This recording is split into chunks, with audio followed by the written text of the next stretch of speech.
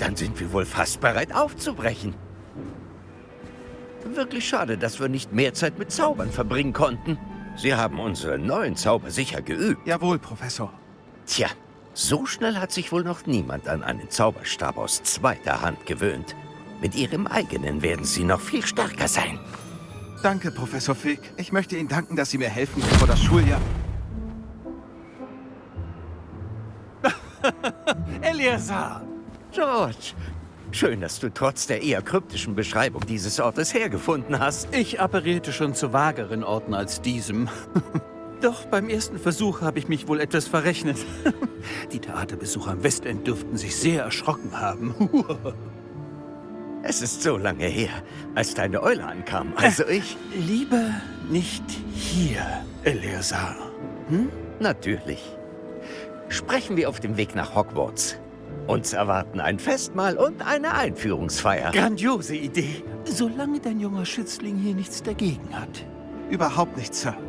Nach Ihnen. Ewig her, dass ich im Schloss war. Wäre gut, den alten Steinhaufen wiederzusehen.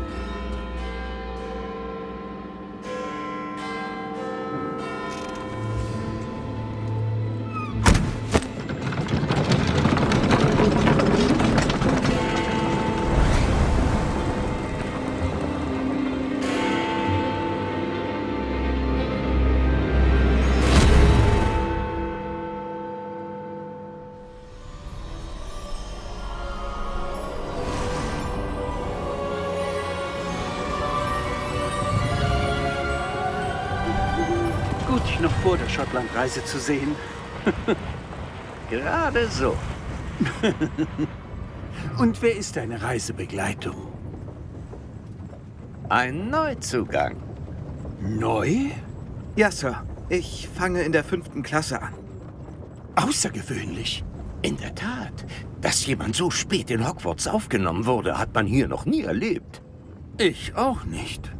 Aber da die anderen 5-Klässler ihre magischen Fertigkeiten schon seit 4 Jahren trainieren, bat mich der Schulleiter, den Neuzugang vor Semesterbeginn etwas auf Trab zu bringen. Nun, Sie haben Glück mit Ihrem Mentor. Professor Fig ist sowohl ein ausgezeichneter Lehrer, als auch ein erstaunlich kluger und begabter Zauberer.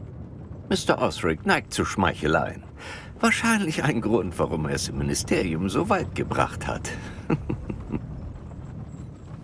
Hast du das gesehen? Oh ja, es herrscht Uneinigkeit darüber, wie gefährlich Ranrock wirklich ist. Ich muss das Ministerium noch überzeugen, aber ich glaube, er ist eine ernste Bedrohung. Und es war deine Frau, Eleazar, die mich vor Monaten auf ihn aufmerksam machte. Miriam? Wie denn? Vor ihrem Tod schrieb sie mir von Ranrock. Fragte sich, was das Ministerium über ihn wusste.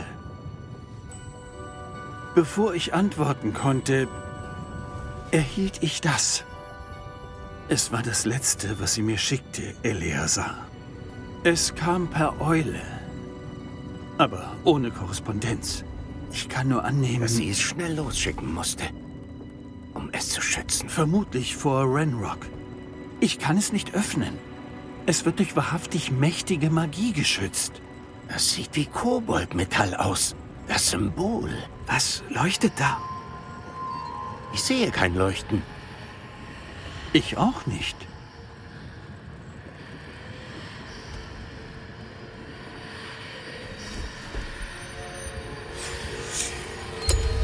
Bei Merlins Bart. Wie haben Sie... Halt! Wir wissen nicht, was...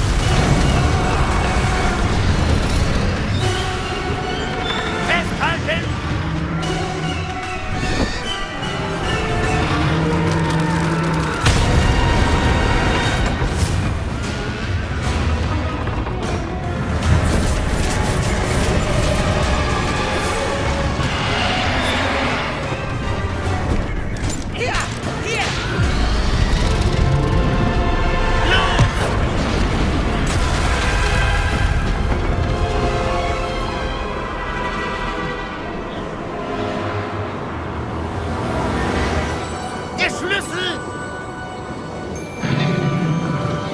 Eure Hand schnell!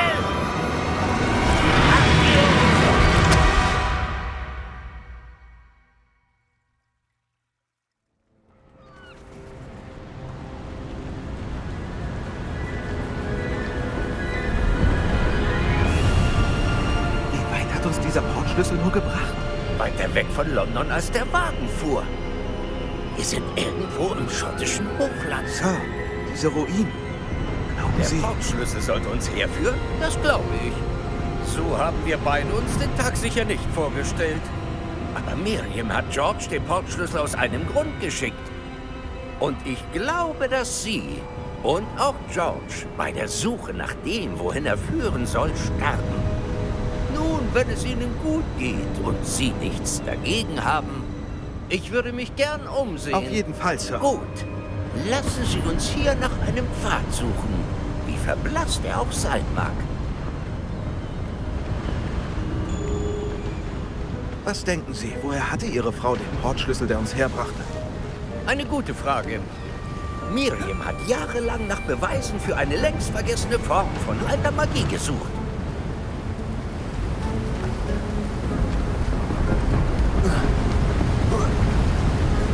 Alte Magie? Ja, eine mächtige Magie, die nur wenige beherrschen. Sie scheint vergessen worden zu sein. Schloss Hogwarts wurde durch sie errichtet und ist ein Hauptort dieser alten Magie. Ich weiß nicht, wie sie in den Besitz des Portschlüssels kam. Aber ich bin sicher, er hatte mit der Suche zu tun. Ah, da unten ist ein Pfad. Hier lang. Aber Sir, warum hat Ihre Frau nach Beweisen für verlorene Magie gesucht? Miriam wollte verstehen, warum so mächtige Magie aus der Welt der Zauberei verschwunden ist. Obwohl sie Gutes bewirken kann. Aber Magie ist nicht anders als jede andere Macht. Was wirklich zählt, ist derjenige, der sie ausübt. Ist das Eis? Es ist hier nicht kalt genug.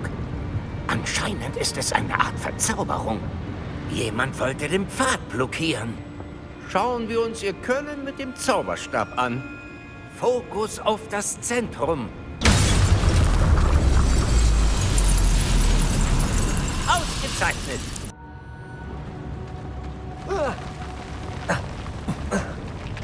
Das war etwas holpriger als erwartet.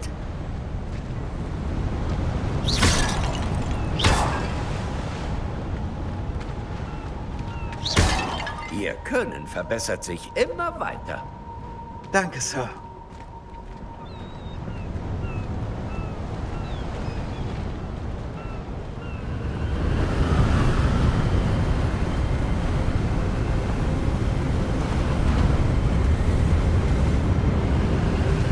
Bleiben Sie ruhig! Reparo!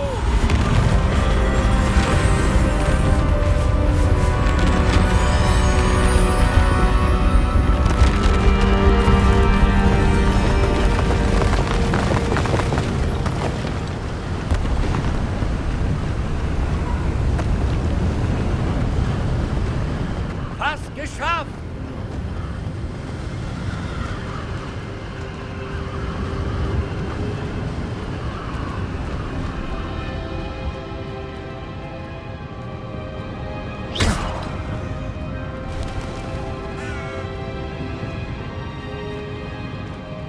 Warum hat das jemand hier gebaut? Ich schätze, um für sich zu sein. Der Portschlüssel hat uns hierher geführt. Halten wir die Augen offen nach etwas, das nicht hergehört.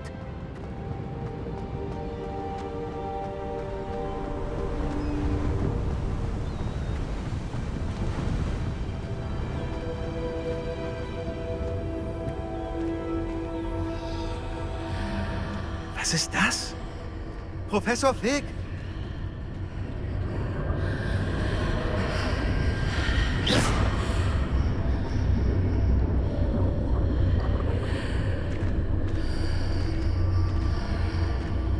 Wie seltsam.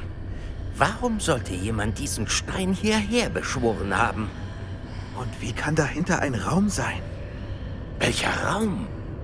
Ich sehe da nichts. Wieder dieses Leuchten, wie auf dem Portschlüsselbehälter.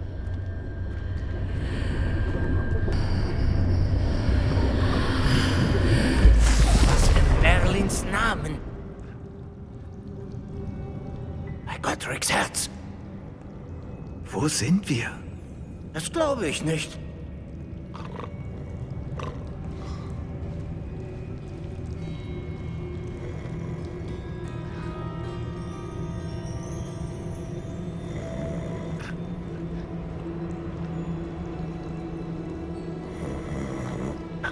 Hallo?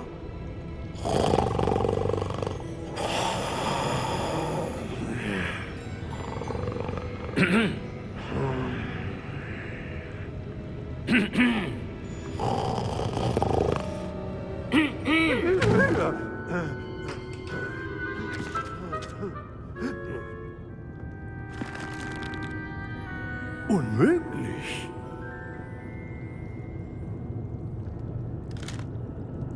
Einen Moment.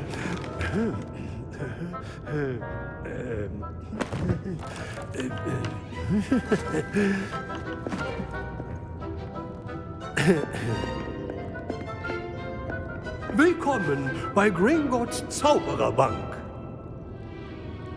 Verlies 12, nehme ich an. Ganz genau. Schlüssel? Der Schlüssel Ihrer Frau. Oh, ja, natürlich. Hier entlang. Bleiben Sie bei mir.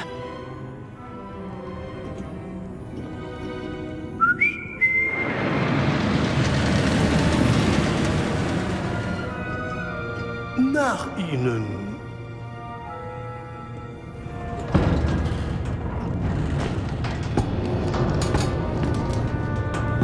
Lassen Sie Ihre Hände im Wagen, wenn Sie sie behalten möchten.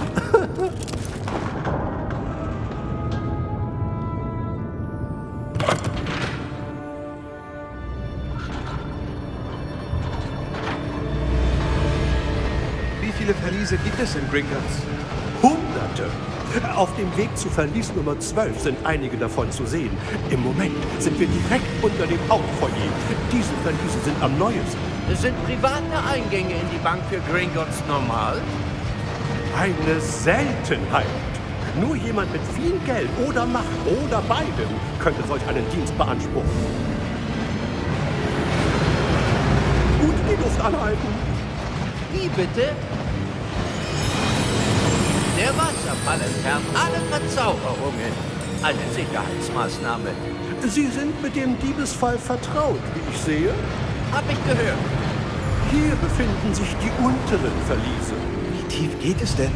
Verlies Nummer 12 wurde kurz nach Gringotts Gründung vor 400 Jahren in Dienst gestellt. Es befindet sich im tiefsten Teil der Bank. Festhalten, ein gutes Stück liegt noch vor uns.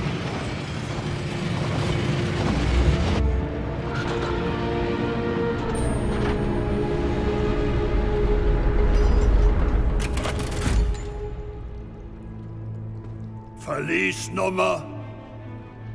Verlies 12. Ein großer Tag. Weiterfahren.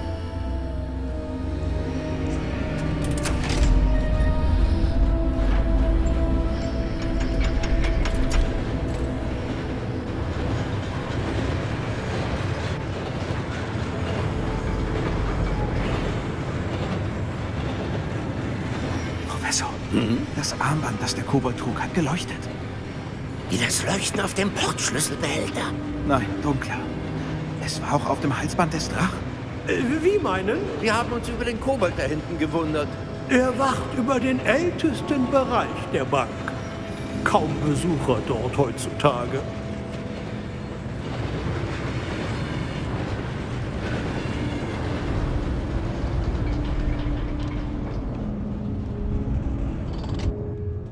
Da sind wir.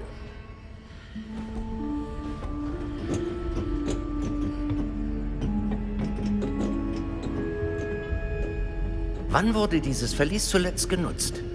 Jahrhundertelang war ein Kobold an meinem Tisch stationiert.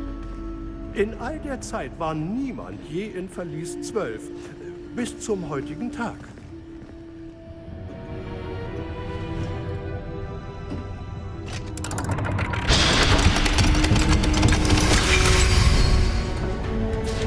Verlies 12. Vielen Dank für Ihre Hilfe.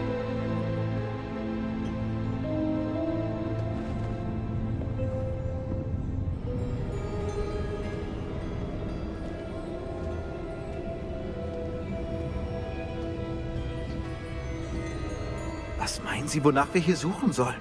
Ich weiß nicht. Sir, vielleicht können Laut Sie... den Anweisungen für Verlies 12 soll ich dem Besitzer des Schlüssels Zugriff gewähren und dann die Tür schließen. Halt! Viel Erfolg. Professor?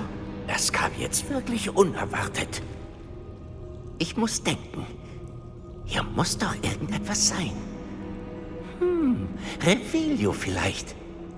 Revelio? Ja, ein Enthüllungszauber. Jetzt wäre er gut. Schauen wir mal, was wir übersehen. Revelio. Da war etwas. Etwas näher und probieren Sie es nochmal.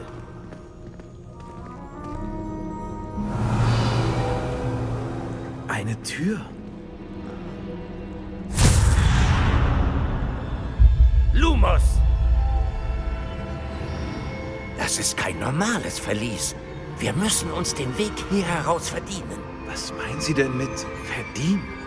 Glauben Sie, das ist vielleicht eine Art Test? Genau. Aber den Zweck kenne ich nicht. Mir nach. Es gibt kein Disapparieren, wenn etwas schief geht. Nicht aus Gringotts.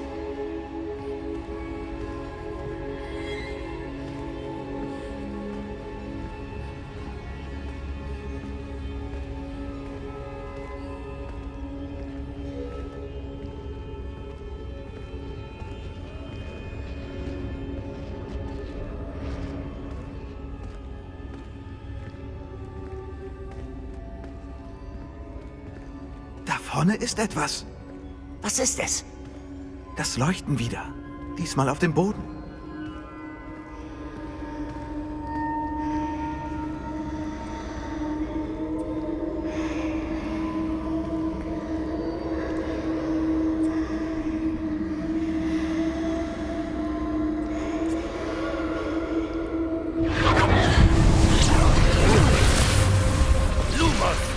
Was ist passiert? Als ich zum Leuchten gegangen bin, schien es plötzlich, als würde der Boden sich unter mir drehen. Geht es Ihnen gut? Ja, Sir, alles gut. Sie haben den Boden anscheinend verändert. Die Statue. Welche Statue? Ich sehe eine Art Statue, aber nur als Spiegelbild auf dem Boden. Revelio. Ich denke, das haben Sie als Spiegelbild auf dem Boden gesehen. Das stimmt. Das Spiegelbild ist noch da, aber die Position der Statue passt nicht. Halt!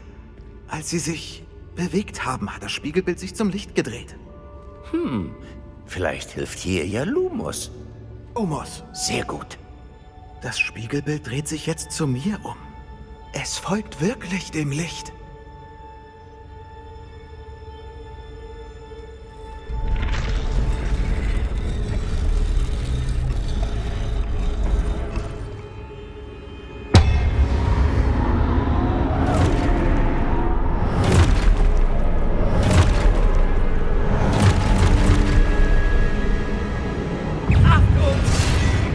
Protego! Actio! Es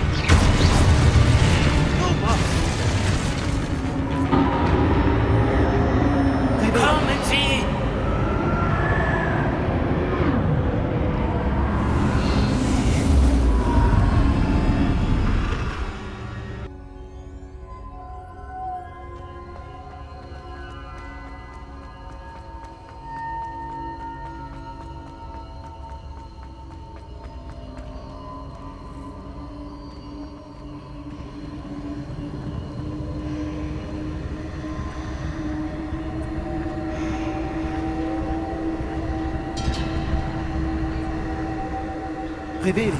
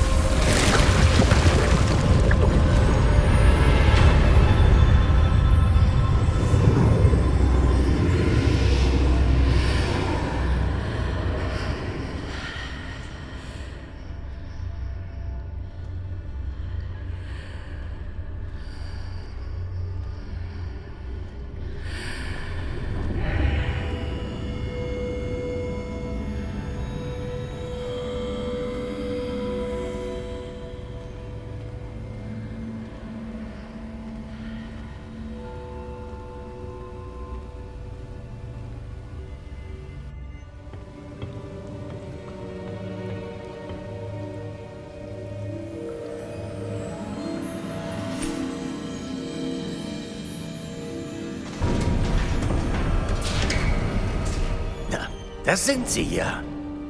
Wie haben Sie... Wo sind wir hier? Ich weiß es nicht. Aber ich habe das hier gefunden, schwebend über dem Becken. Es ist mehr als das. Ein Denkarium, um Erinnerung zu sehen. Mal sehen.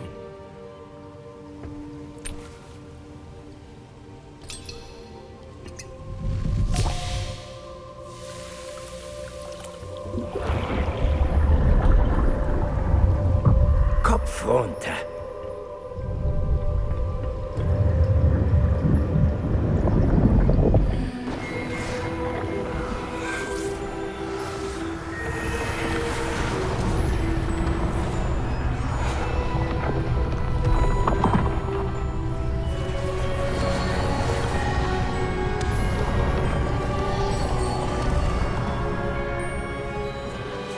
Alles ist bereit. Und der Portschlüssel? Ist gut versteckt. Ich frage mich, ob der von uns erschaffene Pfad... Unmöglich nachzuverfolgen ist?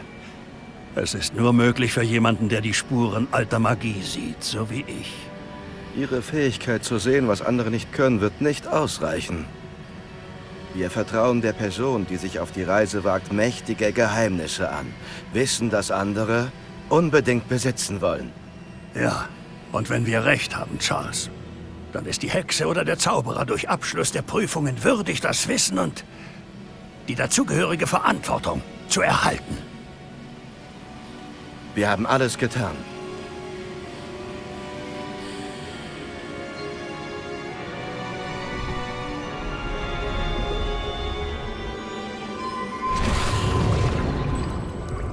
Das sehen Sie also. Das Leuchten, das sie umgibt. Ja, Sir. Erstaunlich. Sehe ich etwa Magie? Spuren alter Magie, genau genommen. Die Magie, die Miriam immer für möglich gehalten hat. Aber nie. Miriam und vielleicht George starben auf der Suche nach jahrhundertelang vergessenem Wissen.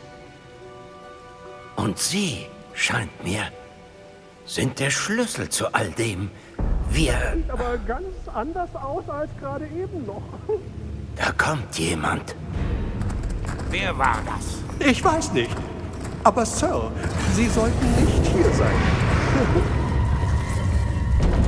Wusste ich's doch. Ranrock. Mein Ruf scheint mir vorauszueilen. Ich dachte schon, niemand schaut je in Rackhams Verlies vorbei. Und warum sind Sie hier? Nicht doch. Gebt mir einfach, was ihr gefunden habt. Dann lassen wir die Vergangenheit ruhen. Sir, Sie hatten den Verliesschlüssel. Sag jetzt nichts Unüberlegtes. Das soll nur heißen, dass die Anweisungen für Verlies 12 deutlich waren. Sir, es tut mir leid. Nur die Person mit dem Schlüssel hat Zutritt und Sie hatten keinen.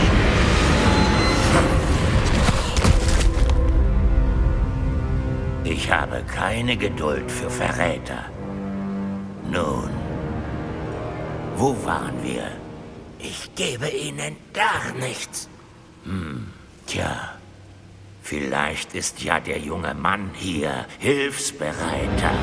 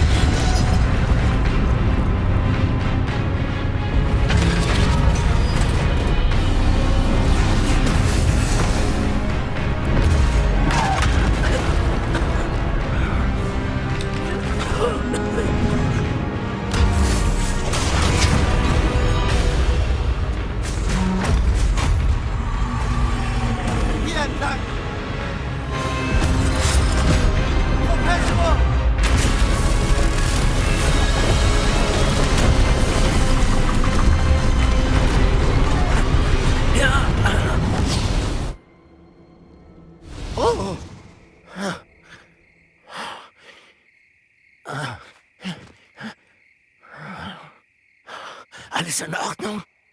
Ja, Sir. So ein mächtiger Kobold. Meine Magie scheint ihn gar nichts anzuhaben. Wo sind wir? Unmöglich.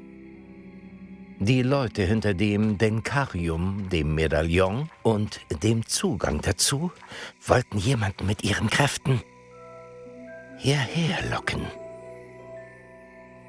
Los, die Einführungsfeier wartet auf uns.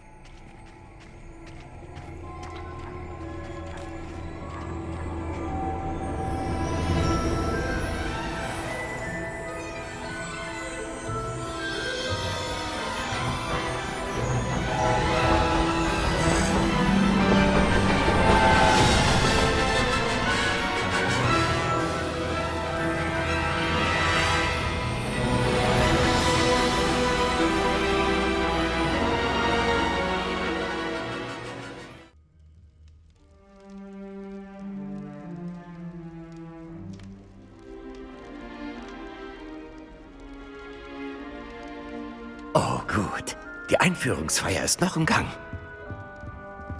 Ich bin kein Experte, doch das scheint angemessener.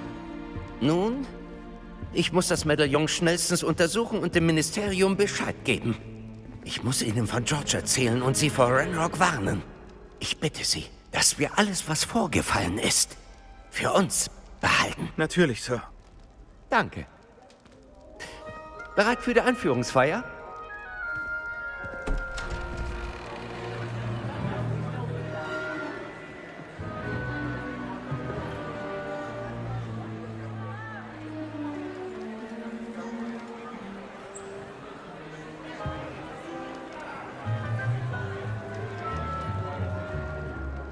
Phineas, Nigellus, Black.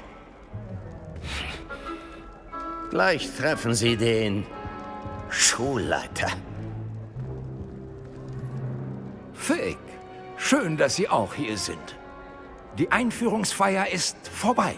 Es gab Komplikationen. Komplikationen? Nun, das Koboldproblem Es scheint... reicht. Kobolde, ich habe keine Zeit für Gerüchte, Fig. Und bald reißt auch mein letzter Geduldsfaden. Wenn Sie Glück haben, bekommen wir Sie heute Abend noch einem Haus zugeteilt. Ich melde mich.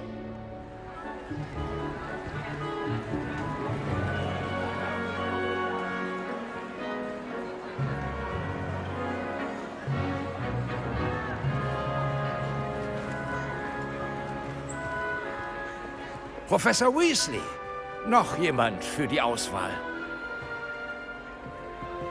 Willkommen. Sie kommen gerade recht. Bitte setzen.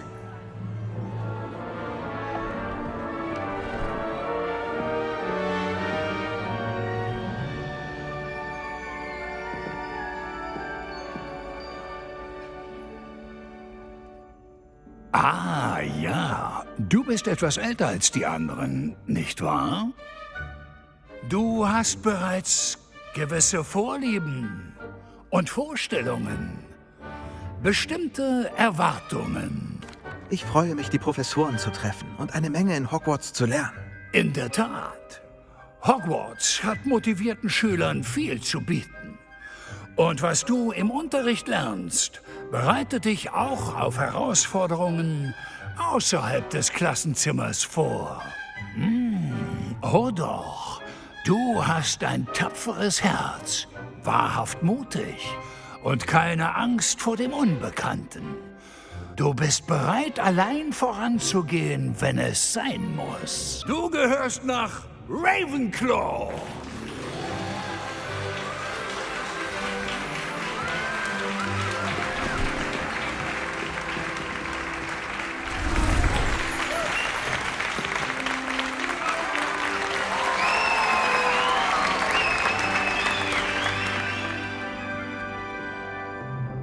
Oh, und eine Sache noch.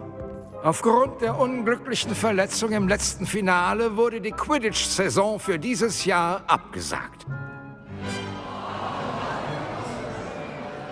Ruhe! Fliegen allgemein ist ja nicht verboten. Aber bringen Sie mich nicht dazu. Sie sollen sich auf Ihre akademische Zukunft konzentrieren und haben vor Unterrichtsbeginn morgen gewiss genug zu tun. Ich sagte, dass Sie vor Unterrichtsbeginn morgen gewiss genug zu tun haben.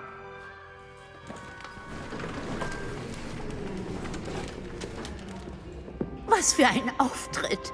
Schön, Sie kennenzulernen. Professor Weasley, bringen Sie unseren Neuzugang bitte zum richtigen Gemeinschaftsraum. Aber natürlich, Sir. Wie ich sagen wollte, ich bin Professor Weasley. Sehr erfreut. Ganz meinerseits, Professor.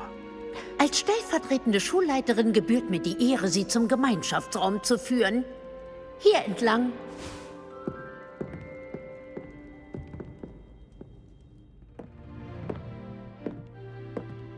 Schüler steigen normalerweise nicht als Fünftklässler ein. Dürfte nicht einfach werden. Aber Sie sind sicher bereit dafür. Ganz recht, Professor. Das ist der Eingang zum Ravenclaw-Gemeinschaftsraum. Sie müssen ein Rätsel lösen. Dabei kann ich Ihnen kaum helfen. Solcherlei Rätsel waren noch nie meine Stärke.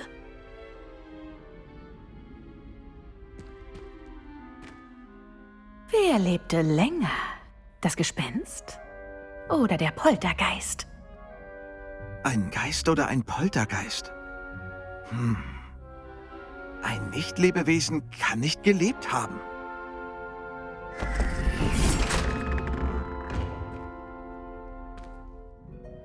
Sehr gut. Nun, gehen Sie rein und schlafen Sie gut. Morgen ist ein großer Tag für Sie. Ich hole Sie morgen vor der ersten Unterrichtsstunde hier ab. Danke, Professor Weasley. Gern geschehen. Genießen Sie Ihre erste Nacht auf Hogwarts. Gute Nacht.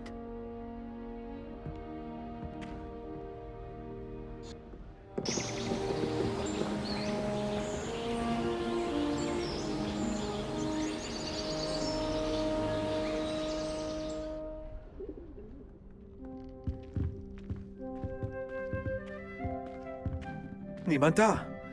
Ich sollte zum Gemeinschaftsraum.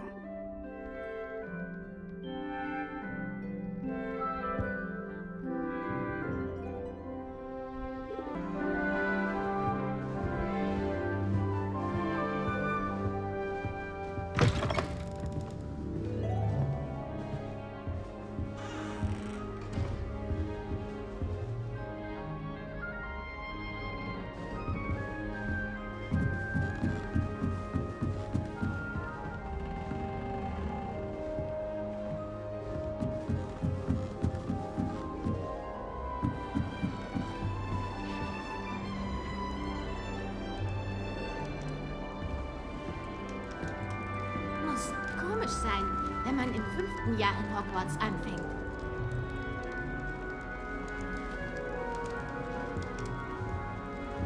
Na gut. Ganz ruhig. Ah, hallo. Willst du mal gucken?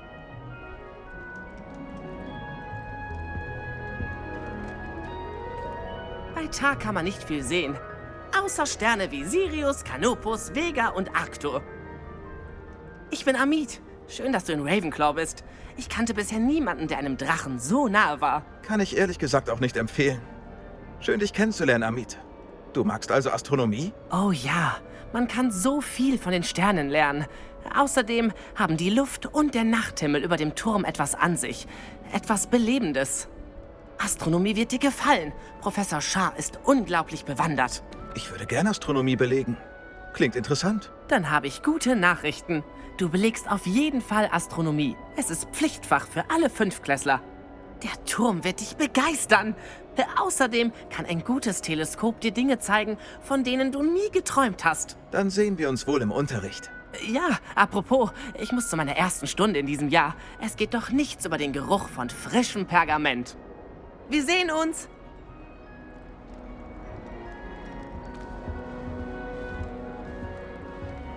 Meine großen Brüder kamen alle nach Ravenclaw. Sie sind jetzt furchtbar erfolgreich. Ich werde nie mit ihnen mithalten können. Ob das die richtige Stelle ist?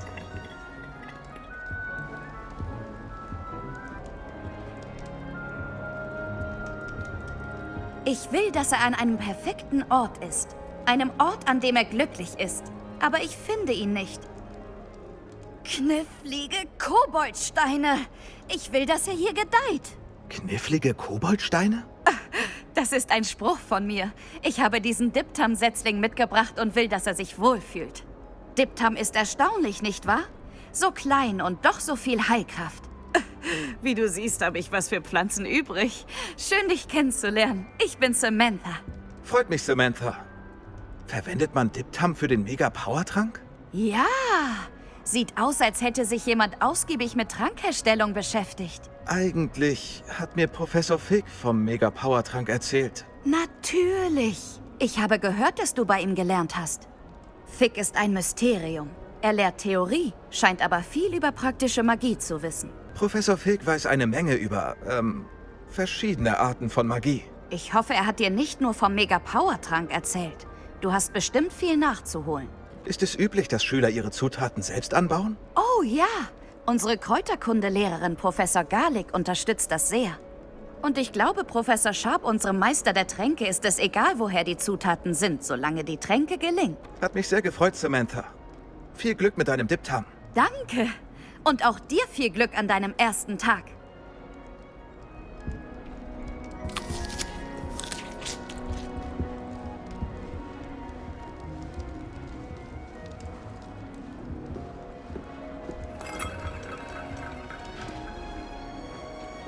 Ich muss nur den richtigen Moment abpassen.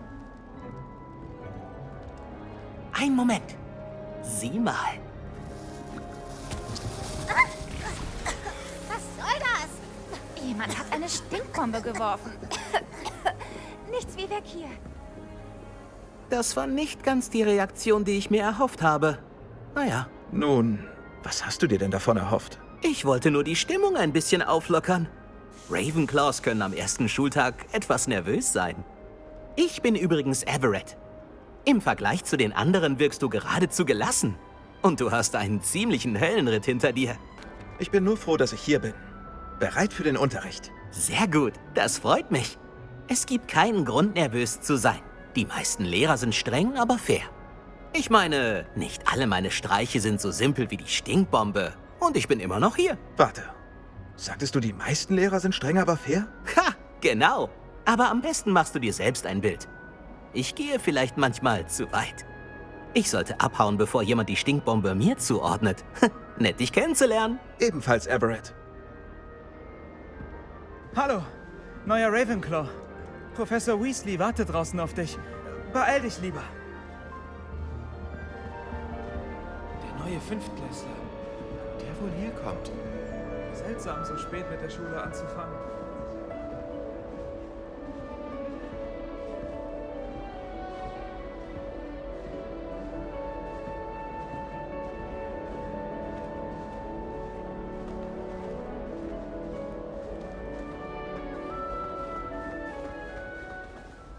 Guten Morgen. Sind Sie bereit für Ihren ersten Tag in Hogwarts? Ich habe lange von diesem Tag geträumt. Nicht zu fassen, dass ich hier bin. Nun, das sind Sie. Machen Sie das Beste daraus. Man hat nur einen ersten Tag in Hogwarts. In Anbetracht Ihrer besonderen Situation als Neuzugang in der 5. Klasse müssen Sie einigen Stoff aufholen, um nicht zurückzubleiben. Vor allem, da von Ihnen erwartet wird, am Ende des Jahres Ihre ZAGs abzuschließen. ZAGs? Ja, Zauberer allgemeinen Grades. Diese Prüfungen entscheiden über Ihre beruflichen Möglichkeiten. Nach diversen Diskussionen mit dem Schulleiter und der Abteilung für magische Ausbildung des Ministeriums haben wir etwas Außergewöhnliches hervorgebracht, um Ihren Erfolg sicherzustellen. Bitte sehr.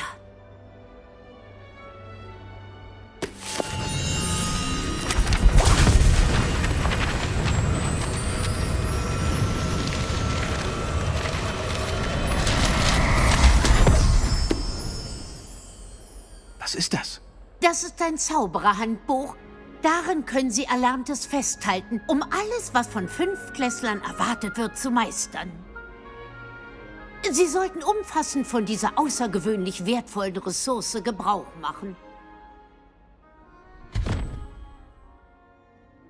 Von der Haupthalle aus gelangen Sie schnell an fast jeden Ort im Schloss. Hier ist immer etwas los. Das Herz des Bienenstocks. Unser King's Cross sozusagen.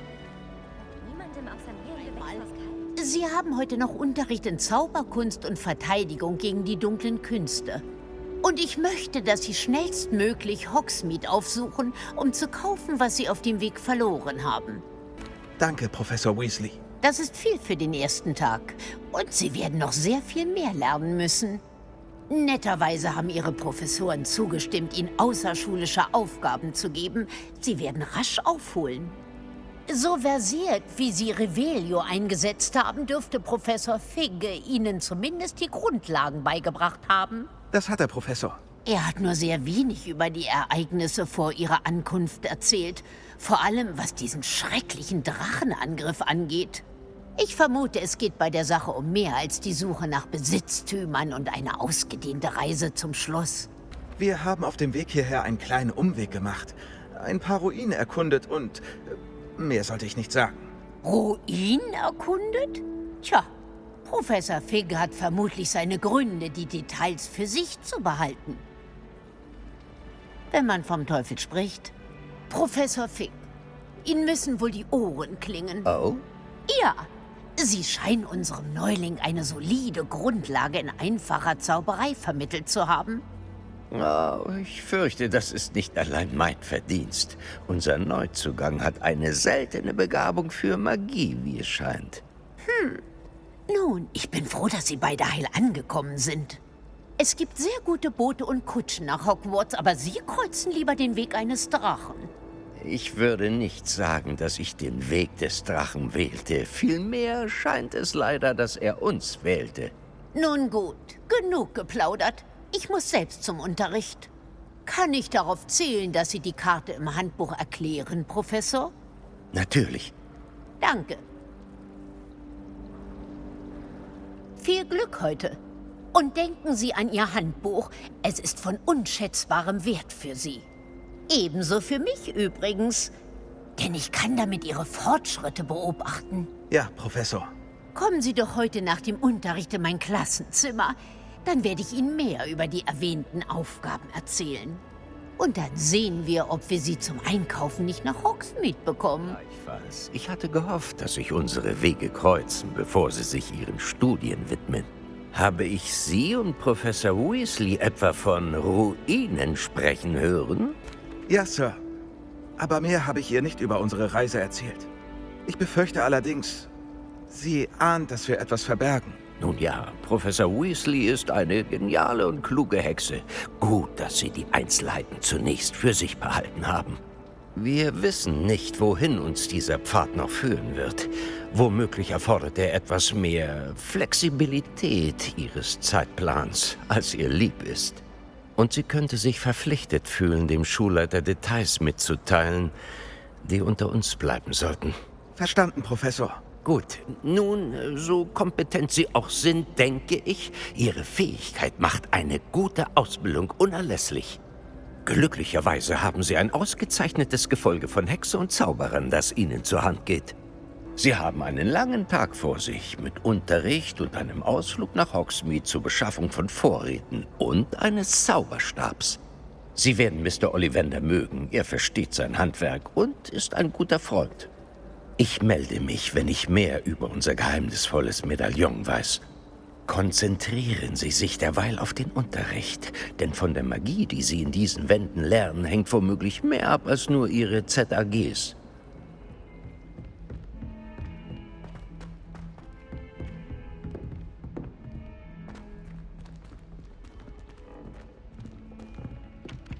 Ich würde in Hogsmeade auch gerne einen Laden eröffnen.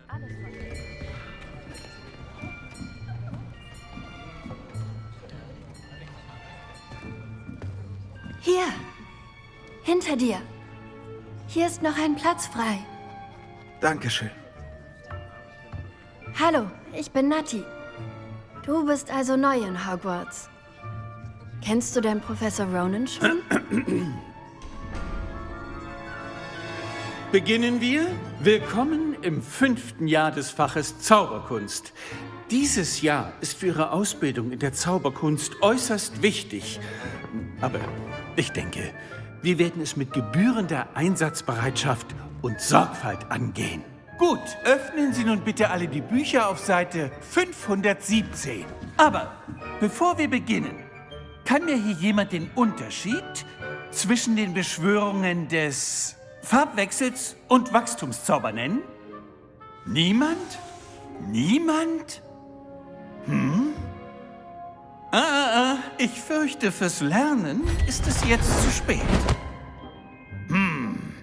Die Sommermonate müssen für Sie schwer gewesen sein.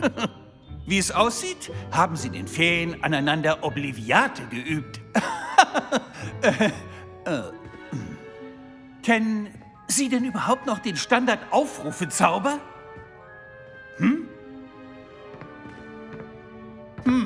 Gut. Es scheint, wir brauchen dringend eine Auffrischung.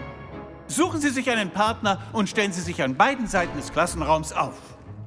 Nutzen wir jetzt die Bücher als eben jene stumpfe Gegenstände, für die Sie sie halten, und rufen Sie sich abwechselnd gegenseitig aus den Händen. Es wird nur je ein Buch pro Paarung benötigt, Miss Dale. Dankeschön. Stellen Sie sich auf.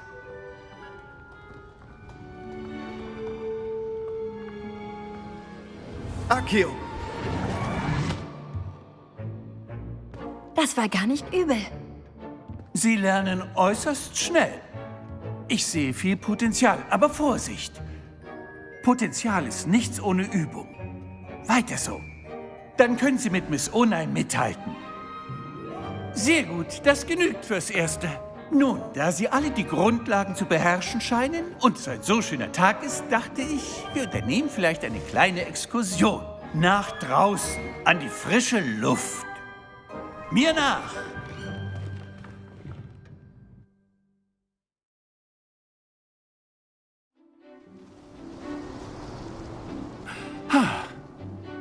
Ich war immer der Meinung, dass Spaß und Können sich bedingen. Die Quidditch-Spieler unter Ihnen werden mir sicher zustimmen. Also, was wäre besser als ein wenig Sport, um unser Können mit Aufrufezaubern zu testen? Stimmt's?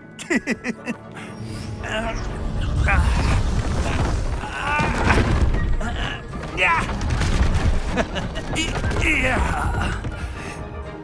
Ja! Aber es gibt wohl keinen Sport, der ohne freundschaftlichen Wettkampf auskommt. Miss Onheim, möchten Sie unserem Neuzugang eine Herausforderung bieten? Kommen Sie.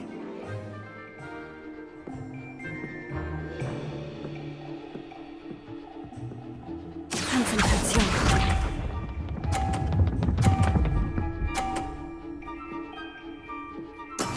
Na bitte!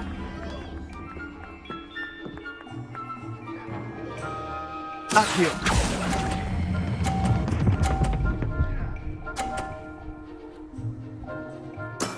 Ausgezeichnete Kontrolle. Sieh gut zu.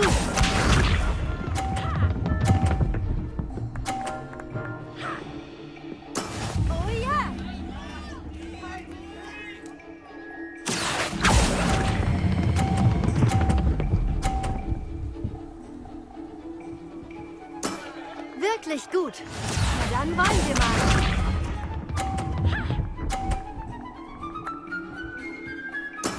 Genau so wird das gemacht. Accio.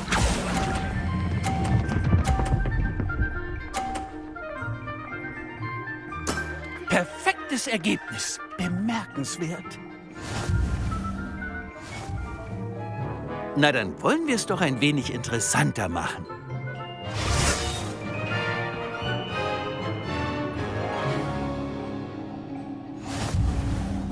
Ich glaube, interessant haben wir längst hinter uns gelassen. In der Tat. Genug geplappert. Das erfordert Ihre ganze Konzentration. Diese Runde entscheidet alles. Konzentration.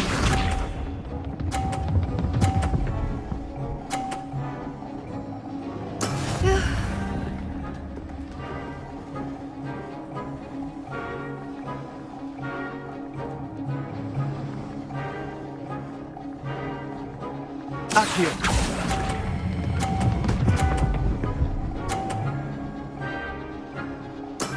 Wunderbar. Sieh gut zu.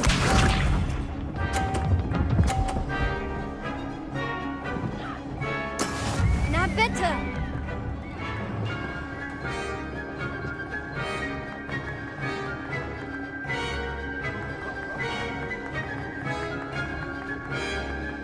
Accio.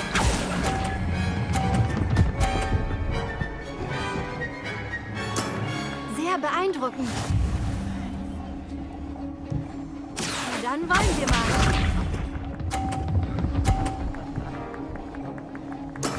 Genau so wird das gemacht.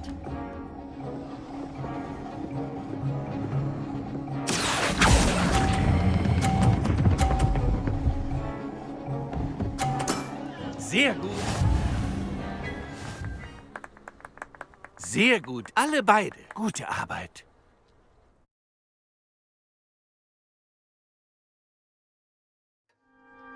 Wir sind fertig. Vergessen Sie Ihre Sachen nicht. Sehr gut gespielt.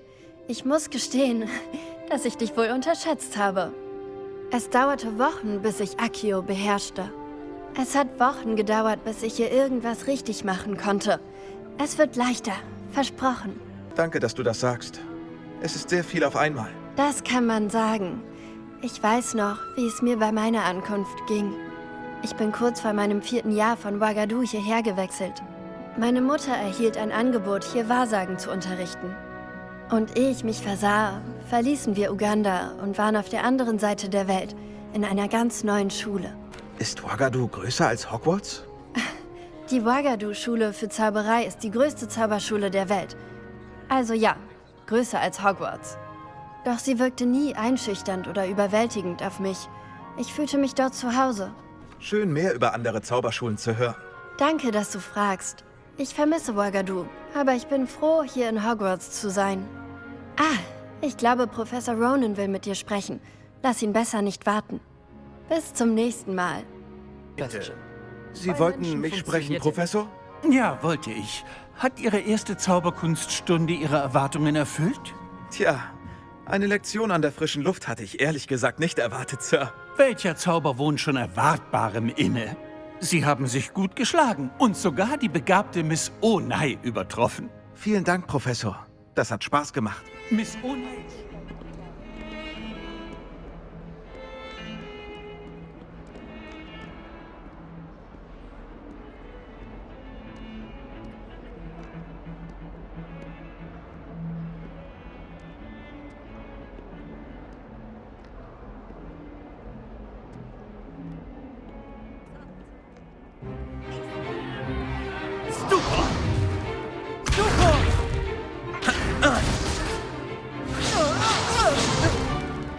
Ist das alles?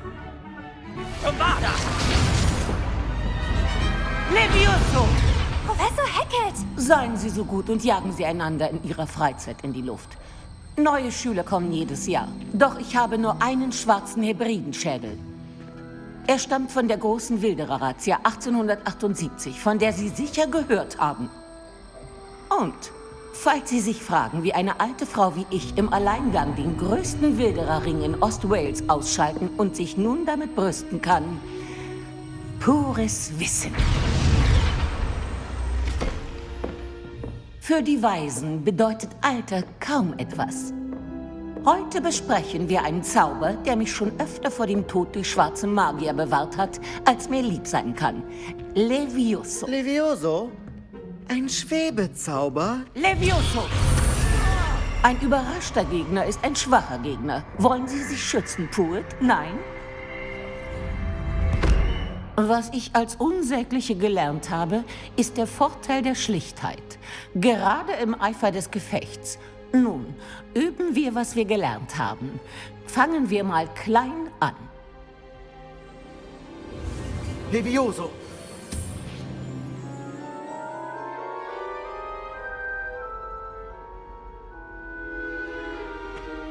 Nun, probieren wir etwas Größeres.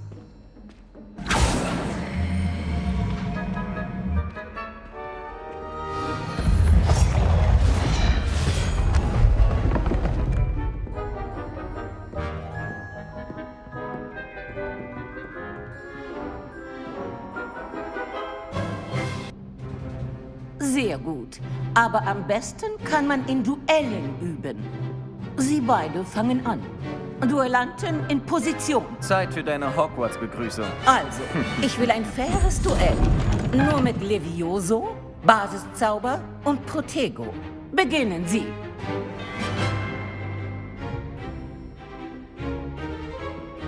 Levioso, dein Kinderspiel. Protego. Das erschwert die Dinge. Gute Technik. Levioso! Ich weiß. Das war Glück. Glück hat damit nichts zu tun. Nicht schlecht für den Anfang. Du teilst aus, wie du einsteckst.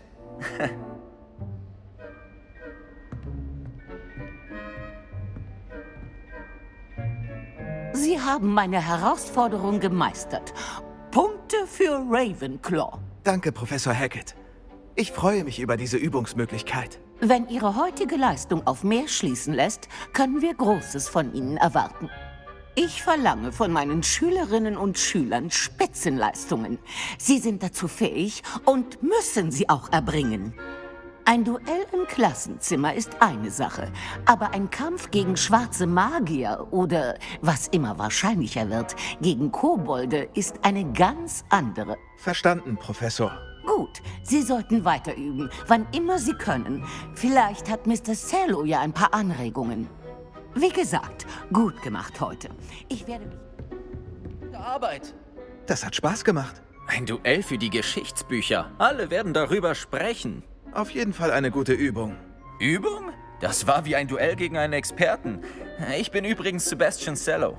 Dafür, dass du neu bist, bist du aber geschickt mit dem Zauberstab. Aber vielleicht war das ja nicht dein erstes Duell. Nein, war es nicht. Sei froh, dass ich mich zurückgehalten habe. Ich verstehe. Dann schuldest du mir jetzt noch ein richtiges Duell.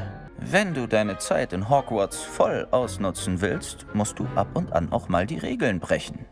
Ob du einem geheimen Duellclub beitrittst oder in die verbotene Abteilung der Bibliothek schleichst, man muss nur schlau genug sein, sich nicht erwischen zu lassen. Danke, Sebastian. Ich werde es mir merken.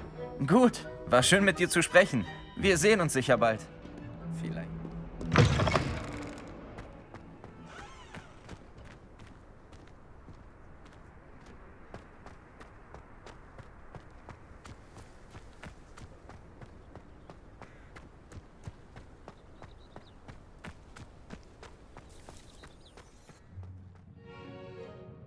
Was ist mit dem Raum, Professor? Dasselbe habe ich mir auch gedacht, Dick. Vielleicht könntest du...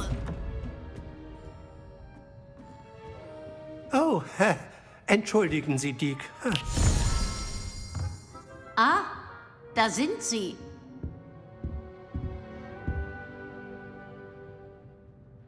Ich hoffe, Ihre ersten Stunden liefen gut. Ja, schon, Professor. Das hörte ich von den Professoren Hackett und Ronan.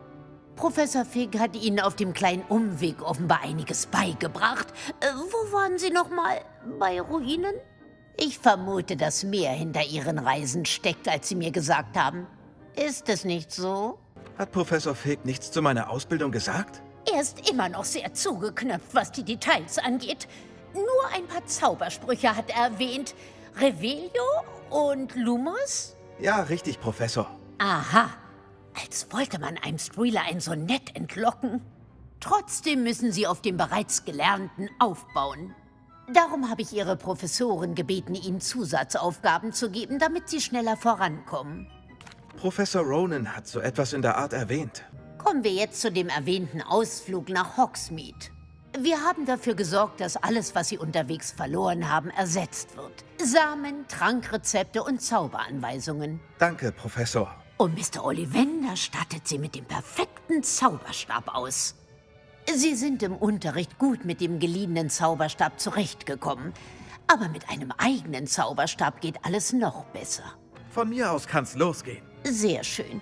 Bitte nehmen Sie zu Ihrem ersten Dorfbesuch jemanden aus Ihrer Klasse mit, der Sie herumführt. Vielleicht Sebastian Cello oder Natsai Omnai. Ich habe sie öfter mit Ihnen gesehen. Ich möchte mit Natti gehen. Ausgezeichnete Wahl. Miss Onai ist eine der begabtesten Schülerinnen und kennt die Gegend. Sie sorgt dafür, dass Ihnen unterwegs keine von Victor Rookwoods Schergen begegnen. Rookwood? Ein ziemlich ekelhafter Einheimischer. Man geht ihm und seinesgleichen besser aus dem Weg, wie auch seiner rechten Hand, Theophilus Harlow. Sie sollten sich sputen. Je eher Sie die Arbeit beenden, desto schneller können Sie in den 3 Besen ein Butterbier genießen. Hallo, suchst du nach mir? Natti, hoffentlich wartest du noch nicht lange. Überhaupt nicht. Professor Weasley sagte, dass du nach Hogsmeade sollst. Du freust dich sicher, wieder eigene Sachen zu haben. Und das Dorf zu sehen. Ich freue mich schon darauf. Gut. Sollen wir dann? Ich habe vor, dir ein erstklassiges Hogsmeade-Erlebnis zu bieten.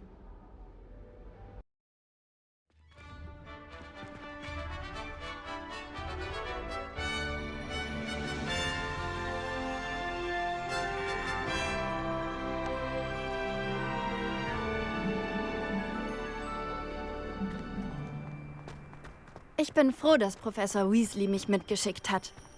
Wirklich? Ja, ich wollte dich ohnehin schon einladen. Ich dachte, du würdest vielleicht gerne ein Butterbier trinken gehen. Professor Weasleys Eule kam da genau richtig. Ich kann dir gar nicht sagen, wie gut es sich anfühlt, nach Alterun an der frischen Luft zu sein. Es war ein Fehler, dieses Wahlfach zu nehmen, das kannst du mir glauben. Ich glaube dir. Obwohl man es nicht wirklich ein Wahlfach nennen kann, wenn die eigene Mutter es für einen ausgewählt hat.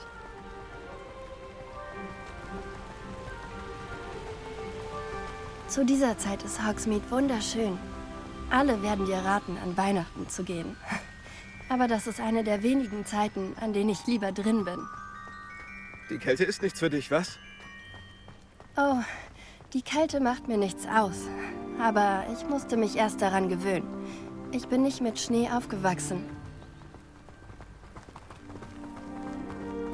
Oh, warte, da drüben. Ich sehe oft Florfliegen in dieser Gegend. Aha. Was ist so besonders an ihnen?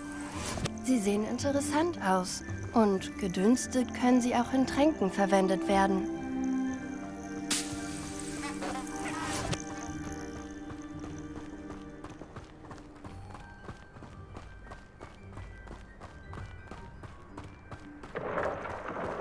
Sieh mal! Hippogreife! Aus dem verbotenen Wald! Etwas muss sie aufgeschreckt haben.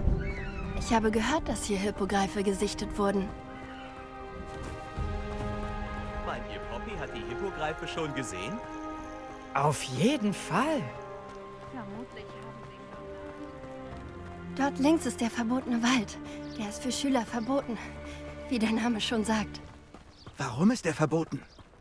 Die Professoren sagen, er ist zu gefährlich. Ich finde, ihn verboten zu nennen, macht ihn nur verlockender. Ah, hinter dem Kamm ist Hogsmeade. Hinter der Ruine.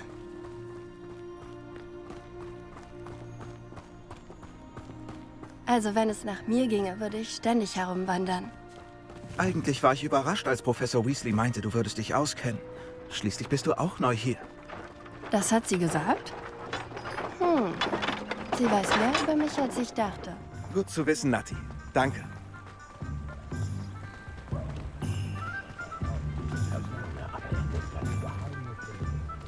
Und da wären wir. Und? Wo sollen wir anfangen? Für Butterbier muss man in die 3 Besen. Und im Honigtopf bekommst du alle Süßigkeiten, die du dir vorstellen kannst. Ich habe hier keinen Lieblingsladen. Das ändert sich bei jedem Besuch. Auf jeden Fall kannst du alles, was du brauchst, in Hogsmeade finden.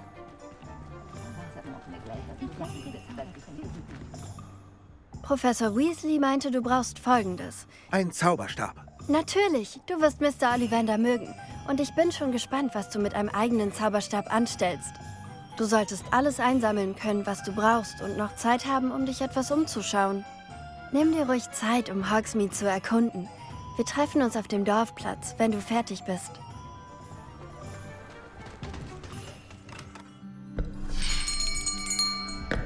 Ich bin gleich bei... Ah, Sie sind es. Einen Moment, bitte. Ah, guten Tag. Ich suche... einen neuen Zauberstab, ja. Höchste Zeit. Ja, höchste Zeit? Sie sind doch neu in unserer 5. Klasse, oder? Ach, was rede ich? Natürlich sind Sie's. Gestatten, Gerbold Ollivander. Aber Sie haben sicher bereits von den Ollivanders gehört. Den besten Zauberstabmachern der Welt. Freut mich, Sie kennenzulernen. Wirklich. Gut, kommen Sie. Finden wir den perfekten Zauberstab für Sie. Nein, du nicht. Ja. Mächtiger Kern? 10,5 Zoll? Könnte gehen. Hier, probieren Sie den. Na los, schwenken Sie. Seltsam. Nochmal, na los, schwenken Sie richtig.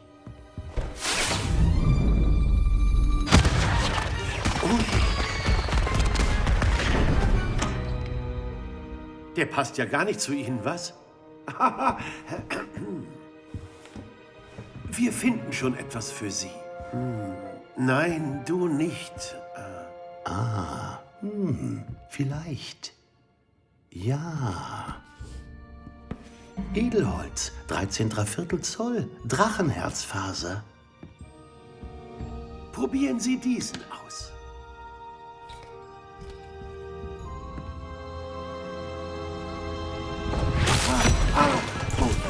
Ach, herrje. Für dich geht's wohl zurück ins Regal. Das ist doch weitaus kniffliger, als ich angenommen hatte. Sehr verblüffend. Wo bist du? Vielleicht du? Ah, da bist du.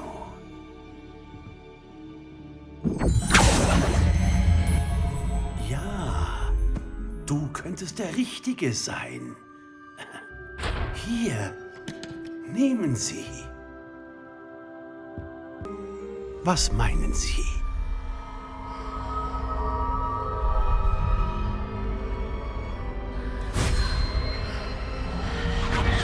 Außergewöhnlich. Und so beginnt eine weitere strahlende und magische Zukunft.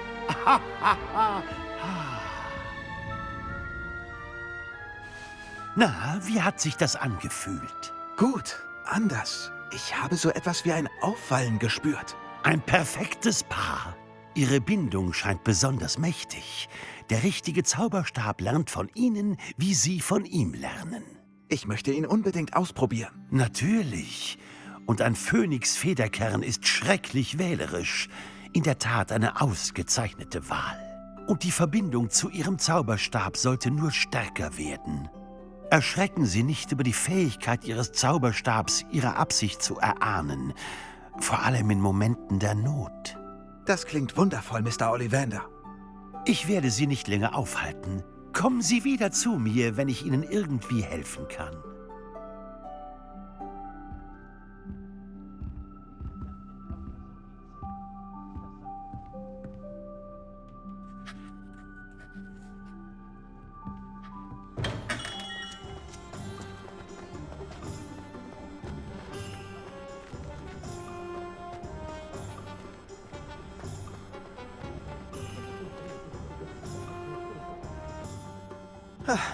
Ich habe alles.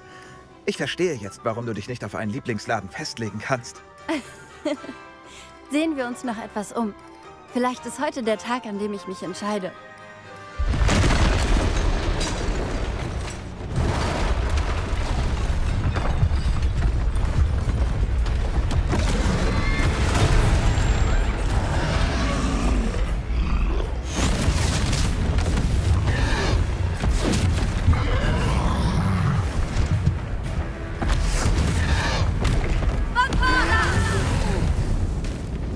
Lockt ihn von den Häusern weg! Raus aus dem Dorf!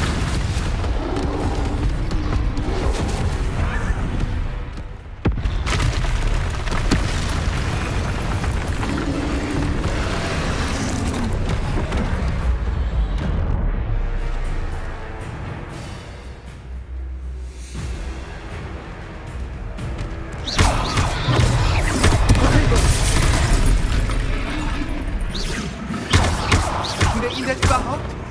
Weiter so! Wir müssen ihn verfolgen!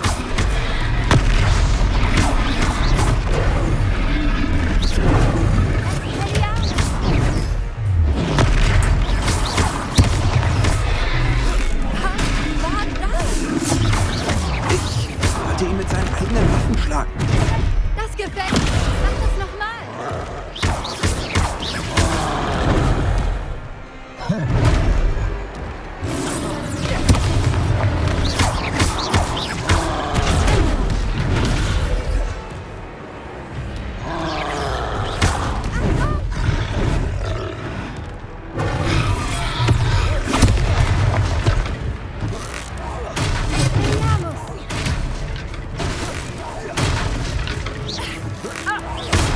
Sieh nur!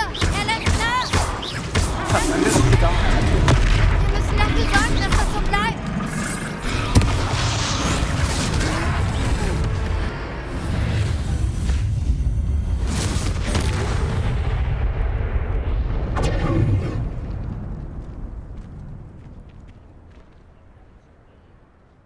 Oh nein, noch ein Troll.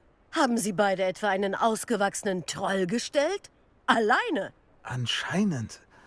Ehrlich gesagt geschah alles sehr schnell. Bei Merlins Bart. Geht es Ihnen gut? Ja, und wir helfen immer gern. Helfen ist eine Untertreibung. Mit solchen Nerven haben Sie das Zeug zum Auror, wenn Sie mich fragen. Wenn Sie unverletzt sind, könnten Sie beide mir vielleicht helfen, wieder Ordnung in ein paar Dinge zu bringen. Natürlich, Officer. Singer.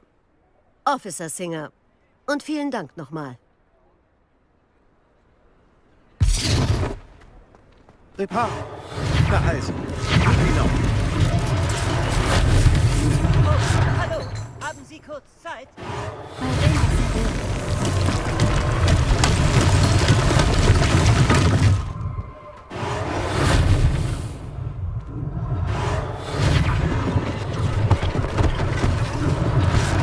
Officer Singer eine Sorge weniger.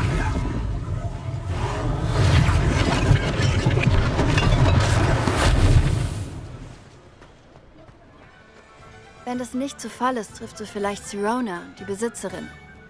Sie ist sehr charmant und eine mächtige Hexe. Es ist gut, sie zu kennen.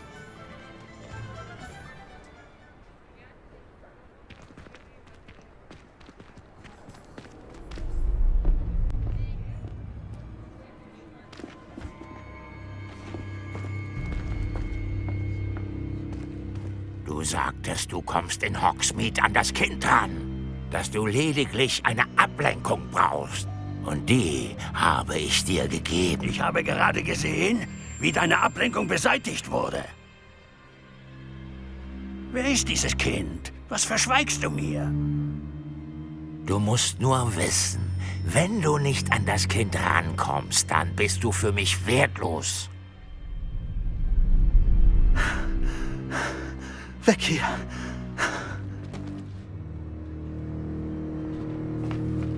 Wurden wir gesehen? Ich glaube nicht. Was macht dieser Kobold mit Victor Rookwood? Ranrock arbeitet mit Rookwood? Das ist der Kobold vom Tagespropheten.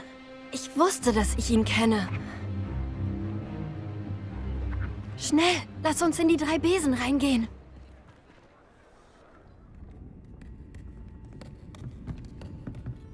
Es war schön, dich zu sehen, Lord Gok. Ich sag Bescheid, wenn ich was höre.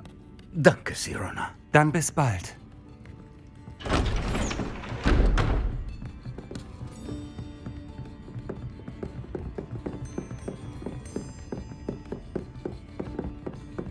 Oh, was kann ich...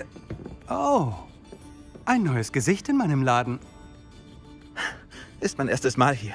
Willkommen. Ich gebe euch einen aus. Dieser Angriff. Ich schaue später nach den Ladenbesitzern und Bewohnern. Immerhin sind sie wohlauf. Ich hatte Hilfe. Hat ganz allein ein Troll besiegt. Wirklich? Gut gemacht. Danke dafür. Aber gern. Im Ernst. Trolle in Hogsmeade? Das hatten wir ja noch nie.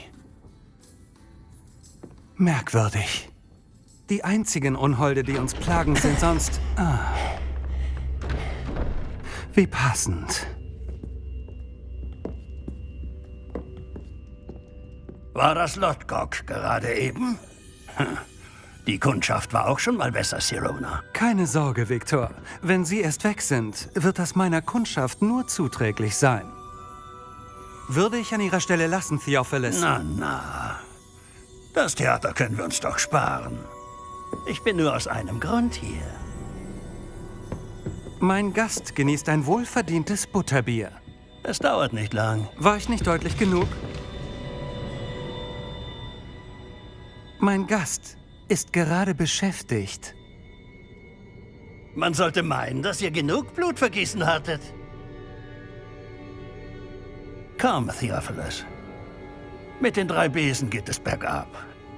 Ist unsere Galeone nicht wert?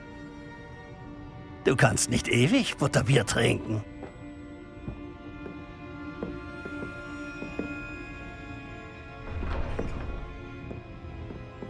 Sie haben sich einen mächtigen Gegner gemacht. Vorsicht! Rookwood und Harlow sind schlimmer als alle Trolle dieser Welt. Trolle? Ranrock? Und Rookwood? Was verheimlichst du mir? Ich werde dir alles erzählen. Aber jetzt ist nicht der richtige Zeitpunkt dafür.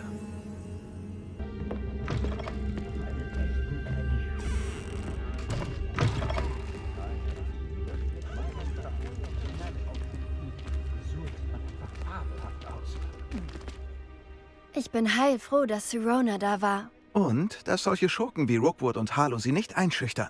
Ich möchte verstehen, was hier vor sich geht und hoffe, du erzählst es mir. Aber erst einmal sollten wir zum Schloss zurück. Professor Weasley erfährt sicher bald von dem Trollangriff, wenn sie es nicht schon weiß. Ich will nicht, dass sie sich sorgt.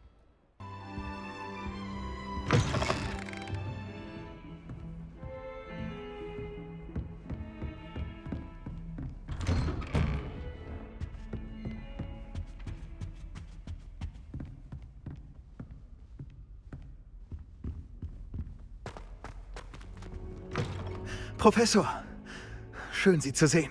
Sie auch. Merlin sei Dank sind Sie unversehrt. Ich habe von dem Angriff gehört. Trolle in Hogsmeade? Sir, die Trolle haben Rüstungen getragen. Sie glühten dunkel, so wie das Drachenhalsband. Koboldsilber. Ranrock hat damit den Drachen kontrolliert. Aber wie? Und warum schickt er Trolle? Sie waren meinetwegen da. Ich habe gehört, wie Ranrock mit Victor Rookwood sprach. Ranrock war in Hogsmeade? Mit Rookwood? Die Trolle waren Ranrocks Ablenkung, damit Rookwood mich holen konnte. Das hätte er geschafft, wenn Sirona und die Gäste im 3 Besen nicht eingegriffen hätten. Das ist nicht gut. Wenn Kobolde und schwarze Magier hinter ihnen her sind, wollen sie, was wir bei Gringotts gefunden haben. Apropos Gewölbe. Denken Sie, Ranrock arbeitet mit Kobolden aus Gringotts zusammen? Nein, die Kobolde von Gringotts sind zumeist nicht die freundlichsten Wesen, aber sie sind höchst zuverlässig. Nein, nach der Sache mit dem armen Bankier wage ich zu behaupten, dass die Kobolde bei Gringotts keine Anhänger von Ranrock sind. Sie wollen das Medaillon? Sie sagten, Sie hätten etwas darin entdeckt. Ja. Ich entdeckte eine Inschrift. Als ich sie laut vorlas, erschien diese Karte. Clevere Verzauberung. Es ist zwar eine Karte von Hogwarts, aber ich weiß nicht, wohin sie führt. Sie führt zur Bibliothek.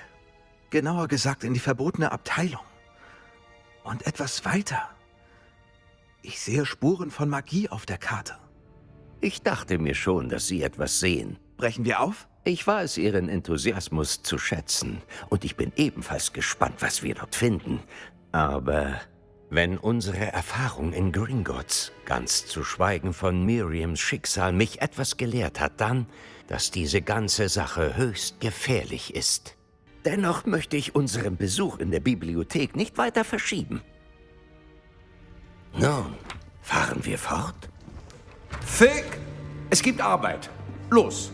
Professor Black, ich habe Sprechstunde. Das muss warten auf unbestimmte Zeit, genau wie Ihr Schüler. Ich hätte gedacht, dass Sie nach all dem Ärger wegen Osric gerne Wiedergutmachung leisten wollen. Mein Büro. 5 Minuten.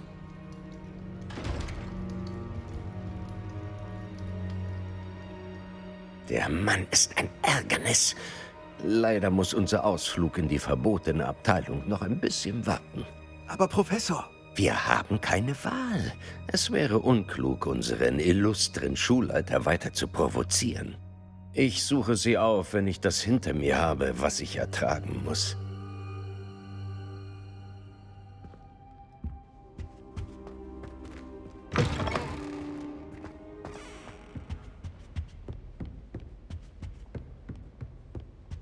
Sebastian hat doch die verbotene Abteilung erwähnt. Vielleicht hat er ja eine Idee.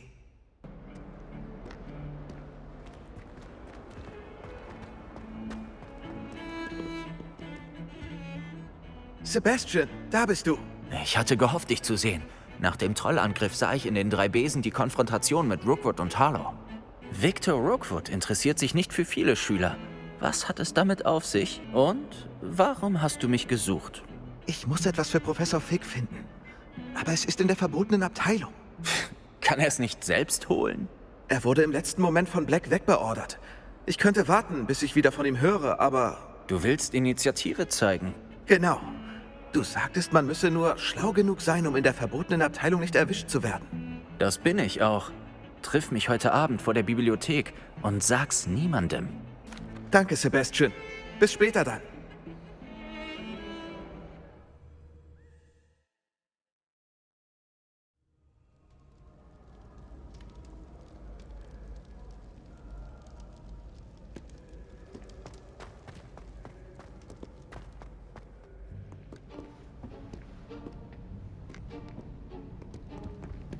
Da drüben. Das ist die Tür, zu der wir müssen. Und diese lästigen Vertrauensschüler würden uns nur zu gerne bei Scribner verpetzen. Sie dürfen uns also nicht sehen. Verstanden? Das kriegen wir hin. Na los. Ich werde leiser sein als ein Jobbernoll.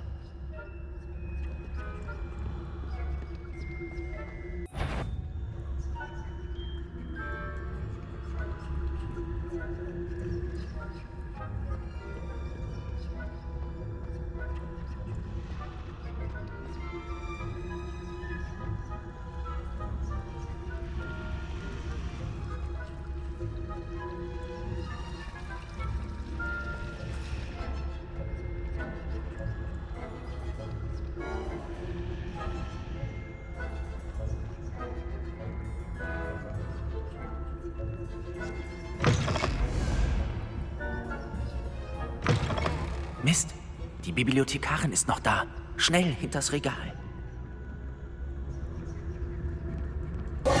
Mist. Sollte die Bibliothekarin nicht längst weg sein? Ich sagte normalerweise, aber das macht nichts. Siehst du ihren Tisch hinter mir? Der Schlüssel ist in der Schublade des Schreibtischs. Also, folgender Plan. Ich locke sie mit einer Ablenkung weg. Du schnappst dir den Schlüssel. Ich treffe dich dann vor der verbotenen Abteilung. Du sorgst für Ablenkung, ich hole den Schlüssel. Verstanden? Ich sagte ja, ich bring dich rein. Und ich halte mein Wort. Vertrau mir.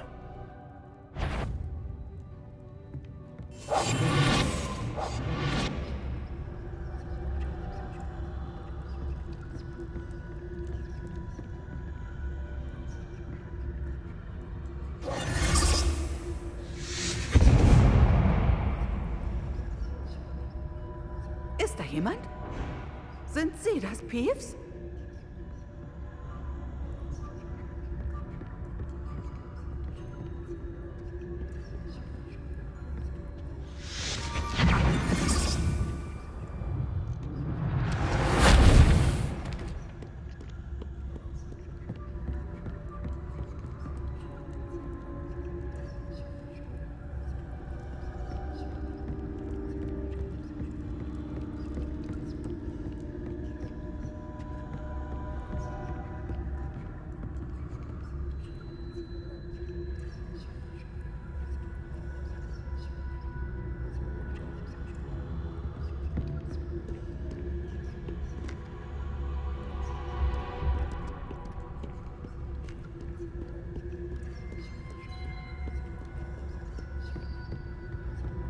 Das war doch gar nicht so schwer. Jetzt muss ich das Buch finden.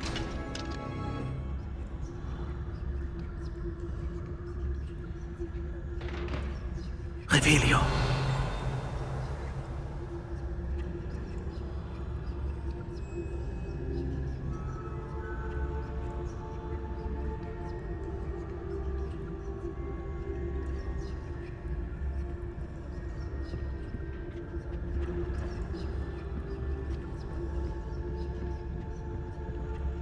Ach, das ist verzaubert und sieht nur nützlich aus.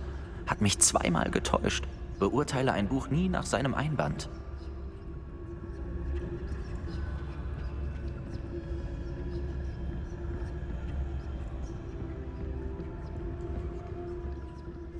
Die Luft ist jetzt rein. Wir müssen nicht mehr herumschleichen.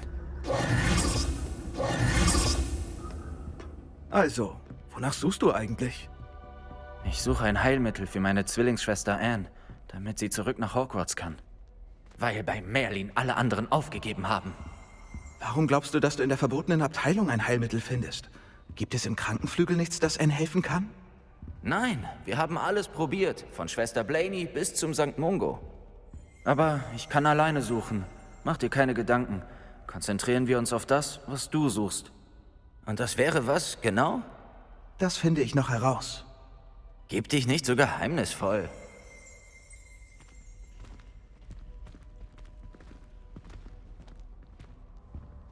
Geheimnisse der dunkelsten Künste. Beeindruckend.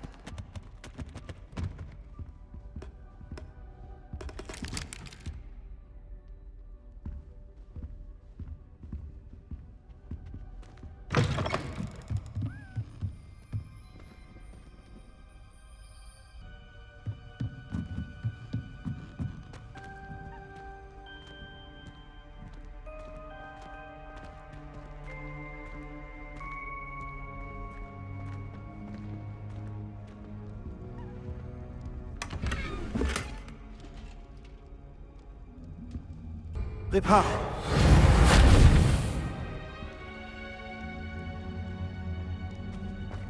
Wen haben wir hier? Sebastian Sallow und seine neue kleine Klette erkunden Orte, an denen sie nicht sein sollten. Ungezogen und bald aufgeflogen. Peeves, wag es. Das verrate ich! Das verrate ich! Das verrate ich! Ah, verfluchter Peeves. Ich muss ihn aufhalten oder mir wenigstens eine gute Ausrede überlegen. Warte, ich will nicht, dass du meinetwegen Ärger kriegst. Ich habe ein gutes Händchen mit den Lehrkräften, wenn es um Strafen geht. Außerdem, ich mag Freunde, die in meiner Schuld stehen. Jetzt geh. Viel Glück bei der Suche. Na gut, wo ist der verdammte Poltergeist hin?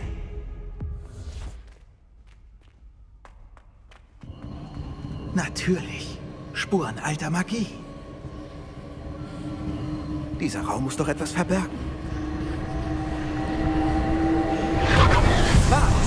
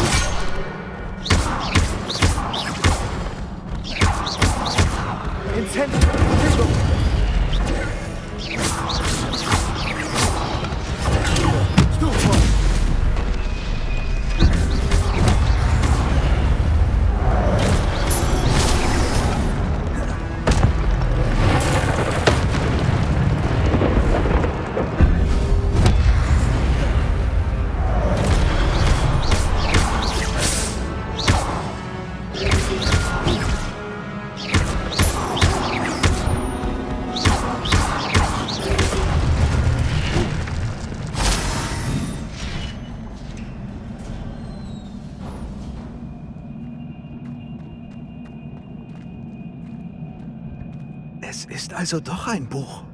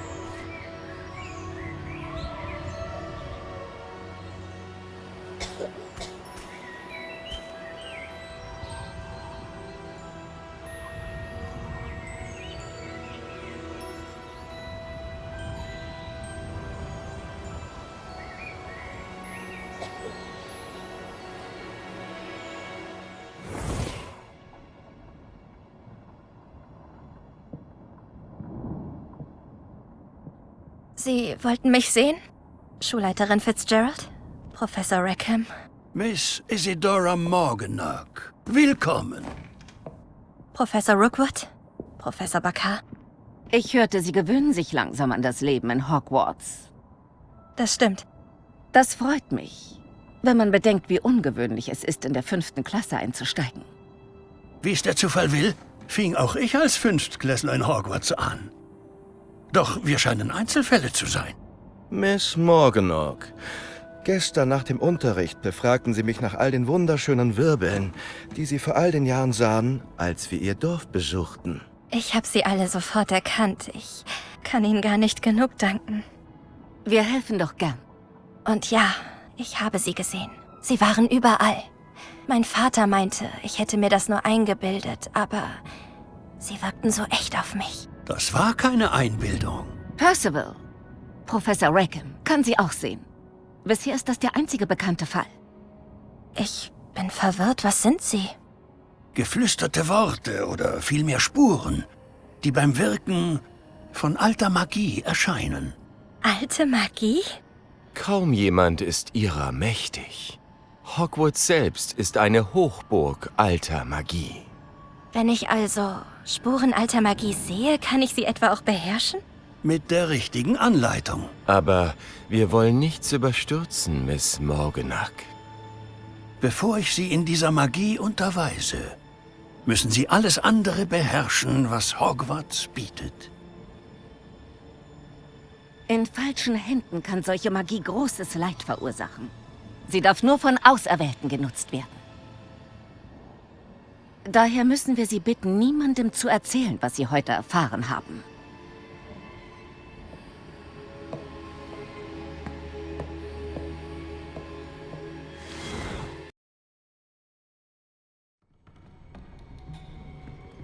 Sebastian!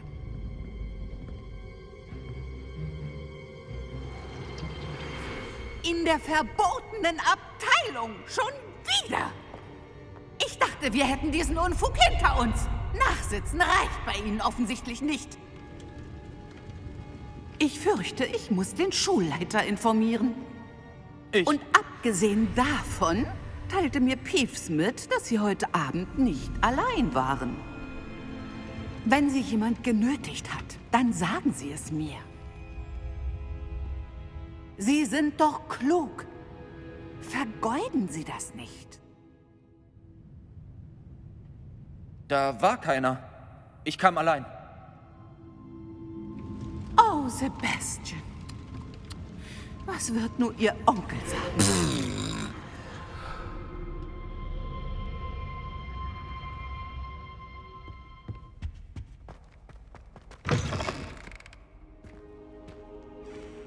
Das kann nicht Ihr Ernst sein.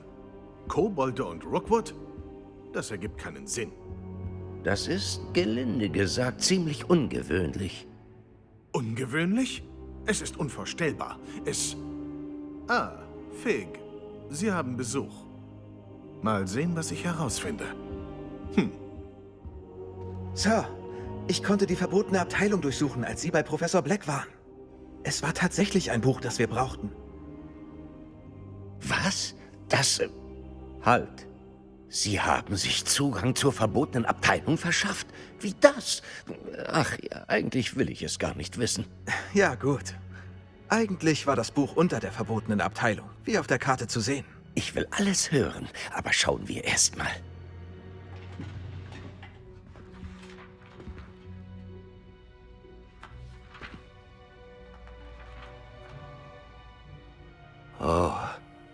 Oh nein.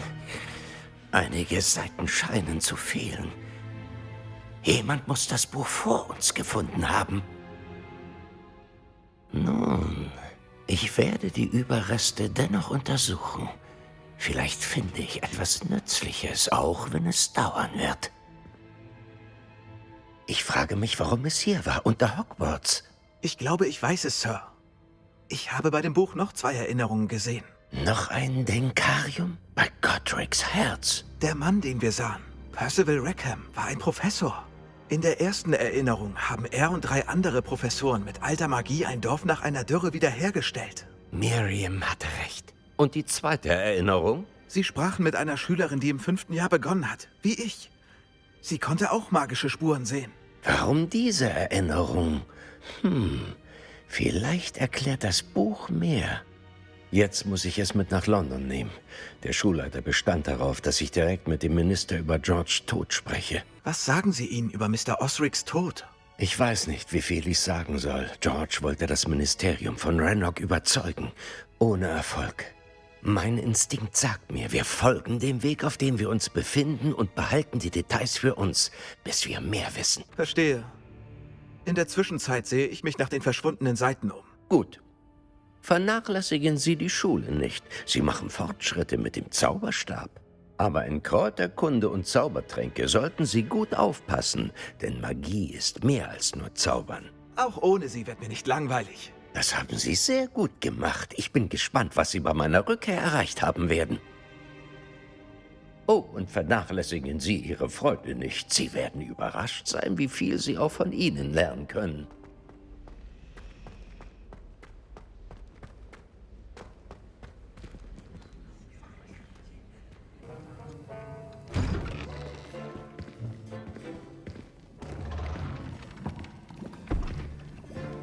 Zaubertränke ist eines der anspruchsvollsten und gefährlichsten Fächer der Schule. Als Fünftklässler müssen sie im Hinblick auf Disziplin und Intellekt neue Höchstleistungen erbringen. Wir beginnen das Semester mit einem Mega-Power-Trank. Mr. Takar, sagen Sie uns doch, wo sich dieser spezielle Trank als nützlich erweisen kann. Ja, Professor Sharp. Der Mega-Power-Trank dient zum Sterilisieren und kann sogar verschiedene Verletzungen heilen. Er kann Verletzungen heilen, aber nicht alle. Punkte für Ravenclaw. Vor Abschluss der heutigen Stunde wird jeder von Ihnen selbst einen Mega-Power-Trank gebraut haben. Man weiß nie, wann man ihn brauchen kann. Beginnen Sie.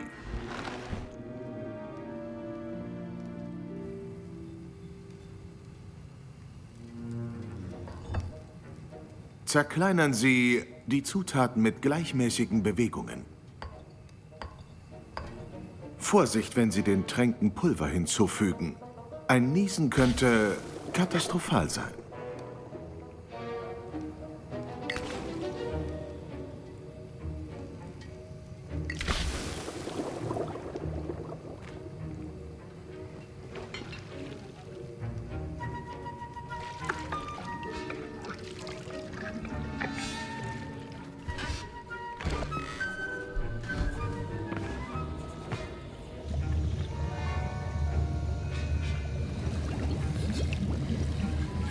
Wie ich sehe, können die meisten von Ihnen noch rühren.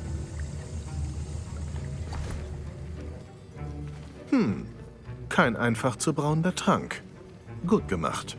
Und angesichts Ihrer jüngsten Heldentaten in Hogsmeade sollten Sie wohl auch die Herstellung des schützenden Edurus-Tranks üben. Professor Weasley hat Sie doch wegen des Rezepts zu J. Pippins geschickt. Ja, Sir. Gut. Fürs Erste finden Sie alle Zutaten in meinem Büro. Aber in Zukunft werden Sie Ihre eigenen Zutaten besorgen müssen. Einige erhalten Sie von den Pflanzen, die Sie in Kräuterkunde anbauen. Seltenere können Sie kaufen. Andere hingegen sind womöglich schwieriger zu bekommen und erfordern etwas mehr Einfallsreichtum. Kommen Sie her, wenn Ihr Trank fertig ist. Dann sehen wir, ob es beim ersten Mal Können oder Glück war. Hat Professor Sharp gesagt, du hättest die Erlaubnis, sein Büro zu betreten? Das hat er gesagt. Er will, dass ich mehr Zutaten für noch einen Zaubertrank hole. Genial! Du, mein Freund, bekommst jetzt eine außergewöhnliche Gelegenheit. Ich bin übrigens Gareth. Gareth Weasley. Ich habe ein Händchen für Tränke, wenn ich das so sagen darf. Schön, dich kennenzulernen. Moment. Bist du mit Professor Weasley verwandt? Sie ist meine Tante. Behält mich etwas zu genau im Auge. Aber sie kann nicht überall sein. Hör mal. Jedes Trollhirn kann einen Idurus-Trank brauen. Ich arbeite an etwas, das auf jeden Fall spektakulär wird. Ich brauche nur eine winzige Zutat, um ihm den letzten Schliff zu verleihen. Das ist dann wohl meine Aufgabe. Du bist so schlau, wie erhofft. Ich brauche nur eine Fupa-Feder. Da du ohnehin mit seiner Erlaubnis in Sharps Büro sein wirst, könntest du mir doch eine mitbringen. Ich bring dir die Fupa-Feder. Wenn du sicher bist, dass Sharp sie nicht vermisst? Das wird er garantiert nicht. Fupa-Federn sind nicht so wertvoll. Warte, bis du siehst, was ich braue. Komm schnell zu mir, wenn du die Feder hast. Denken Sie daran, beim Brauen von Tränken muss man exakt sein.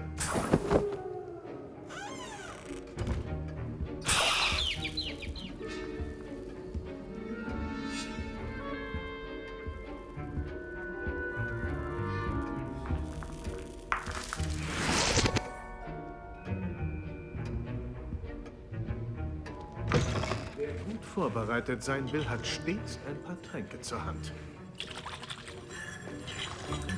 Hier ist die Fupa-Feder für dich. Großartig, danke. Das Brauen wird eine Weile dauern. Du solltest weiter an deinem Idurus-Trank brauen. Ich sage dir Bescheid, wenn das hier fertig ist.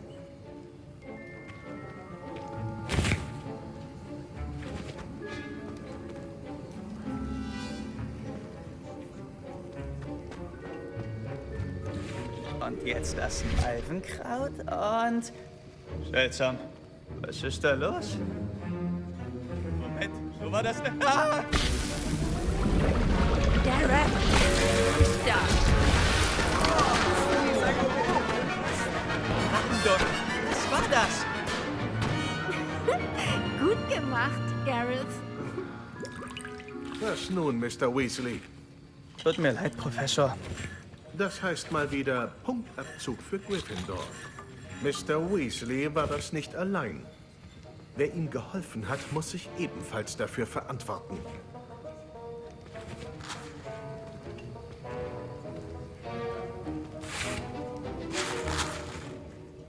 Hätte nicht erwartet, dass mir das buchstäblich um die Ohren fliegt.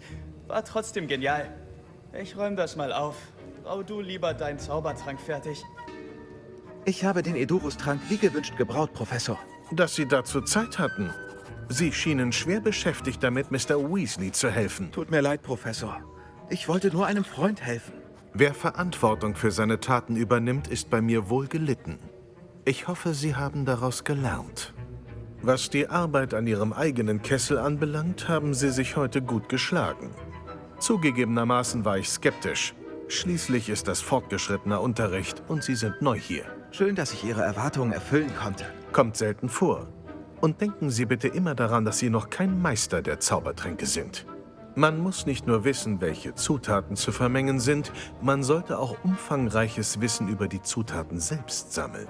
Passen Sie besonders in Kräuterkunde auf. Die Pflanzen, die Sie dort pflegen, sind wichtig für die Tränke, die Sie hier brauen.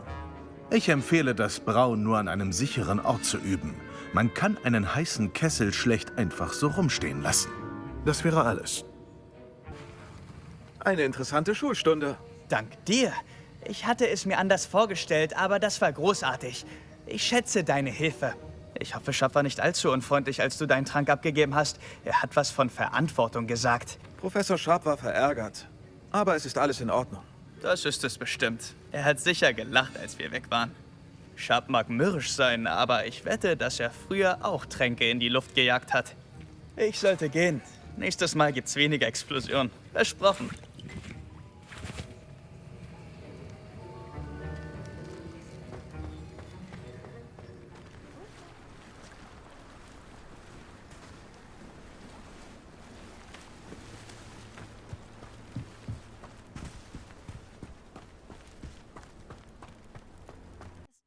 Hallo Nati, wie geht's?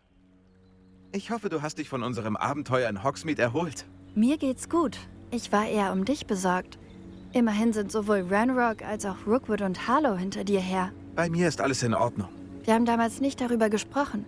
Aber ich hoffe, du kannst mir jetzt sagen, warum sie nach dir gesucht haben. Sie wollen etwas, das Professor Fig und ich in Gringotts gefunden haben. Wann warst du denn bei Gringotts? Kurz vor unserer Ankunft in Hogwarts. Darum kam ich auch zu spät zur Einführungsfeier. Ein Portschlüssel brachte uns hin, nach dem Drachenangriff. Was in aller Welt? Da ist noch was. Und es ist etwas seltsam. Professor Fig sagt, ich habe eine seltene Verbindung zu einer mächtigen Form alter Magie. Ist das die Magie, die du beim Trollangriff in Hogsmeade genutzt hast? Ich denke schon. Ich lerne noch, aber ich kann ihre Spuren sehen und habe Magie gewirkt, die ich nicht erklären kann. Ich weiß, das ist eine Menge. Das stimmt. Und ich werde noch mehr Fragen haben. Im Moment steht fest, Rookwood und Harlow sind eine Bedrohung für uns beide. Für uns alle. Deshalb wollte ich mit dir sprechen. An dem Tag in Hogsmeade wurde mir etwas klar. Du hast so viel Mut im Kampf gegen den Troll bewiesen. Und Sirona hat sich gegen Rookwood und Harlow wacker geschlagen. Ihr beide habt mich inspiriert, selbst Stellung zu beziehen. Wie meinst du das? Wegen Männern wie Rookwood und Harlow verließen meine Mutter und ich das Matabele-Land. Ich sehe nicht einfach zu, wie sie mein neues Zuhause zerstören. Gut. Rookwood und Harlow sind ein gefährliches Duo. Und dann sind sie auch noch mit Ranrock im Bunde. Noch ein Grund mehr, sie dringend zu stoppen. Es wird gemunkelt, dass Theophilus Harlow sich um Rookwoods Geschäfte kümmert.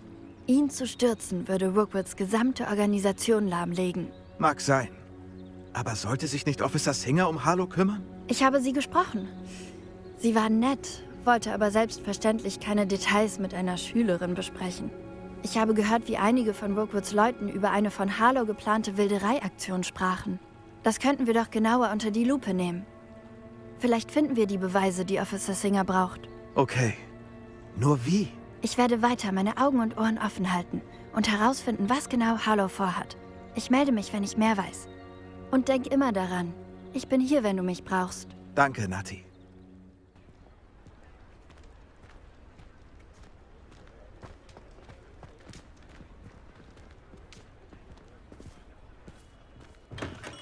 Schön, dass Sie kommen. Professor Fig spricht in den höchsten Tönen von Ihnen und Ihrem Einfallsreichtum. Er hielt sich mit Einzelheiten zurück, meinte aber, dass Sie ein schwer zu findendes Buch aufgespürt haben. Möchten Sie mit Ihrer Spürnase vielleicht auch in meine Dienste treten? Ich weiß nicht, Mr. Ollivander. Professor Fig überschätzt vielleicht meine Fähigkeiten. Oh, das bezweifle ich. Eleazar Fig kennt keine falsche Schmeichelei. Wenn er an Sie glaubt, dann aus gutem Grund. Wissen Sie, vor etwa 100 Jahren verschwand aus diesem Geschäft ein Apfelholzstab mit Feenflügelkern, ein Erbstück. Meine Großtante verdächtigte einen Schüler namens Richard Jackdaw. Er arbeitete hier als Assistent und verschwand plötzlich. Richard Jackdaw? Ja, er hielt sich wohl häufig in der Eulerei von Hogwarts auf. Natürlich haben wir dort gesucht, aber keinen Zauberstab gefunden.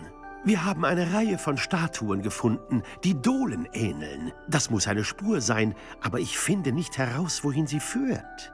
Zuletzt hörte man von Jackdaw, als er über ein paar Seiten mit einer Karte kicherte, die er Peeves gestohlen hatte. Natürlich war der Poltergeist nicht gerade hilfreich.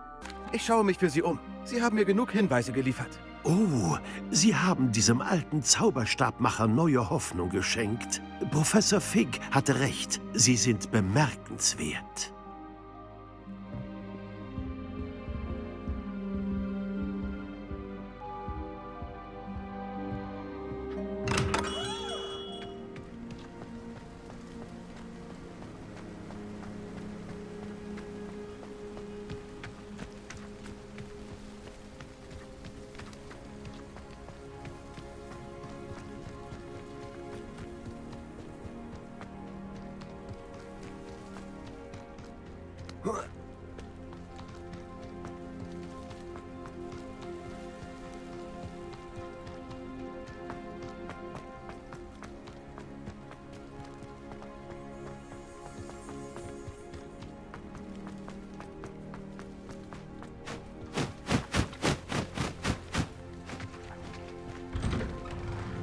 Die Statuen, die Mr. Ollivander erwähnte, müssen oben bei den Eulen sein.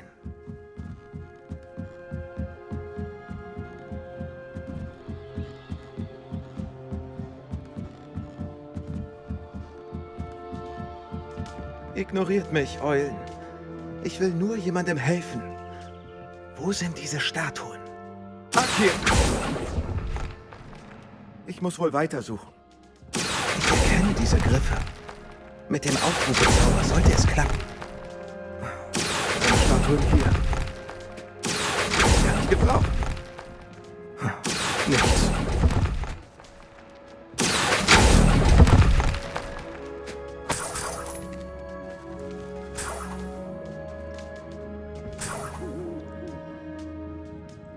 Leere Stangen. Könnten groß genug für Dohlen sein. Oder Dohlenstatuen.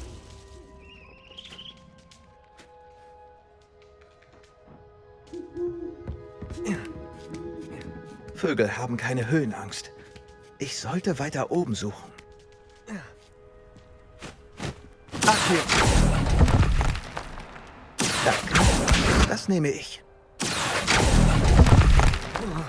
Ich muss wohl weitersuchen. Keine Statuen hier. Nichts. Ich muss wohl weitersuchen.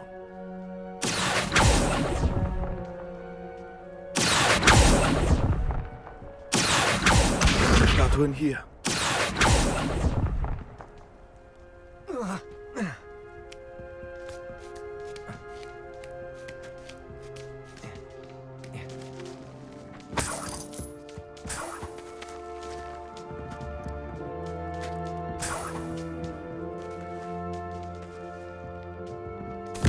Was geht hier vor?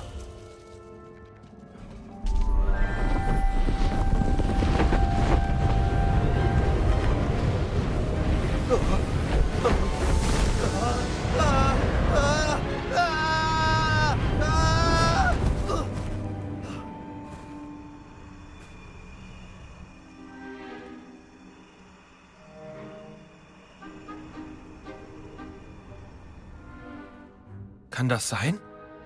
Hat jemand nach all den Jahren mein Rätsel gelöst? Wirklich gut gemacht. Freu dich, wenn du etwas verstecken willst, hast du den perfekten Ort gefunden. Richard Jackdaw, stehe zu Diensten. Richard Jackdaw? Mr. Ollivander hatte recht. Er will seinen Familienzauberstab zurück. Meine Güte, den Zauberstab habe ich komplett vergessen. Ich habe ihn nicht dabei. Ich bin fast sicher, dass ich ihn fallen ließ, als ich in der Höhle geköpft wurde. Wie töricht es doch war, der Karte zu folgen. Welche Karte? Wirklich albern. Ich habe sie auf vergilbten, alten Seiten gefunden, die Peeves stibitzt hat. Ich wollte damit ein Mädchen beeindrucken, aber das ist eine andere Geschichte. Du hast also einen Zauberstab gestohlen, bist einer Karte gefolgt, die du von Peeves hattest, und die hat dich ins Verderben geführt? So absurd verkürzt klingt das zwar seltsam, aber ja. Was schert dich ein alter Zauberstab? Mich nicht. Ollivander. Ich will nur die Seiten. Könnten Sie bei dem Zauberstab in der Höhle sein? Allerdings. Ich hätte da eine Idee. Warum treffen wir uns nicht am Rand des verbotenen Waldes? Ich würde dir gerne zeigen, wo sie sind. Wenn das die einzige Möglichkeit ist, die Seiten zu bekommen, treffen wir uns dort. Wenn dir der Anblick meines, nun, enthaupteten Gerippes nichts ausmacht, gehören der Zauberstab und die Seiten dir.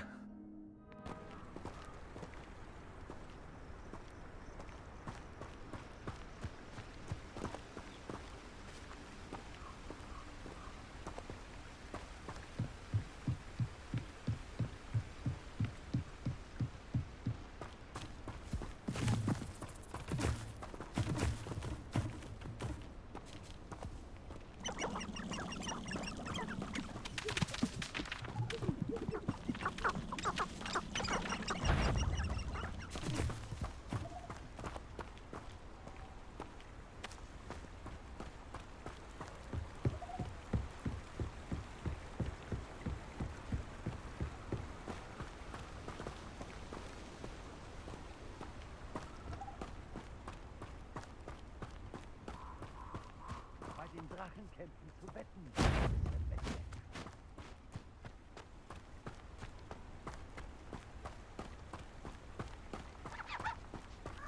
Schwarz-Weiß-Denken zeugt meiner Meinung nach von geringer Vorstellungskraft.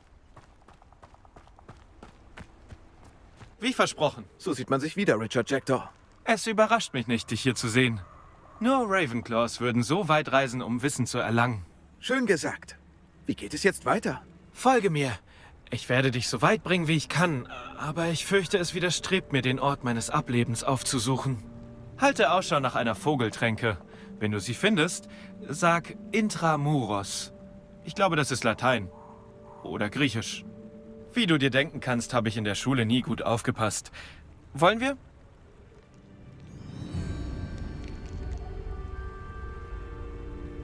Gibt es neben der Vogeltränke noch etwas zu beachten? Ja, es gibt einige Orientierungspunkte. Eine Steinbrücke, ein Wasserfall und ein See, denke ich. Du wirst schon sehen. Das war sehr hilfreich. Danke. Es ist erstaunlich, wie viel mir unglücklicherweise wieder einfällt.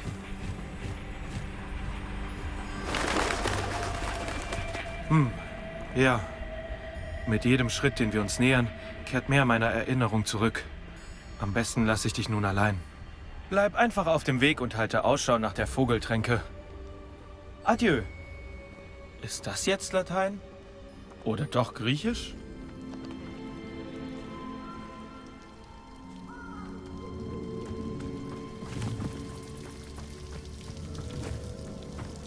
Seltsam feierlich, dieser Ort.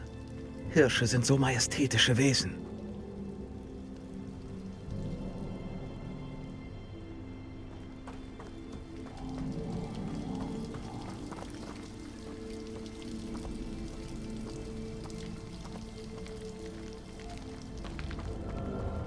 Da, genau wie Jackdaw es beschrieben hat.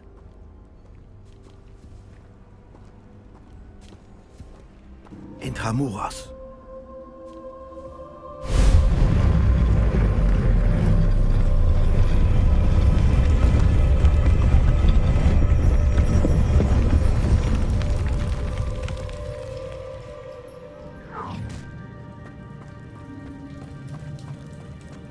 Wie groß dieser Ort wohl sein mag.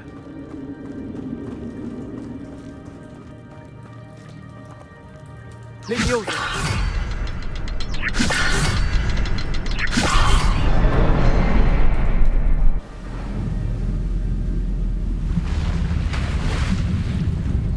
Beeindruckend. Dorthin muss das alles führen.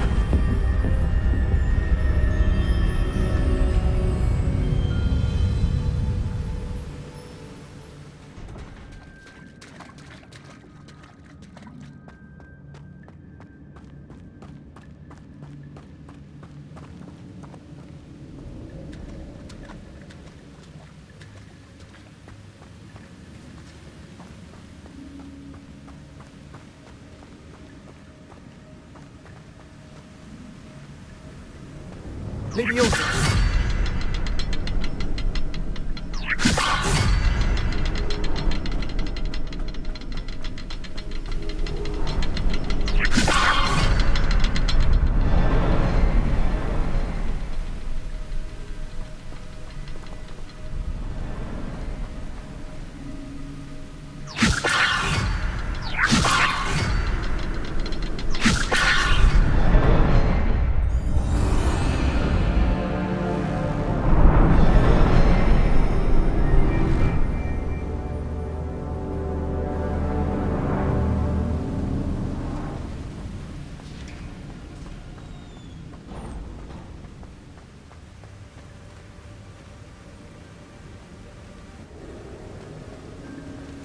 Ich muss näher an Jektors Überreste herankommen. Und an die Seiten.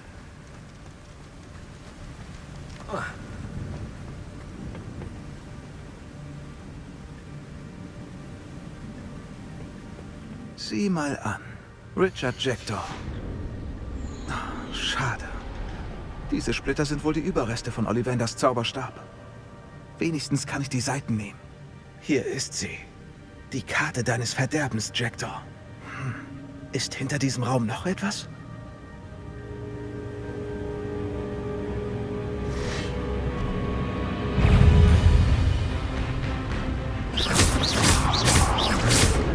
Ins Zentrum.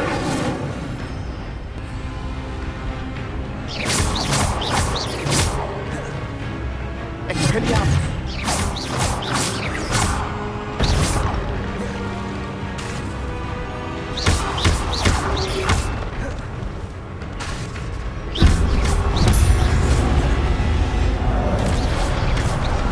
Expelliarmus sollte euch entwaffnen. Expelliarmus!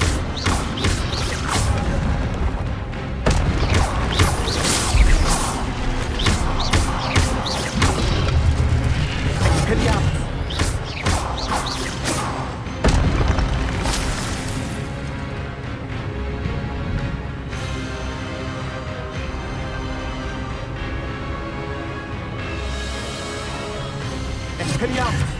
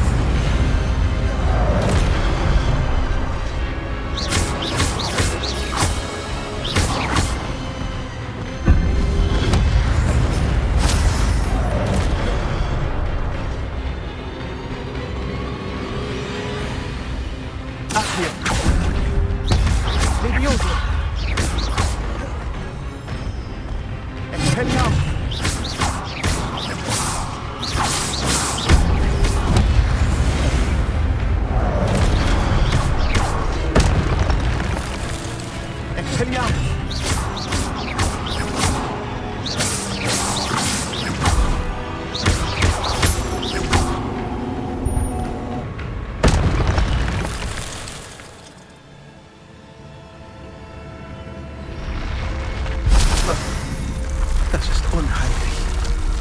Was war denn das?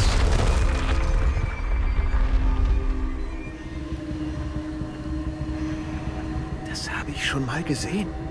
Bei Gringotts und in der verbotenen Abteilung.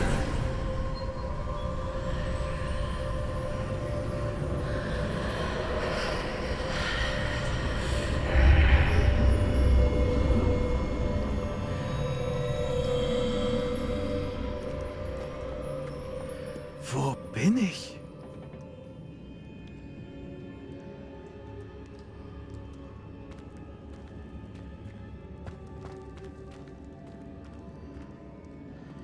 Oh nein, der Raum wird ja geflutet.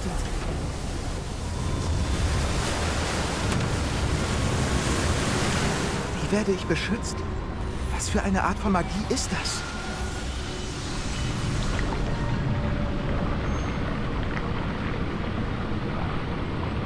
Ich kann nur hoffen, dass diese Magie mich schützt, bis ich hier rausgefunden habe.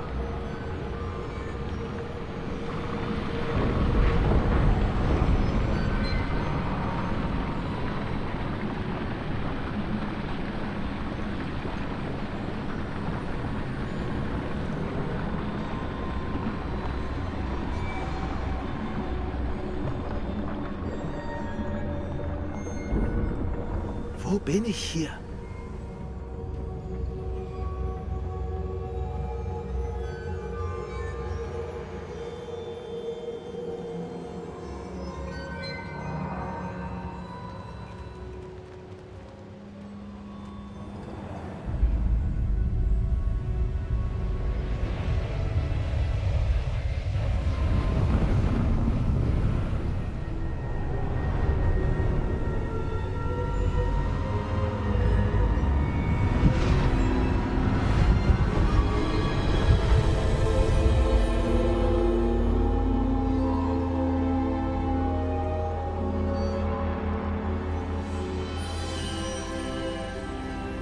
Kann das sein? Sie sind es. Hat endlich jemand unsere Kartenkammer entdeckt? Ich kenne Sie aus dem Denkarium. Sie sind Professor Rackham. Der bin ich. Ich bin offen gesagt überrascht, eine so junge Person vor mir stehen zu sehen. Ich bin genauso alt wie Sie und Isidora Morganlock, als sie in Hogwarts anfing. Gut aufgepasst. Und ich nehme an, dass Sie unsere Fähigkeit teilen? Dass ich Spuren alter Magie sehen kann? Ja, Sir, das stimmt. Wie Sie vermutlich schon wissen, gewährt uns unsere Fähigkeit eine besondere Beziehung zu Magie aller Art. Wir haben Zugang zu seltenen Formen der Magie. Möglichkeiten werden sich auftun, um dieses Talent zu stärken. Diese sollten Sie nutzen. Werde ich, Professor. Danke. Dann haben wir viel zu bereden. Doch zuerst, eine Karte aus einem bestimmten Buch führte Sie her. Legen Sie es auf das Podest. Ich habe das Buch nicht bei mir, Sir. Das ist ungünstig. Ich fürchte, wir können unser Gespräch erst fortsetzen, wenn Sie das Buch dabei haben. Na gut. Ich werde das Buch sofort holen. Gut, wir sprechen uns wieder, wenn das Buch an seinem Platz ist.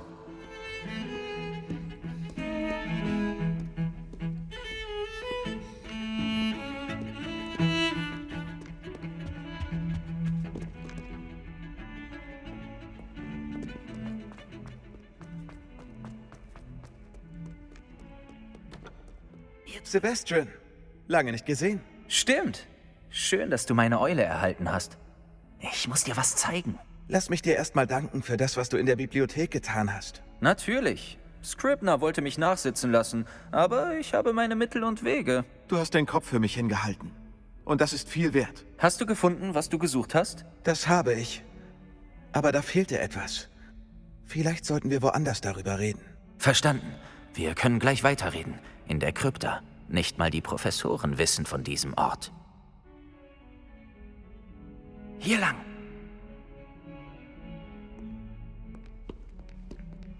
Genau hier gibt es einen Geheimgang. Sehr gut verborgen.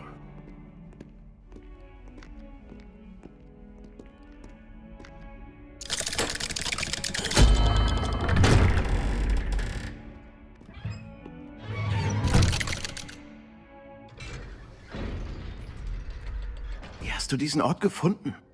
Durch meinen Freund, Ominous Gaunt. Er hat ihn Krypta getauft. Wir haben hier immer Koboldstein gespielt. Mit meiner Schwester, Anne. Sie liebte dieses Spiel. Wie gerne würde ich noch mal gegen sie verlieren. Hör zu, ich habe Ominous geschworen, diesen Ort zu schützen. Also behalte das hier bitte für dich. Er vertraut niemand anderem außer mir. Schon seit wir uns kennen. Das will ich nicht aufs Spiel setzen. Früher sind wir fast täglich hier reingeschlichen. Wir wurden nie erwischt. Ich kenne Ominous aus dem Zaubertrankunterricht. Oder Kräuterkunde? Er findet sich mit seinem Zauberstab im Schloss zurecht. Ja, das stimmt. Ich weiß nicht wie. Ominous wurde blind geboren. Da hilft kein Zauber. Es ist fast so, als hätte sein Zauberstab ein Bewusstsein. Würde mich nicht wundern. Ollivander sagt immer, der Zauberstab wählt den Zauberer. Hat er so diesen Ort gefunden? Nein, jemand in seiner Familie wusste davon. Die Gorns sind voller Geheimnisse. Ich habe noch nie jemand anderen davon sprechen hören und auch noch nie jemand anderen hier gesehen. Erzähl das niemandem, besonders nicht Ominous. Er hat für seine Familie oder ihre Geheimnisse nichts übrig, aber dieser Ort bedeutet ihm viel. Verstanden. Aber warum hat Ominous für seine Familie nichts übrig? Die Familie seines Vaters stammt direkt von Salazar Slytherin ab, einem der 4 Gründer von Hogwarts. Die meisten von ihnen sind besessen vom Blutstatus. Ominous kann sie nicht ausstehen, wie er dir gerne bestätigt. Wie dem auch sei, die Krypta war der perfekte Ort, um sich vor neugierigen Blicken zu verstecken und sogar verbotene Zaubersprüche zu üben. Ach ja? Zum Beispiel? Den Explosionszauber. Die Professoren sagen, der Zauber sei nicht geeignet für Schüler. Eine magische Ausbildung sollte sämtliche Magie umfassen. Genau mein Gedanke. Ein Zauber wie Confringo ist nur in ungeübten Händen wirklich gefährlich. Solche Zauber sollten lieber richtig gelehrt werden. Übrigens, was hast du da vorhin in der Halle nicht sagen können? Wo soll ich da bloß anfangen? Du sagtest, bei deinem Fund in der Bibliothek fehlt etwas? Könnte es etwas mit Victor Rookwood zu tun haben?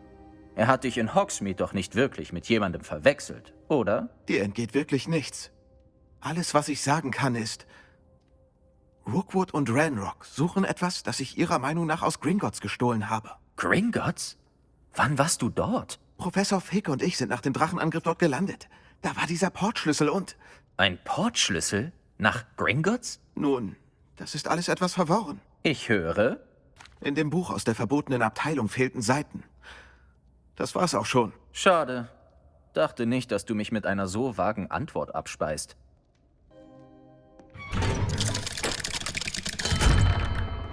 Hallo, Sebastian. Warte. Du da. Ich kann dich hören. Oh, hallo. Ominous, nicht? Ich glaube, wir haben Zaubertränke zusammen. Und Kräuterkunde? Die Stimme kenne ich. Hab dich in Zaubertränke mit Gareth Weasley reden gehört. Du bist neu in der 5. Kommst du gerade aus der Krypta? Wie bist du da reingekommen? Der Raum heißt die Krypta? Ah, ich war auf Erkundungstour und fand mich plötzlich in einem seltsamen Gang wieder. Lüg nicht! Niemand stößt zufällig auf diesen Raum. Sebastian hat dir von ihm erzählt, oder? Wenn du irgendjemandem von diesem Ort erzählst, kann dir nicht einmal dein werter Professor Fig helfen. Mein Vater ist mit dem Schulleiter befreundet. Ich habe keine Scheu davor, das auszunutzen, wenn nötig. Du brauchst mir nicht zu drohen. Ich behalte deine Krypta für mich. Und Sebastian ist ein guter Freund. Du solltest ihm nicht gleich das Schlimmste unterstellen. Ich muss mir von dir nichts über meinen ältesten Freund sagen lassen. Schönen Dank auch. Ominous, ich meinte nur... Ich weiß, was du meintest. Sebastian handelt sich schon genug Ärger ein. Er braucht deine Hilfe nicht.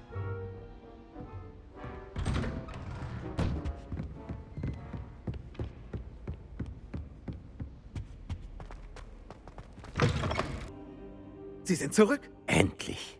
Minister Sparwin redet mehr, als dass er zuhört. Spricht ständig von wildernden Drachen. Er wollte kein Wort über Kobolde hören. Wo wir gerade dabei sind... Hören Sie, es ist so viel passiert, während Sie weg waren. Ihr Freund Mr. Ollivander schickte mir eine Eule und bat um Hilfe bei der Suche nach einem Zauberstab der Familie, der ihm gestohlen wurde. Hat er das, ja? Also ging ich zur Eulerei, wie er wollte. Und da standen all diese Statuen. Was meinen Sie mit Statuen in der Eulerei? Ja. Und das hat mich dann zu dem Geheimversteck mit Richard Jackdaws Geist geführt. Wer in aller Welt ist Richard Jackdaw? Er war hier vor langer Zeit Schüler. Er erzählte mir von einer geheimen Höhle. Ich ging dorthin und direkt neben Jackdaws Skelett fand ich die fehlenden Seiten. Sie haben die Seiten? Ja. Und weil Jackdaw der darin enthaltenen Karte gefolgt war, fand ich mit den Seiten auch den eingezeichneten Ort. Ob Sie es glauben oder nicht. Es ist ein Raum unter Hogwarts. Warum bin ich nicht überrascht? Wollen wir? Ich hatte gehofft, dass Sie das sagen. Oh, und wir brauchen das Buch. Und das war die ganze Zeit hier unten.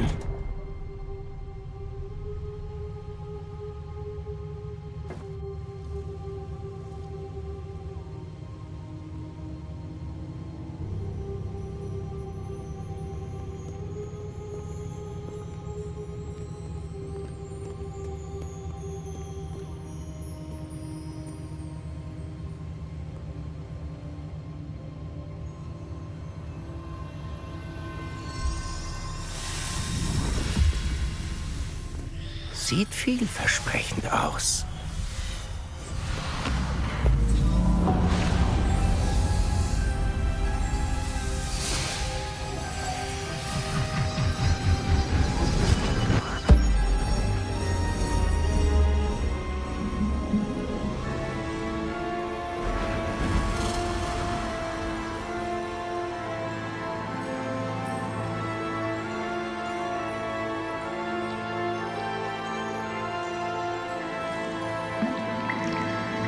Eine Karte.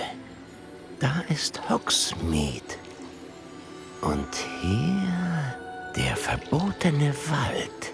Und natürlich Hogwarts. Wie beeindruckend.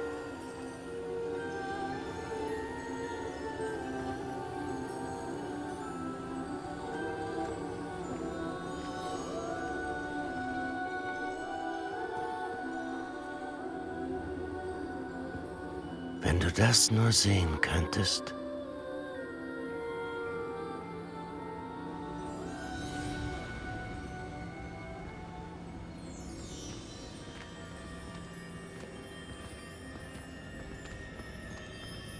Hallo, Professor Rackham.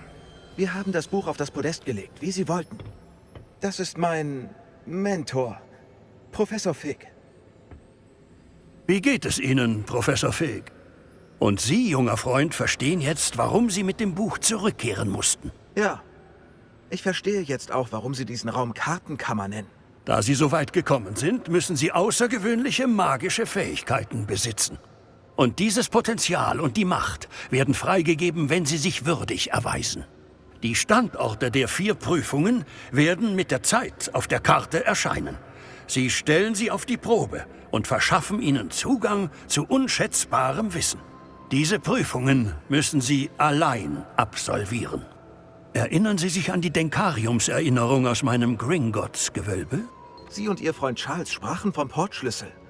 Und von Ihren Prüfungen für jene, die Spuren alter Magie sehen können. Ganz genau. Charles ist ebenfalls ein Hüter. Eine Bezeichnung, die wir uns schon vor Jahrhunderten gaben. In Anbetracht des Wissens, das wir streng geheim halten müssen. Bis jetzt vielleicht. Das heißt, der Weg von den Ruinen zu Gringotts, das Gewölbe, die verbotene Abteilung, die Suche nach dem Raum. Das alles waren keine Prüfungen? Sie waren ein wichtiger Teil des Weges, aber keine Prüfungen. Dass Sie so weit gekommen sind, ist jedoch ein gutes Zeichen. Die Prüfungen sollen sicherstellen, dass die Macht und das Wissen, das wir so lange gehütet haben, nicht in die falschen Hände geraten. Sie testen Ihre Fähigkeiten, angeborene und erlernte. Aber ebenso wichtig ist, dass alles, was Sie bei den Prüfungen erleben, beeinflussen wird, was Sie mit dem anfangen, das wir teilen.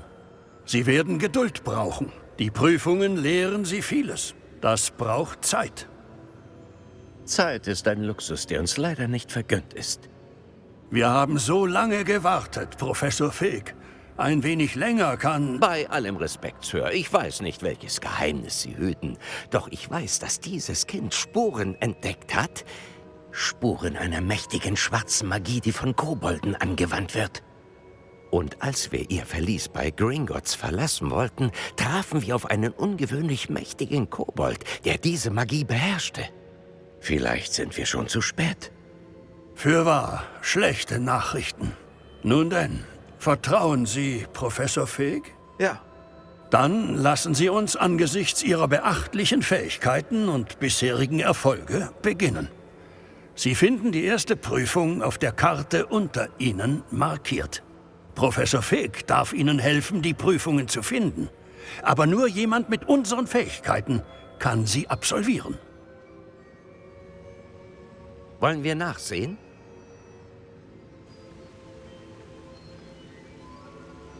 Ich kenne den Turm. Er ist nicht weit. Sie haben ihn vielleicht selbst gesehen. Er kommt mir bekannt vor. Vielleicht ist dieser Jungspund ja weiter gereist, als Sie denken. Als Ihr Mentor kann ich zumindest dafür sorgen, dass es sicher ist. Kommen Sie so bald wie möglich zu mir. Sie sagten, Sie kennen diesen Turm. Was können Sie mir über ihn erzählen? Nicht viel, fürchte ich. Ich bin schon oft an ihm vorbeigekommen. Er steht nördlich von Hogsmeade. Er scheint verlassen zu sein, wenn ich mich recht entsinne. Doch offensichtlich verbirgt er mehr, als man denkt. Ich bin so schnell wie möglich bei Ihnen am Turm. Also gut. Seien Sie vorsichtig und sagen Sie niemandem, wohin Sie gehen.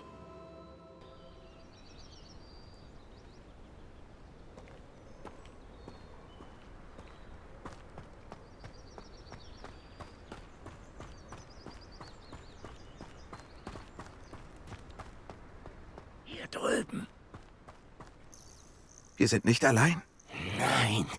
Ranrocks Anhänger. Ich sehe etwa ein Dutzend, aber es könnten mehr sein. Können wir an ihnen vorbei in den Turm apparieren? Schon, aber wir wissen nicht, was in dem Turm ist. Vor allem möchte ich allerdings erfahren, warum Sie hier sind. Sie haben Ihr Lager weiter vorn aufgeschlagen. Ich schlage vor, wir sehen uns erst einmal ein wenig um. Los geht's. Das ist nicht gerade ideal. Das stimmt wohl. Hier entlang. Und ich schlage vor, hier den Desillusionierungszauber einzusetzen. Wir sollten uns lieber nicht ankündigen. Kommt mir vor, als wären es schon Stunden.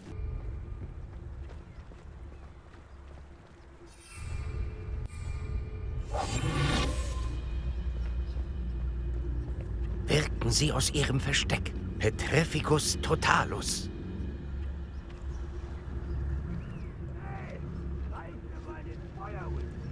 Petrificus totalus.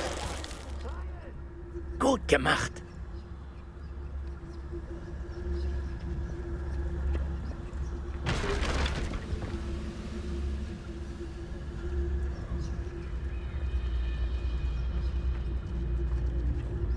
Das denn nicht!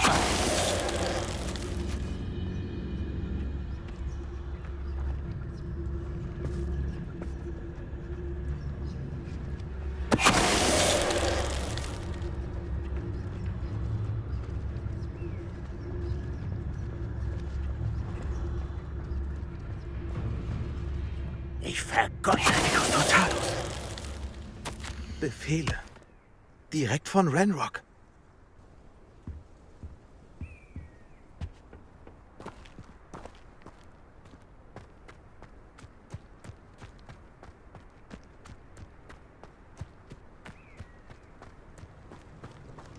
Das dürfte der Eingang sein. Sie ist verschlossen.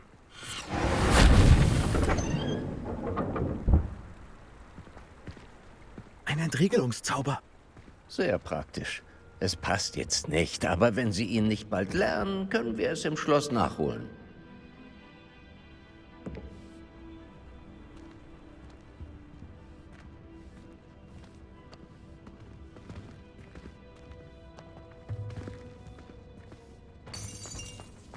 Da ist jemand ein eifriger Leser. Die meisten dieser Titel sagen mir überhaupt nichts. Ich frage mich, wer das ist. Mit solchen Gewändern könnte es jeder sein.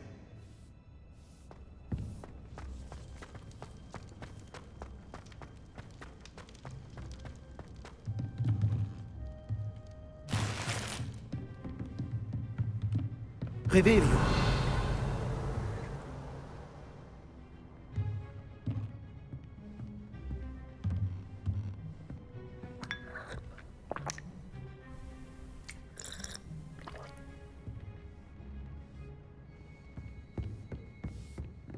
Hallo, Professor. Sagten Sie Sen'Bakars Turm? Ja, Professor Bakar ist ein Hüter, dem Sie noch nicht begegnet sind. Es freut mich, dass ich mit meiner Vermutung richtig lag, dass wir uns bald nach unserer letzten Begegnung wiedersehen. Allerdings vermute ich aufgrund des Lärms, dass Sie es nicht leicht hatten, zu mir zu gelangen. Das stimmt, Professor. Vor dem Turm sind wir auf Kobolde gestoßen. Dass Kobolde von meinem Gewölbe wussten, ist beunruhigend genug. Aber wenn sie auch eine Verbindung zu diesem Turm haben, könnte die Bedrohung größer sein als gedacht. Ein Grund mehr für uns, weiterzumachen. Unten, nahe des Eingangs, wurde ein Speicher mit alter Magie freigelegt, wie die Sie schon gesehen haben. Befehlen Sie ihm, eine Tür zu öffnen. Mehr kann ich leider nicht sagen. Da Professor Fig Sie nicht begleiten kann, sehen er und ich Sie später in der Kartenkammer. Merken Sie sich das Bild. Wir müssen herausfinden, woher Ranrocks Anhänger von einem Turm wussten, der einst einem Hüter gehörte. Im Moment müssen Sie sich jedoch auf Wichtigeres konzentrieren, auf einen Speicher alter Magie, nicht wahr? Ja, Sir. Dann überlasse ich die Angelegenheit Ihrer stetig wachsenden Kompetenz. Seien Sie vorsichtig. Natürlich, Sir. Wir sehen uns in der Kartenkammer.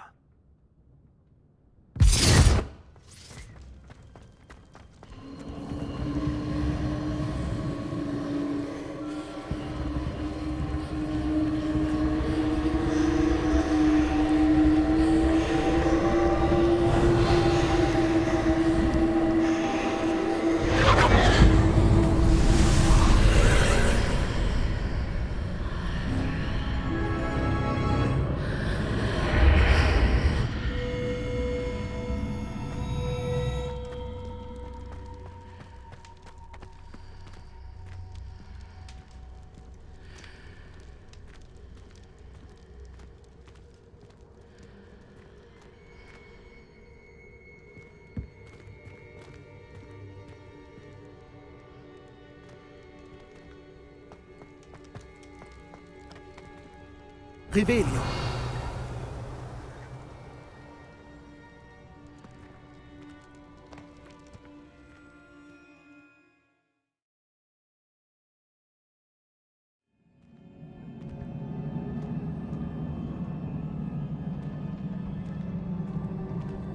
Das kenne ich. Von Gringotts und aus der verbotenen Abteilung.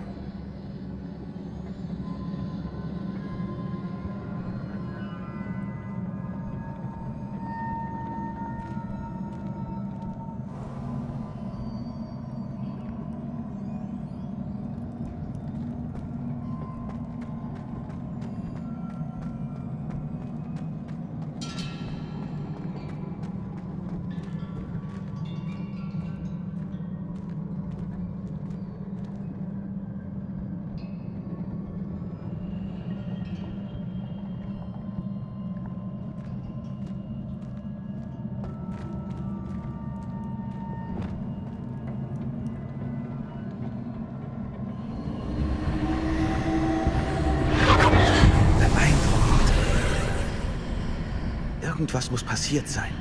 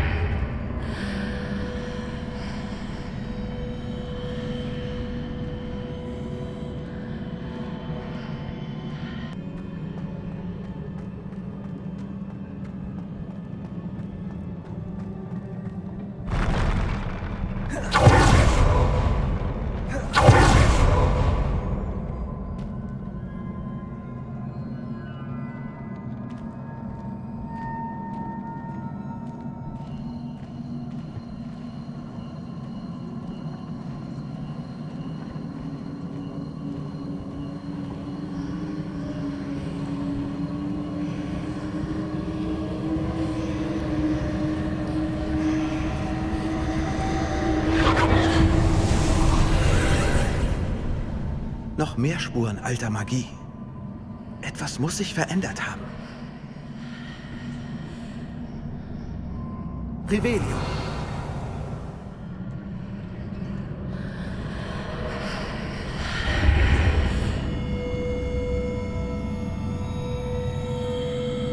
Container.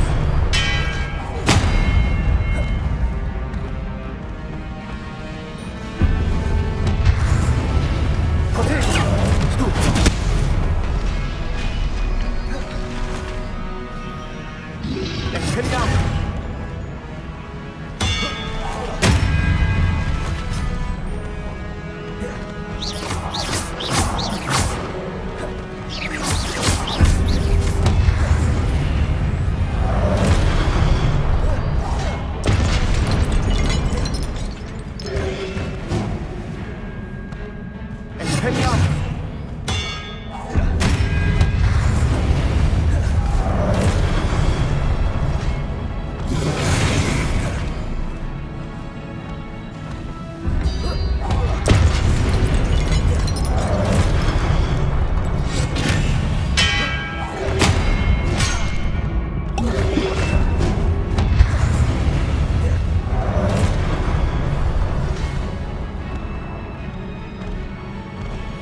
Protego! Expelliarmus!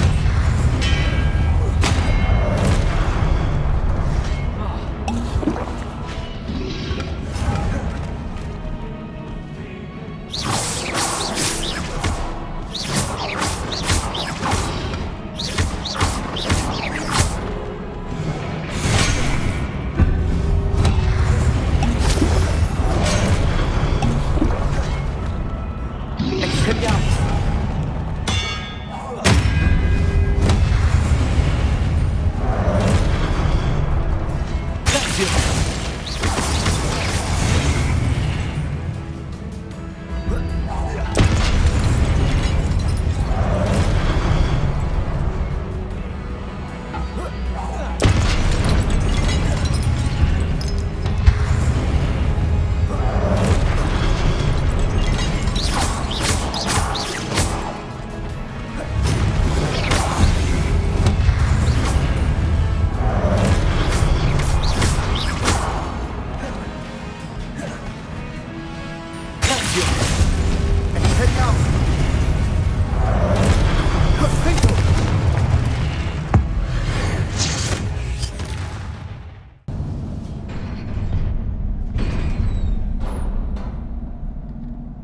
Na, endlich.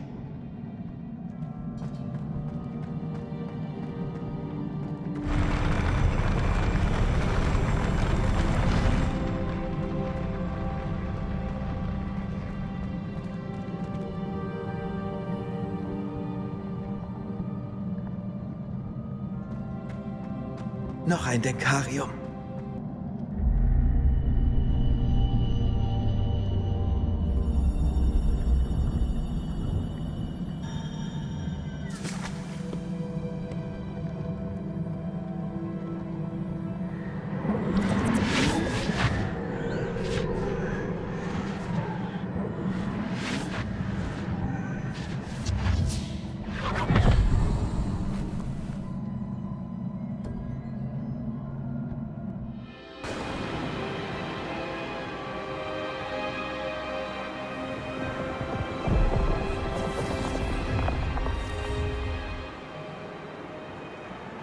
Wie sie die Welt um sich herum verwandeln, ist bemerkenswert.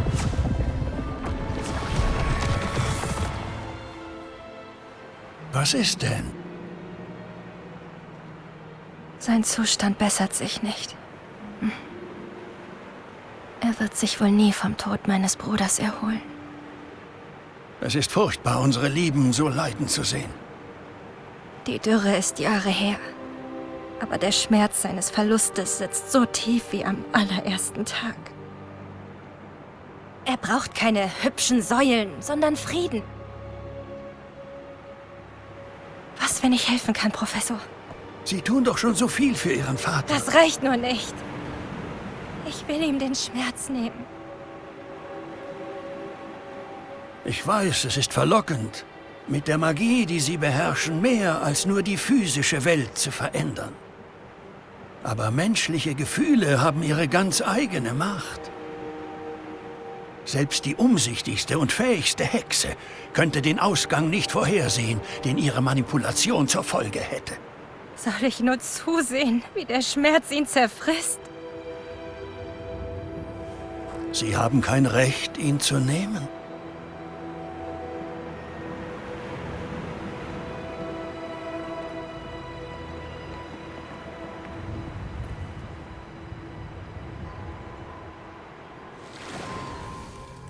Jedes Jahr aufs Neue sehen Schüler in ihren Teeblättern immer haarsträubendere Dinge. Oh, Miss Morganach. Willkommen zurück in Hogwarts, Professor. Daran muss ich mich noch gewöhnen. Professor Rookwood?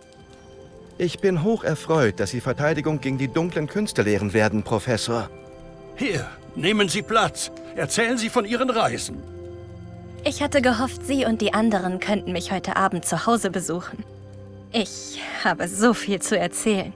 Aber nur zu gern. Sagen wir den anderen Bescheid. Vortrefflich. Dann bis bald.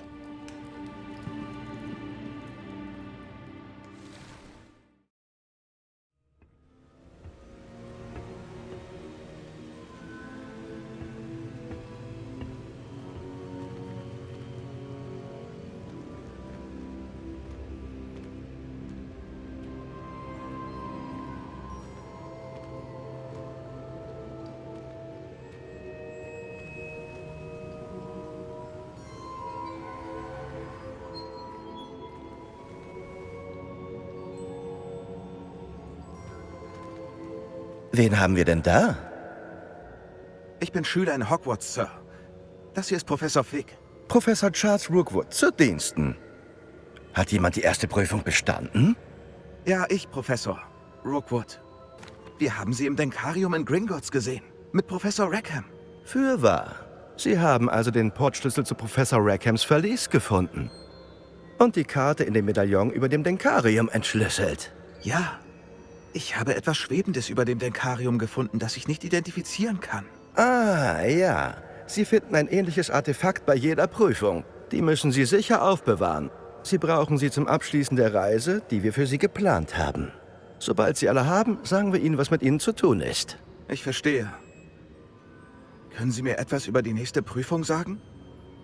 Bevor Sie fortfahren, möchte ich noch mit Charles über die äußerst angespannte Lage mit den Kobolden sprechen.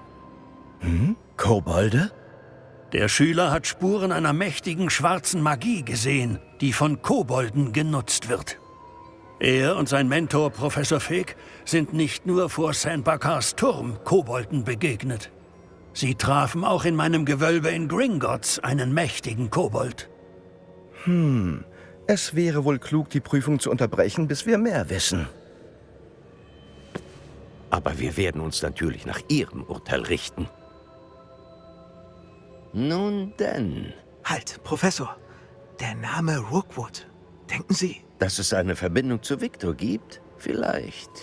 Aber hat sie etwas zu bedeuten? Wer weiß. Erzählen Sie erst mal, was Sie im Denkarium gesehen haben. Bevor die Hexe aus dem letzten Denkarium, Isadora, Professorin in Hogwarts wurde, hat sie sich mit Professor Rackham über schmerzlindernde Magie unterhalten. Hoffentlich bringt uns das nächste Denkarium weiter. Lassen Sie uns erst mal hören, was Ranrock weiß. Ehrlich gesagt weiß ich nicht, wo ich anfangen soll. Aber ich habe eine Idee. Ich habe Sirona in den 3 Besen mit einem Kobold sprechen sehen. Sie schien sich gut zu verstehen. Nun gut, sehen Sie, was Sie herausfinden können. Und vergessen Sie nicht... Mein Stoff. Ja, Sir.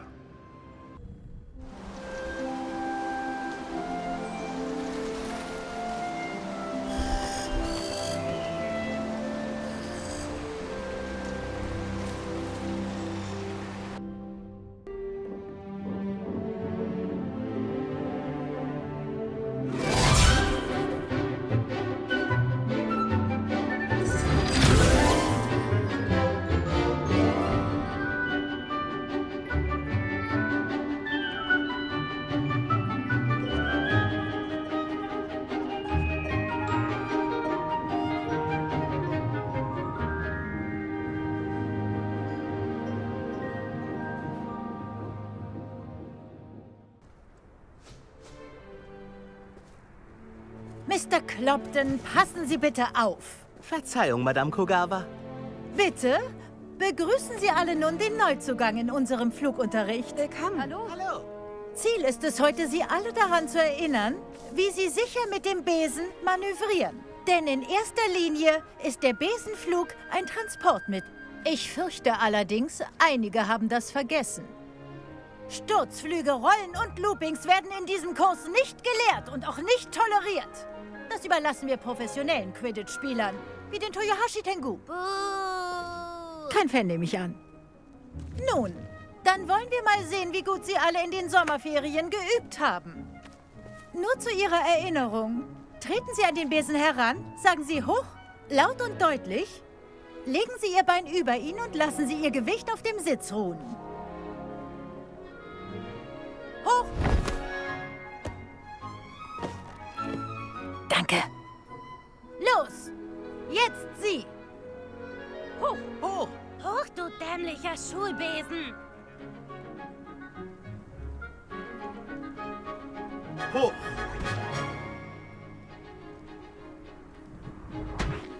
Das eine Bein links und das andere rechts. Ich will hier keinen Damensitz sehen. Da weht es Sie direkt vom Besen.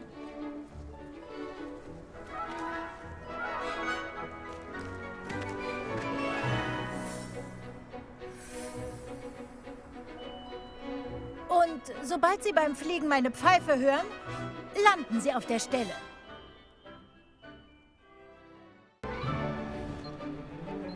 Gut gemacht. Da Sie sich nun an Ihren Besen gewöhnt haben, sehen wir mal, wie Sie eine eher fortgeschrittene Übung meistern.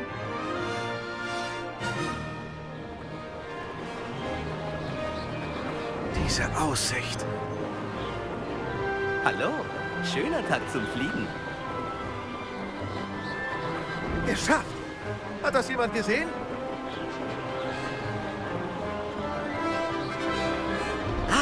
Das alte Bootshaus. Ich wünschte, du hättest die Überquerung des Sees der Erstklässler erlebt.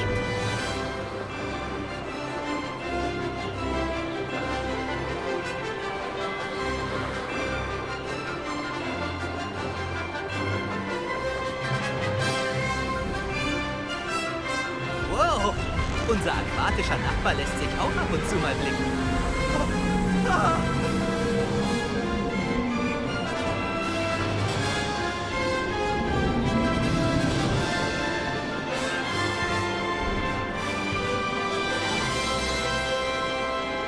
Das macht ziemlich Spaß.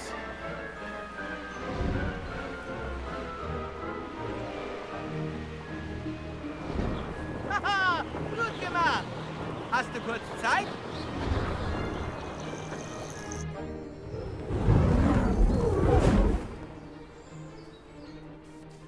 Ich hab gesehen, wie du durch diese Ringe geflogen bist. Offenbar hältst du dich auf dem staubigen Schulbesen ganz gut. Ich kann mir vorstellen, dass du bereit für größere Herausforderungen bist. Aber ich bin zu voreilig. Im Gemeinschaftsraum, weißt du noch, Everett Clopton. Und? Hättest du Lust auf ein kleines Flugabenteuer? Dem kann ich nicht widersprechen. Was schwebt dir vor? Einen kleinen Umweg sozusagen. Folge mir. Die Führung beginnt in Kürze. Bitte mir nach. Gerade fliegen wir direkt über den Verwandlungshof. Wie immer malerisch. Hoffentlich trinkt der Schulleiter seinen Tee heute nicht am Fenster.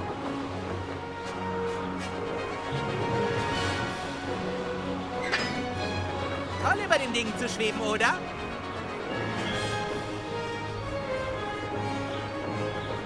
Da sind die Gärten.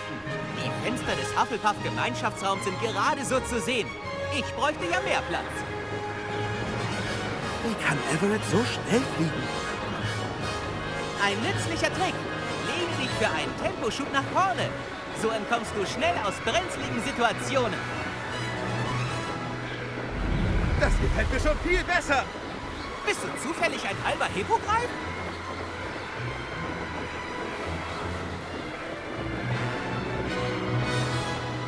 Da ist die berühmte Brücke. Denk nur an all die Magie, die sie aufrecht hält. Sieh sie dir an. Und die Eulerei. Das nenne ich doch mal solide Baukunst.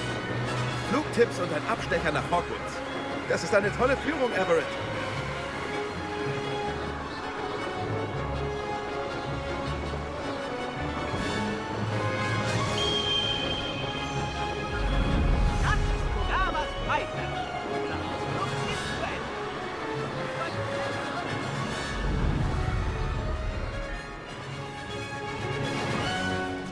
Und wo waren Sie beide? Oh, hallo, Professor. Wir wollten nur noch etwas üben. Die Missachtung meiner Anweisungen hat einen erheblichen Punktabzug zur Folge. Mr. Clopton, ich bin enttäuscht von Ihnen. Sie sind in diesem Kurs, weil Sie sich selbst und Ihrem Besen nicht den gebührenden Respekt erweisen. Aber Professor... Genug! Der Unterricht ist beendet. Und Sie sollten zukünftig an Ihrem Urteilsvermögen arbeiten. Kopf hoch! Das war recht gut geflogen.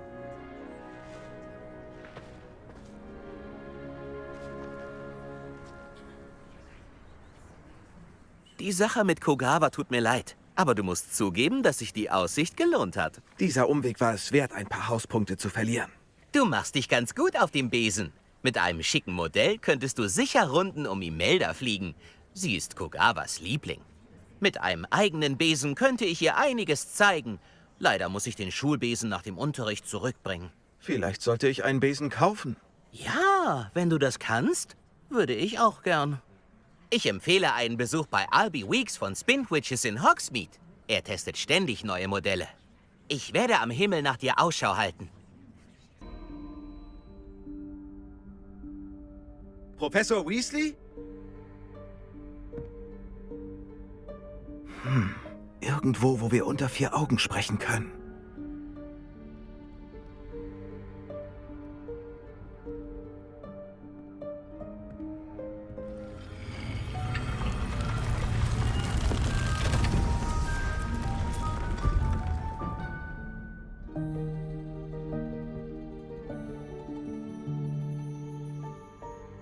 Verzeihung, der Schulleiter hielt mich an und...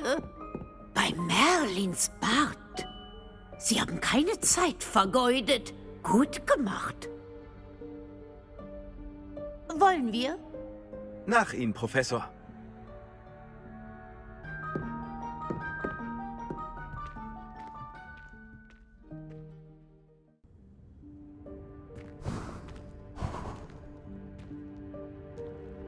Was ist das hier?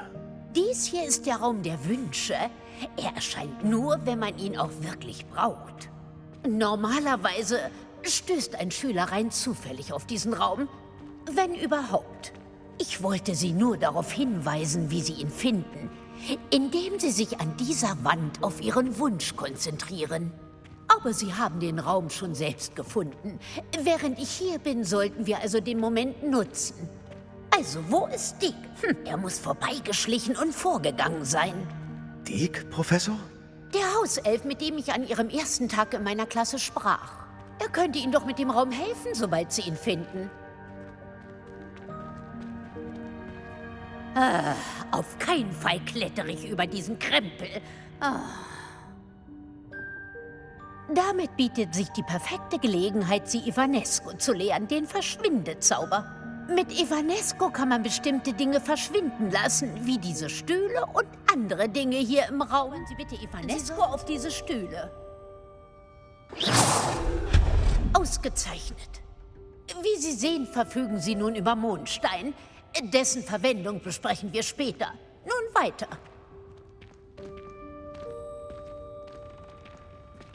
Wo in Merlins Namen steckt dieser Elf? Ist das, Herrje, meine alte Schultasche? Ich habe mich immer gewundert, wo sie hin ist. Dabei war sie die ganze Zeit hier. Ich sehe sie mir nur kurz an. Warum schauen Sie sich nicht ein bisschen um, bis wir Dick finden? Ja, Professor. Oh, meine Güte, können Sie nicht leiser sein? Einige von uns wollen sich ausruhen.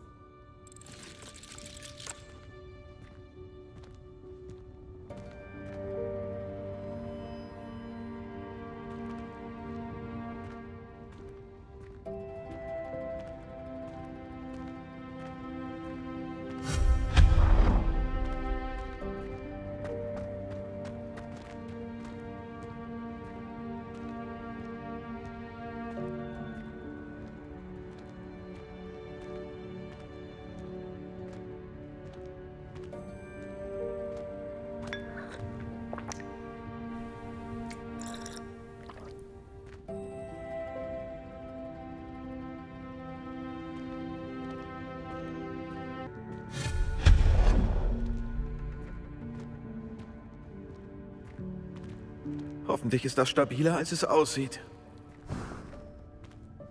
Haltet den Nein, nicht! Das ist nicht hilfreich, du wertloser Haufen Blech!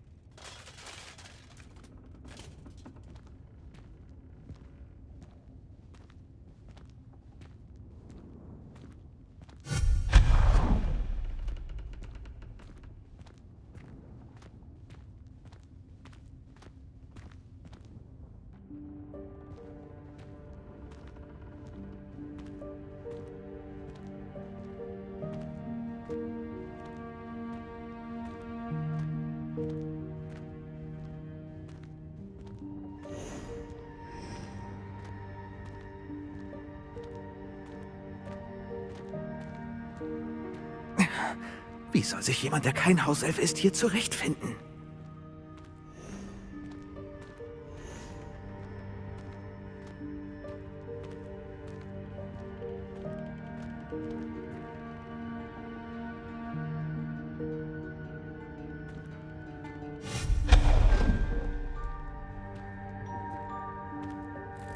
Was war das?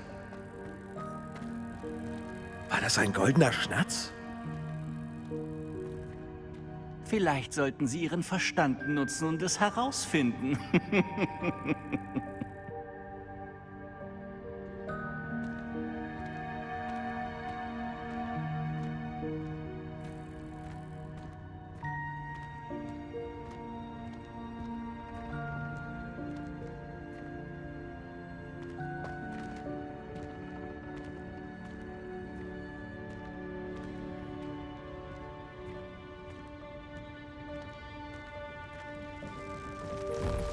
Ich hoffe, dieser Hauself kann uns hier finden.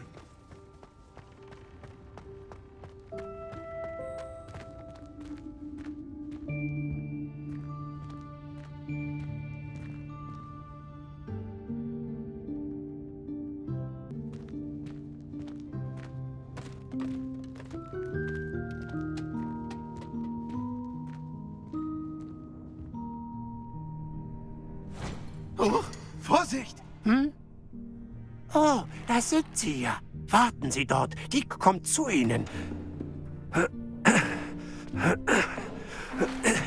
Hallo. Ah, Dick, wir haben dich gesucht. Verzeihung, Professor Weasley. Dick hat sich angeschaut, was seit Dicks letztem Besuch hinzugekommen ist. Ist das die Person? Ja, allerdings. Es ist eine Ehre für Dick. Wir kennen uns seit meiner Zeit als Zweitklässlerin. Wir beide haben den Raum gefunden. Die kennt sie schon. Wir denken, dass ihn der Raum genauso nutzen wird wie mir einst. Dick, wärst du so freundlich? Sehr gern, Professor Weasley. Der Raum der Wünsche ist immer für die Bedürfnisse aller Suchenden ausgestattet.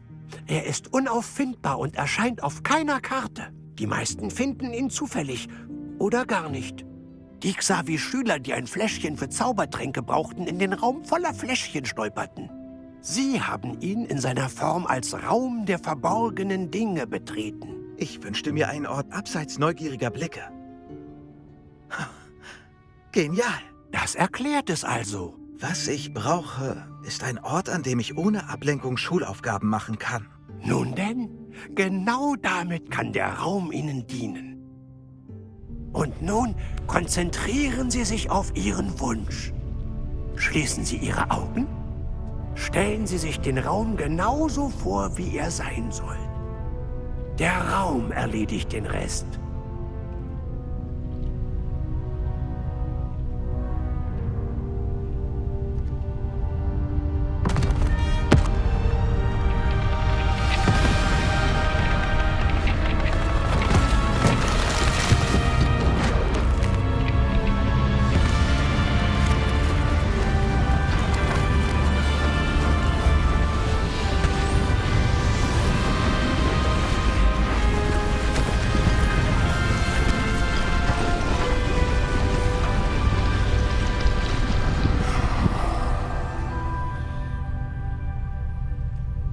Sie haben sich wirklich Platz zum Arbeiten verschafft.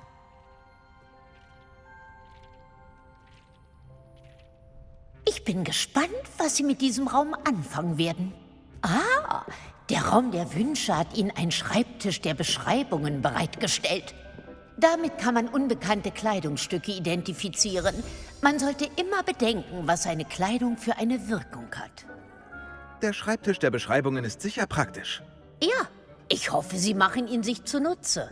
Nun eine kurze Lektion in Sachen Beschwörungen. Der Raum allein bietet vielleicht nicht alles, was Sie brauchen. Beschwören? Ja, das Erschaffen und Herbeirufen von Dingen. Wenn Sie komplexere Objekte beschwören, benötigen Sie etwas, das man Zauberkraft nennt. Zauberanweisungen führen die benötigten Zutaten, also Ressourcen, zur Beschwörung eines Gegenstands auf. Sie finden einige für eine Tränkestation und einen Pflanztisch von Wälzer und Schriftrollen in Hogsmeade. Hab ich.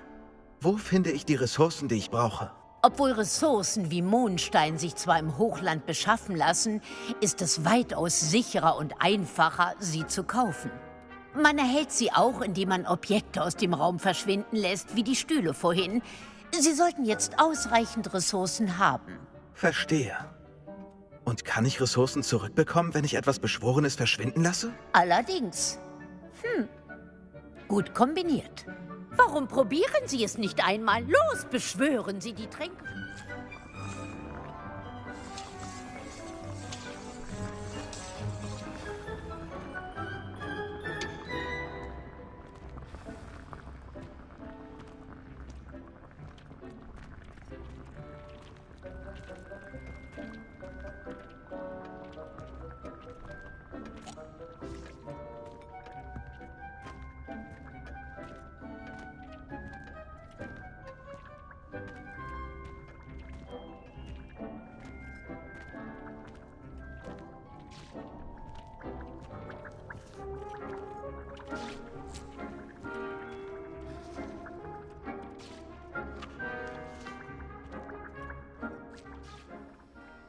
Riesenspaß.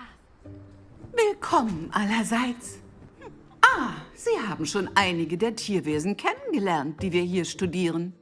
Man sollte diesen Kreaturen mit dem nötigen Ernst begegnen. Sie sind alle auf ihre Weise gefährlich. Vor allem, wenn man nicht weiß, wie man richtig mit ihnen umgeht. Anscheinend sind viele von ihnen aus der Übung. Gehen wir noch einmal die Grundlagen durch, wie man sich um ein Tierwesen kümmert, ja? Miss Sweeting, würden Sie bitte unserem Neuzugang in der heutigen Stunde helfen? Ja, Professor Howen. Hallo, ich bin Poppy Sweeting.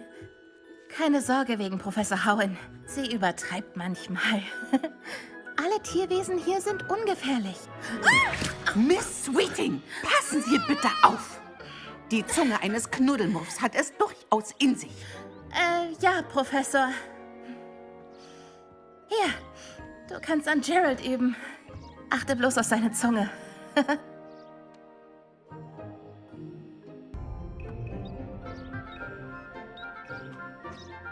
Was denkst du, wonach das Granulat für Gerald schmeckt?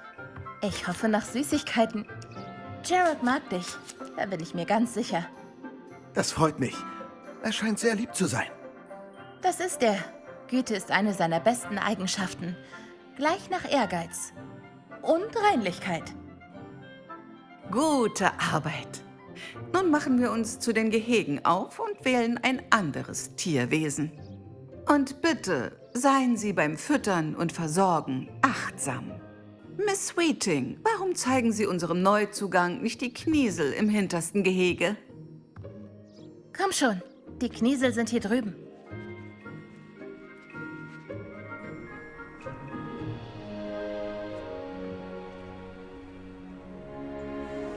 Ah, Knieselschnurrbarthaare sollten mir ein paar Knuts einbringen. Genug für einen Einkauf beim Honigtopf.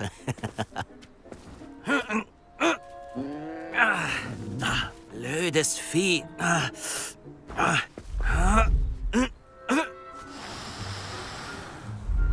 in Merlins Namen machst du da? Du bist seltsam, Poppy. Sorgst dich wegen diesem blöden Vieh? Ihr Name ist Persephone. Ihr Name ist Persephone. Das ist echt nicht lustig.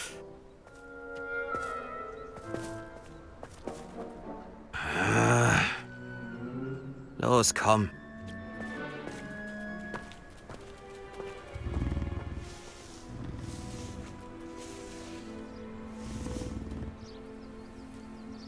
Diese beiden haben nichts in der Nähe der Klasse zu suchen. Zukünftige Wilderer. Persephone hat sie sofort entdeckt. Danke für deine Hilfe. Machen wir weiter. Füttere und bürste die Kniesel so, wie du es bei Gerald getan hast.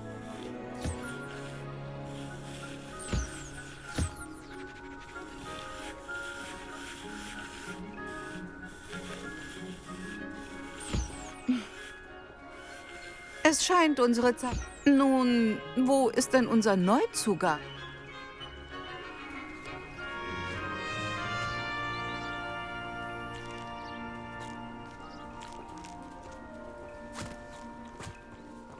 Hallo, Professor. Sie wollten mich sprechen? Ganz recht. Wie war Ihre erste Stunde in Pflege magischer Tierwesen? Wunderbar. Ich glaube, mir wird dieser Unterricht gefallen. Gut.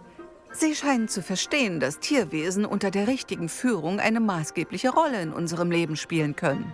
Einige bieten uns Materialien voller magischer Kräfte bei der richtigen Pflege. Das bedeutet auch, sie nicht für ihre Schnurrhaare zu quälen. Das haben Sie übrigens gut gemacht. Überlassen Sie es aber das nächste Mal lieber mir. Ja, Professor. Die sind fast so schlimm wie die Rohlinge aus Rookwoods Meute von Wilderern. Leider sind wir es, die darunter leiden. Überall tote Tierwesen. Eine furchtbare Verschwendung.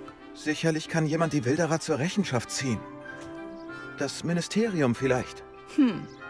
Wie optimistisch von Ihnen. Ich muss mit dir reden. Komm her. Brauchst du etwas, Poppy? Nochmals vielen Dank, dass du etwas gesagt hast, so dass ich es nicht musste. Du warst wie ein Orkiri am Mittag in der Wüste. Ich hoffe, das ist etwas Gutes. Das sagen meine Oma und ich immer. Es heißt, jemand oder etwas ist eine willkommene Überraschung. Oder zumindest bedeutet es das für uns. Ich konnte nicht einfach nur zusehen und nichts tun. Wir sind uns ähnlich. Tatsächlich gibt es da jemanden, den ich dir gerne vorstellen möchte. Im Wald. Jetzt bin ich neugierig. Nun gut, geh voran. Das hatte ich gehofft.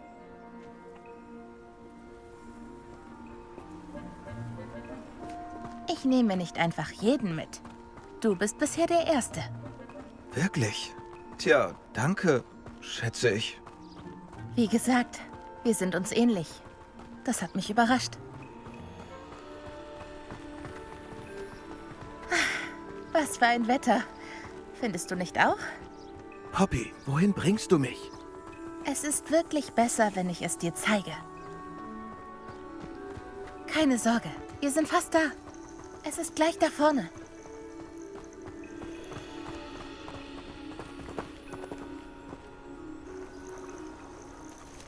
Bleib zurück.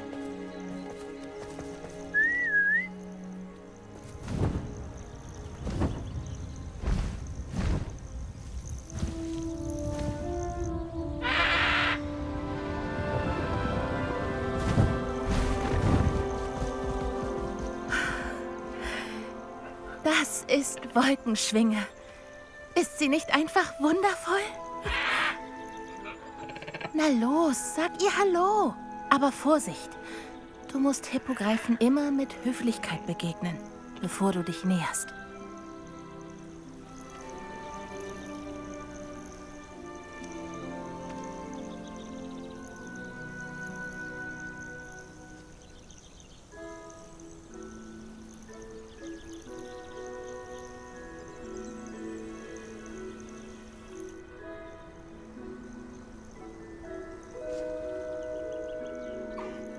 Ich wusste es.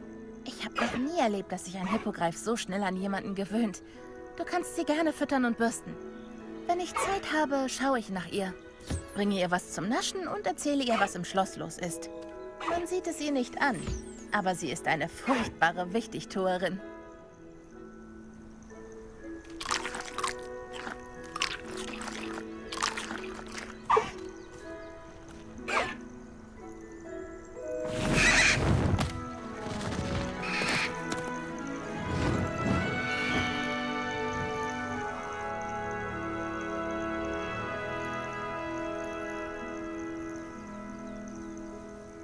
Und? Was hältst du von Wolkenschwinge? Ich finde sie genial. Nicht zu fassen, dass du mich ihr vorgestellt hast. Ich wusste, dass ihr euch verstehen würdet. Sehen die Schüler etwa deinetwegen Hippogreife über den verbotenen Wald fliegen? Könnte gut sein. Wusstest du, dass ein Hippogreif immer für einen da ist, wenn man sein Vertrauen erlangt hat? Ich habe das mit ihr selbst erlebt. Sag mal, wie genau bist du Wolkenschwinge begegnet? Das ist eine lange Geschichte. Aber ich habe sie vor einigen Jahren vor Wilderern gerettet und in Sicherheit gebracht. Danach war alles gut. Bis jetzt. Wie du vielleicht weißt, haben wir hier ein Wildererproblem. Ich befürchte, sie könnten sie erneut einfangen. Und dann bin ich vielleicht nicht da. Professor Howen hat die Wilderer auch erwähnt. Sie meinte, wir könnten uns nicht auf die Hilfe des Ministeriums verlassen. Ich bin nicht oft einer Meinung mit Professor Howen, aber ich fürchte, sie hat recht. Der Einfluss der Wilderer wächst.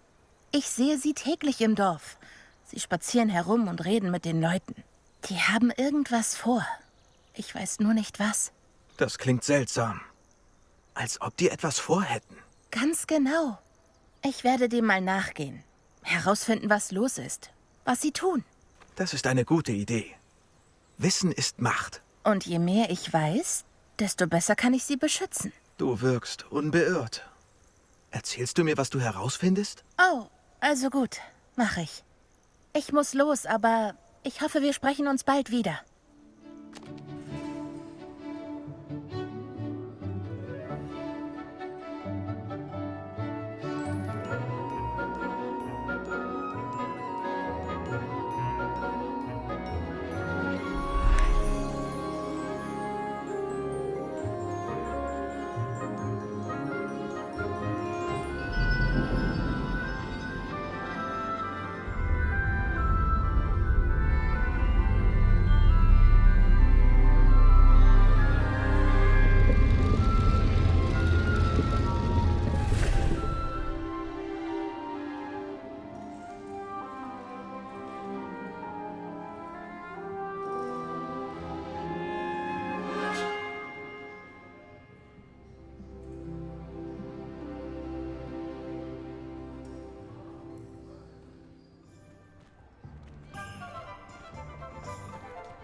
Es gab noch nie ein Team wie die Cannons dieses Jahr.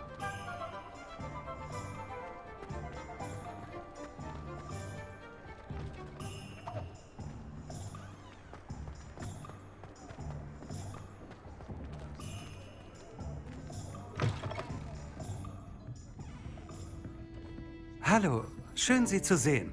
Hallo, Miss Ryan. Ich wollte Ihnen nochmal für die Hilfe mit Rookwood und Harlow am Tag des Trollangriffs danken. Sirona, bitte. Und gern geschehen. Die beiden machen nichts als Ärger. Gut, dass Sie hier waren, als Sie sie gefunden haben. Finde ich auch. Sie sprachen an dem Tag mit einem Kobold. Ja, Lodgok. Er ist ein Freund von mir. Sie schienen gut miteinander auszukommen. Ich kenne ihn seit Jahren. Seit ich hier zu Schulzeiten gekellnert habe, bevor das mein Laden wurde. Er war nett, aber wir waren anfangs noch keine Freunde. Sein Misstrauen gegen Zauberer saß tief. Jetzt sind Sie Freunde? Ja, ich hatte ihn lange nicht gesehen, bis er vor ein paar Monaten herkam. Aber er hat mich sofort erkannt. Was ich von einigen meiner Mitschüler nicht sagen kann. Die begriffen nicht gleich, dass ich eine Hexe und kein Zauberer bin. Nicht alle Kobolde sind wie Ranrock und seine Anhänger. Lodgok ist genauso besorgt wie wir darüber, was da vor sich geht. Wenn das so ist, würde ich gerne mit ihm sprechen. Vor allem über Ranrock. Wo finde ich ihn? Ich nehme an, es geht um die Gerüchte über die Zusammenarbeit von Ranrock und unserem Freund Rookwood. Das stimmt. Wenn er nicht hier ist, findet man ihn oft im Eberkopf, wo er Geschäfte macht. Er ist Metallhändler. Sagen Sie, dass Sie von mir kommen. Er kann Hexen und Zauberern gegenüber etwas misstrauisch sein. Auch so Jungen wie Ihnen. Wenn Sie allerdings Informationen suchen, um Ranrock in Schach zu halten, ist Lodgok Ihr Verbündeter. Danke, Sirona. Wenn Sie Lodgok finden, dann grüßen Sie ihn von mir. Ich weiß nicht, womit Sie sich solch mächtige Feinde gemacht haben, aber bitte, passen Sie gut auf sich auf. Willkommen im Eberkopf. Sitzen Sie, wo Sie wollen. Kann ich bei etwas behilfen? Hallo, Lodgok. Sirona sagte, ich finde Sie hier. Tatsächlich? Hat sie Ihnen Neuigkeiten mitgegeben? Nein. Eigentlich wollte ich mit Ihnen sprechen. Es geht um Ranrock. Jetzt erinnere ich mich. Die 3 Besen. Der Tag des Trollangriffs. Hinter ihnen ist er also her. Richtig. Und ich muss wissen, was er und seine Anhänger vorhaben, um ihnen voraus zu sein. Sagen wir mal, ich wüsste es. Warum sollte ich ihnen trauen? Sirona vertraut mir. Sie sagt, wir hätten vielleicht dieselben Interessen. Tja, wenn Sirona ihnen traut... Na gut.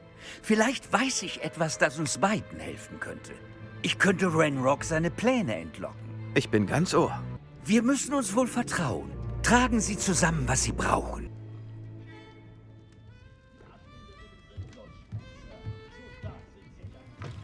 Schöne Aussicht. Ich passe auf.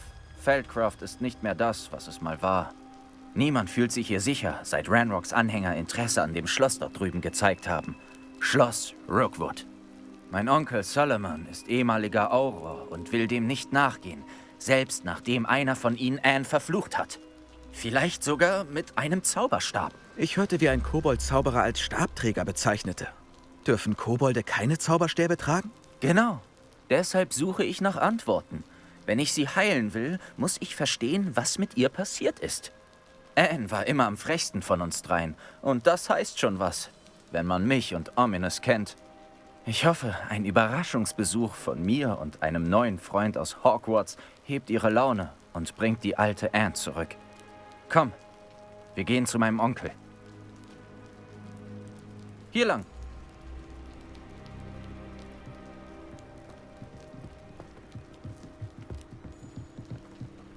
Feldcroft war mal viel lebendiger.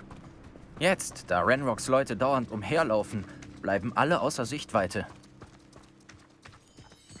Wir sind da. Meine Schwester sollte drin sein.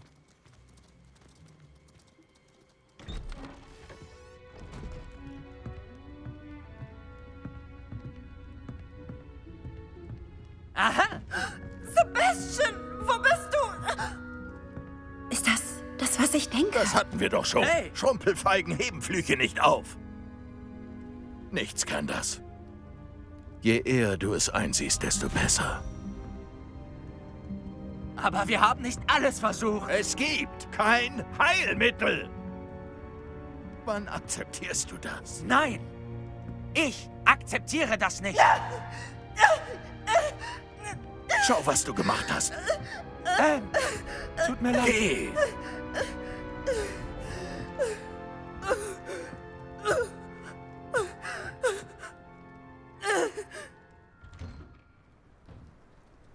Tut mir leid, das war unschön. Wenn's dir nichts ausmacht, ich brauche einen Moment. Armer Sebastian. Nicht der erhoffte Besuch.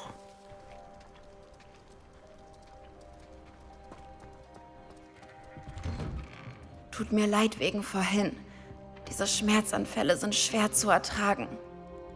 Alles in Ordnung, Anne? Ich wollte mich nicht aufdrängen. Keine Sorge, das hast du nicht. Und mir geht es gut. Der Fluchschmerz kommt in Schüben, oft ganz plötzlich. Niemand hat daran Schuld. Übrigens schön, dich kennenzulernen. Du musst der neue Fünftklässler sein, von dem Sebastian erzählt hat. Das bin ich. Ich lernte Sebastian bei einem Duell in Verteidigung gegen die dunklen Künste kennen. Ach ja, Professor Hackett. Eine mächtige Hexe. Sie weiß, wie sie Schüler wie meinen Bruder und mich im Zaum halten kann. Hogwarts fehlt mir sehr. Aber auch in Feldcroft wäre es ganz in Ordnung, wenn es jetzt nicht so trist wäre. Bei all den Kobolden im Schloss und dem Streit zwischen meinem Onkel und Sebastian ist es nicht mehr der gemütliche Rückzugsort von früher. Sebastian erwähnte, dass dein Onkel mal Auror war, sich aber weigert, gegen Ranrocks Anhänger vorzugehen. Ehrlich gesagt, hätte ich nicht erwartet, dass er so wütend ist. Onkel Solomon ist frustriert. Davon, was mir passiert ist und davon, dass Sebastian denkt, er könnte mich retten. Sie meinen es beide nur gut, aber mein Onkel hat recht. Dieser Fluch kann nicht aufgehoben werden. Das spüre ich. Sebastian kann mir den Schmerz nicht nehmen. Vielleicht kannst du ihm helfen, das zu verstehen. Ich gebe mein Bestes. Ich werde zumindest mit ihm darüber sprechen. Danke. Seine Suche nach einem Heilmittel ist leider vergeblich. Ich bin müde, ich sollte mich wohl ausruhen. Danke für den Besuch. Verzeihung, Mr. Sallow. Oh, er, Sebastians Freund. Ich entschuldige mich für meinen Neffen. Er weiß nicht, wann er aufhören soll. Ich wollte nach Anne sehen. Sind Sie nicht gerade aus dem Haus gekommen? Wie geht es ihr? Es geht ihr gut. Sie wollte sich etwas ausruhen. Man kann nichts für sie tun.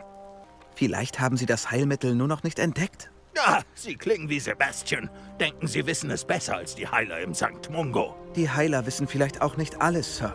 Sebastian ist fest entschlossen, seine Schwester zu retten. Wenn es ein Heilmittel gibt, dann wird er es finden. Ihr Vertrauen in Sebastian ist unangebracht. Irgendeine schwarze Magie hat Anne verflucht. Und die Kobolde werden sich bestimmt so schnell nicht erklären. Ihr Hoffnung zu machen ist grausam. Wir können Anne jetzt nur noch schonen und den Kobolden aus dem Weg gehen. Ich verstehe, was Sie meinen, Sir.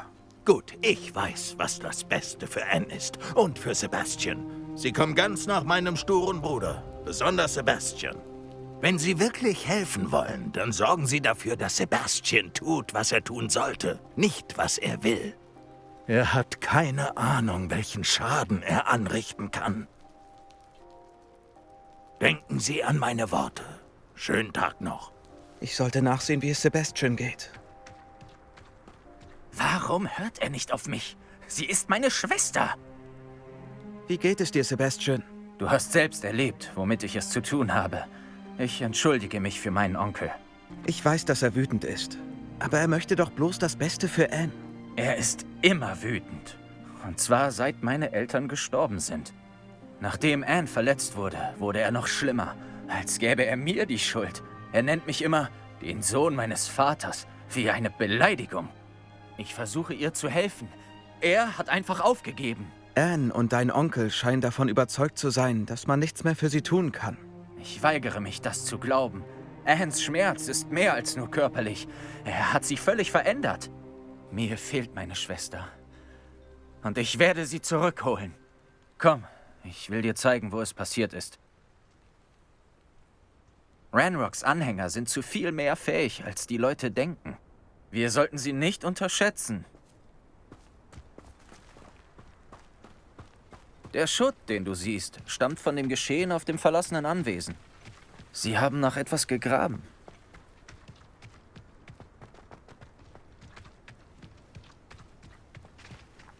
Da oben, auf dem Plateau, haben sie Anne verflucht. Hier entlang. Diese Anhänger haben das verdient. Da stimme ich zu. Hier ist es passiert. Mitten in der Nacht rochen wir Rauch. Als wir nach draußen schauten, schossen Flammen aus diesem Anwesen. Bevor mein Onkel und ich etwas tun konnten, rannte Anne zum Feuer, besorgt, jemand könnte verletzt sein. Sie sah sich einer Horde von Kobolden gegenüber, die verzweifelt versuchten, die Flammen zu löschen. Plötzlich ertönte eine eisige Stimme aus dem Rauch. Kinder sollte man sehen und nicht hören. Dann eine blendende Explosion. Sie gaben ihr nicht mal die Chance zu fliehen. Eine ziemlich gewalttätige Reaktion auf ein Kind, das zufällig da war. Was wollten sie bloß verbergen? Genau mein Gedanke. Vielleicht irre ich mich, aber ich denke, hier könnte etwas sein, das mich zu demjenigen führt, der Anne verflucht hat. Womöglich erfahre ich so, welche Magie ihr geschadet hat und kann ein Heilmittel finden. Vielleicht hast du recht. Die Anhänger sind überall, aber sie scheinen hier viel Zeit zu verbringen. Und bestimmt haben sie etwas zu verbergen. Und in Schloss Rookwood. Sollen wir uns mal umsehen? Sebastian, dieses Haus gehörte einer Hogwarts-Professorin. Vor Hunderten von Jahren. Wem? Was meinst du? An diesem Tag fand ich ein Denkarium in der verbotenen Abteilung. Es zeigte dieses Haus.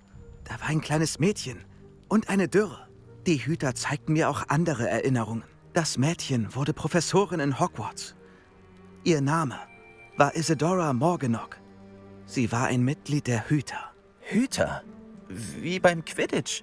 Und du hast ein Denkarium in der Bibliothek gefunden? Ich kann nicht mehr folgen. Ganz schön viel, hm? Ich bin mir nicht mal sicher, ob ich alles verstanden habe. Und nein, keine Quidditch-Hüter. Sie nennen sich selbst Hüter, weil sie eine Art Wissen beschützen. Und es hat mit dem Gewölbe in Gringotts zu tun. Habe ich das richtig verstanden? Ranrock und Rookwood sind hinter dir her, weil du etwas bei Gringotts gefunden hast, wo du per Portschlüssel gelandet bist. Und jetzt siehst du Erinnerungen, die Hüter hinterlassen haben? Oh, und dieses Haus gehörte einem Hogwarts-Professor, der vor Hunderten von Jahren einer dieser Nicht-Quidditch-Hüter war. Würde ich dich nicht kennen, würde ich denken, du machst Witze. Ganz schön viel, wenn man es so betrachtet, oder? Der Punkt ist, wir haben beide einen guten Grund, dieses Haus zu durchsuchen. Du suchst nach Antworten auf das, was mit Anne passiert ist, und ich suche Antworten zu den Hütern. Sieh dir das an. Jemand hat das hier mit Absicht aufgehäuft. Ob das was blockiert? Wir finden es nur auf eine Weise raus. Komm, trink! Ah, eine Treppe.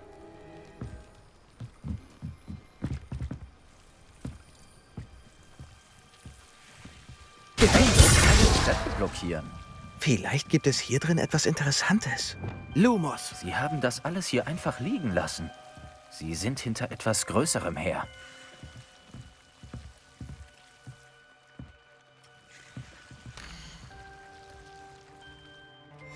Ein Tagebucheintrag von Isidora.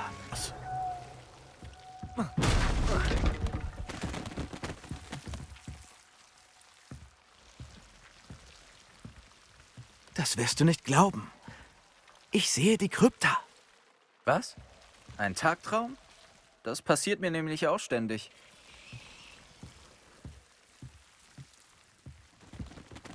Das klingt vielleicht seltsam, aber... Ganz ehrlich? Nichts, was du sagst, klingt mehr seltsam für mich.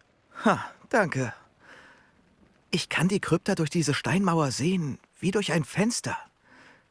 Das ist schon mal passiert. Bin ganz Ohr. Ich habe die seltene Fähigkeit, Spuren alter Magie zu sehen.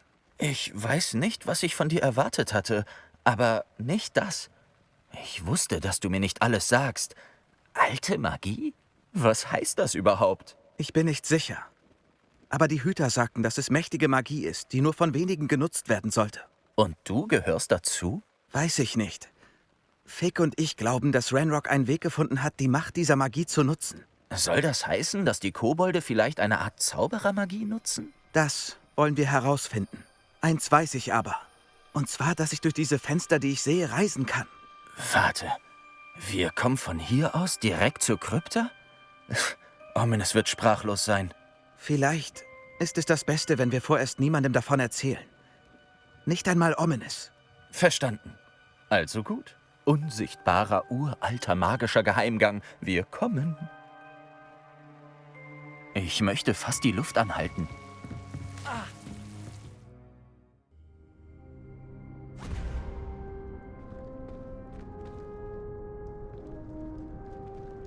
Warum führt die Tür uns hierher? Sebastian, da!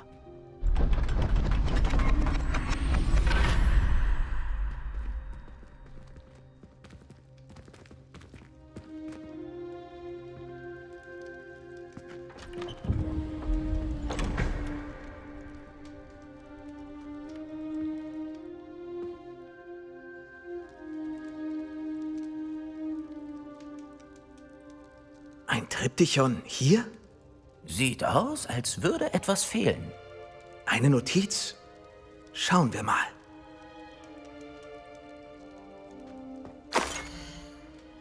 Was Hilfreiches in der Nachricht? Ein Runensymbol. Die Hüter benutzen ganz ähnliche Symbole. Ich habe nachgedacht. In dem Haus lebte vor Jahrhunderten ein Hüter und Ranrock und seine Bande haben dort gesucht.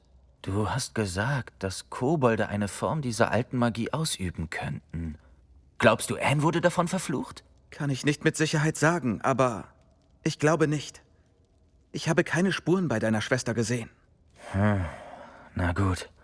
Aber das heißt nicht, dass es keine alte Magie ist. Wir wissen noch so wenig darüber. Stimmt. Vielleicht liefert uns das Triptychon Antworten. Dann müssen wir rausfinden, was all das bedeutet. Aber jetzt muss ich erstmal zu Ominous. Keine Sorge, ich sag ihm nichts.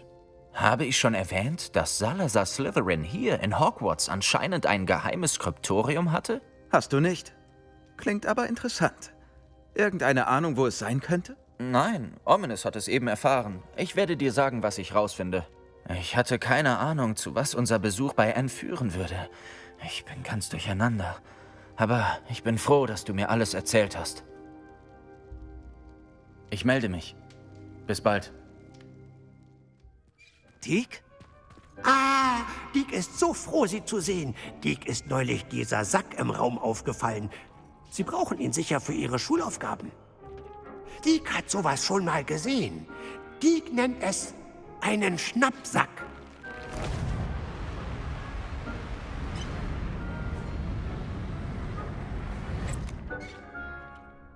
Perfekt zum Sammeln und Transportieren von Tierwesen. Angenehme Brise. Ich habe über etwas nachgedacht, das Professor Howen im Tierwesenunterricht gesagt hat. Dass ich in meiner Freizeit möglichst viele Wesen studieren sollte. Sie meinte auch, dass es hier Wilderer gibt. Wenn ich so drüber nachdenke, sind die Tierwesen vielleicht bei uns besser aufgehoben als allein hier draußen. Denselben Gedanken hatte Deke auch. Sehen Sie, der Raum wusste genau, was Sie brauchen.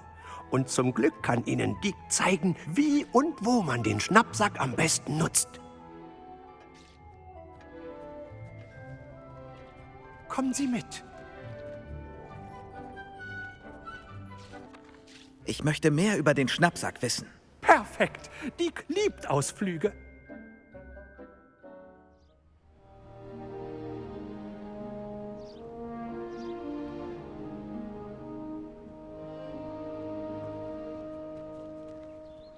Ein schlimmer Wilderer.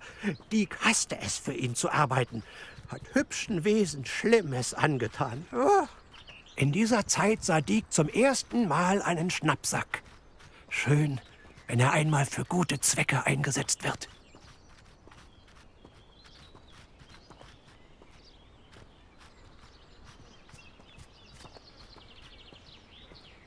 Wir sind da. Deke liebt es, die Wesen hier zu beobachten, besonders die Gruppe Knuddelmuffs in der Nähe. Es ist schön, wenn Sie sicher sind. Gehen Sie nur nahe genug heran, richten Sie den offenen Schnappsack auf den Knuddelmuff und drin ist er. Alles klar.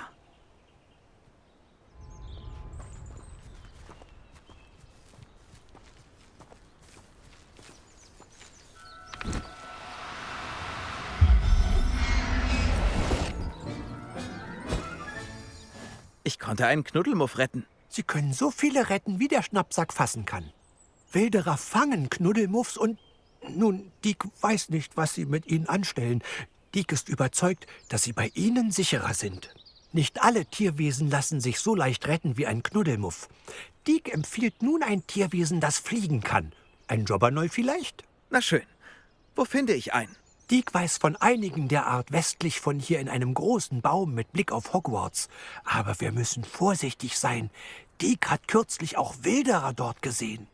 Deke wird sie dort treffen, wenn sie bereit sind. Hallo, Deke. Machen wir weiter? Ja, gut. Deke hatte schon Sorge, dass sie einen Wilderer erwischt haben könnte. Vielleicht sollten wir uns sputen. Die Jobberknolle sind gleich hier, in dem großen Baum.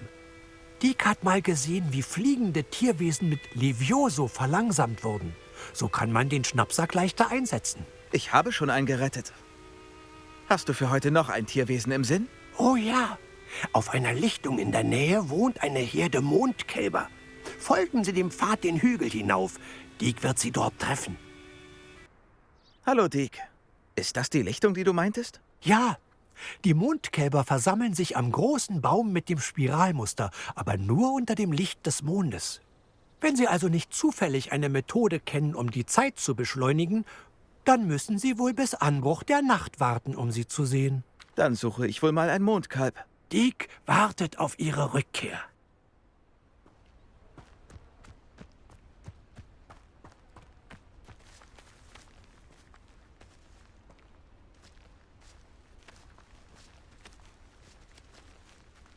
Arresto Momento.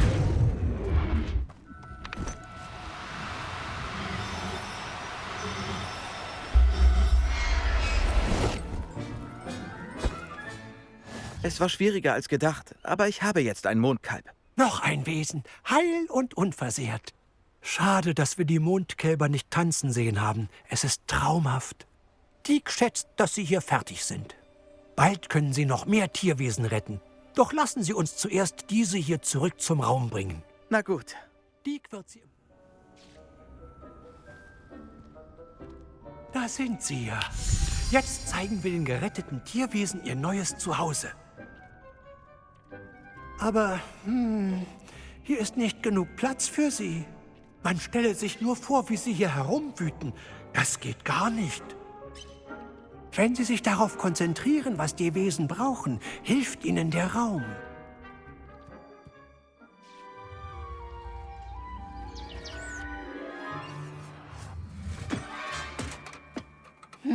An was genau hatten Sie gedacht?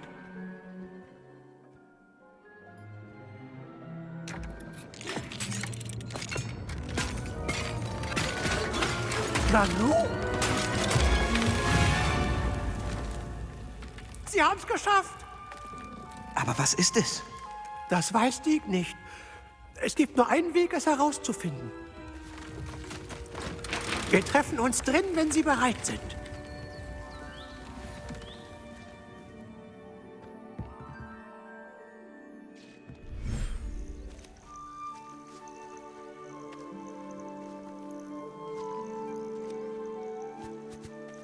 Sehen Sie nur, es ist unglaublich.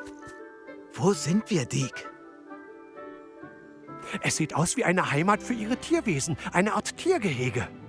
Ihre Tierwesen werden hier behaglich leben, gesund und behütet. Vielleicht möchten Sie sie freilassen, ihnen ihr neues Heim zeigen.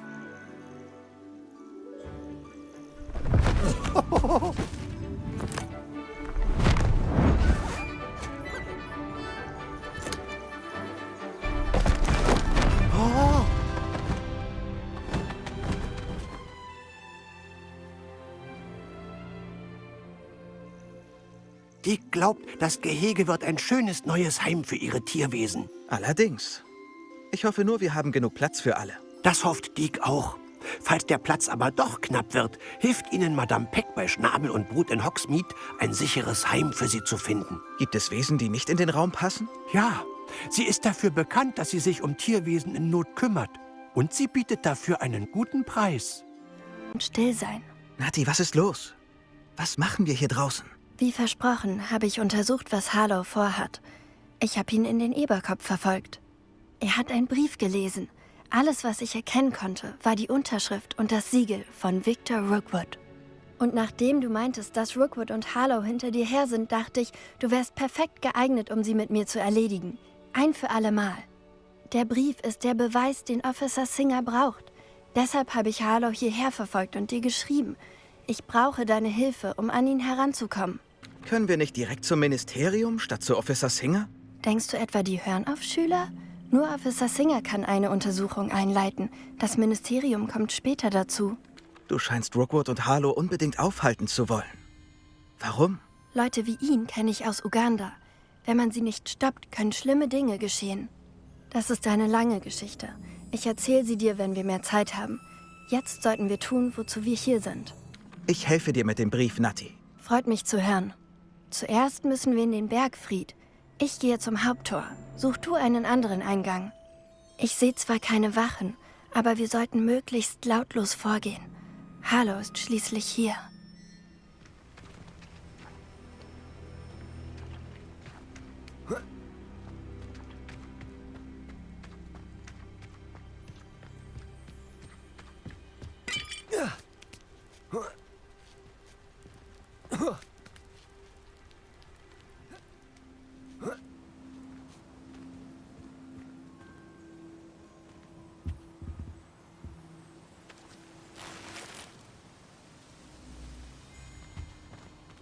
Ich muss einen Weg ins Torhaus finden, um Natty das Tor zu öffnen.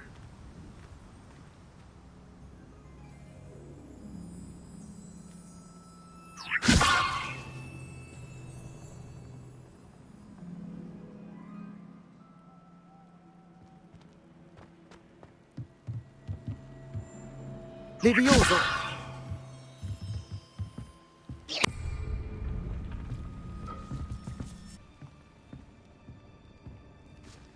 Aha, das könnte das Tor hochziehen.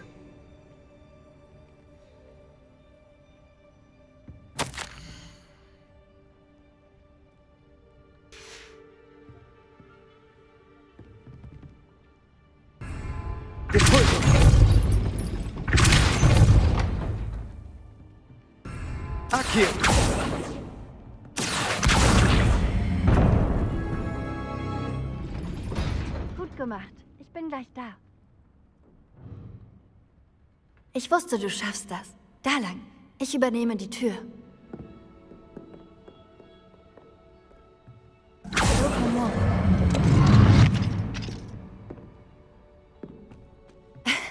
Das ist der Hauptturm. Ich vermute, dass wir Harlow und den Brief dort finden. Wir müssen vorsichtig sein, sobald... Ich höre sie. Haltet das Vieh fest!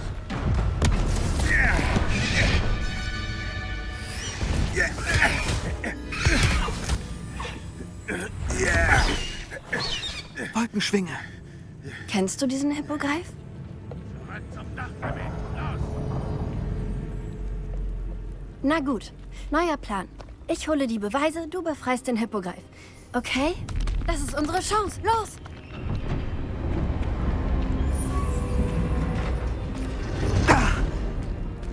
Verdammt! Es muss doch noch einen anderen Weg aufs Dach geben. Irgendwo.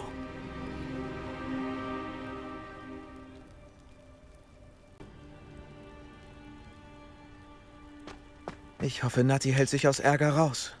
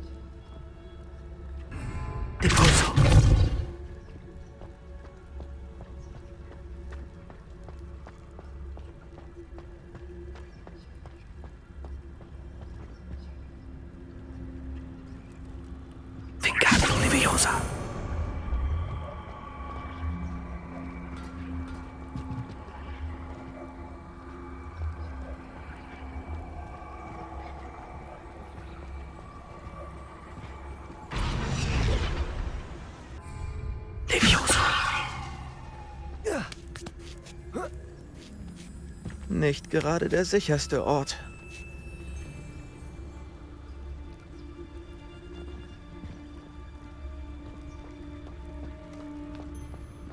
Manieren sind immer wichtig. Wolkenschwinge. Alles ist gut. Ganz ruhig.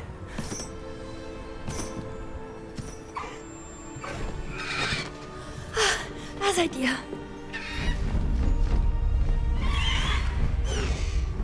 Komm schon.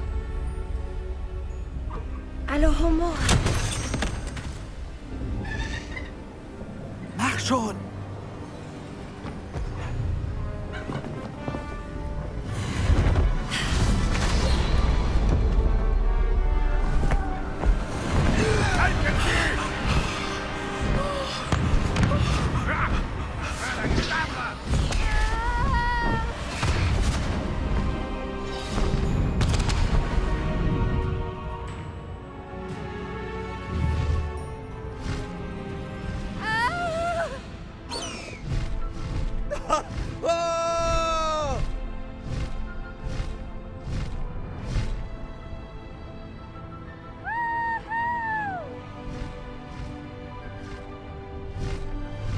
Da ist der Hogwarts Express.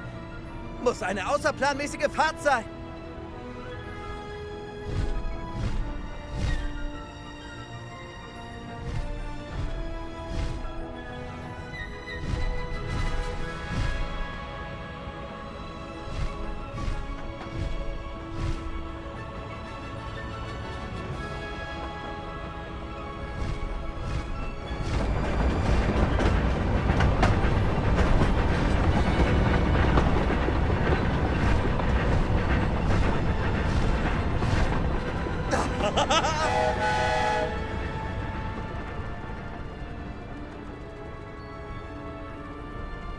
Ob man uns wohl vom Schloss aus sehen kann?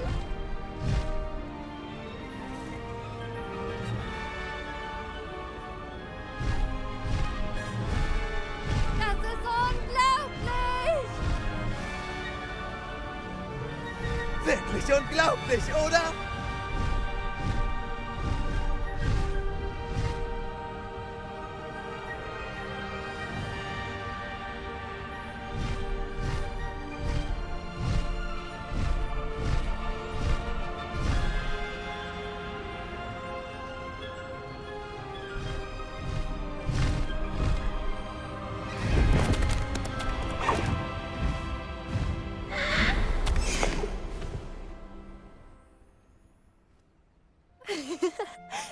aufregend. Es war unglaublich, oder?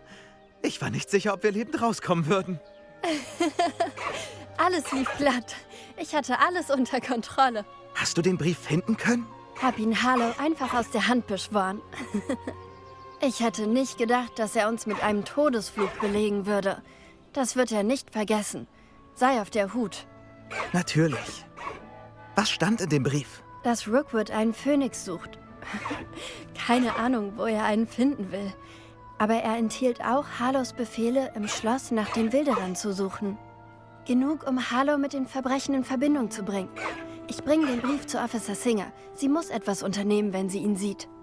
Und jetzt sag mir, wo du diesen Hippogreifen begegnet bist. Ich kannte nur Wolkenschwinge. Und zwar dank Poppy. Poppy Sweeting kennt einen Hippogreif? War ja klar. Poppy wird erleichtert sein, dass Wolkenschwinge sicher ist. Ich habe die richtige Person gefragt. Mutter wird sich Sorgen machen. Ich muss los. Komm bald zu mir. Ich habe viel zu erzählen.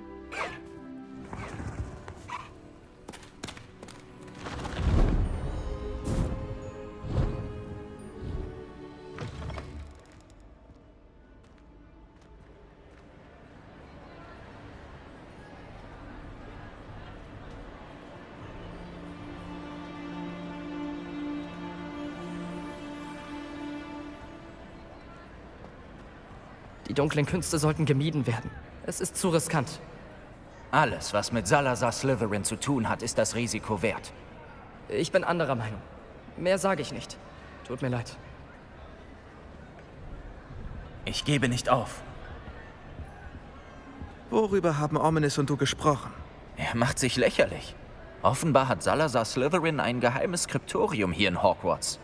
Ominis meint, es wurde für dunkle Künste genutzt, also hält er sich fern. Ich erinnerte ihn, dass Anne ein Heilmittel braucht. Das Skriptorium könnte die Antwort sein. Die dunklen Künste wecken meine Neugier. Hinter schwarzer Magie steckt mehr, als man ahnt. Die Gaunts wissen das. Besser als die meisten. Vielleicht war das unpassend. Ominis Familiengeschichte ist zu persönlich. Ich verstehe. Du musst es mir nicht sagen, wenn du nicht willst. An deiner Stelle würde ich Details wissen wollen. Es interessiert mich durchaus. Und du kannst mir auf jeden Fall vertrauen, wenn du etwas erzählen willst. Ominis lernte die schwarze Magie von seinen Eltern. Sagt dir der Cruciatus-Fluch etwas? Crucio, richtig? Der Cruciatus-Fluch. Auch Folterfluch genannt.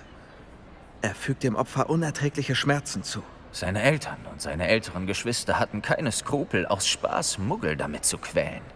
Ominis beschrieb die Schreie der Opfer als entsetzlich. Als er als Kind zum ersten Mal den Zauber selbst ausführen sollte, brachte er es nicht über sich. Zur Strafe verzauberte seine Familie ihn damit. Die Qualen waren so groß, dass er bei der nächsten Aufforderung nachgab. Ich habe Ominis wiederholt versichert, dass er nicht anders konnte, aber er hat sich immer noch nicht verziehen. Wie entsetzlich. Armer Ominis. Er war doch noch ein Kind. Er sollte sich nichts vorwerfen. Nach diesem Vorfall wurde die Kluft zwischen Ominis und seiner Familie immer größer, bis ich auftauchte. Wenn er nicht in Hogwarts ist, ist er bei uns in Feldcroft. Ominis vertraut mir und meistens hört er dann auch auf mich. Ich erinnere ihn daran, wenn ich dem Skriptorium nachgehe. Ich schicke meine Eule. Bald habe ich Neuigkeiten.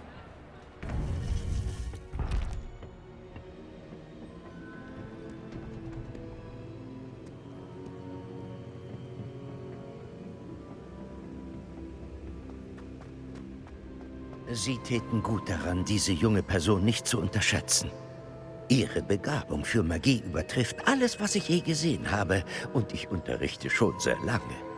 Wie schön, einen solchen Schüler zu haben. Das kann es sein. Da sind Sie ja. Ich habe Ihre Eule erhalten. Ich konnte mit Lodgok reden, dem Kobold, den ich erwähnte. Was haben Sie erfahren? Er und Ranrock standen sich nahe, aber sie haben sich zerstritten. Glauben Sie, man kann ihm trauen? Ja, er wirkte aufrichtig auf mich. Und Sirona Ryan vertraut ihm. Hoffen wir, dass sich Ihre Bemühungen auszahlen und wir etwas über Ranrocks Pläne erfahren. Lodgok hat erwähnt, dass Ranrock etwas sucht. Konnte mir aber nicht sagen, was.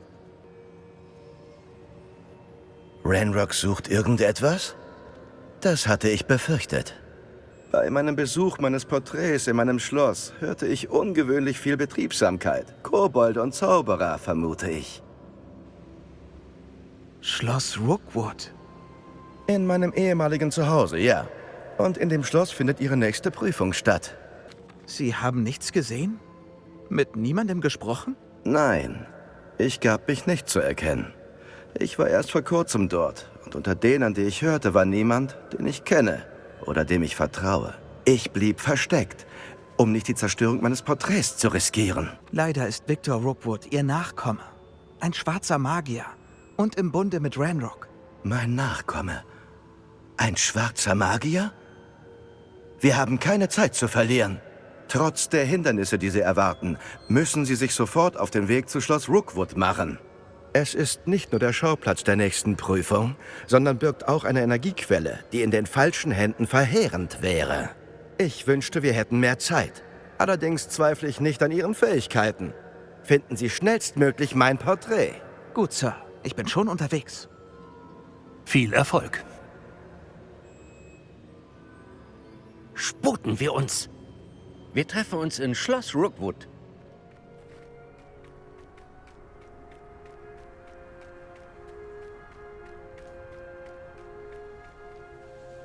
Was geht hier vor sich? Professor Rookwood hatte recht. Hier wimmelt es von Victor Rookwoods Handlangern und Ranrocks Anhängern. Sie machen gemeinsame Sache, aber sie mögen sich eigentlich nicht. Sie werden mir wohl zustimmen, dass wir einen anderen Weg hineinfinden müssen. Gehen wir.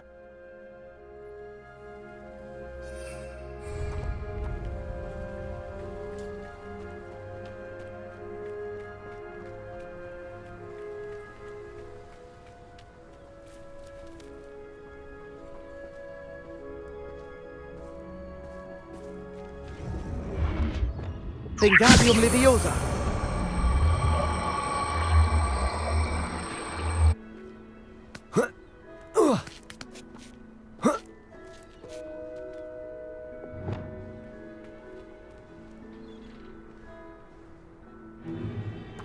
Wenn ich gewusst hätte, dass du das halbe Land umgreifst. Ich müsste nicht rumgraben, wenn du mir endlich das Kind bringen würdest.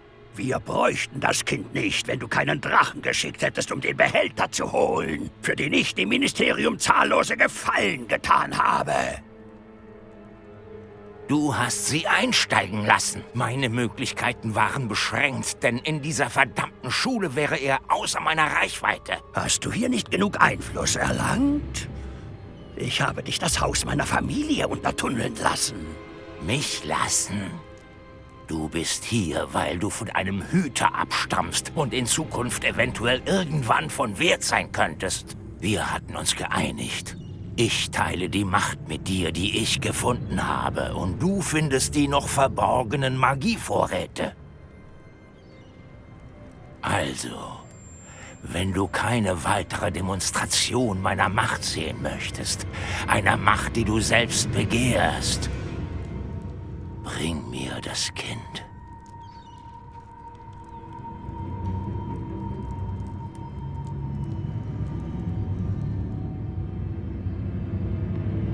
Wir wussten, dass sie hinter ihnen her sind, aber jetzt wissen wir, dass sie Speicher der Magie suchen. Und Ranrock weiß von den Hütern. Ja, das habe ich auch gehört. Professor Rookwood sagte, dass sie nach der nächsten Prüfung mehr verstehen werden. Dann mal auf in das Schloss.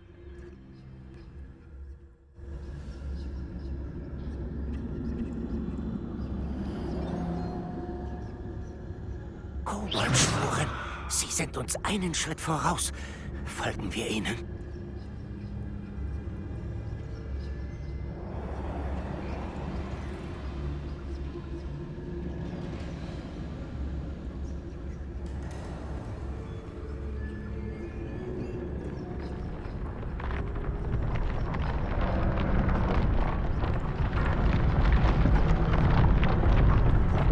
Das muss es sein. Der Magievorrat und die Quelle von Ranrocks Macht. Sieht leer aus. Warum sind sie noch hier, wenn sie alles entnommen haben? Ranrock sagte, dass es noch mehr zu finden gibt. Wenn er damit recht hat, liegt es womöglich hier. Wo auch immer es ist, wir müssen es finden, bevor sie es tun. Wo ist das Porträt?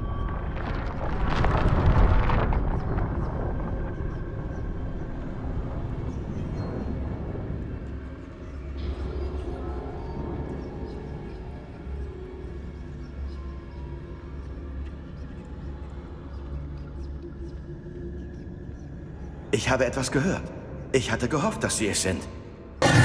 Professor Rookwood, die Kobolde und die schwarzen Magier im Schloss suchen nach Magievorräten und haben eine Art Behälter aufgebrochen. Nein, es ist noch schlimmer, als ich gedacht habe. Wenn, wie Sie es Percival sagten, ein Kobold in seinem Verlies mächtige Magie wirkte, dann haben Sie irgendwie gelernt, das kann nicht sein. Und die wissen, dass sie ein Hüter waren. Ranrock nutzte den Begriff. Das ergibt keinen Sinn. Wie hat... Das besprechen wir später. Jetzt müssen Sie die nächste Prüfung absolvieren. Sagen Sie mir einfach, wo ich hin muss. Sie müssen diese Macht zuerst vollkommen begreifen. Dafür sorgen diese Prüfungen. Macht ohne Wissen ist enorm gefährlich. In den falschen Händen. Wir müssen Ranrock überlisten. Und meinen unseligen Namensvetter. Gut, Professor. Sagen Sie mir, wo ich hin muss. Ich werde es Ihnen zeigen. Professor Fig muss Sie jetzt verlassen.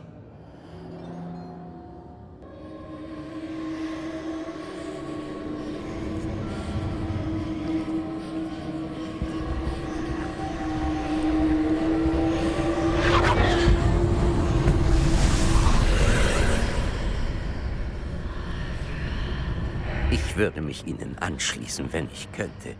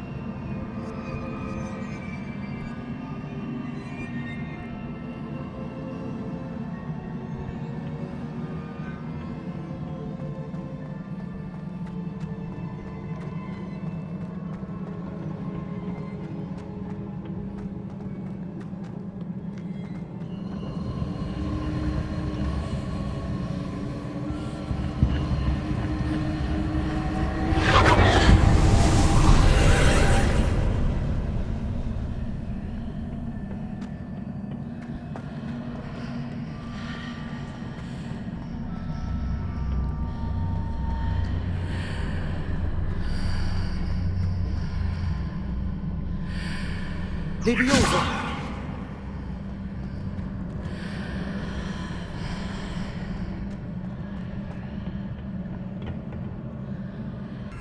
Wingardium Levioso!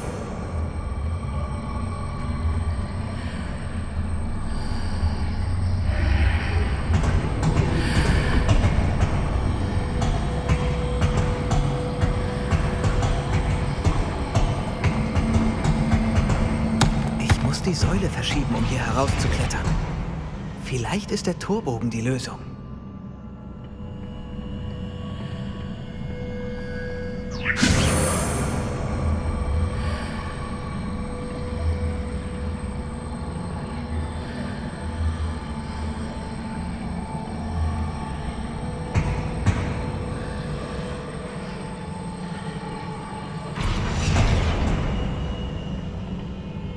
Wingardium Leviosa.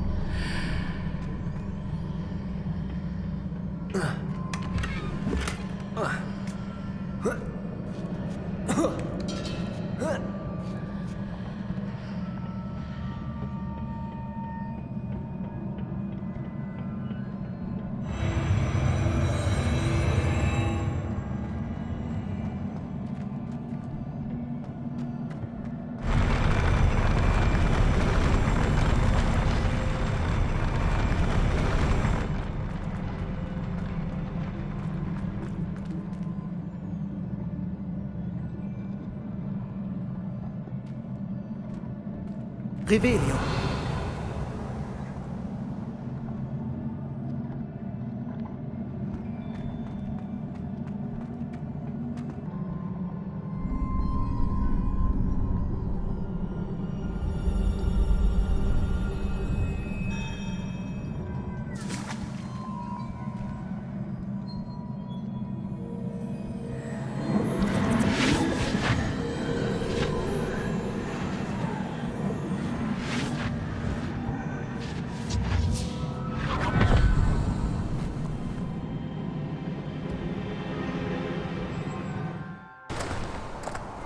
Nun, ich bin neugierig auf Isidoras Reisen. Nur herein.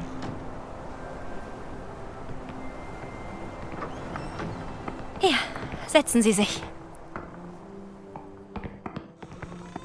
Isidora, wir würden zu gern alle erfahren. Es geht los. Ich muss Ihnen etwas zeigen. Vater, das sind meine Kollegen von Hogwarts. Vater spricht nicht mehr seit dem Tod meines Bruders. Auf meinen Reisen konnte ich meine Vermutungen bestätigen. Es liegt in unserer Kraft, Schmerzen zu nehmen.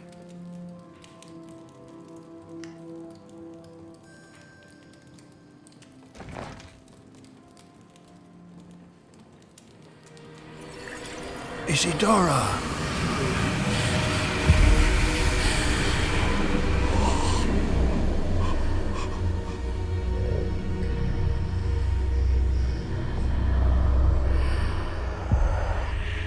Was haben Sie getan? Ich habe ihn befreit.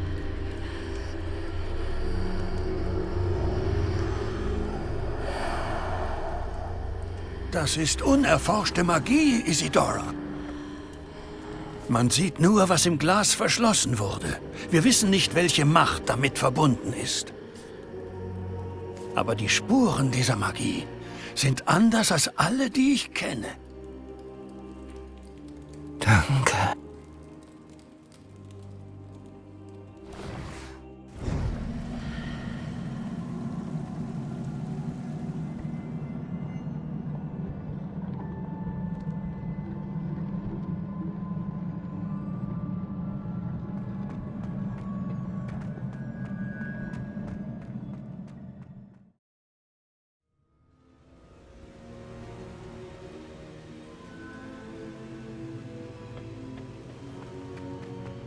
Sie sind zurück.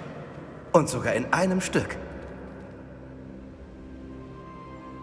Es ist schön, Sie wiederzusehen. Professor Rookwood hat mir erzählt, was auf Schloss Rookwood passiert ist.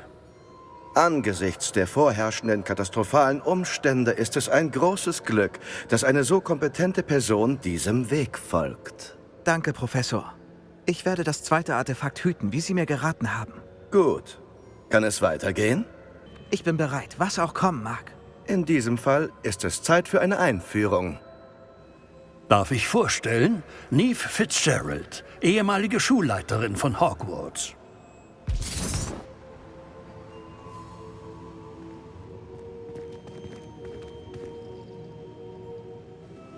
Wie geht es Ihnen? Ich gebe zu, es überrascht mich eigentlich kaum, dass ein Schüler die Prüfungen absolvierte. Ich war stets überzeugt, dass Hogwarts-Schüler alles schaffen, was sie sich in den Kopf setzen. Danke, Professor. Ebenfalls sehr erfreut. Ich bin mir sicher, dass Sie meiner Prüfung mehr als gewachsen sein werden. Jedoch muss ich zuerst den Ort Ihrer Prüfung, wie soll ich sagen, vorbereiten. Wir vertrauen Ihnen, Professor Fitzgerald. Sie sollten am besten wissen, wie man mit dem Umstand umgeht, dass, nun ja... Mit einem hochmütigen und ärgerlichen Schulleiter? Das sollte ich wohl. Ich werde sogleich bestätigen, dass alles in Ordnung ist. Natürlich. Professor Fitzgerald braucht etwas Zeit, um den Weg zu räumen. Bis dahin sollten Sie weiter an Ihrer Magie arbeiten. Sagen Sie Bescheid, sollten Sie in der Zwischenzeit mehr über Ranrock's und Victor Rookwoods Aktivitäten erfahren. Sehr gern, Professor. Ja, ich weiß. Ich soll meine Zauberkunst verfeinern. Sie lernen schnell. Hoffentlich hören Sie auch bald von Lodgok.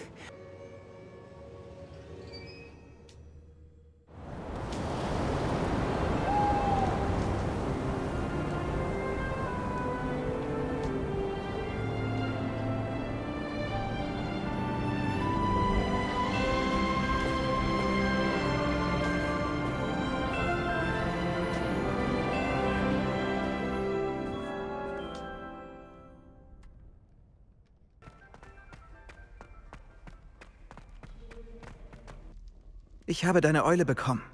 Was ist mit Ominous? Ich sagte ihm, dass wir die dunklen Künste nicht für immer meiden können. Je mehr wir über Salazar Slytherin und die dunklen Künste wissen, desto besser sind wir vorbereitet. Leider weiß nur ein Gaunt, wo sich der Eingang zum Skriptorium befindet. Und Ominous sagt es mir nicht. Vielleicht sollte ich mit Ominous reden. Du? Ein Versuch wäre es wert. Aber mach dir keine Hoffnung. Ominous ist extrem stur. Ist ja nichts Neues. Ich weiß, wo er ist. Ich bring dich zu ihm und lass euch allein. Komm mit. Hier entlang.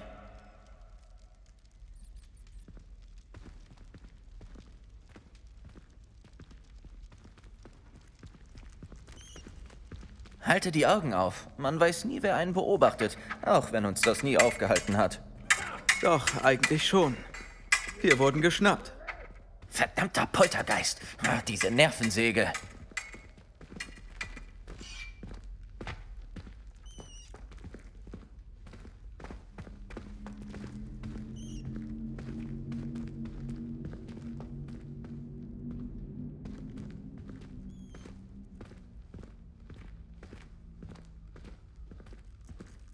Da ist er.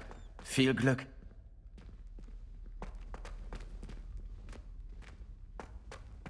Was machst du hier? Hallo, Ominous. Hast du kurz Zeit? Was gibt's?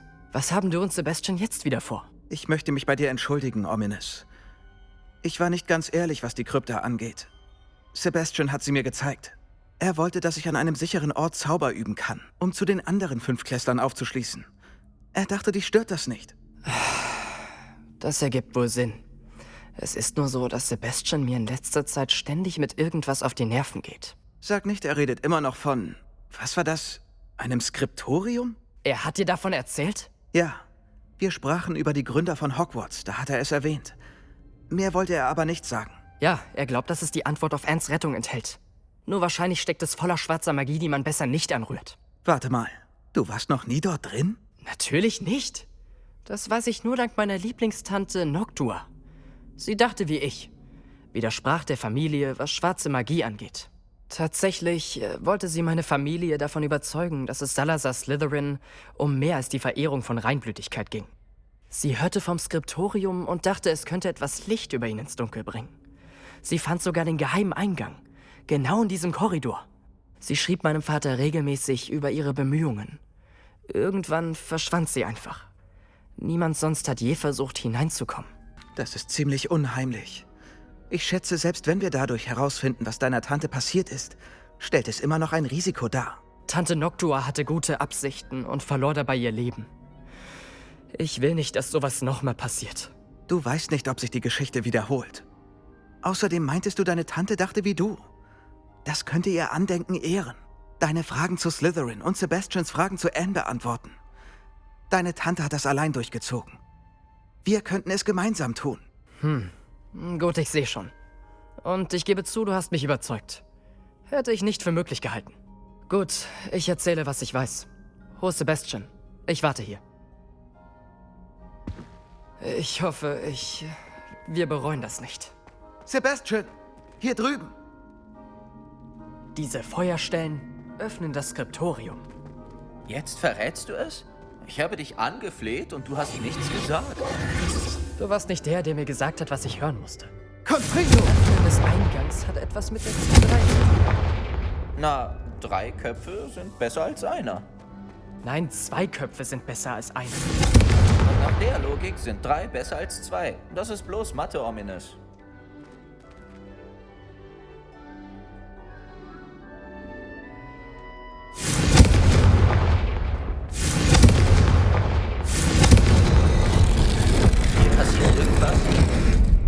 hoffe, wir sind bereit dafür.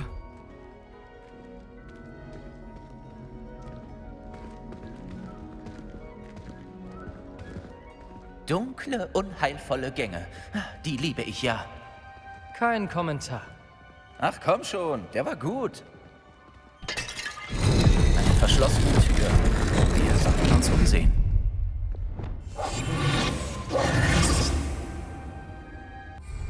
Repar! Der Schutt formt ein Relief mit einem Menschen und einer Schlange. Lumos! Dann höre ich wohl Ihre Stimme.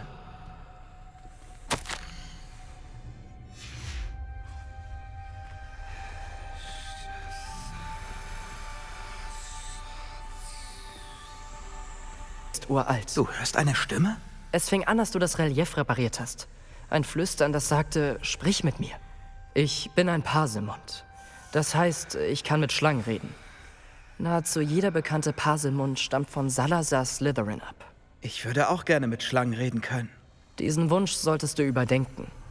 Die Parselsprache wird oft mit schwarzen Magiern assoziiert. Ich habe sie ewig nicht gesprochen, aber ich denke, wenn ich es tue, wird sich die Tür öffnen. Ich hoffe, du überdenkst das noch einmal. Ich sehe keinen Grund, jetzt aufzuhören. Als ich von zu Hause wegging, schwor ich, die dunklen Künste hinter mir zu lassen. Doch hier bin ich nun. Vorsicht! Ich kann nicht glauben, dass ich das tue.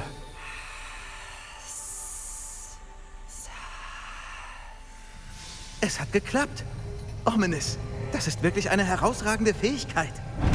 Neben euch beiden fühle ich mich ja richtig unscheinbar. Neben uns beiden? Vergiss es.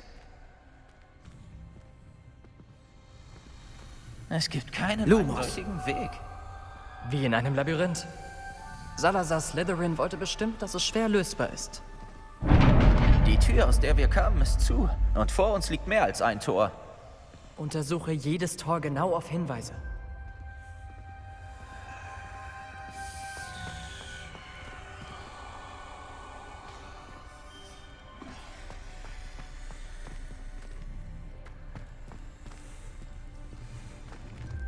Die Feuerschale. Sie ging an, als die Tür sich schloss. Confringo! Lumos!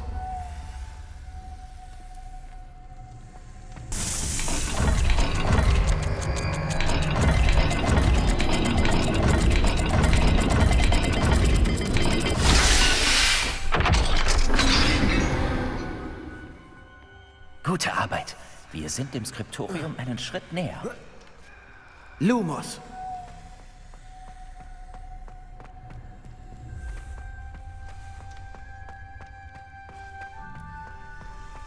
Ich habe da vorne was gesehen. Sieht unheimlich aus. Dieser Ort ist beunruhigend. Aber meiner Tante zuliebe müssen wir weitermachen.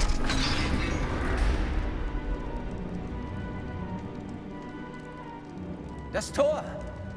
Wir sind wohl eingesperrt. Mal wieder. Oh, dann ist Salazar Slytherin noch nicht fertig mit uns.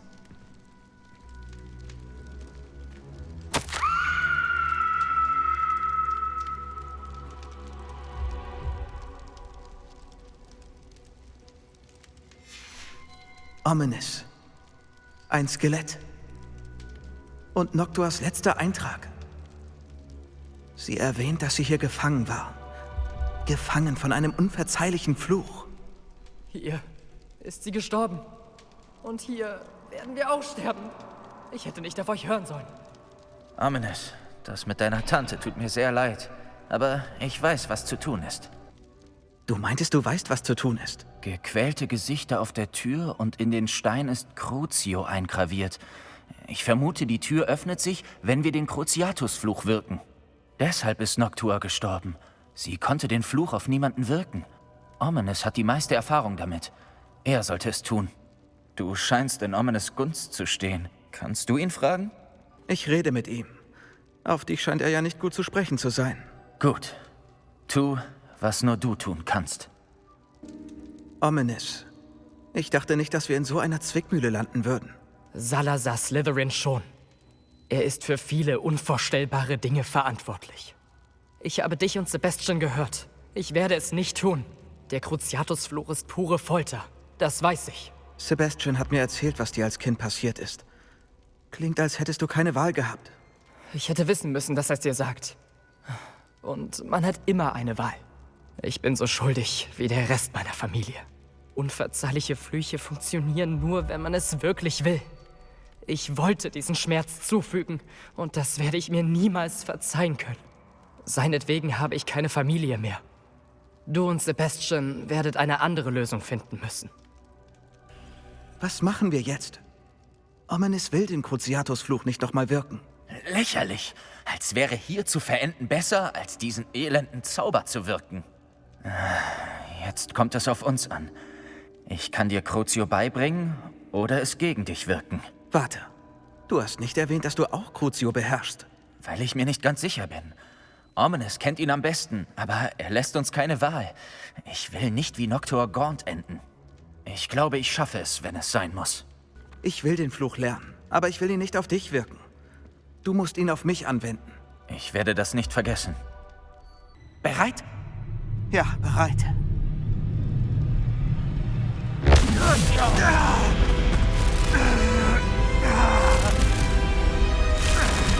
Geht es dir gut?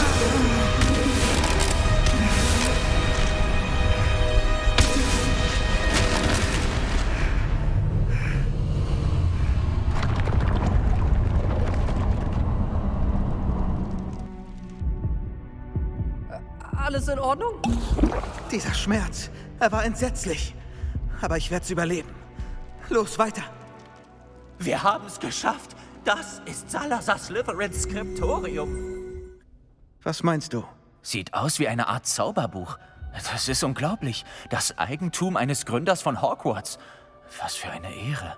Unglaublich, dass Omenes nie von seiner Tante und ihrer Entdeckung sprach. Was wirst du mit Slytherins Zauberbuch tun? Was ich mit jedem Buch tue. Es lesen. Mit Lehrern als Eltern gewöhnt man sich das schon früh an. Aber das kann ich noch später. Erst sollten wir diesen Raum erkunden.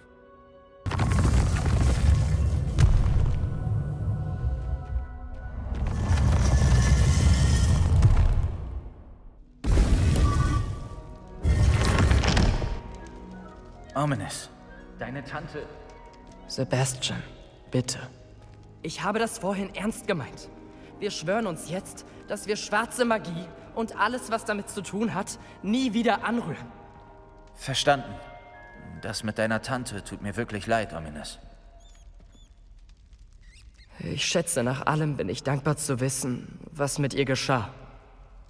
Danke. Du glaubst nie, was ich erfahren habe. Was hast du in dem Zauberbuch aus dem Skriptorium entdeckt? Das Zauberbuch von Salazar Slytherin war schwierig zu interpretieren, aber faszinierend. Er hat den Unterricht in schwarze Magie in Hogwarts gefördert. Weder der Imperius-Fluch noch der Todesfluch waren damals unverzeihlich. Die Schüler sollten, wenn nötig, darauf vorbereitet sein, schwarze Magie zu benutzen und sie nicht fürchten. Darum mussten wir Crucio einsetzen, um ins Skriptorium zu gelangen. Er wollte nicht, dass sein Wissen zu jemandem gelangt, der Angst vor schwarzer Magie hat. Es war nicht leicht, aber Crucio war unsere einzige Option. Ich bin froh darüber, denn in dem Zauberbuch war noch etwas. Hinweise auf ein verlorenes Relikt, das offenbar dem Besitzer die Macht gewährt, Flüche der schwarzen Magie umzukehren. Und du glaubst, dieses Relikt könnte Anne retten? Ganz genau. Ich will nach dem Relikt suchen, aber wir sollten es keinem erzählen, vor allem nicht Omenes. Er würde es nicht verstehen. Wir müssen es ihm sagen. Durch ihn haben wir das Buch gefunden und er sollte wissen, was du erfahren hast. Du weißt, wie sehr er die dunklen Künste fürchtet. Ich sag es ihm, sobald ich das Relikt gefunden habe. Wenn ich mehr weiß, schicke ich eine Eule. Und mach dir keine Sorgen um Omenes. Das jetzt für uns zu behalten, ist zu seinem Besten. Ich entscheide, was zu meinem Besten ist. Omenes, wir wollten gerade frische Luft schnappen. Kommst du mit? Sebastian, du Lügner! Ich habe alles gehört. Du hast geschworen, nie wieder etwas mit schwarzer Magie zu tun zu haben. Nein, ich sagte nur, ich verstehe, dass du das willst. Ich gebe die Suche nach einem Heilmittel für Anne nie auf. Du kannst einfach nicht aufhören, was?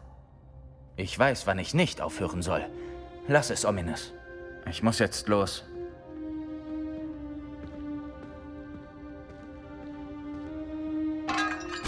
Ich werde nicht aufgeben. Ominous, Sebastian meint es gut. Ich weiß zu schätzen, dass du mich einweihen wolltest. Aber die Suche nach dem Relikt ist keine gute Idee. Sebastian weiß es nicht einmal, aber er ist genauso unverantwortlich und leichtsinnig wie seine Eltern damals. Deshalb sind sie gestorben. Ich weiß, dass seine Eltern tot sind. Aber was ist passiert? Mr. und Mrs. Sallow waren Professoren. Sie verbrachten viel Zeit in der Kellerbibliothek. Immer die Nase in den Büchern. Anne und Sebastian waren oben, als es passierte. Sie hörten ein Krachen und rannten die Treppe runter. Doch es war zu spät.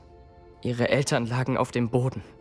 Durch einen Defekt der Lampe im Keller füllte sich der Raum mit einem nicht nachweisbaren Gift. Sebastian und Anne waren hilflos. Sie konnten noch nicht zaubern. Eine schreckliche Geschichte. Ja, genau darum kann ich Sebastians Leichtsinn nicht nachvollziehen. Ich habe Anne im Grunde verloren. Ihn will ich nicht auch noch verlieren. Bitte, meide alles, was mit diesem Zauberbuch zu tun hat. Einige Stellen aus dem Buch, die Sebastian erwähnt hat, machen mir Sorgen. Ich bin froh, dass du das verstehst. Ich hoffe, Sebastian lässt die Sache sein. Aber wenn du was anderes mitkriegst, sag's mir bitte. Ich würde mich freuen. Du bist hier. Gut. Sebastian, das Relikt, von dem du sprachst. Ich denke, einer von Slytherins Schülern fand das Relikt bei der Aufgabe, Sarkophage in dieser Katakombe zu untersuchen. Aus einem Bericht des Schülers geht hervor, dass er oder sie es nicht mitnehmen konnte. Darum vermute ich, dass es noch da ist. Wie schon erwähnt, verleiht dieses Relikt dem Träger die Macht, schwarze Magie wieder aufzuheben. Wenn es in dieser Katakombe ist, muss ich es finden.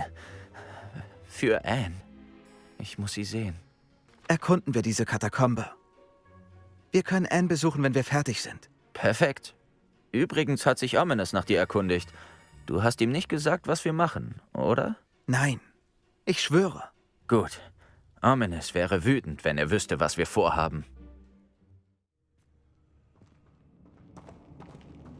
Ich bin mir sicher, der üble Gestank ist der Duft des Erfolgs.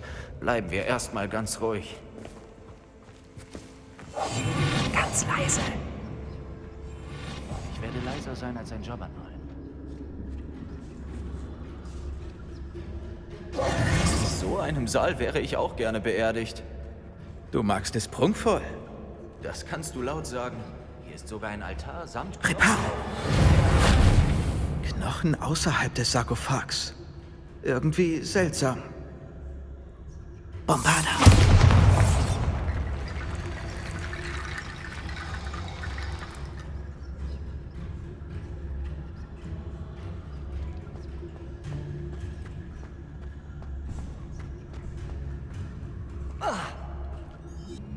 Sieht aus wie ein Teil eines Schülertagebuchs. Hier steht etwas über das Relikt und die Beschwörung von Barrikaden mit Hilfe von Knochen. Natürlich. Der Bericht des Schülers verwies auf einen Raum hinter der großen Halle. Es kann keine Sackgasse sein. Teilen wir uns auf. Du widmest dich der Sache mit den Knochenbarrikaden und ich gucke, ob wir was übersehen haben. Behalte den Tagebucheintrag. Vielleicht hilft er uns noch. Glaubst du, die Seiten wurden absichtlich hier gelassen? Slytherin erwähnt einen Schüler mit einer Tasche voller Notizen und einem Händchen für Zauberkunst. Vielleicht wurden die Seiten absichtlich zurückgelassen oder der Schüler hat sie fallen lassen. Da ist mehr dran, als selbst ich gedacht habe.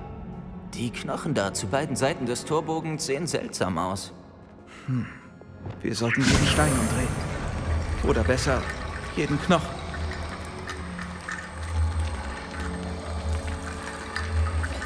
Wenn dieser Torbogen verbarrikadiert wurde, finden wir einen Weg hindurch. Bombarda!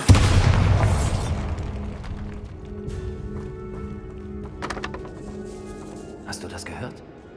Es ist ein Zauber. Gruselige Geräusche sind zu unvermeiden. Ach, hier. Arresto Momento. Wingardium Leviosa.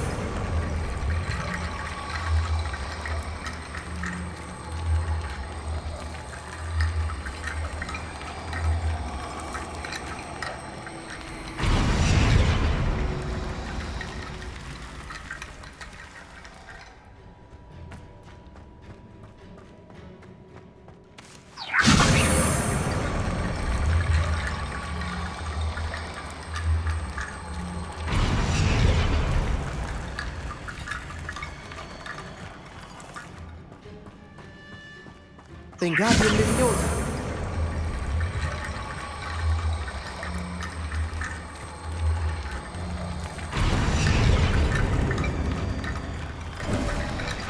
Es hat geklappt. Ich wusste, das klappt. Hatte so ein Gefühl in den Knochen.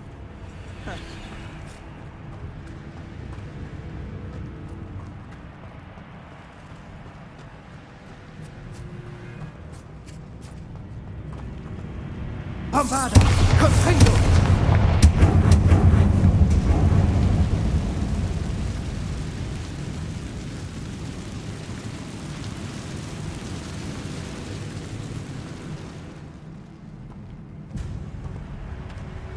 Sackgasse. Na toll. Alles umsonst. Warte mal. Gib noch nicht auf.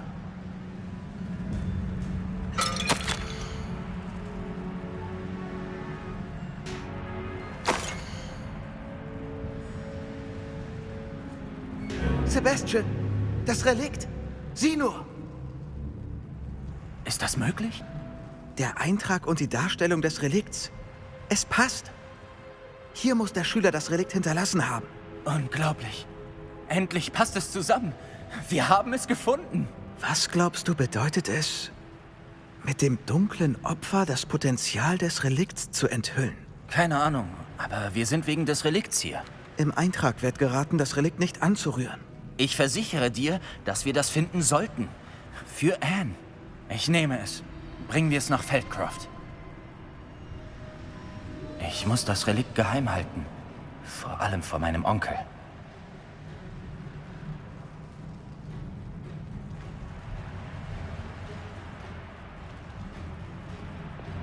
Ganz leise.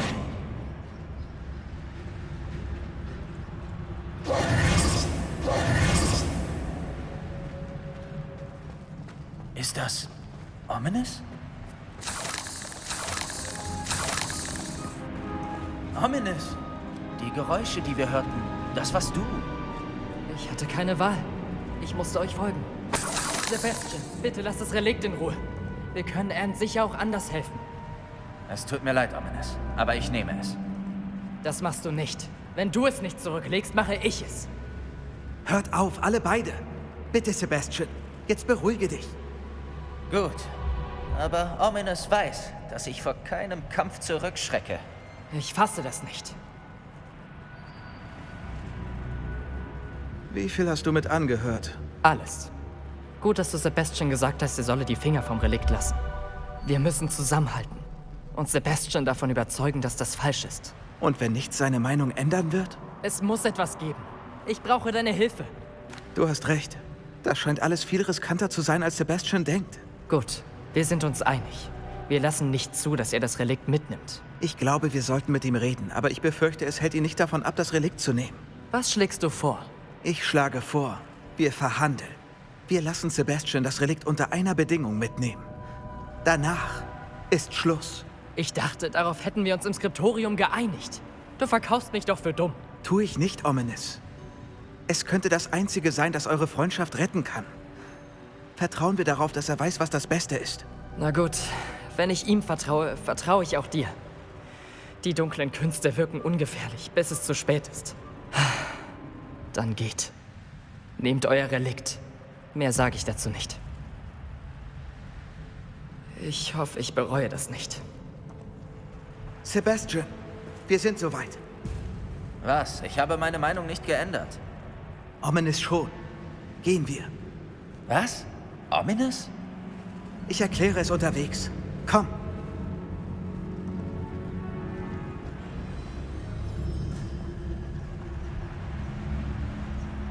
Und? Was habt ihr besprochen? Ominous und ich haben uns geeinigt. Ein Moment mit dir reicht also aus, damit Ominous seine Meinung ändert. Huh? Ich habe ihm gesagt, wir sollten dir diese Chance geben. Dass das Relikt so wichtig ist. Da muss doch mehr dahinter stecken. Sag es mir. Wir haben uns geeinigt, Sebastian. Du hast mein Wort.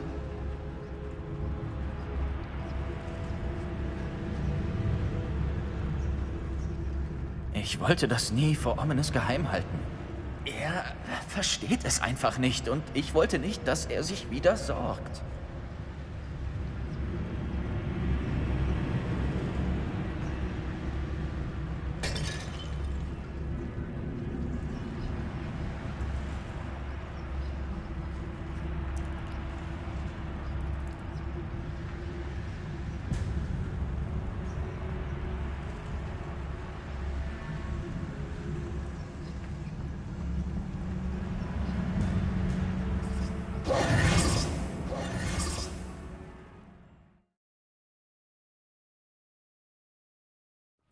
Als wir gegangen sind, wollte Ominous mich nicht mal ansehen.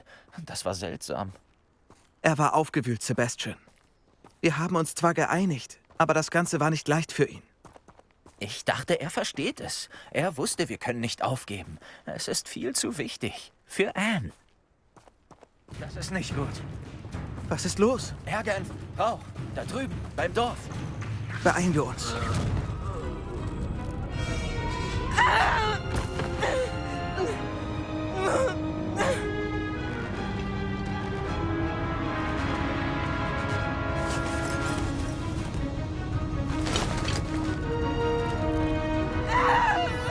Imperium!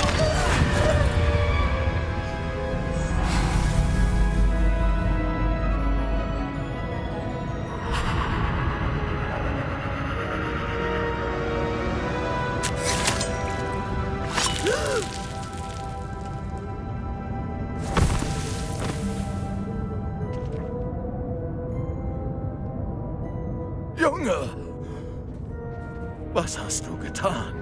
Ich habe Anne gerettet! Mit einem unverzeihlichen Fluch. Aus diesem verdammten Buch. Dein Vater würde sich schämen. Du bist zu weit gegangen, Sebastian. Bleib fern von ihr. Von uns allen.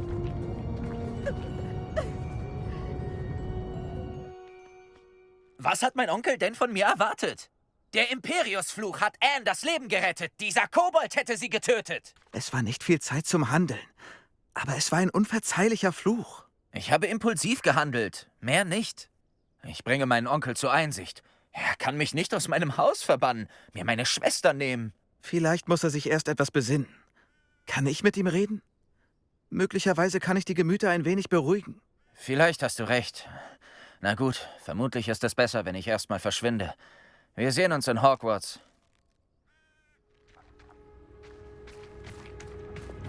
Reparo!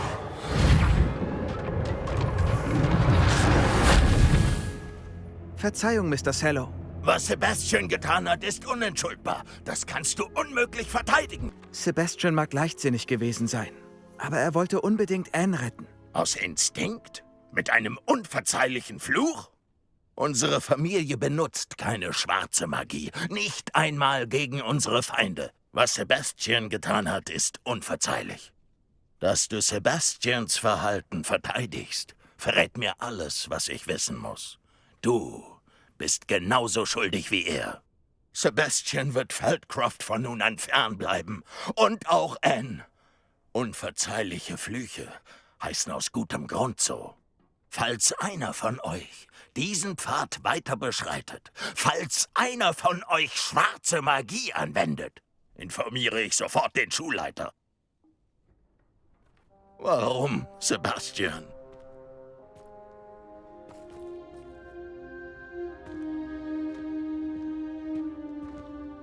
Hast du meinen Onkel gesprochen? Ich wünschte, ich hätte bessere Nachrichten von deinem Onkel und Anne. Und? Was hat er gesagt? Ich fürchte, er will dich nicht in der Nähe von Feldcroft. Oder Anne. Ich musste verhindern, dass der Kobold meine Schwester tötet.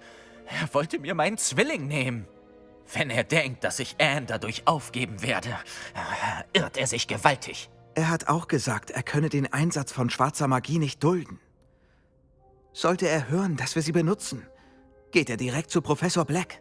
Ha, dieses Relikt, schwarze Magie oder nicht, wird Anne retten. Den Fluch umkehren. Ich werde Anne nicht verlieren.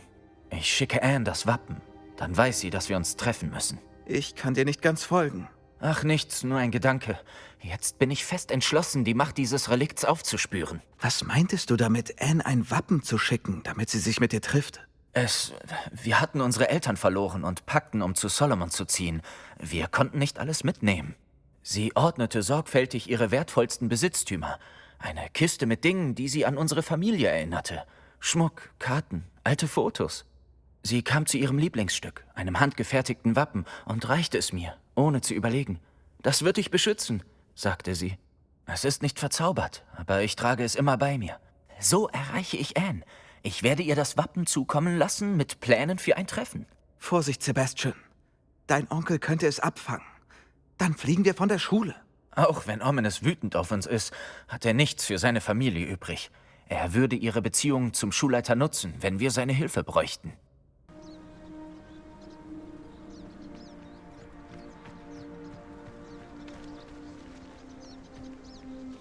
Ihre Nähe kommen. Du sagtest, du wüsstest etwas Neues zu den Wilderern. Und dass es mit mir zu tun hätte. Stimmt. Ich habe im Eberkopf was mitbekommen und... Sie haben den Befehl von Victor Rookwood, dich sofort gefangen zu nehmen. Hat das etwas damit zu tun, dass Rookwood und Harlow dich nach dem Trollangriff in den 3 Besen belästigt haben? Irgendwie schon. Aber gerade würde ich lieber von dir hören, was die Wilderer noch vorhaben. Sicher. Aber ich hoffe, du sagst mir, wenn ich helfen kann. Vor allem nach dem, was du für Wolkenschwinge getan hast. Sagt dir der Name Hornschwanzhalle etwas? Ich glaube nicht. Warum? Was ist das? Offenbar das bestgehütete Geheimnis der Wilderer. Der Name wurde 2-mal genannt, aber sie ging nie ins Detail. Außerdem habe ich einen von ihnen prahlen hören, wie viel Gold sie verdienen. Sicherlich auf Kosten unschuldiger Kreaturen. Sie haben auch diese Gegend erwähnt und ich dachte, wenn wir uns etwas umsehen, finden wir heraus, was sie im Schilde führen. Wenn du meine Oma triffst, dieser Ausflug hat nie stattgefunden. Keine Sorge, Poppy. Wenn ich deine Oma je treffe, erwähne ich das hier nicht. Normalerweise sage ich ihr alles. Sie ist meine beste Freundin nach Wolkenschwinge, aber sie weiß, was ich von Wilderern halte. Ich glaube, sie fürchtet, ich könnte etwas Törichtes tun. Wie kommt sie denn nur darauf? Hier lang.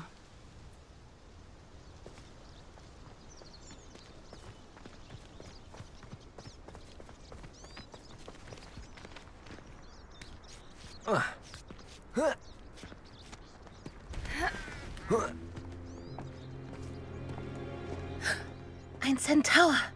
Sei vorsichtig. Ein ganzes Schloss und Sie möchten ausgerechnet hier lang. Bitte, wir wollen keinen Ärger. Wir müssen nur hier durch. Halten Sie uns für dumm, dass wir nicht merken, wie immer mehr von Ihrer Art herkommen, zusammen mit den Wilderern? Wir sind nicht auf Ihrer Seite. Im Gegenteil, wir wollen Sie aufhalten. Ich hoffe für Sie, dass das stimmt. Unsere Geduld mit den Wilderern und ihren Handlangern wird bald am Ende sein.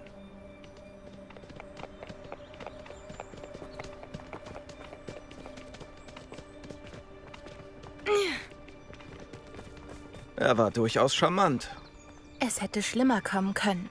Zentauren mögen Zauberer nicht besonders. Und die Wilderer sind da keine Hilfe. Aber warum hat er geglaubt, wir hätten etwas mit Wilderern zu tun? Ich habe die Wilderer mit einigen Bewohnern von Hogsmeade sprechen sehen. Ich weiß nicht warum. Vielleicht sind die Zentauren deshalb misstrauisch.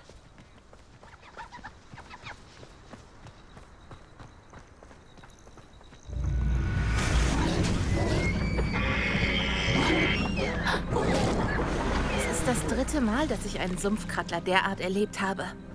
Es scheint, viele Tierwesen sind in letzter Zeit aggressiver als sonst. Das ist mir auch aufgefallen. Fast so, als wäre was im Wasser.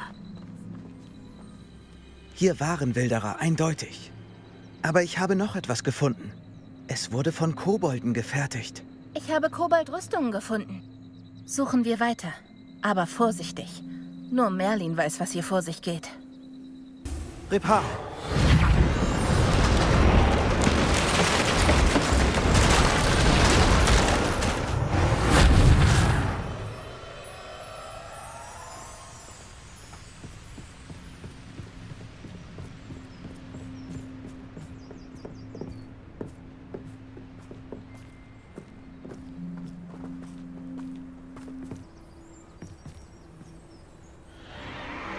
Was bei Merlins Bart? Sind das Drachen?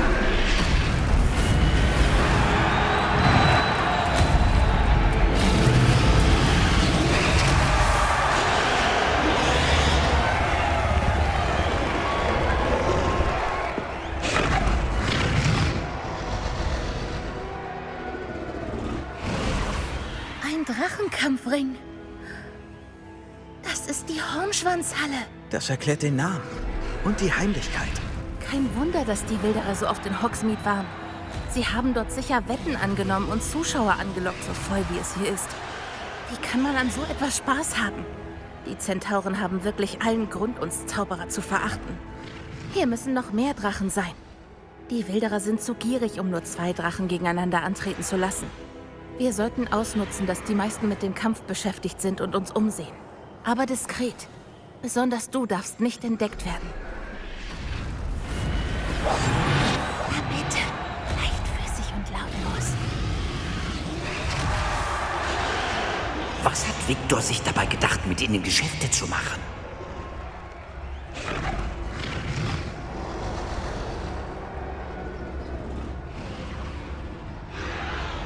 Hast du von deiner Familie gehört? Hat sich einer deiner Brüder mittlerweile besonnen? Treten sie uns bei? Ha! Sie sagen, wir gehen zu weit.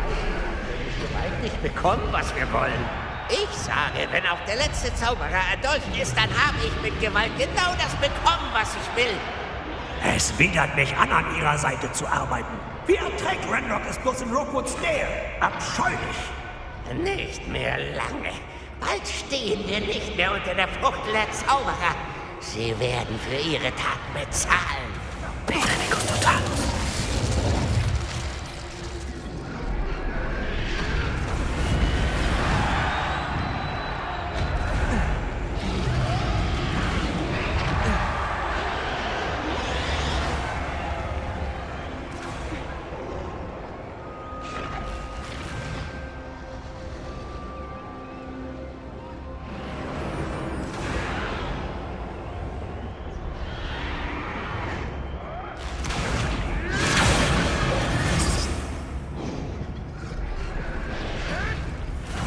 Hast du die Kobolde gehört? Ranrock und die Wilderer arbeiten zusammen. Poppy, da ist etwas hinter dir.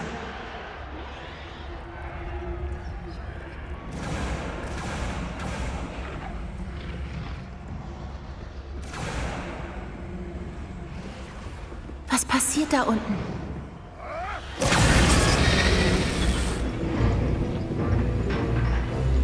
Sie müssen sie gerade gefangen haben. Sie wehrt sich ziemlich heftig. Nicht gerade ein fairer Kampf, wenn sie so angekettet ist. Greifen wir ihr unter die Flügel. Sieh nur, die haben ein Drachenei. Ein Hybride, wie es aussieht. Wir können es nicht hier lassen. Sie haben sicher nichts Gutes damit vor.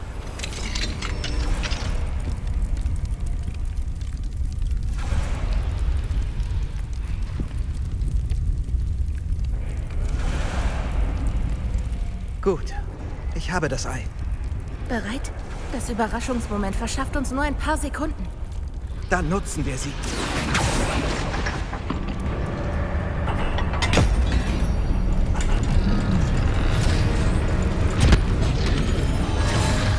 Das war keine gute Idee. Das finden wir dann wohl raus.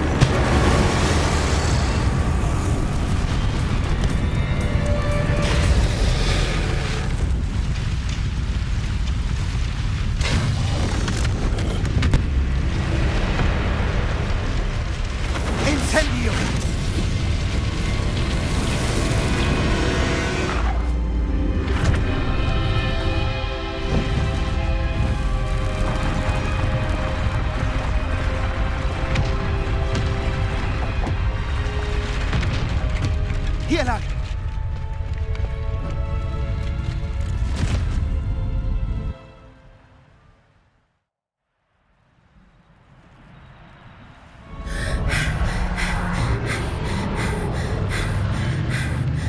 Das war ein schwarzer Hybride. Das Ei in unserem Besitz gehört wohl dem Drachen. Sie wusste sicher nicht, dass sie es hatten. Ansonsten wäre sie nie gegangen. Was jetzt? Sie hat uns ja keine Einladung gegeben. Ich weiß es nicht. Heute kam alles anders als erwartet. Erst die Kobolde, dann der Kampfring. Und ein Drachenei ist das Letzte, mit dem ich gerechnet hatte. Und die Wilderer haben uns gesehen. Das ist nicht gut. Herumstehen hilft uns auch nicht. Bringen wir uns in Sicherheit, dann besprechen wir alles. Stimmt. Wenn die Wilderer etwas können, dann ihre Beute aufspüren. Und im Moment sind das wir. Zum Spaß rudere ich hin und wieder auf den großen See in der Charlie Canyons. Hier drüben. Ich habe über diese armen Drachen im Kampfring nachgedacht. Die Halsbänder, die sie trugen. Sie schienen aus Koboldsilber zu sein. Ich glaube, wir haben so ein Halsband in diesem Wildererlager gefunden. Ich habe noch nie erlebt, dass Wilderer so etwas benutzen. Der Drache, der meine Kutsche angegriffen hat, trug ein Halsband. Und Professor Fig war verblüfft von seinem Verhalten. Dieser Angriff kam mir immer ein wenig seltsam vor. Er kam scheinbar aus dem Nichts. Willst du etwa andeuten, dass die Halsbänder die armen Geschöpfe kontrollieren? Ganz genau. Bei Merlin. Ich glaube nicht, dass der Drache, den wir befreit haben, ein Halsband trug. Aber wir sollten nachsehen. Und wir sollten das Ei zurückgeben. Wir müssen uns darum kümmern. Ich werde mich sofort damit befassen. Da wäre noch etwas. Ich wollte es vorher nur nicht ansprechen. Wegen mir hast du jetzt anscheinend mehr Ärger mit Victor Rookwood. Warum ist er hinter dir her? Rookwood arbeitet mit Ranrock zusammen. Und der will etwas, das ich bei Gringotts gefunden habe. Fig hatte einen Portschlüssel, der uns nach dem Angriff dorthin brachte. Es ist eine lange Geschichte, aber Fig bat mich, sie vorerst für mich zu behalten. Meine Güte. Das wirft sicherlich etwas Licht auf das, was wir im Zelt gesehen haben. Ich werde dein Geheimnis hüten, als wäre es mein eigenes. Ich werde nicht nach Einzelheiten fragen. Eigentlich muss ich auch los. Ich würde den Drachen gern so schnell wie möglich aufspüren. Ich sage Bescheid, wenn ich weiß, wo sie ist. Wieder mal auf Abenteuertour?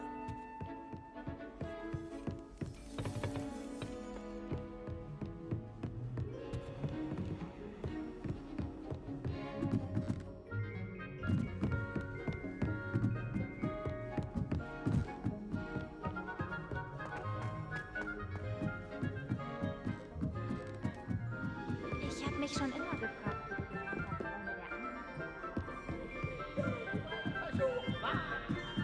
Du am Ende versagst!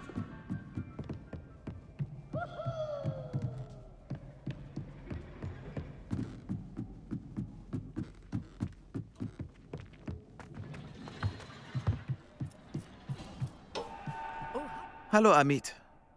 Hast du nicht mal erwähnt, dass du Koboldogak sprichst? Habe ich. Ich meine, tue ich. Sprechen. Hat das was mit dem Kobold zu tun, mit dem ich dich in Hogsmeade gesehen habe? Genau. Er heißt Lodgok. Wir könnten deine Hilfe gebrauchen. Er wartet bei einer Koboldmine auf mich. Wärst du bereit zu helfen? Natürlich. Wie aufregend. Ich meine, nun ja, kann das gefährlich werden? Ich glaube, er will mir bloß etwas zeigen, das mit Koboldogak zu tun hat. Er ist ein Freund von Sirona, wenn das hilft. Das ist gut zu wissen. Wenn Sirona ihm vertraut, fühle ich mich gleich viel besser. Du sagtest, du sprichst Koboldogak. Aber wie gut. Ich lese Koboldogak schon seit ich klein bin. Meine Eltern haben eine umfangreiche Bibliothek. Als ich von den Klassikern genug hatte, habe ich Koboldwerke verschlungen. Ich würde dir ja ein paar Titel nennen, aber die würdest du nicht verstehen. Lodgok wartet schon. Wollen wir? Sofort. Ich wollte nur kurz die Aussprache von ein paar Begriffen überprüfen. Wir sehen uns dort.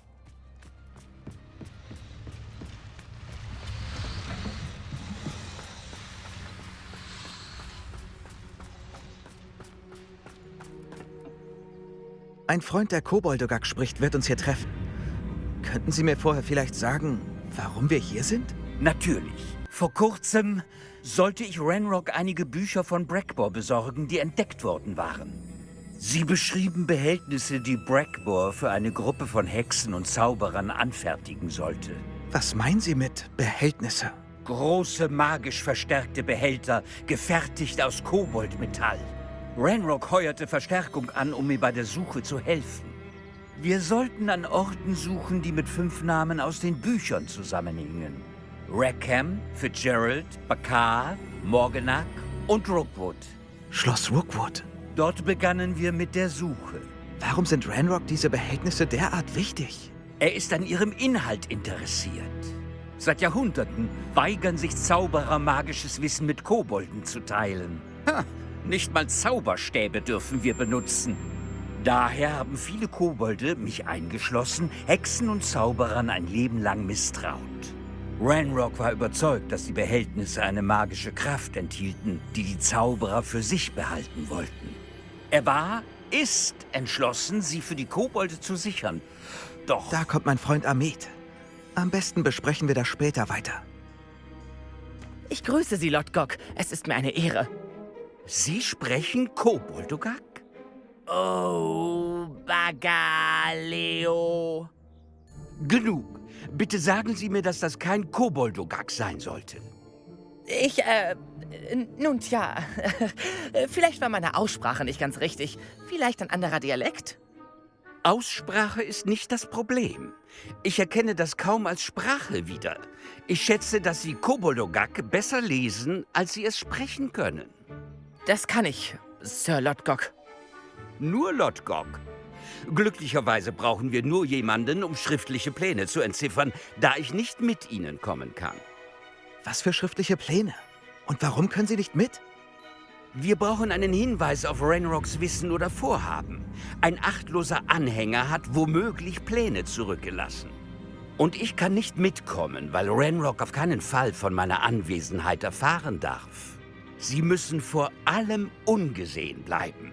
Vom Auge über der Zaubertür und herumlungernden Anhängern. Amit und ich schaffen das. Ich warte auf Ihre Rückkehr. Ich bin leise.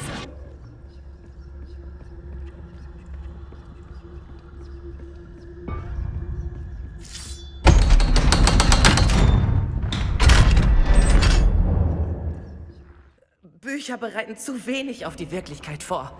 Eine echte Koboldmine. So groß hätte ich sie mir nie erträumt.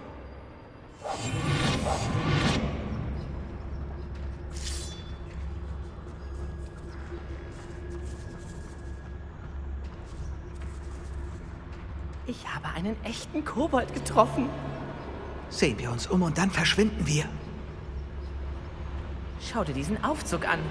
Beeindruckende Arbeit für so ein schlichtes Gerät. Gottfried, davon mal abgesehen, ist es der einzige Weg, um weiterzukommen.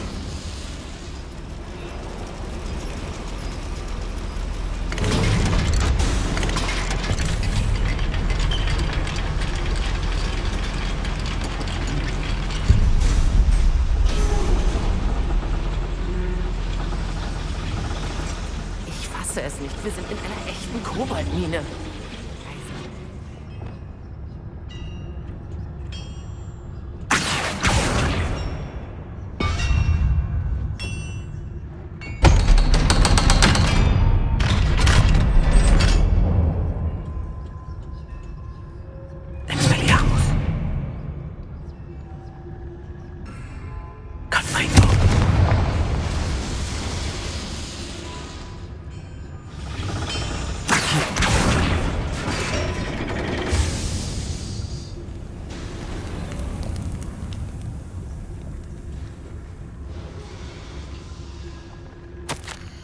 Nicht gut. Sie bauen riesige Bohrer. Sogar zu groß für diese Mine. Verschwinden wir und erstatten Lodgok Bericht. Das war halb so wild, oder? Doch, war es. Ich fürchte, ich hatte genug Abenteuer für einen Tag. Vielleicht sogar für mein ganzes Leben. Danke, Amit. Ohne dich hätte ich es nie geschafft. Wenn es dir nichts ausmacht, muss ich jetzt mit Lodgok sprechen.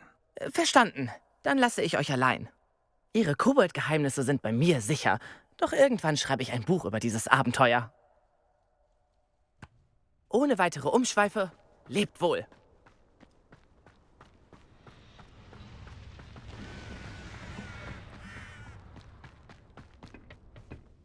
Sie bauen gigantische Bohrer. Wir haben ihre Pläne gefunden. Ranrock wird bestimmt nach den Behältnissen suchen. Ich fürchte, da haben Sie recht. Abgesehen von Schloss Rookwood weiß ich aber nicht, wo er zu suchen plant. Ich habe über noch etwas nachgedacht, was Sie draußen gesagt haben. Ja? Wenn Sie Ranrocks Ansichten teilen, warum helfen Sie mir dann? Ich hielt Schloss Rookwood für verlassen, als ich mit meiner Suche begann. Ich hätte nie gedacht, dort eine Hexe anzutreffen in einer improvisierten Forschungsstätte. Sie hat so konzentriert gearbeitet, dass sie mich fast nicht bemerkt hätte. Als sie aufsah, dachte ich, sie reagiert mit Angst oder Verachtung. Aber sie tat etwas, was ich nie vergessen werde. Ohne eine Sekunde zu zögern, lächelte sie und bat mich, Platz zu nehmen. Sie sagte, sie sei Forscherin und zeigte mir einen kleinen, seltsamen Behälter mit einem fremdartigen Symbol. Sie meinte, er sei aus Koboldmetall, aber konnte ihn nicht öffnen. Sie wollte zusammenarbeiten. Miriam. Ja, aber woher... Professor Ficks Frau. Er hat von ihrer Forschung erzählt. Und ich weiß von dem Behälter. Ah. Wie ehrfürchtig sie von Kobolden sprach. Ihrer Intelligenz und ihren Talenten. Damit hatte ich nicht gerechnet. Nie haben mich Hexen oder Zauberer mit so viel Respekt behandelt. Und, zu meiner Überraschung, ließ ich sie den Behälter untersuchen, wenn ich mich dafür im Schloss umsehen durfte.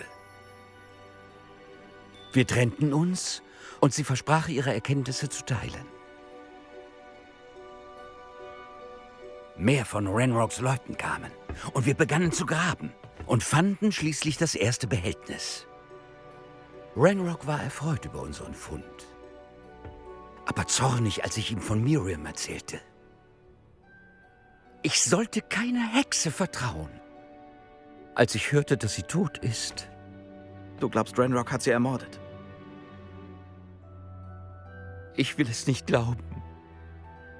Aber ich weiß nicht.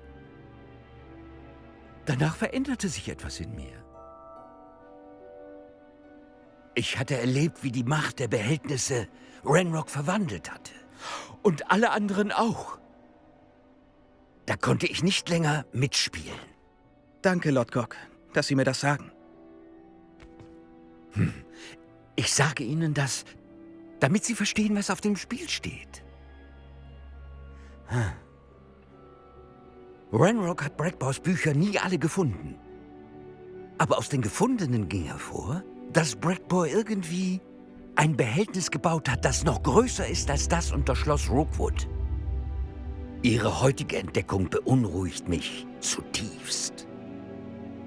Wenn Ranrock erfährt, wo sich das Behältnis befindet, steht uns ein großer Krieg bevor, fürchte ich. Ich finde heraus, was Ranrock weiß. Ich schicke meine Eule.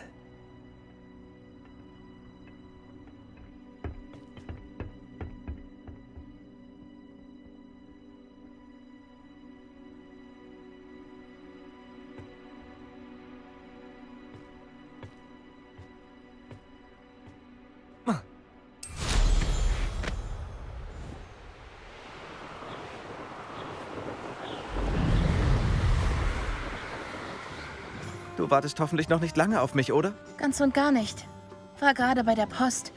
Laut Oma sollte ich ein Paket bekommen, aber sie hat wohl vergessen, es abzuschicken. Sie hat mir diese Woche auch keine Eule geschickt. Ist wohl mit ihrer Forschung beschäftigt. Gut gemacht. Du weißt wirklich, was du tust. Ich bin nicht sicher, aber ich habe eine Ahnung, wohin sie geflogen sein könnte. Ich dachte, wir könnten uns das mal ansehen. Natürlich. Wollen wir gleich los? Ich würde gerne sehen, wie es dem Drachen mit einem Halsband geht. Und sie ist vermutlich ganz wild auf das Ei. Hier sollte es sein. Ich bin sicher, hier finden wir sie. Das Gelände passt zu den typischen Brutorten dieser Art. Ich vermute, so haben die Wilderer sie überhaupt gefunden. Sie haben ihr Lager hier aufgeschlagen und sie beobachtet. Sie holten vielleicht erst sie und dann das Ei. Drachen sind schwer zu bändigen, erst recht, wenn sie Junge haben. Und das weißt du, obwohl du nur hier rumstehst? Du wirst überrascht, wie leicht es ist, wie ein Wilderer zu denken. Schauen wir, ob sie zu Hause ist? Wir müssen nur ihr Ei zurückbringen. Das klingt doch ganz einfach. Es sollte schnell gehen. Danach können wir die Wilderer endlich hinter uns lassen. Gut. Dann finden wir den Drachen und geben das Ei zurück. Wunderbar.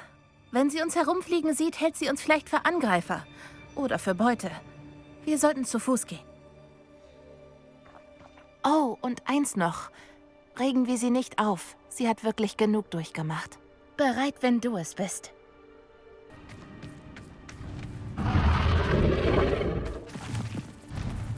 Da ist sie. Über uns.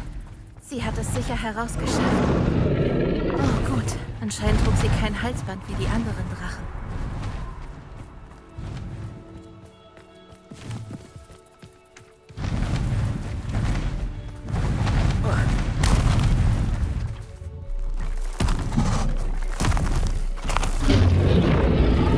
Arme muss Krankvorsorge um den Verbleib ihres Eis sein. Ja, ein eher leiser Ansatz ist wohl angebracht.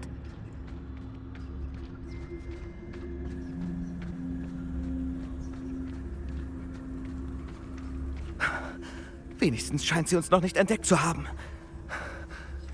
Hoffentlich bleibt das auch so. Zumindest bis wir getan haben, wozu wir hier sind.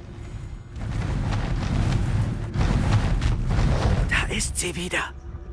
Atembereit. Aus der Entfernung.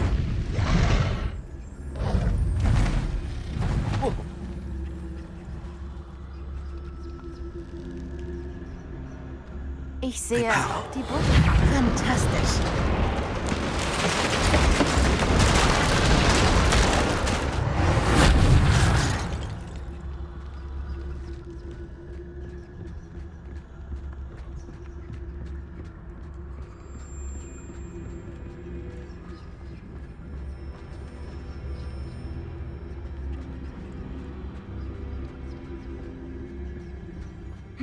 Ich frage mich, wie es um ihr Sehvermögen steht.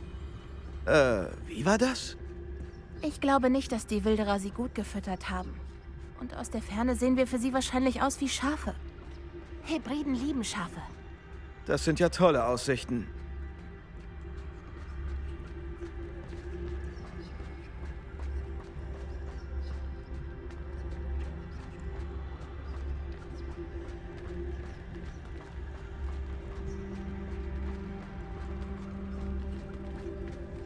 Vorsichtig.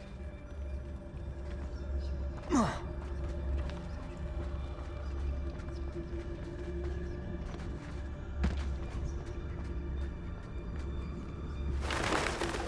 je, sie muss sehr hungrig gewesen sein, um ein Grabhorn zu fressen. Oder sie war auf einen Kampf aus.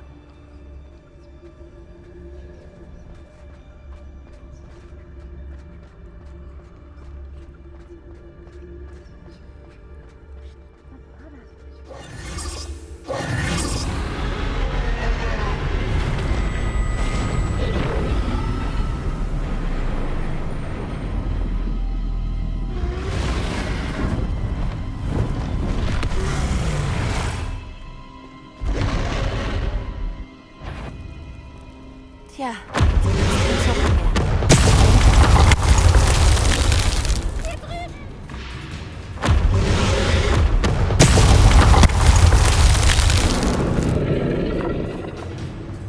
Warte hier! Ich laufe hoch! Folge dir! Ich lenke sie ab! Komm nach, wenn es sicher ist!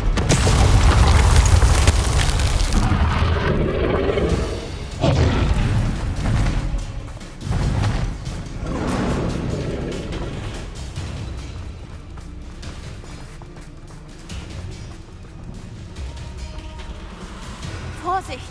Das ist ihr Revier und sie wird es uns...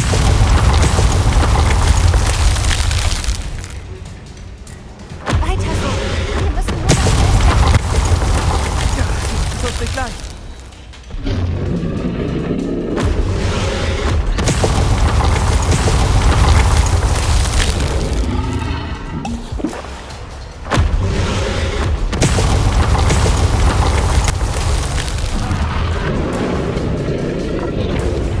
Kein herzlicher Empfang. Ach, etwas von einem Kaminfeuer. Gutes Zureden bringt vermutlich nichts. Ich würde es ja versuchen, aber dafür ist es zu spät.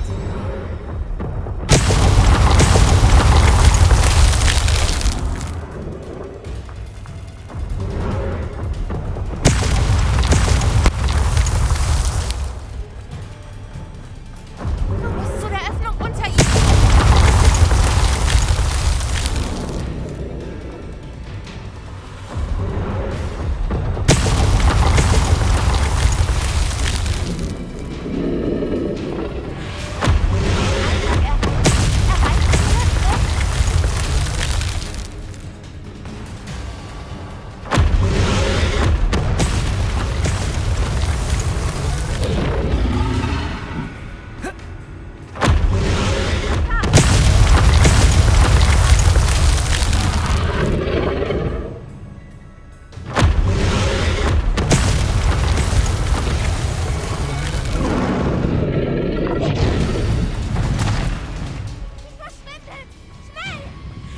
Genial! Da ist das Nest. Wir sind fast da.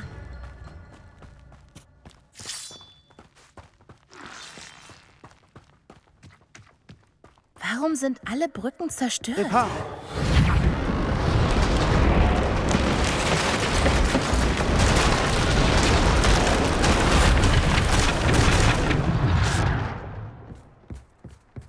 Wenn wir ihr das Ei zurückgeben, kommen wir hoffentlich ohne viel Aufhebens hier weg.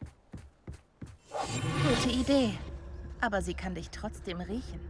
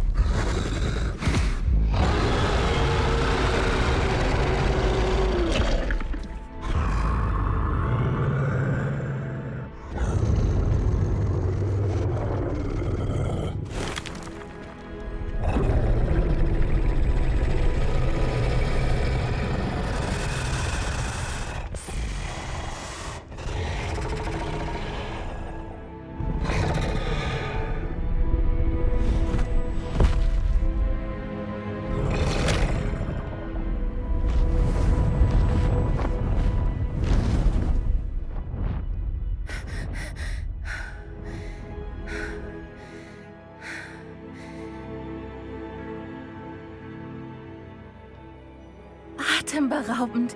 Und hast du gesehen, wie clever? Sie ließ uns komplett in Ruhe. Tierwesen sind weit schlauer, als viele Leute glauben. Das sagt Oma auch immer. Das Wichtigste ist, dass wir überlebt und das Ei zurückgebracht haben. Danke, dass du mir geholfen hast. Ich würde es dir nicht übel nehmen, wenn du jetzt erstmal genug von Drachen hast und lieber zum Schloss zurück willst. Sollen wir zurück? Ich wäre bereit. Ich auch. Nach der Drachenrettung in der Hornschwanzhalle rechne ich außerhalb des Schlosses jederzeit mit einem Angriff der Wilderer. Verständlich. Wir haben ja auch ihren Kampfring sabotiert und ihr Drachenei gestohlen. Stimmt, du hast recht. Aber warum sind sie uns nicht gefolgt? Das sieht ihnen gar nicht ähnlich. Außer, was? sie haben es doch getan. Oh nein, dass ich das nicht vorausgesehen habe. Wir müssen los, ich brauche eine Eule.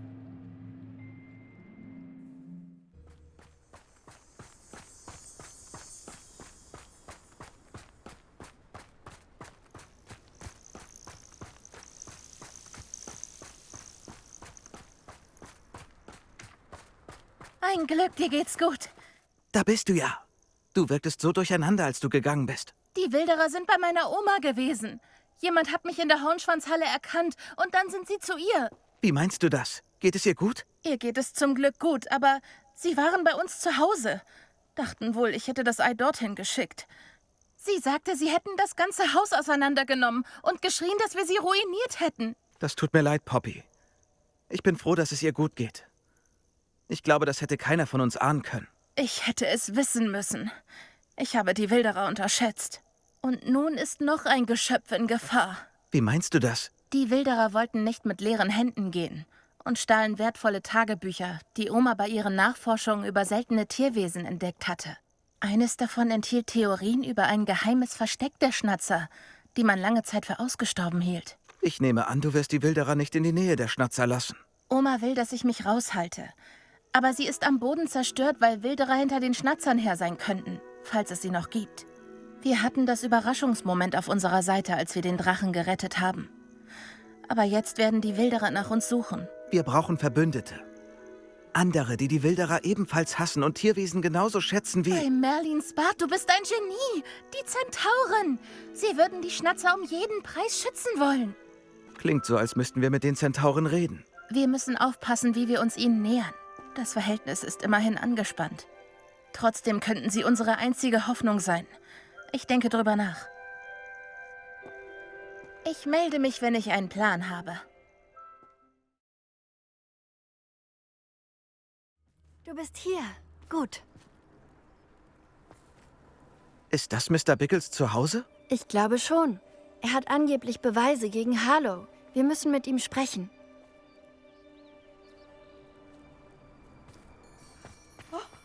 Wieso musste... Alles in Ordnung? Wir suchen Mr. Bickle. Mein Mann ist tot.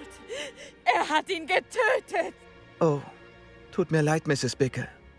Wer hat Ihren Ehemann getötet? Theophilus Harlow. Da bin ich mir sicher. Mein Mann war ein mächtiger Zauberer und konnte Harlow nicht besiegen. Nicht, dass dieses Monster auch noch Ihnen nachstellt. Dafür ist es zu spät. Ich fürchte, Harlow ist bereits hinter uns her. Dann sollten Sie ihn nicht noch mehr erzürnen. Ich versichere Ihnen, es kann noch schlimmer kommen. Bitte, bitte halten Sie sich fern. Das mit Ihrem Mann tut mir leid, Mrs. Bickle. Ich will mehr über Mr. Bickles Freunde wissen und warum Harlow hinter ihnen her ist. Ich sag dir Bescheid, wenn ich etwas herausfinde. Danke für deine Hilfe heute.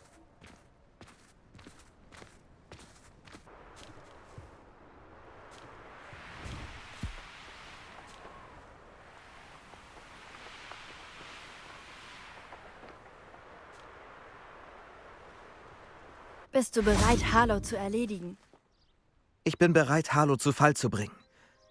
Ich weiß, du hast einen Plan. Wir benötigen Informationen von Mr. Bickles Freunden, von denen Archie und Mrs. Bickle sprachen. Agabus Filbert, Otto Dibble, sowie Mr. und Mrs. Rape. Na gut. Am besten sprichst du mit ihnen. Ich gehe zum Eberkopf. Ein paar Erschwinderinnen waren dorthin unterwegs. Und da meine Mutter nie in die Nähe des Eberkopfs gehen würde, erfährt sie so weniger von meinen Aktivitäten, als wenn ich durchs Dorf streife und die Bewohner befrage. Wo kann ich seine Freunde finden? Bei Mr. Rape bin ich nicht sicher, aber seine Frau Daisy ist oft in Hogsmeade, genau wie Agabus Filbert. Und Otto Dibble arbeitet bei Besenknechts, also findest du ihn vermutlich dort. Nun gut, ich werde mit ihnen sprechen. Mal sehen, was ich erfahre. Ich wusste, auf dich ist Verlass. Wir müssen wissen, wie genau sie von Rookwood und Harlow erpresst werden. Wir treffen uns hier, wenn du sie gesprochen hast.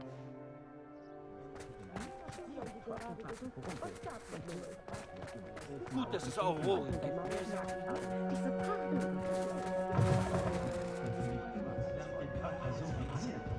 Das sagte man, gibt es keinen Schutz. Was mir am besten gefällt, aber ich freue mich. Ich hoffe, Mary und ihren Nachbarn geht es gut.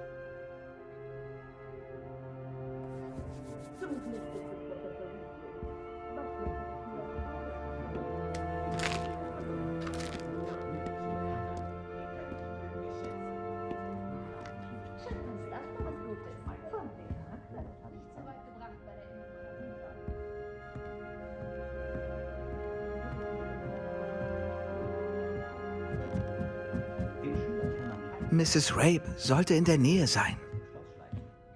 Der Schulleiter ist wirklich ein mürrischer Geselle.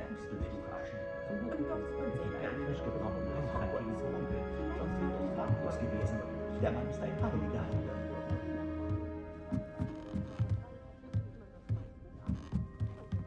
Ich setze ja großes Vertrauen in Augustus Hills Modewissen, aber vielleicht trägt er beim Verkauf doch etwas dick auf. Oh, Isco, was habe ich getan? Mrs. Rape, kann ich mit Ihnen über Theophilus Harlow sprechen? Ich bin mit den Bickles befreundet und versuche Beweise gegen ihn zu sammeln.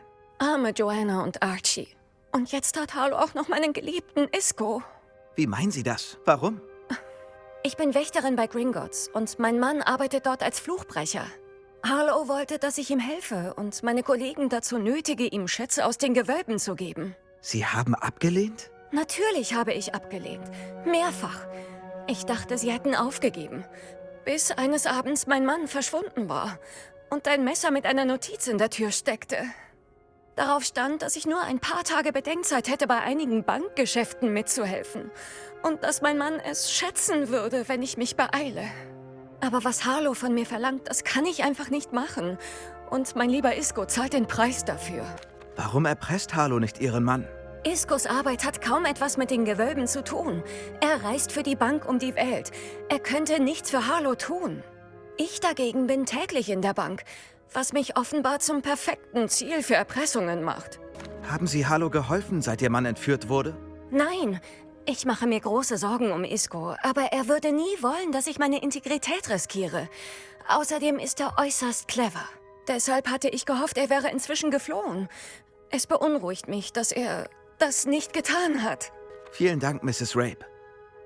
Zu wissen, wie weit Harlow gehen wird, ist hilfreich, wenn auch mehr als beunruhigend. Mr. Bickle wollte uns helfen, doch jetzt ist er weg. Was soll ich denn nur tun? Ich tue, was ich kann, um Beweise gegen Harlow zu sammeln, Mrs. Rape. Also gut, hier ist die Notiz, die ich bekam. Seien Sie bitte vorsichtig und bringen Sie sich nicht in Gefahr.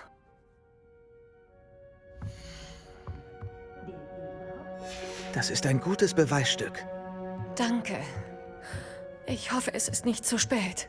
Nun zu Mr. Bickles anderen 2 Freunden.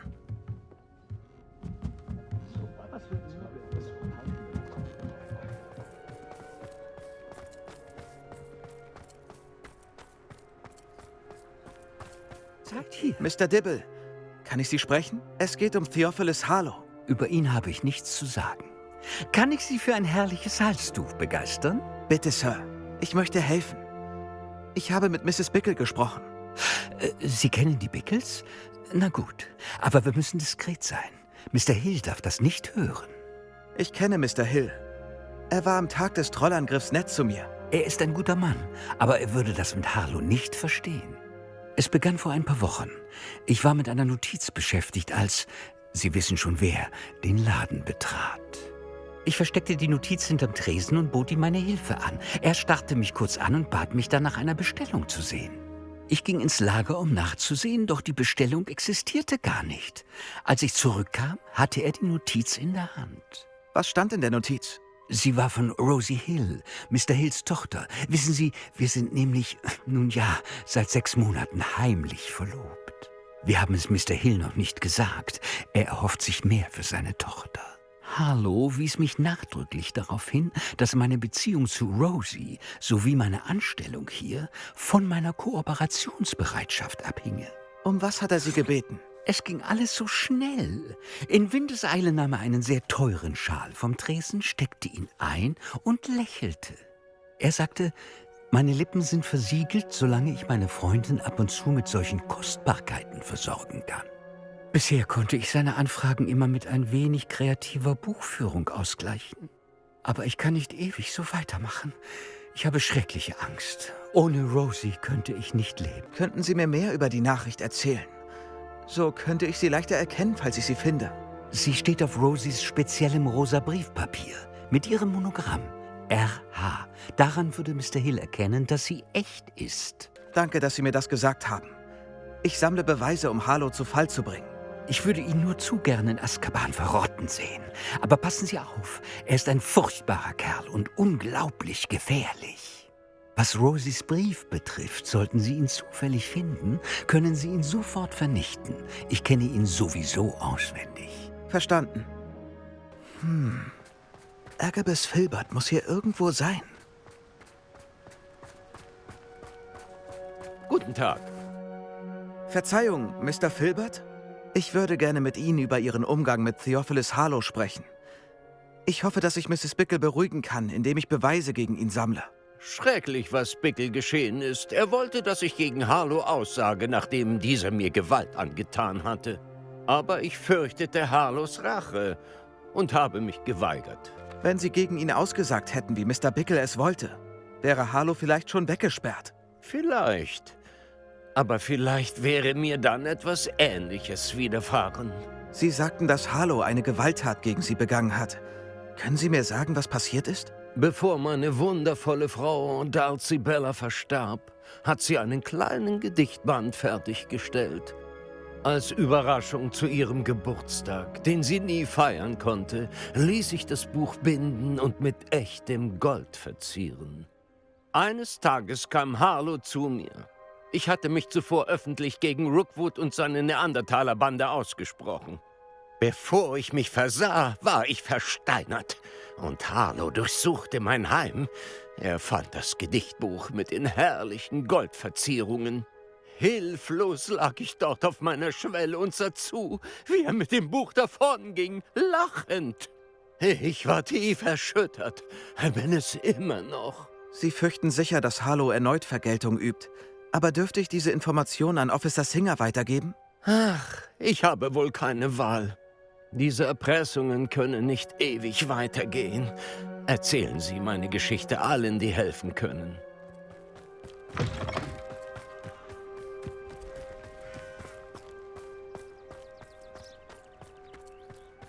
Natty ist sonst nie zu spät. Sie wollte in den Eberkopf. Vielleicht ist sie ja dort.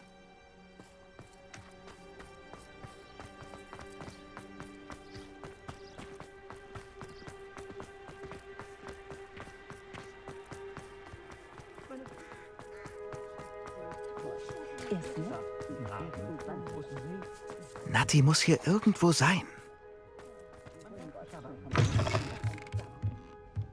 Die Ferien können unglaublich nützlich sein. Was hast du mit diesem Währungstation?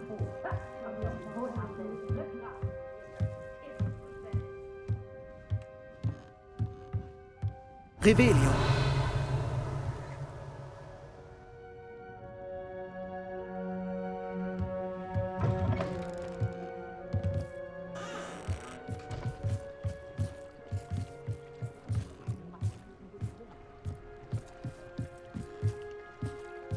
Nattys Zauberstab. Sie kann ohne ihn zaubern. Sie wollte, dass ich ihn finde. Also steckt sie in Schwierigkeiten. Revelio wird mir zeigen, wo sie ist. Revelio!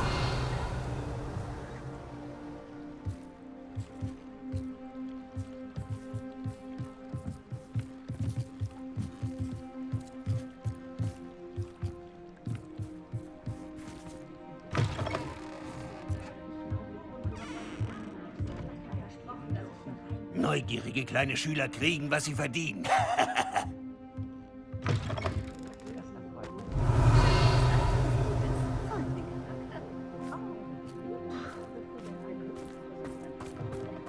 Natty muss hier vorbeigekommen sein. Ich muss sie schnell finden. Akio!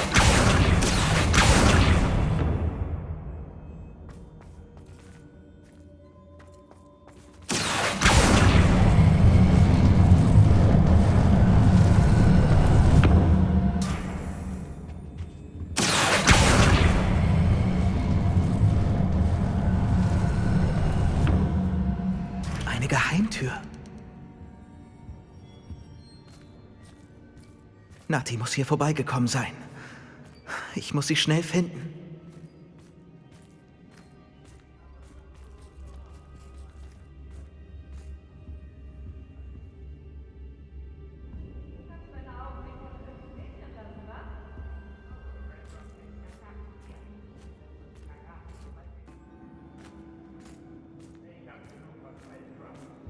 Ich sollte unentdeckt bleiben.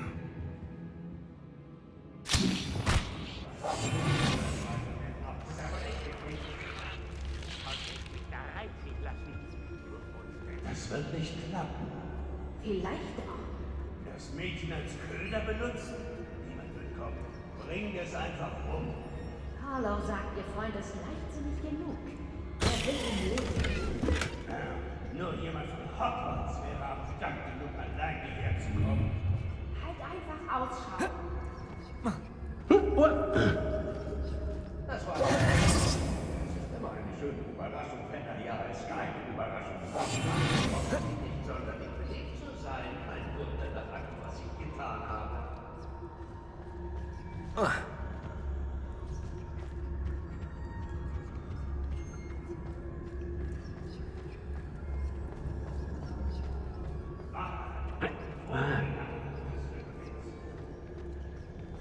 Es ist anstrengend, den ganzen Tag rumzustehen und auf Rookwoods Befehle zu warten.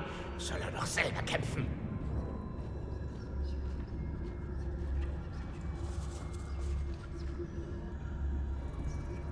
Ich habe jeden reisenden Händler überfallen. Man könnte meinen, er hat es halt mutiger. Nein! Ich hoffe nur, Rookwood weiß, was er tut. In Marrowby ist nichts zu stehlen. Erinnerst du dich an deinen allerersten? Ich habe jeden reisenden Händler überfallen, der hier vorbeikam. Sie haben es nie erwartet. Wer ist da?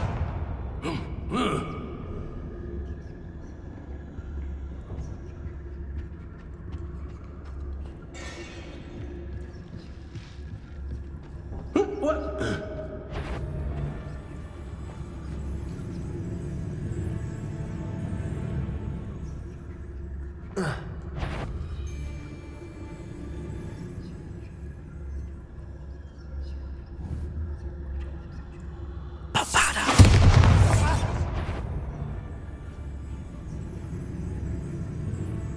könnte jetzt im Feuerwhisky vertragen. Natty muss hier irgendwo sein.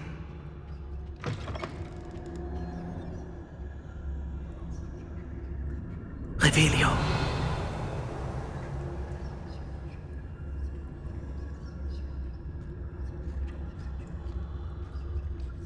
Du hast uns gefunden.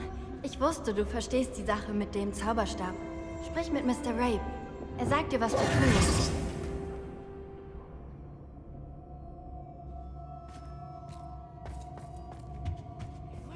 Ich brauche Hilfe. Mr. Rape, Daisy sagte, Sie wurden entführt. Sie kennen meine Frau? Wie geht es ihr? Sie macht sich Sorgen. Geht es Ihnen gut? Mir geht es gut. Danke, dass Sie hier sind. Diese Schlösser sind verflucht. Aber auf den Zähnen liegt ein Anti-Apparieren-Zauber. Selbst Natty kann uns hier nicht befreien. Finden Sie meinen Zauberstab. Mr. Rape, ich habe Ihren Zauberstab. Schön. Ich wusste, er ist in der Nähe. Treten Sie lieber zurück.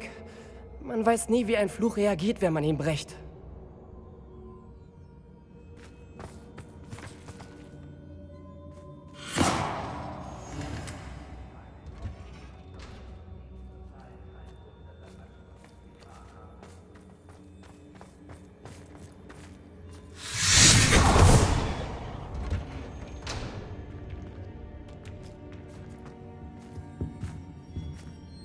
Danke, Mr. Esco. Gern geschehen. Ich danke vielmals. Ihr Mut hat uns das Leben gerettet. Ich bin wohl zu schwach, um mit Ihnen zu disapparieren. Doch ich versuche es. Geh schon vor. Finde Officer Singer. Wir kommen hier allein raus. Nun gut. Aber seien Sie vorsichtig. Vielen Dank. Sei kampfbereit.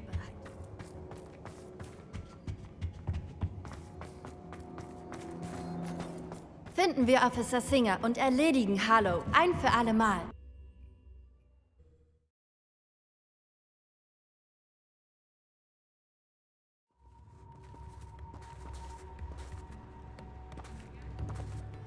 Natsai Onai.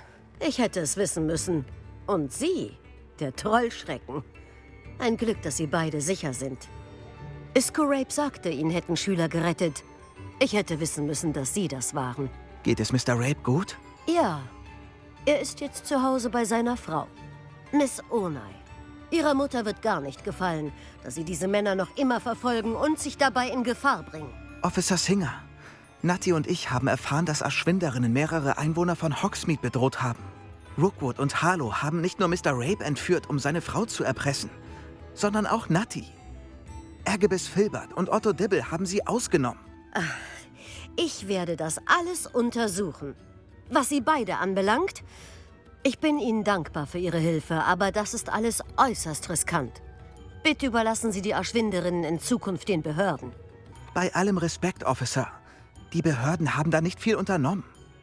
Eine Organisation wie die Ashwinderinnen zur Strecke zu bringen, erfordert mehr, als aufgrund einiger Anschuldigungen ihr Versteck zu stürmen. Sie müssen die Angelegenheiten uns überlassen. Das steht doch nicht zur Diskussion. Natsai, Sie möchten sicher mit Ihrer Mutter sprechen, bevor ich es tue.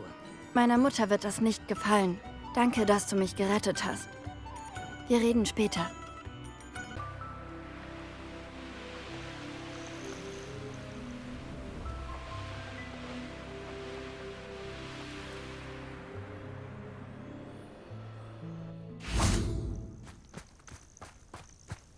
Bereit, Harlow zu erledigen? Ich bin bereit, Harlow ein für alle Mal zu erledigen. Was ist dein Plan? Mrs. Bickle hat eine Eule geschickt. Sie fragt, ob wir schon Glück bezüglich Harlow hatten.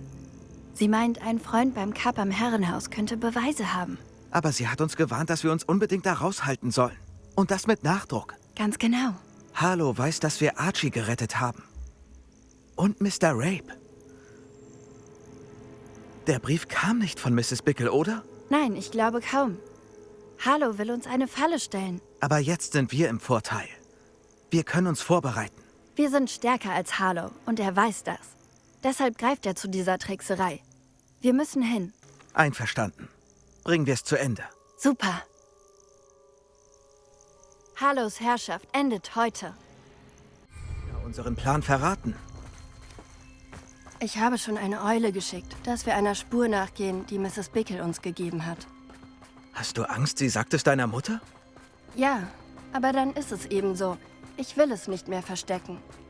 Meine Mutter muss verstehen, dass ich erst sicher vor den Erschwinderinnen bin, wenn alle es sind. Ich werde sie bis zum Ende verfolgen. Und ich denke, das weiß sie. Genau wie du. Ja, das stimmt. Sei wachsam. Harlow treibt sich bestimmt hier irgendwo herum. Ich spüre, er ist in der Nähe. Wo ist er? Ich weiß nicht. Wir sollten uns umsehen.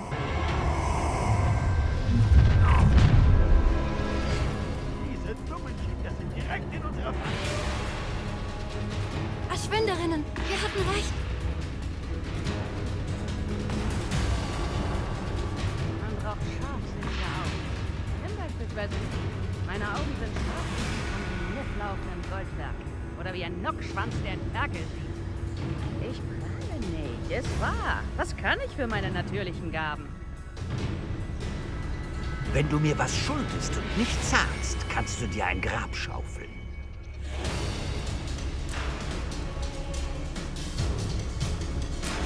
Ich hoffe nur, Rookwood weiß, was er tut. Ist auch nichts.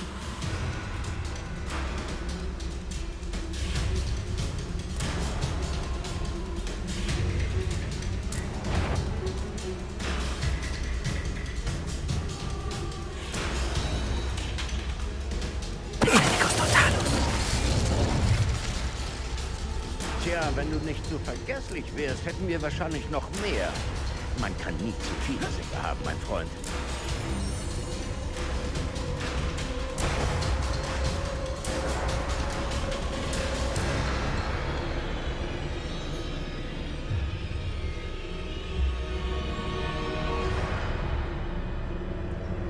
Ich habe ein Verderber im Auge. Sie schweben in größerer Gefahr, als sie glauben.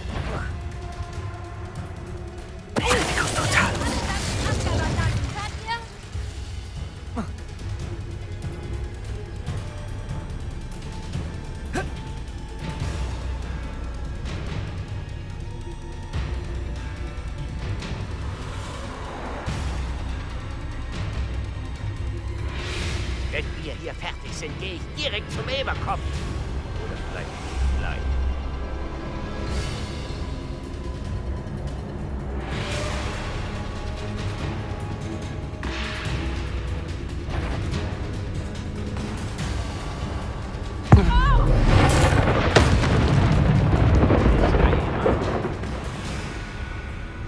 Vergiss Lügen und Betrügen. Keiner ist mächtiger als die Rookwood.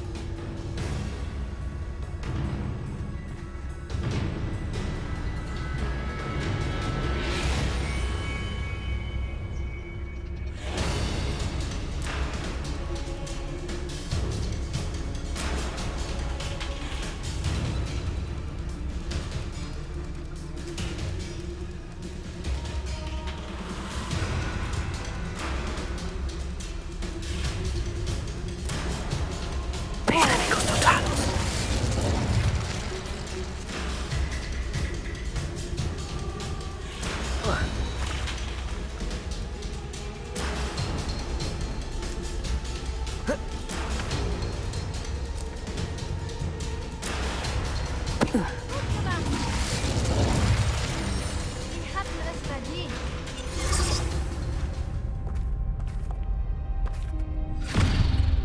Die kleine Nazaionai, nicht wahr? Und da ist auch ihr widerlich treuer Schatten. Ihr zwei habt meine Geschäftspläne wirklich sehr oft durchkreuzt. Aber ich muss euch fast Respekt zollen. Wart ihr anfangs nur nervtötend, seid ihr jetzt zum echten Problem geworden. Glücklicherweise bin ich dafür bekannt, Probleme zu lösen.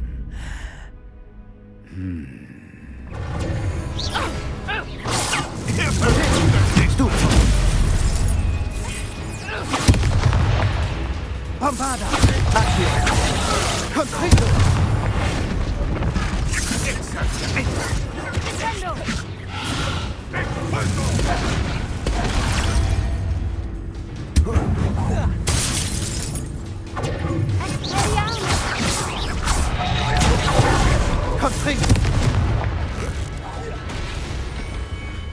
Akir! Wie schade, so viel vergeudetes Potenzial. Confringo! Kommt schon, das könnt ihr doch besser. Oder verlegt.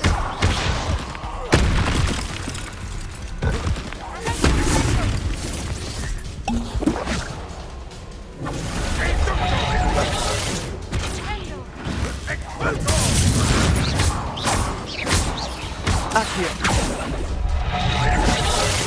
Bombarda! Confringo! Kontrolle über all das hast. Ihr kämpft wie Muggel. Gebt ihr auf?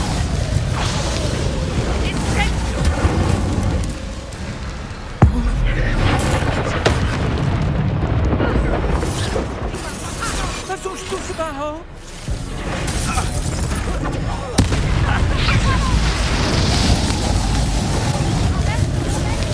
Ihr versucht es nicht mal. Hitreplicus! Bombarda!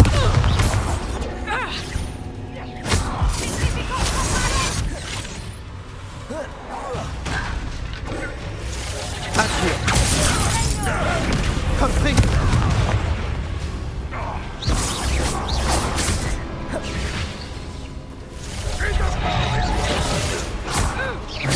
Kommt schon, das könnt ihr doch besser. Oder etwa nicht?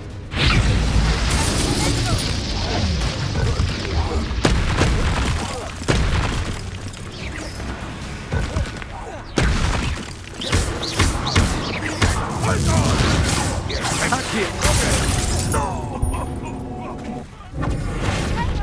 Bombarda! Confringo!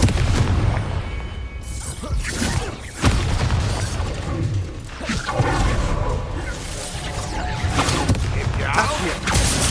Das ungern in die Länge ziehen.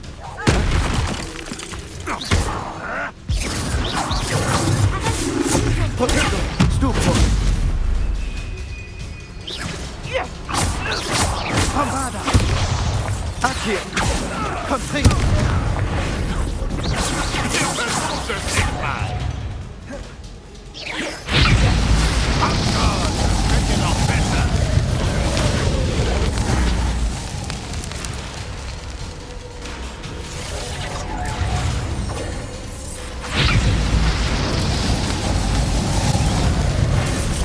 Akir! Confringo! Bombarda!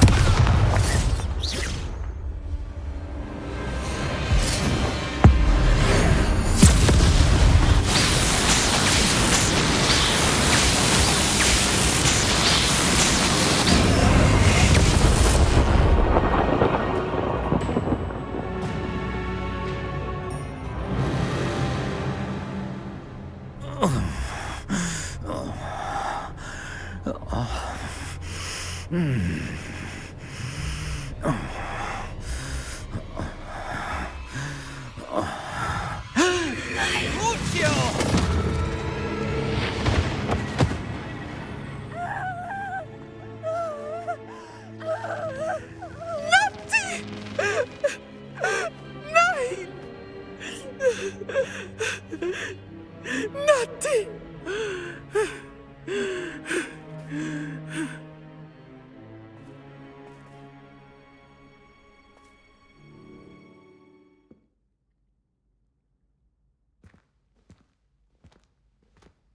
Bist du sicher schon bereit für Besuch?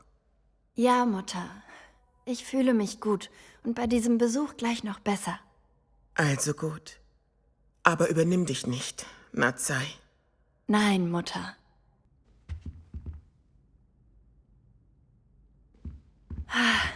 Es tut so gut, dich zu sehen. Freut mich zu sehen, dass es dir so gut geht. Mir geht's besser, als es scheint. Ich bin nur hier, weil meine Mutter für alle Fälle darauf bestanden hat. Ich war erleichtert, als sie mir sagte, dass es dir gut geht. Aber nur dank dir. Wie geht es dir? Also, mir ging's schon mal besser. Aber Schwester Blaney meint, es geht bergauf. Tut mir leid, Natti. Es ist meine Schuld, dass du verletzt wurdest. Was? Nein, dich trifft keine Schuld. Als ich sah, wie Harlow seinen Zauberstab auf dich richtete. Du hast schnell entschieden, mich zu beschützen. Ich tat, was ich tun musste, und ich würde es wieder tun. Ich konnte doch nicht zulassen, dass du verletzt wirst. Dann sollte ich mich nicht schuldig fühlen? Nein, natürlich nicht. Es gab nichts, was du... Oh, herrje. Ich kann nicht glauben, dass ich das jetzt erst erkenne. Mein Vater, er traf eine Entscheidung. Ganz instinktiv. Du trägst heute ebenso wenig Schuld an meinen Verletzungen, wie ich an dem Opfer, das mein Vater vor Jahren gebracht hat. Nach dem, was ich von ihm weiß, scheinst du viel von deinem Vater in dir zu haben. Das ist wirklich lieb von dir. Ich hoffe, du hast recht. Das war alles ein bisschen viel, nicht wahr? Harlow und den Rest von Rookwoods Bande zu Fall zu bringen. Doch wir haben es geschafft. Rookwood ist tot. Harlow ist auf dem Weg nach Azkaban und der Rest ist auf der Flucht. Manche von ihnen werden immer noch für ihre verlorene Sache kämpfen. Aber Rookwoods Organisation ist zerbrochen. Alles ist jetzt sicherer wegen uns. Wegen dir. Danke, aber wir zwei sind auch einfach ein tolles Team. Du hast meine Zeit in Hogwarts noch viel mehr bereichert, als ich es mir jemals hätte vorstellen können. Danke. Ich glaube, deine Freundschaft ist eine der wichtigsten in meinem Leben.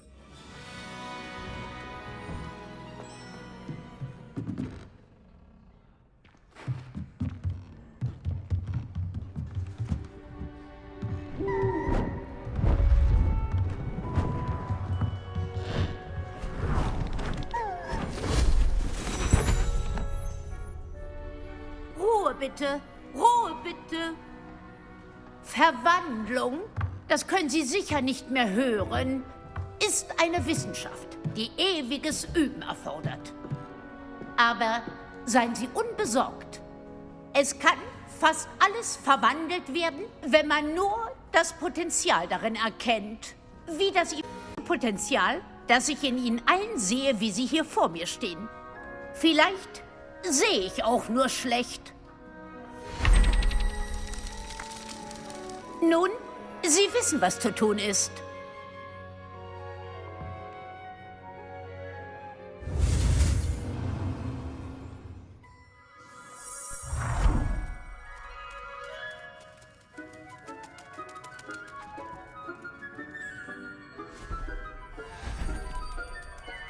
Wundervoll gemacht. Sie wollten meinen bisherigen Fortschritt besprechen, Professor? Ja, Sie scheinen sich ohne Schwierigkeiten eingearbeitet zu haben. Und Sie haben in diesem Jahr hervorragende Leistungen gezeigt. Vielen Dank, Professor. Die Zusatzaufgaben waren sehr hilfreich. Wie ich es vermutet habe. Wie es scheint, haben Sie die Möglichkeiten, die Ihnen Ihr Handbuch bietet, hervorragend genutzt. Natürlich ist das Handbuch nicht der einzige Maßstab. Dick sagt, dass Sie ein Einhorn gefangen und es in den Raum der Wünsche gebracht haben. Ein so seltenes Tier zu schützen, ist eine Leistung, auf die Sie sehr stolz sein können. Vielen Dank, Professor. Ich muss sagen, dass ich besonders beeindruckt bin von dem, was Sie erreicht haben, angesichts der Gerüchte über Ihre außerschulischen Aktivitäten. Hatte Ihr längeres Gespräch mit Mr. Ollivander, nachdem Sie Ihren Zauberstab erhalten hatten, oder die anschließende Durchsuchung der Eulerei mit Professor Fig zu tun? Nicht doch. Ich, rede nur gerne mit Mr. Ollivander. Zauberstabkunde fasziniert mich. Und ich war noch nie in der Eulerei. Da wurde es mal Zeit. Verstehe. Ich bewundere Ihre Lernbegeisterung, aber denken Sie bitte daran, dass Ihre Klassenarbeit und Ihr Handbuch Sie umfassend unterrichten sollen. Das Jahr ist bald zu Ende und Sie wollen sich sicher gut auf Ihre ZAGs vorbereiten. Zuvor stelle ich aber mit einer Abschlussbeurteilung sicher, dass Sie bereit sind. Bis dahin, gut gemacht. Sie können gehen.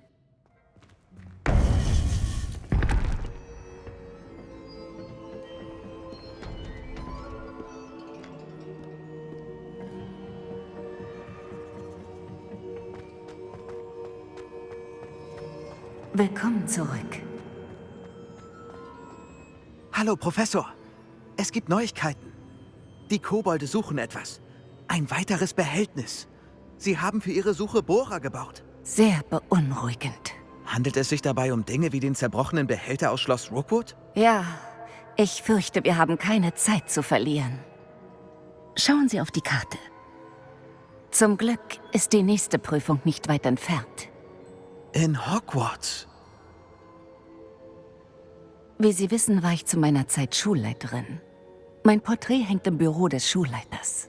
Ich sah, wie Professor Black von ihrer Ankunft erfuhr. Und ich gebe zu, dass ich mich über sie gewundert habe. Moment. Ist die nächste Prüfung im Büro des Schulleiters? Das stimmt. Ich hatte gehofft, der Inhaber dieses Amtes würde uns helfen, wenn es soweit ist. Leider scheint sich dieser Schulleiter nur um sich selbst zu kümmern. Sie müssen sich Zugang zu seinem Büro verschaffen, während er weg ist. Ich verstehe. Also gut. Ich finde einen Weg hinein. Gut. Ich werde Sie dort in meinem Porträt treffen. Bis dahin. Professor Fig, ich kenne jetzt den Ort der nächsten Prüfung. Hat sich etwas geändert? Lodgok und ich haben erfahren, dass die Kobolde nach einem weiteren Behältnis suchen. Wie dem auf Schloss Rookwood. Außerdem bauen sie riesige Bohrer, die ihnen bei ihrer Suche helfen sollen. Professor Fitzgerald sah sehr besorgt aus. Verstehe. Ranrock weiß offensichtlich mehr als gedacht. Und Sir, da ist noch etwas. Lodgok kannte Miriam. Er kannte Miriam? Sie sind sich auf Schloss Rookwood begegnet. Sie hat dort geforscht und den Behälter mit dem Portschlüssel gefunden. Er mochte sie so sehr, dass er sie damit gehen ließ. Entgegen Ranrocks Befehl. Da fehlen mir die Worte. Sie konnte wirklich sehr überzeugend sein. Darüber muss ich mehr wissen. Ich würde sogar gerne mit Lodgok direkt sprechen, aber jetzt ist keine Zeit dafür. Wo ist die nächste Prüfung? Ob Sie es glauben oder nicht. Im Büro des Schulleiters. Unglaublich. Nun gut, Sie brauchen das Passwort, um am steinernen Wasserspeier vorbeizukommen. Der Hauself des Schulleiters kennt es. Ich kenne den Hauselfen des Schulleiters nicht. Wird er überhaupt mit mir sprechen? Er ist sicher sehr loyal. Das ist er. Sie müssen sich verkleiden. Ich habe genau das Richtige. Einen Vielsafttrank. Damit gleichen Sie Professor Black bis aufs Haar. Aber braucht man für den Vielsafttrank nicht etwas von der jeweiligen Person? Und dauert er nicht ewig? Ganz recht. Woher haben Sie den Vielsafttrank, um sich in Professor Black zu verwandeln? Man weiß nie, wann man so etwas gebrauchen kann. Sagen wir einfach, ich hatte nach meiner erfolglosen Reise zum Ministerium das Bedürfnis, auf alles vorbereitet zu sein. So, die Zeit drängt. Trinken Sie, dann erkläre ich Ihnen alles Weitere.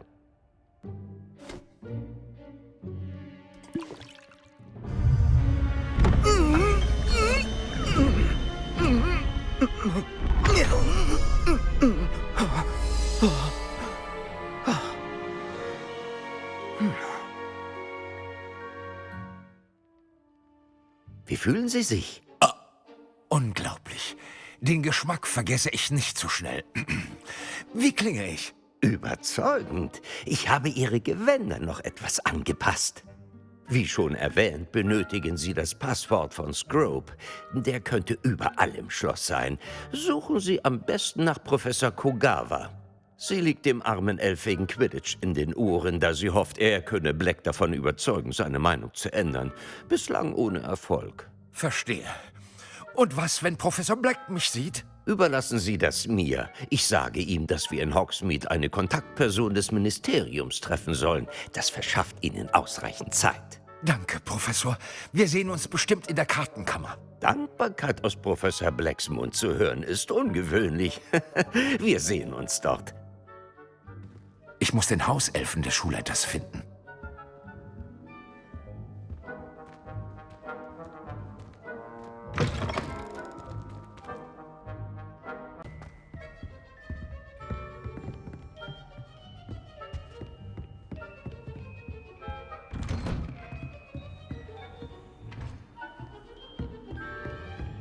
Professor, hätten Sie einen Moment Zeit?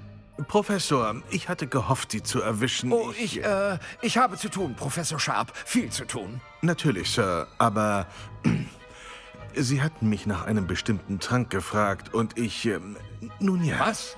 Ach ja, nun, heraus damit, Sharp. Ich habe nicht den ganzen Tag Zeit. Wir sollten das wohl besser nicht hier besprechen, Sir. Keine Sorge, Sharp. Sie können ganz offen sein. Nun gut, ich habe Ihren Heiltrank gegen Furunkel gebraut. Ich bringe ihn bei Gelegenheit vorbei. Sicher, ja. Kein Grund zur Geheimniskrämerei. Schicken Sie einfach einen Schüler damit los. Einen Schüler? Sicher, Sir. Wie Sie meinen. Das tue ich. Und danke, Sharp. Hoffentlich haben Sie auch genug für mich gebraut.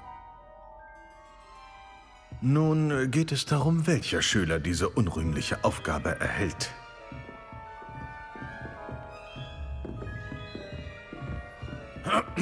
Fast täglich frage ich mich, warum ich die Ernennung durch das Ministerium annahm. Im Augenblick habe ich keine Zeit für Sie. Rein gar keine Zeit. Aus dem Weg. Ich dachte, Gareth, Mr. Weasley, was machen Sie hier? Müssten Sie nicht, irgendwo sein? Ach, Professor, ja natürlich. Es gibt viele Orte, an denen ich momentan lieber wäre. Brauchen Sie etwas von mir? Ich suche meinen Hauselfen. Haben Sie ihn gesehen? Ah, das einohrige Kerlchen. Ich habe ihn vor ein paar Minuten auf dem Weg zur großen Halle gesehen. Schwärmte von Ihrem guten Benehmen, Sir. Ich habe Sie im Auge, Mr. Weasley. Laut Mr. Redding vom Honigtopf sind kürzlich einige seiner Billywick-Stacheln verschwunden. Eine ausgezeichnete Trankzutat. Und ich weiß, Sie haben für Tränke durchaus was übrig. Was?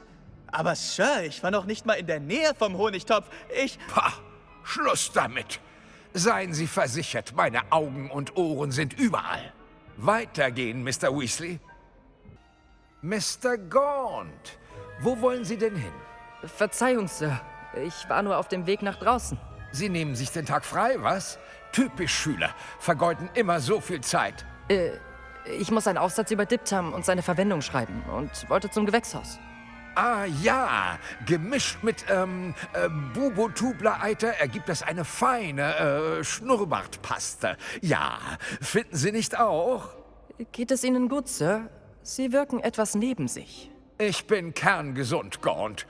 Wenn ich eine medizinische Diagnose brauche, gehe ich ins St. Mungo Hospital.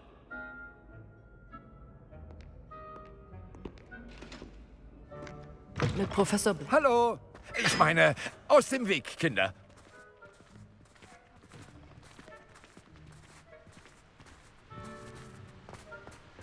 Professor, auf ein Wort? Professor Black, wie bereits gesagt, Sie können Ihre Entscheidung zu Quidditch immer noch überdenken.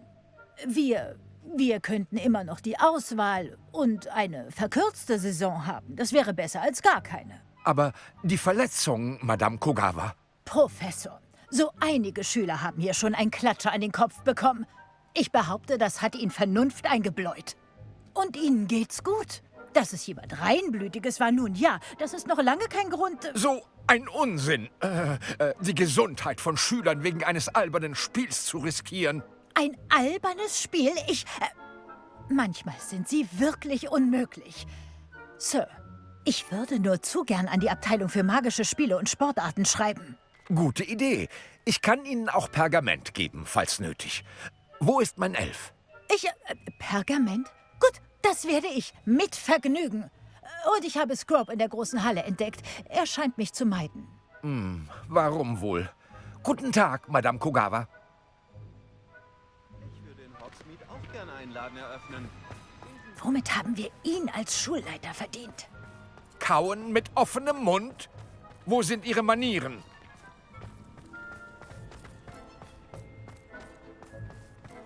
Stammt Sebastian Fellows Familie aus?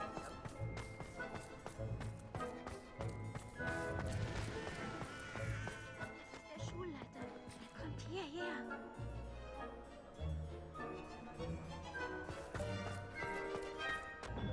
Miss Broom, auf ein Wort. Oh, Professor, das ist ja eine Überraschung. Es heißt übrigens Bloom. Was war noch gleich Ihr Spezialgebiet, Broom? Die ZAGs rücken immer näher. Zauberkunst, Sir. Ungesagte Zauber. Vielleicht lässt mich ja einer verschwinden. Immer dranbleiben, Broom, und Sie werden so unsichtbar wie dieser neue Fünftklässler. Er ist nicht unsichtbar, Sir. Hab ihn bei der Bibliothek gesehen. Hat mir sogar mit meinen, schweren Büchern geholfen. Apropos unsichtbar. Wo ist mein verdammter Hauself? Mit dem Schulleiter scheint irgendwas nicht zu stimmen.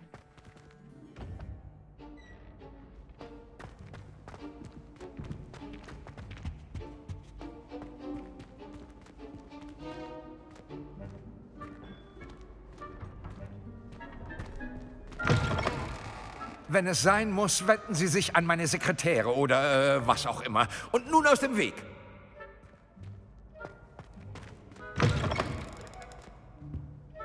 Professor. Ich muss Sie wirklich sprechen. Hallo, Professor Black. Ah, Professor Weasley. Wie, schön, Sie zu sehen. Sir? Da Sie schon mal da sind, könnten wir, uns über Professor Fig unterhalten? Oh, also gut. Ich habe mich entschlossen, ihm etwas mehr, Spielraum zu lassen. Spielraum, Professor? Ist das wirklich so klug? Ich mache mir Sorgen um seine Schüler. Er ist so selten da. Nun, er kümmert sich für mich um Ministeriumsangelegenheiten. Verstehe.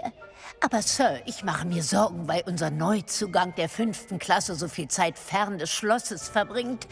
Angeblich für Professor Fig.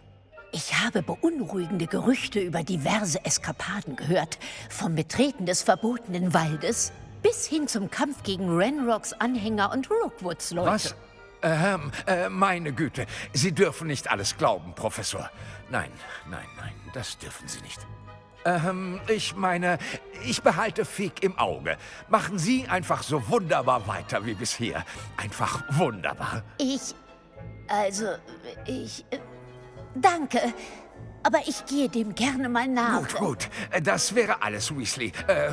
Ich meine Professor Weasley. Guten Tag.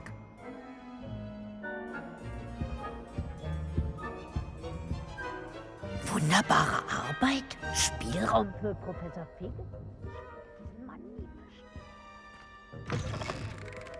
Das sollte Professor Fig Zeit verschaffen.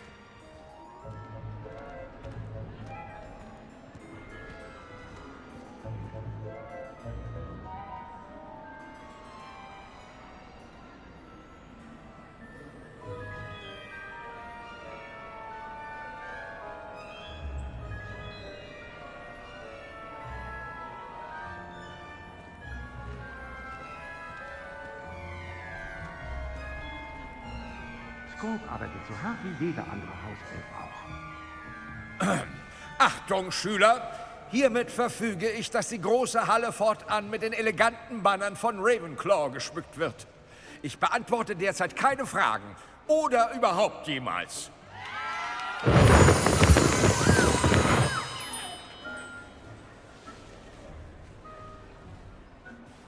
Scrooge! Ich grüße Sie, Meister. Wie war noch gleich das Passwort für mein Büro? Aber der Meister ließ Scrooge schwören, es keinem zu sagen. Nicht mal dem Meister selbst. Wie kannst du es wagen, mich in Frage zu stellen? Gleich setzt's was. Ja, Sir. Natürlich, Sir. Scrooge bittet um Vergebung. Es ist das Familienmotto der Blacks, Meister. Ja, natürlich. Der Meister erinnert sich doch sicher? Es lautet stets reinblütig, nicht wahr? Knapp, Meister. Scrooge denkt, dass der Meister Scrooge testet. Es ist stets reinblütig. Selbstverständlich. Aber auf Französisch, wie der Meister weiß. Ja, natürlich. Ich will, dass du es für mich aussprichst. Der Meister weiß, dass Scrooges Französisch hundsmiserabel ist. Na gut. Toujours pour. Ha! Danke. Und sprich nie mit mir oder sonst wem über diese Unterredung. Natürlich, Sir. Scrooge wird sich bemühen, dem Meister aus dem Weg zu gehen. Oh. Der Vielsafttrank lässt nach.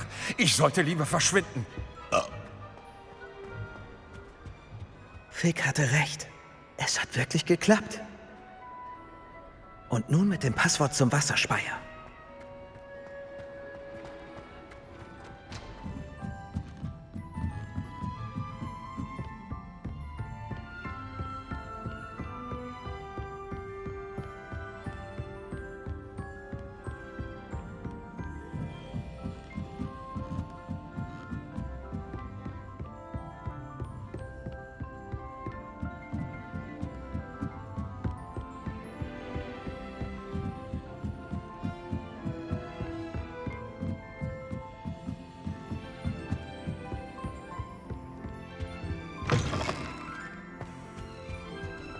Der Wasserspeier.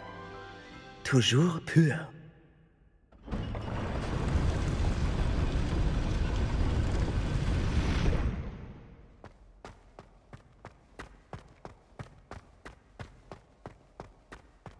alle großen Zaubererfamilien Mottos haben?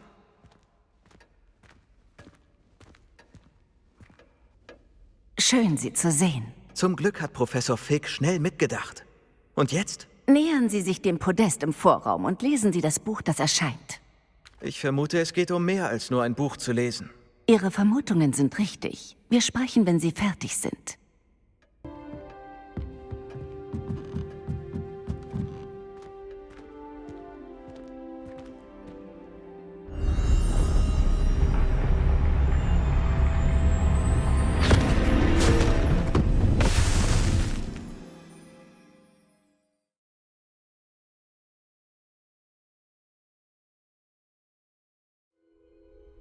Wo bin ich? Professor Fitzgerald, hören Sie mich? Ich bin hier. An diesem Ort können Sie mich Neve nennen. Sie werden eine Fabel erleben. Passen Sie auf. Die Dinge sind nicht immer, wie sie scheinen. Gehen Sie schnell und vorsichtig vor. Nutzen Sie unterwegs die Werkzeuge, um mich zu finden. Zuerst brauchen Sie einen Umhang.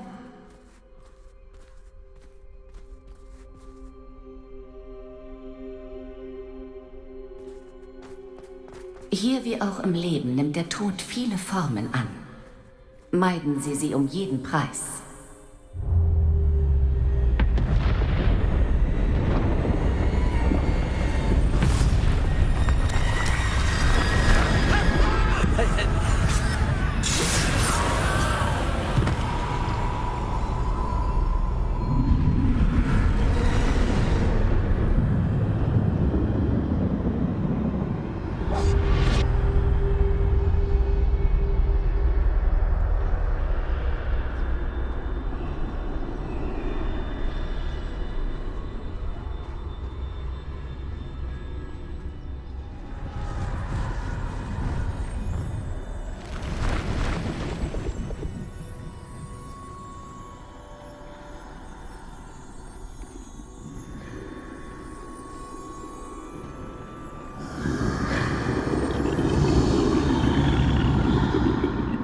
Ich hätte weglaufen sollen.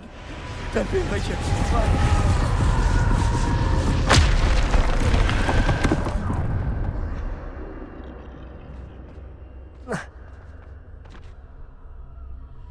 Sie sind weg. Vorerst. Ich muss hier verschwinden, wo Neve wohl steckt.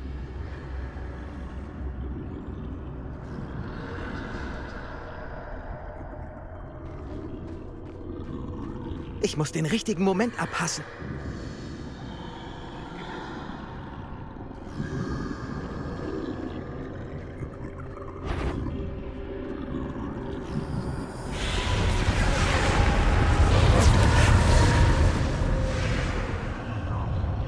Aha, da vorne ist eine Treppe.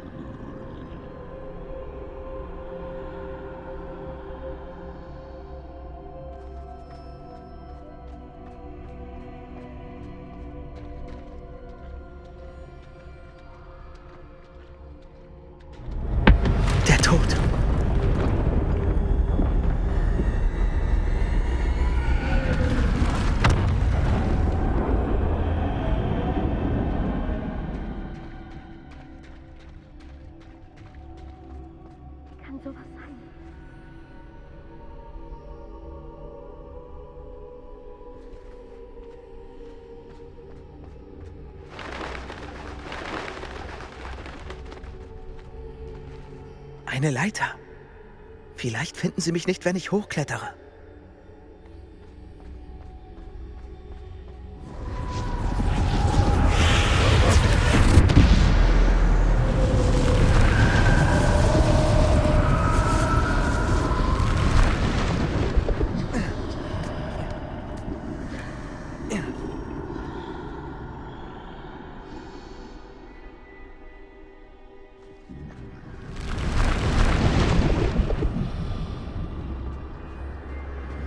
Das ist meine Chance.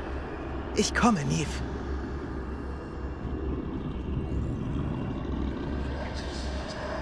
Es sind zu viele. Ich muss die Straße schnell überqueren.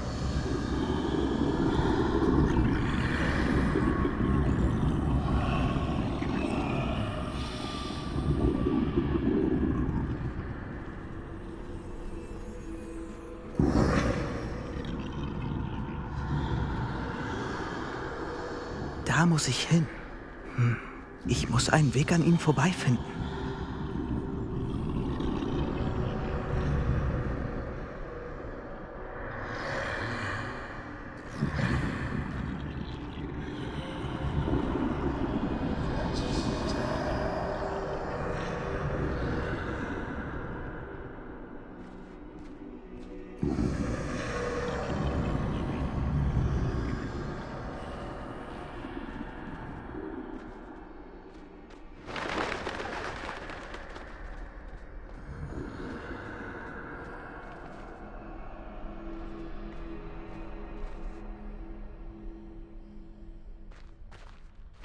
Da lauert nur mehr Gefahr.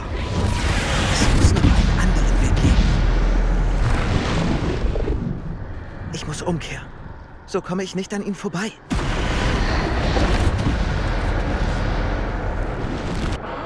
Die Tür verschlossen. Ich muss weiter. Ich habe keine Wahl.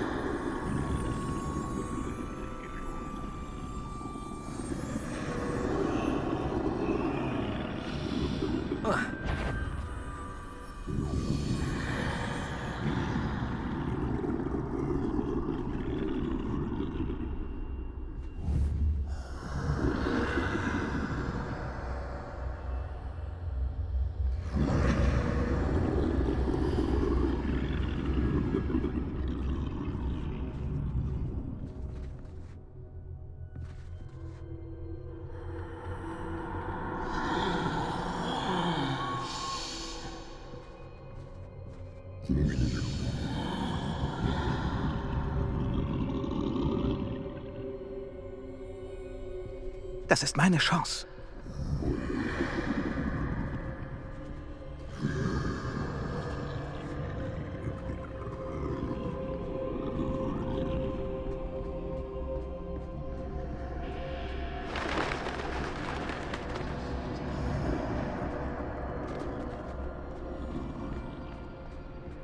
Dort geht es weiter.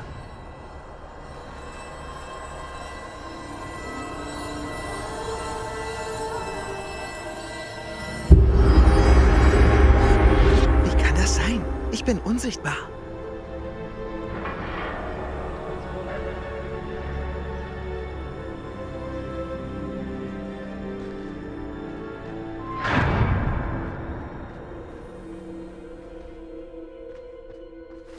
Sie können mich nicht sehen.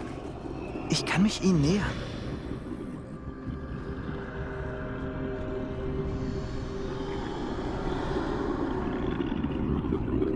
Hier geht's weiter. Endlich frei. Aber wo bist du, Neve?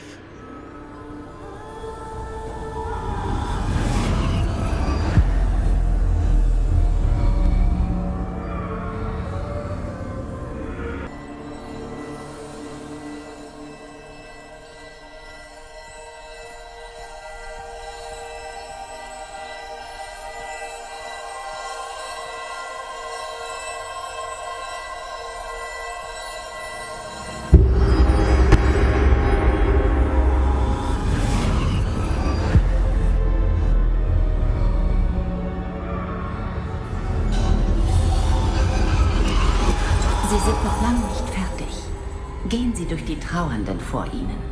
Nichts ist, wie es scheint.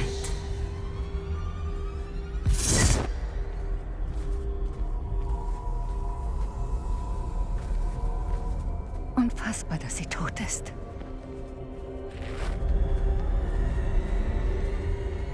Liebe, süße Neve. Tot. Neve, warum? Möge uns die Erinnerung an sie stets leiten.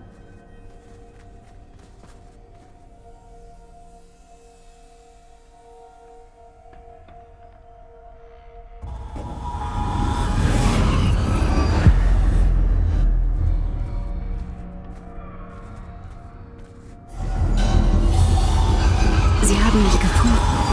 Doch sie können Geschehenes nicht rückgängig machen.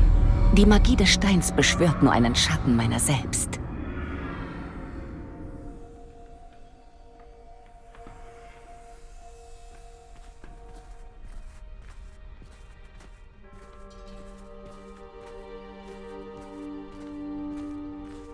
Aber es gibt kein Licht ohne Schatten und keinen Schatten ohne Licht. Weil sie die Dunkelheit beseitigen können, sollten sie das nicht immer auch tun.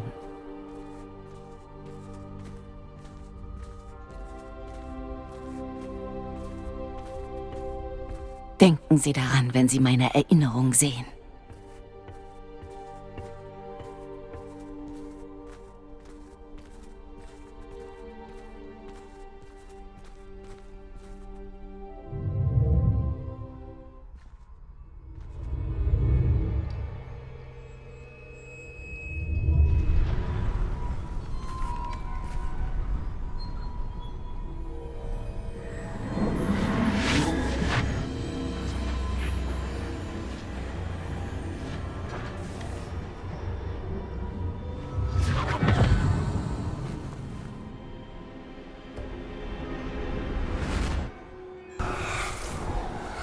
Isidora, was Sie für Ihren Vater getan haben, bemerkenswert. Nicht wahr? Und Percival braucht sich auch nicht um die Gefühlsstränge oder die Spuren dieser Magie sorgen. Es gibt einen Weg, das alles zu beherrschen. Sie machen weiter. Kobold, Silber. Sie haben es einem Kobold gesagt? Keine Sorge, er ahnt nicht, was wir da verwahren. Wir wissen nichts über die möglichen Auswirkungen. Die Gefühle, die dunkle... Oh, sie klingen wie Percival. Und ich kenne sie sehr wohl. Sie ist eine Quelle der Macht, des Fokus. Irgendwie scheint sie meine Zauberkraft zu verstärken. Ich verstehe nicht, Isidora. Wir können sie nutzen. Macht wie diese ist kein Spielzeug. In den falschen... Sie sahen, wie ich meinem Vater half. Oh, Neve, wir könnten so viel Gutes tun. Jeder von uns trägt doch Schmerz in sich.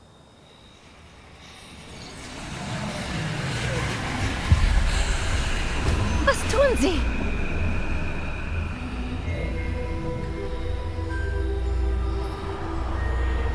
Tief einatmen. Spüren Sie das? Oh, Isidora. Schluss damit. Mit all dem. Sie haben diese Macht so lange verheimlicht, weil Sie sie fürchten. Ich gebe mich ihr hin.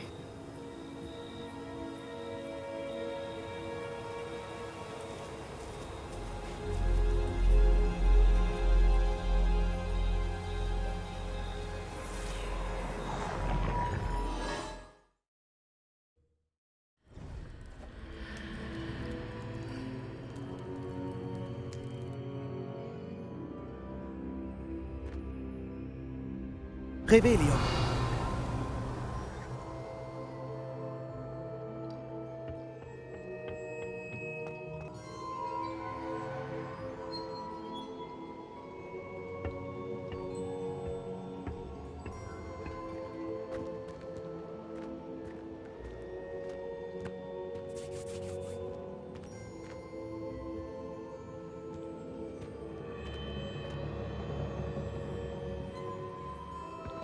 Stimmt es? Jemand hat die ersten 3 Prüfungen abgeschlossen?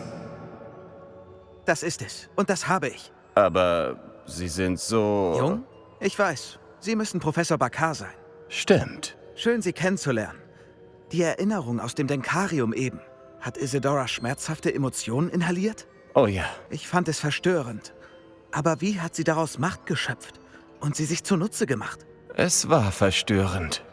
Ich wundere mich jedoch, dass Sie nach Ihrer Macht fragen.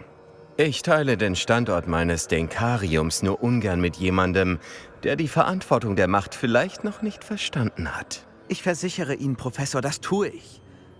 Doch Sie wissen noch nicht, dass ein gefährlicher Kobold namens Ranrock sich Zugang zu dem Behältnis auf Schloss Rookwood verschafft hat. Er hat gelernt, den Inhalt als Quelle immenser Macht zu nutzen. Er will diese Macht gegen die Zauberwelt einsetzen. Wir haben keine Zeit zu verlieren. Ich verstehe. Dennoch ist das Wissen, das Sie über meine Erinnerungen erlangen werden, zu wertvoll, um es unüberlegt weiterzugeben. Ich brauche Zeit, um mich mit den anderen Hütern zu beraten. Uns bleibt wohl nichts als zu warten, so frustrierend das auch ist.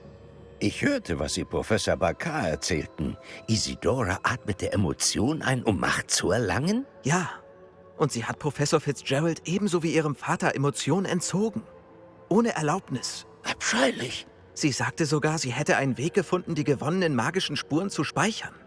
In Koboldsilber. Die Behältnisse? Möglich.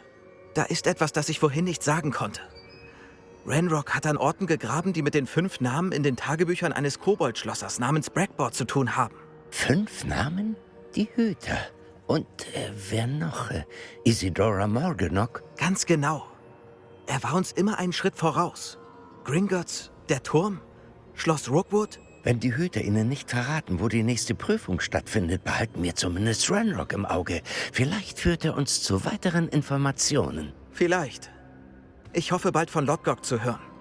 Seit den Bohrern kam nichts mehr von ihm. Oh, und wie Sie bestimmt schon wissen, hat Ihr Vielsaftplan perfekt funktioniert. Ich wusste es. Vielleicht habe ich Black zu gut abgelenkt. Ich wusste ja nicht, dass er nicht viel Feuerwhisky verträgt.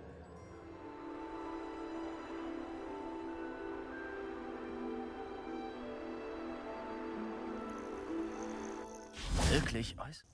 Ich habe die Eule bekommen. Danke. Schön, dich zu sehen. Ich habe Scharen von Ranrocks Anhängern von der Küste kommen sehen.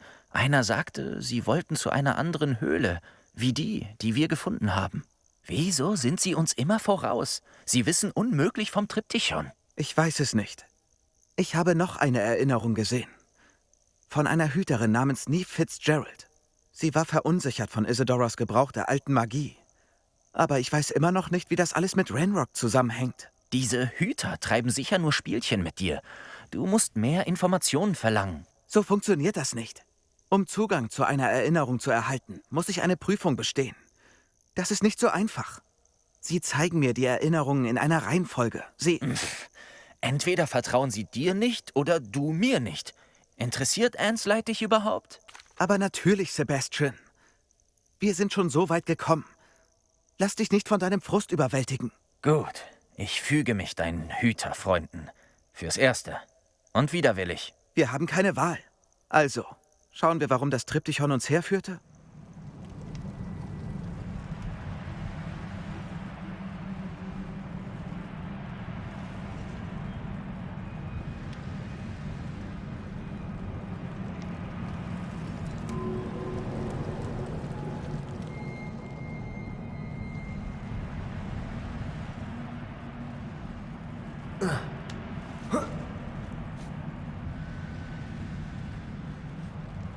Das letzte Stück für das Triptychon. Wir haben es geschafft. Hätte Isidora all das nur offenbaren können. Die Erinnerungen, die ich sah, zeigten, dass die Hüter und Isidora bezüglich der Nutzung alter Magie nicht einer Meinung waren. Aber ich verstehe nicht, warum sie sich so viel Mühe gegeben hat, ihre Geschichte ohne deren Wissen zu erzählen. Könntest du nur ihre Erinnerungen sehen. Das wünschte ich auch. Wenn wir das Triptychon vollenden, sehen wir vielleicht mehr.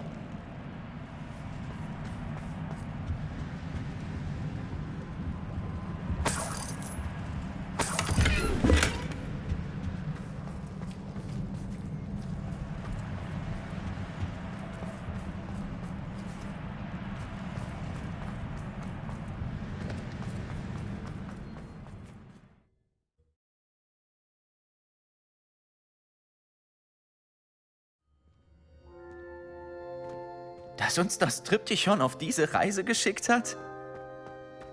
Das ist es. Spann mich nicht auf die Folter. Na los, mach schon.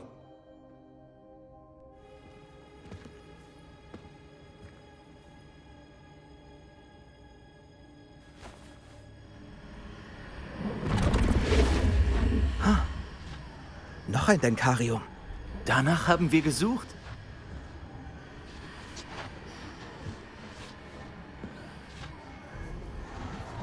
Ich frag mich... Was ist denn? Finden wir es raus.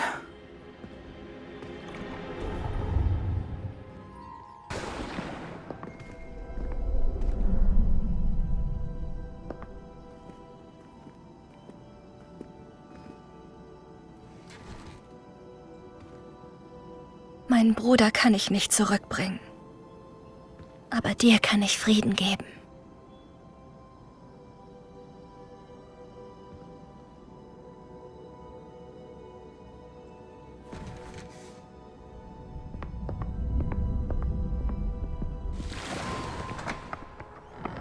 Hier, setzen Sie sich. Isidora, wir würden zu gern alle erfahren. Es geht los. Ich muss Ihnen etwas zeigen. Vater, das sind meine Kollegen von Hogwarts. Vater spricht nicht mehr seit dem Tod meines Bruders. Auf meinen Reisen konnte ich meine Vermutungen bestätigen. Es liegt in unserer Kraft, Schmerzen zu nehmen.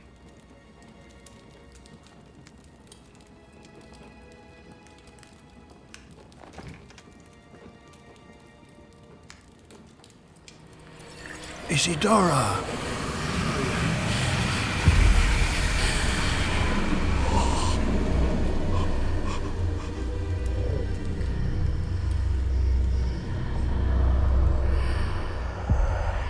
Was haben Sie getan? Ich habe ihn befreit.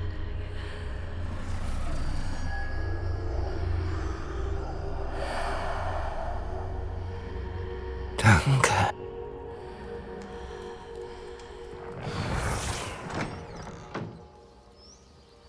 Hat's geklappt? Ja, das hat es. Wie zu erwarten, bei Koboldsilber. Ich brauche etwas Größeres. Na gut. Es wäre hilfreich zu wissen, was darin aufbewahrt werden soll.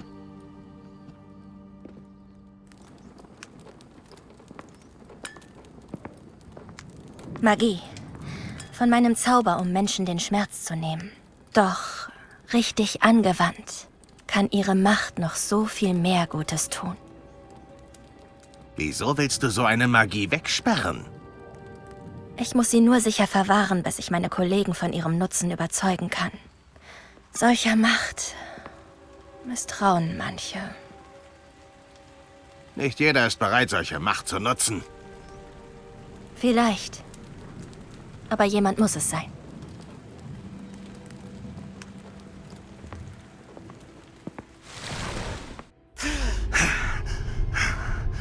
Sie hat den Schmerz genommen. Ich wusste es. Ich wusste, es gibt einen Weg, Anne zu helfen. Hier stimmt was nicht, Sebastian. Was meinst du? Du hast gesehen, was sie getan hat. Nein, nicht die Erinnerung, das Porträt. Ich denke, Isidora ist nicht erschienen, weil sie es nicht kann. Verstehe ich nicht. Wir haben das schon mal gesehen. Das verlassene Haus in Feldcroft, das zerstörte Bild, das war sie. Also hat irgendjemand eine verzauberte Leinwand zerstört. Doch, wir haben die Erinnerung. Ja, du hast recht. Wir haben gesehen, was sie wollte, wozu sie fähig ist, wozu du fähig bist. Ich weiß nicht, wie Isidora das gemacht hat. Dann lernst du es. Die Hüter bringen es dir bei. Das würden sie bestimmt nicht tun. Die Hüter glauben, dass das Beseitigen der Fähigkeit, Schmerz zu fühlen, eine sehr komplizierte, unvorhersehbare Form der Magie ist. Eine, die nur sehr vorsichtig genutzt werden sollte. Wenn überhaupt. Wenn überhaupt? Du hast all ihre Prüfungen erfolgreich bestanden. Du hast dich mehr als bewiesen. Du schaffst das. Du bist bereit dafür.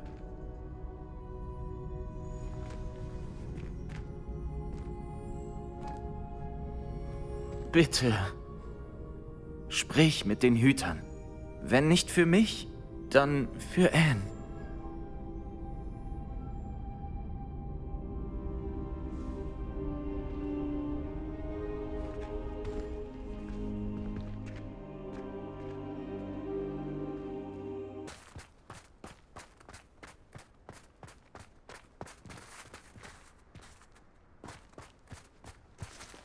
Sebastian, ein Relikt aus den Katakomben, das ein dunkles Opfer erfordert?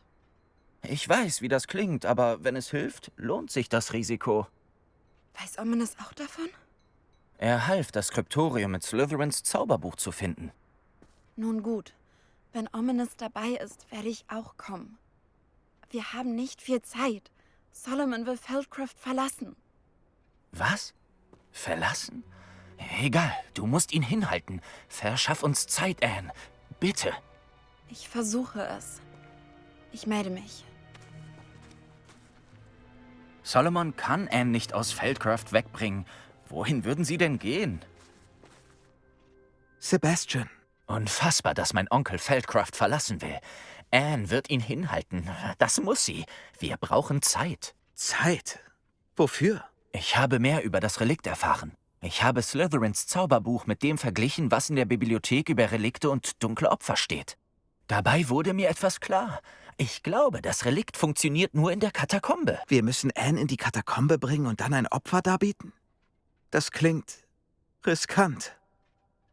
Es ist das Risiko wert. Unsere größte Hürde könnte Ominous sein.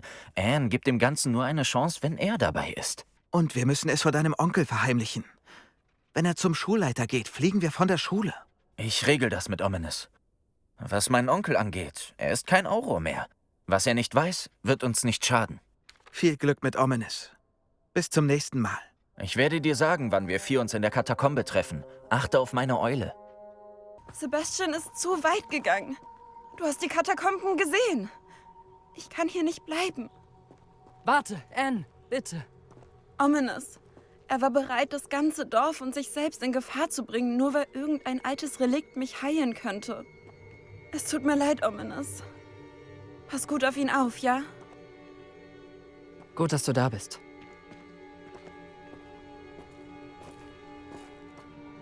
Ich habe deine Eule erhalten. Wo ist Sebastian? In der Katakombe. Ehrlich gesagt war ich überrascht, dass du nicht bei ihm warst. Ominous, ich... Nicht. Du hast geschworen, es Sebastian nicht mehr weitertreiben zu lassen. Und schau, wo wir jetzt sind. Er will nicht auf mich hören. Ich hätte ihn früher aufhalten sollen. Jetzt steckt Sebastian echt in der Klemme. Ich gehe zurück in die Katakombe, um ihn zu suchen. Anne hat recht. Er und das gesamte Dorf sind in Gefahr. Da drin wimmelt es nur so von Inferi. Inferi? Was redest du da? Du wirst gleich sehen. Schnell! Ich muss irgendwie auf diesen Vorsprung kommen.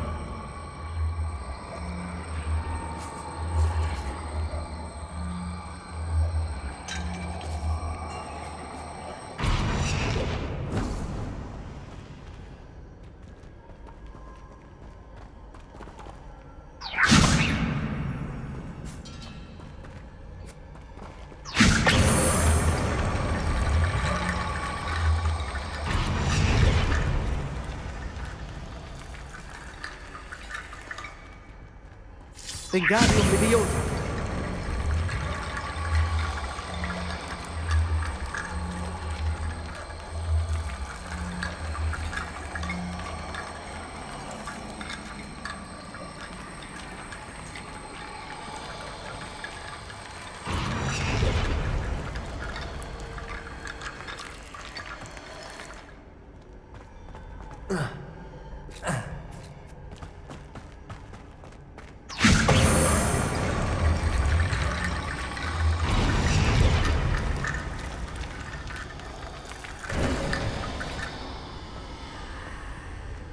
Da ist Sebastian. Ist das nicht unglaublich? Sebastian. Sag ich doch, das Relikt ist die Antwort. Ich wollte die schwarze Magie rückgängig machen, die Anne verletzt hat. Aber damit kann ich sie kontrollieren. So wie ich die Inferi kontrolliere.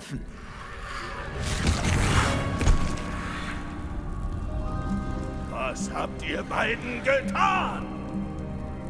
Accio Relikt!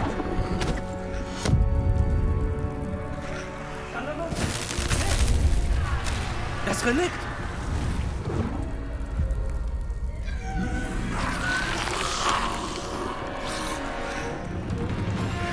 Das wirst du wissen! Es gibt keine Heilung, Sebastian! Hör schon auf! Ich lasse sie nicht leiden! Avada Kedavra!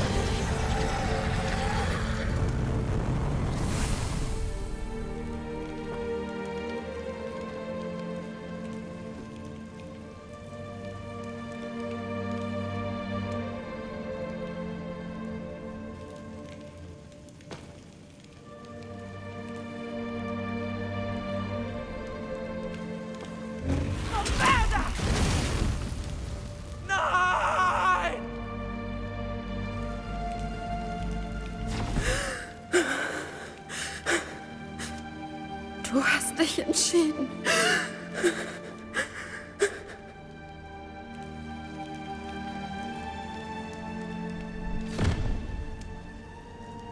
Oh, Anne. Was hast du getan?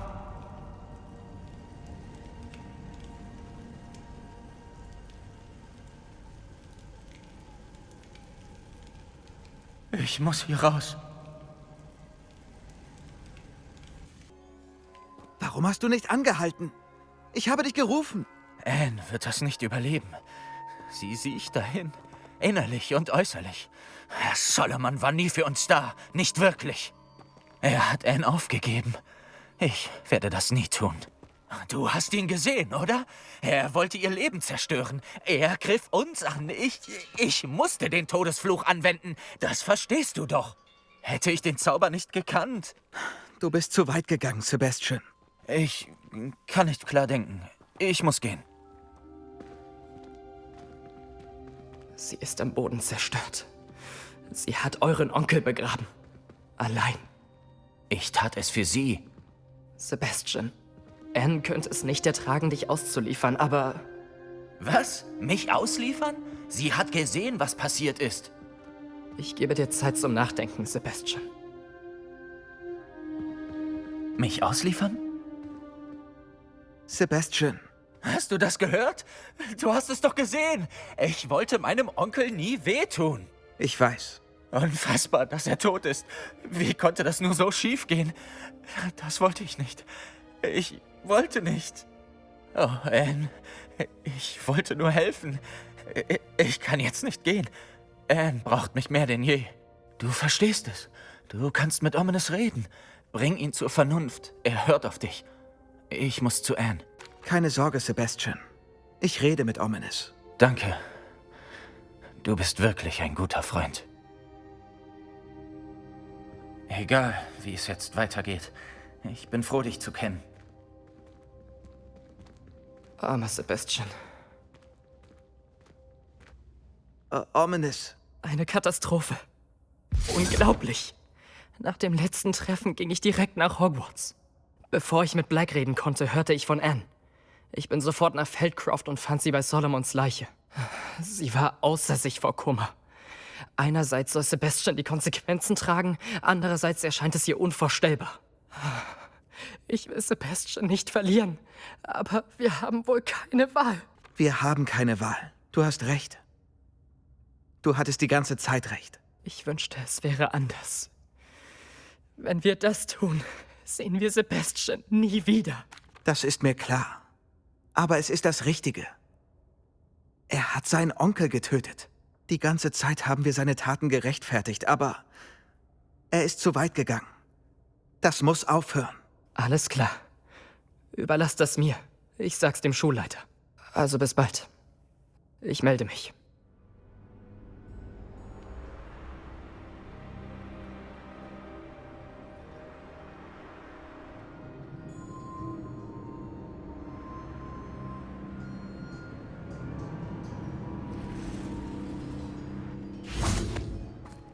Ich schaffe das. Ich krieg das hin. Er will sicher helfen. Werden wir hier die Zentaurin treffen? Tja, sie wissen nicht, dass wir kommen. Also ist es weniger ein Treffen als vielmehr eine Überraschung, oder? Das gefällt mir nicht. Ich glaube nicht, dass sie sich freuen, überrascht zu werden. Wir haben keine Wahl, wenn wir die Schnatzer schützen wollen. Sicher können sie erkennen, dass wir es ernst meinen. Sie haben etwas so Allwissendes an sich. Fast schon beängstigend. Ich schätze, sie sind dafür bekannt, quasi allwissend zu sein. Das trifft es auf den Punkt. Ich habe nur... Ach, egal. Was ist denn? Es ist nichts. Wir haben nichts zu verheimlichen. Stimmt. Wir sind einfach ehrlich und sagen ihnen, was wir vorhaben. Dann müssen sie uns doch helfen, oder? Ja, natürlich. Du hast vollkommen recht. Wir treffen uns mit ihnen, erzählen ihnen von den Schnatzern und es geht sicher alles gut.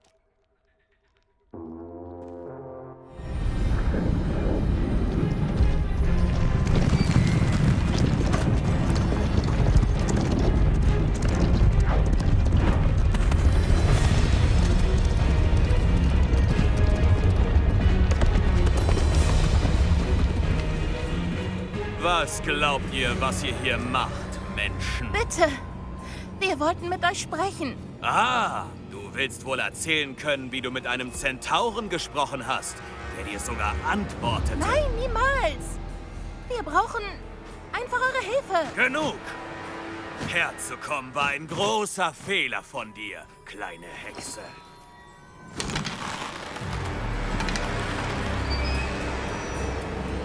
Lass sie in Ruhe, Alec.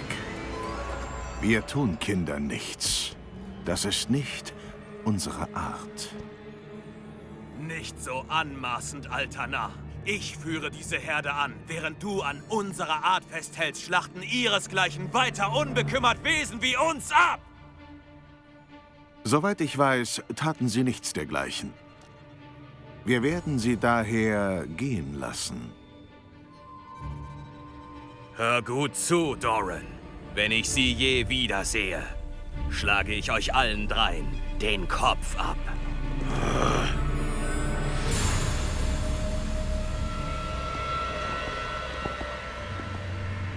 Törichte Kinder. Wisst ihr, was hier mit Zauberern passiert? Nun, folgt mir, bevor Goldene Schnatzer existieren noch und die Wilderer suchen sie. Sie wissen, dass das Mondlicht der Schlüssel zu ihnen ist, aber sie verstehen es nicht ganz. Noch nicht. Bitte helft uns, die Schnatzer vor den Wilderern zu finden. Kann es sein? Im Süden ist eine Höhle, in der sich das befindet, was die Wilderer suchen. Ein Mondstein. Holt ihn und legt ihn in den Steinkreis im Wald. Ich hingegen muss zu meiner Herde. Kommt zu mir, wenn ihr fertig seid.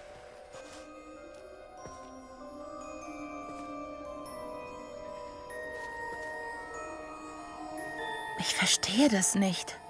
Also geht es bei dem Mondlicht im Notizbuch gar nicht um echtes Mondlicht, sondern um einen Mondstein?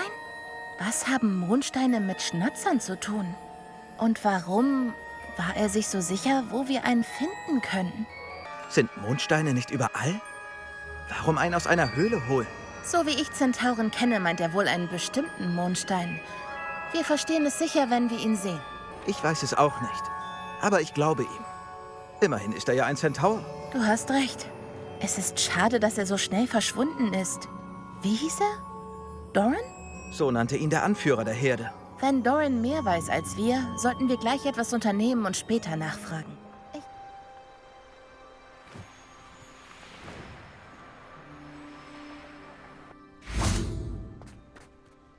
Das bedeutet wohl, du hattest Glück in der Bibliothek? Es hat einige Stunden und viele unleserliche Karten gebraucht, aber ich glaube, das ist die Höhle, von der Doran sprach. Beeindruckend. Vor allem, wenn man bedenkt, wie wenig er uns gesagt hat. Ganz sicher bin ich immer noch nicht, aber diese passte am besten. Ich habe Geschichten über eine Höhle in der Gegend gefunden, die Leute meiden. Das schien mir ein ideales Versteck für etwas Wertvolles zu sein. Es ist vielleicht weit hergeholt, aber könnte ein geheimnisvoller Gegenstand wie der Mondstein nicht in einer ebenso geheimnisvollen Höhle versteckt sein? Ich klammere mich an jeden Anhaltspunkt. Wenn wir schon mal hier sind, können wir uns auch umsehen. Das stimmt.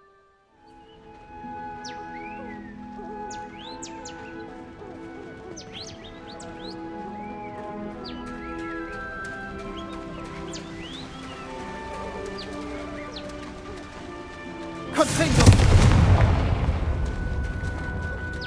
Bei dem, was Fupa anrichten können, hätte ich nie gedacht, dass ich mich freue, so viele zu sehen. Also, ich weiß ja nicht. Ich höre Ihnen jetzt eine Weile zu und verliere langsam den Verstand. Sehr lustig. Ich dachte, dass das beweist, dass die Wilderer noch nicht hier waren. Falls der Mondstein hier sein sollte. Das heißt, wir sind ihnen einen Schritt voraus.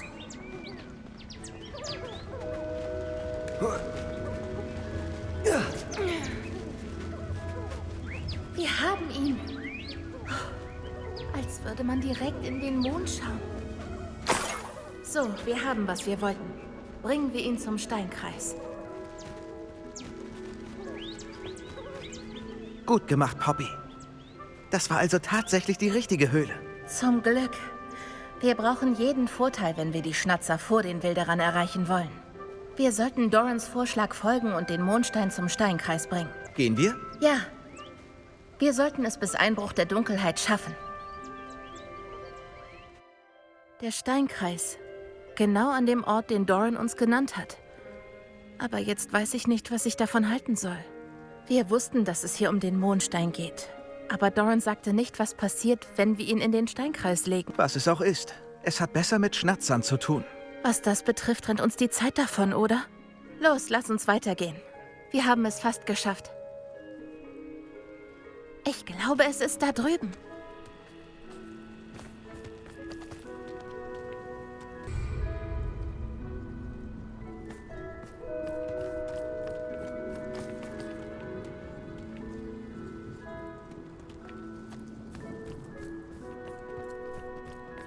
Übrigens, wie geht's deiner Oma? Oma kann nichts erschüttern. Sie hat einen Katzenjammerzauber gewirkt und gedroht, jeden Wilderer lebendig zu häuten, der auf ihrer Schwelle auftaucht. Ich fühle mich immer noch schrecklich, dass sie wegen mir gekommen sind. Sie ist bestimmt froh, dass du dich um die Schnatzer kümmerst. Das hoffe ich. Oma weiß, wie wichtig es ist, die zu beschützen, die Schutz brauchen.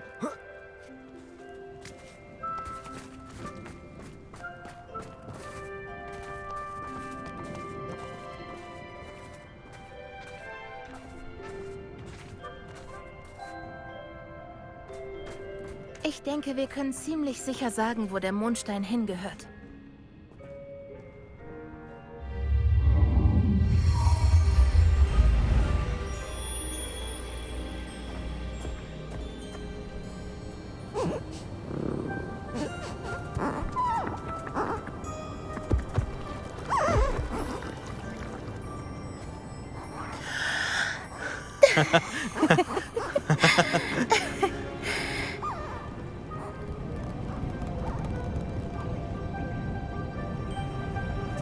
Wow.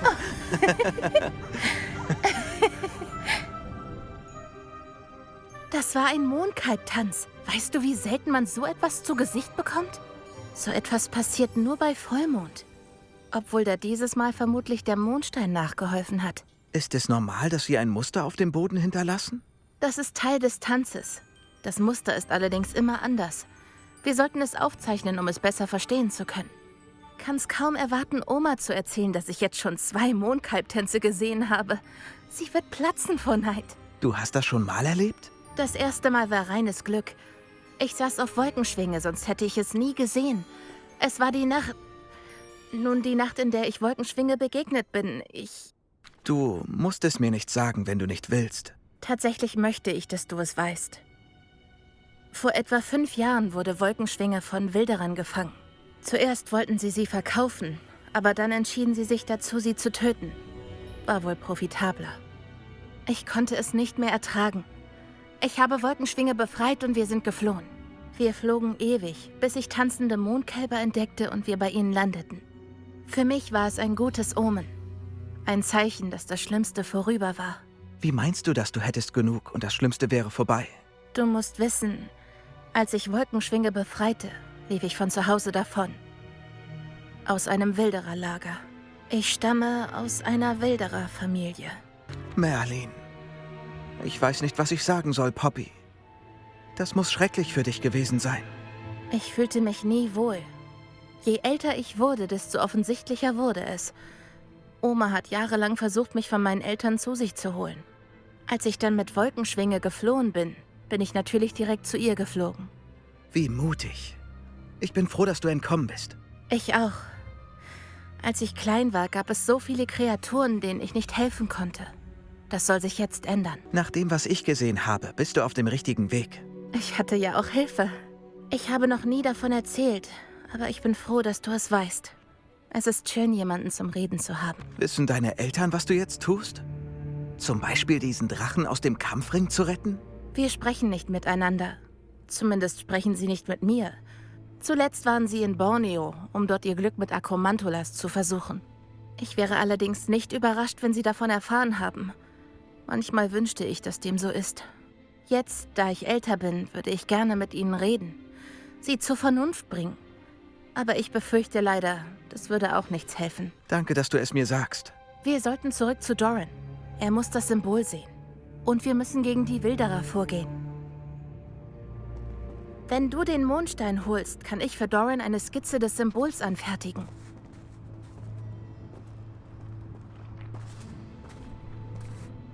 Bist du mit der Zeichnung fertig? Gerade so. Ich glaube, das Muster ist ein Vogel. Sieht jedenfalls so aus. Stand im Tagebuch nicht, der Schlüssel zu den Schnatzern sei das Mondlicht? Natürlich, das ist es. Das müssen wir Doran zeigen. Und das geschah, nachdem du den Mondstein platziert hattest. Weißt du warum oder was es bedeutet? Hat es mit den Schnatzern zu tun? Das Wissen einer Person kann weit sein wie die See, doch seiner Tiefe sind Grenzen gesetzt. Schön, dich wiederzusehen, Doran. Hat Poppy dir schon alles erzählt? Das hat sie. Und ich bin froh, dass ihr beide sicher zurückgekehrt seid. Ich zweifelte an der Weisheit, euch auf einen Weg zu schicken, der bestenfalls unbekannt und schlimmstenfalls tödlich war. Aber der Weitblick der Zentauren ist weder persönlich noch einseitig. Der Himmel sagt uns, was kommen wird. Und oft verstehen wir nicht, was wir gesehen haben, bis es eingetreten ist. Du wusstest, dass die Wilderer Poppy und mich töten wollten? Ich kannte meine jungen Freunde noch nicht. Allerdings war ich auch nicht überrascht. Es war ganz so, wie ich unser erstes Treffen erwartet habe. Könnten wir vielleicht ganz von vorne anfangen? Das würde Poppy und mir sehr helfen. Ja, natürlich. Ich finde, das ist oft der beste Einstiegspunkt, nicht wahr? Vor vielen, vielen Monden sah ich gewisse Ereignisse voraus, die ich lange nicht zuordnen konnte. Bis ihr mir von den Schnatzern und den Wilderern erzählt habt. Ich glaube, das Symbol, das durch den Tanz der Mondkälber entsteht, markiert den Ort, an dem die Schnatzer versteckt sind. Wie es der Zufall will, kenne ich diesen Ort. Bitte fahre fort. Ich habe dieses Symbol bisher nur einmal gesehen, an einer Felswand der Steilhänge im Wald. Dann ist Eile geboten. Die Schnatzer, die dort versteckt gehalten werden, sind vielleicht nicht mehr sicher. Du hast gewisse Ereignisse vorausgesehen, bevor sich unsere Wege kreuzten. Welche denn? Die Ankunft eines Fremden, die Bedrohung durch einen Feind und die Rückkehr eines alten Freundes. Inzwischen bin ich davon überzeugt, dass ihr die Fremden, die Wilderer der Feind und die alten Freunde die Schnatzer sind. Ich sah auch 2 Orte, die damit verbunden sind. Die Höhle mit dem Mondstein und den Steinkreis, welcher in Mondlicht getaucht war. Wenn du mit diesem Ort recht hast, sollten wir uns auf den Weg machen. Wir sehen uns dort. Wir dürfen die Schnatzer nicht noch einmal verlieren. Ich bin so schnell gekommen, wie ich konnte. Siehst du das Symbol über dem Eingang? Die Mondkälber am Steinkreis haben das Gleiche gemacht. Natürlich deutete Doran das an, aber es da zu sehen... Könnten die Schnatzer wirklich hier versteckt sein? Finden wir es raus. Doran wartet weiter vorne auf uns. Dann lass uns gehen. Kannst du das fassen? Echte Schnatzer! Ich bin froh, dass wir den Wilderern wohl einen Schritt voraus sind. Etwas seltsam, dass wir nichts von ihnen gehört haben. Mit etwas Glück hängen sie noch immer über Omas Forschung. Sie hat eine ganze Menge. Und wir haben Doran auf unserer Seite. Selbst wenn die Wilderer auf diesen Ort stoßen, sind wir bis dahin längst weg.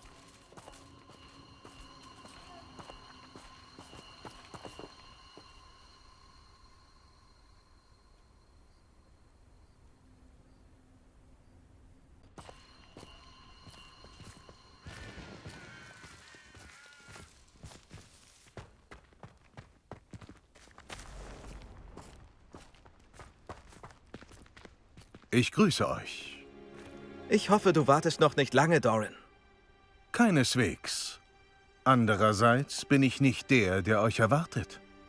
Habt ihr den Mondstein mitgebracht? Gewiss. Gut. Er ist so wichtig für das, was jetzt geschieht. Ebenso wie ihr beide. Und was geschieht jetzt? Was sind diese Säulen hier? Vermutlich eine Schutzmaßnahme. Es gibt nur einen Weg, es herauszufinden. Und was die Lösung dieses Problems betrifft, wisst ihr beide es wohl am besten.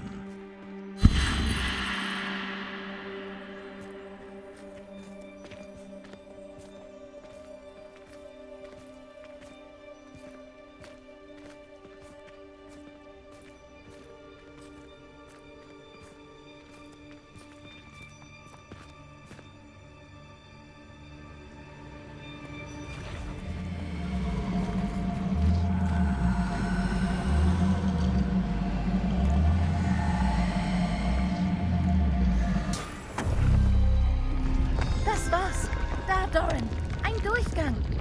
Ich nehme an, wir alle wissen, was dahinter liegt. Und jetzt...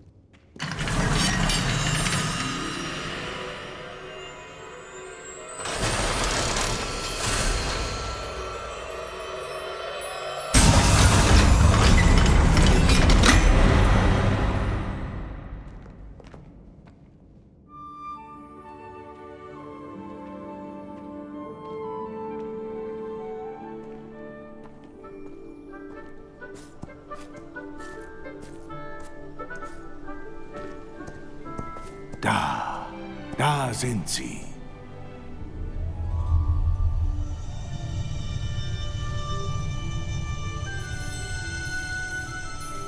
Jetzt müssen wir nur noch den Zauber brechen. Und ihr wollt, dass wir...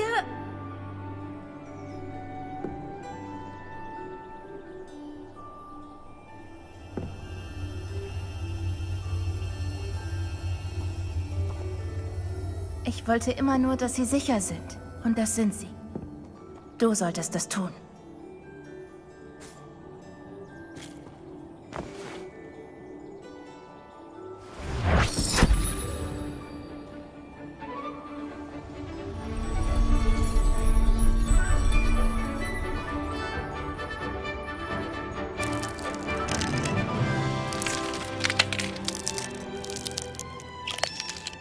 Bei Merlin, wie wunderbar.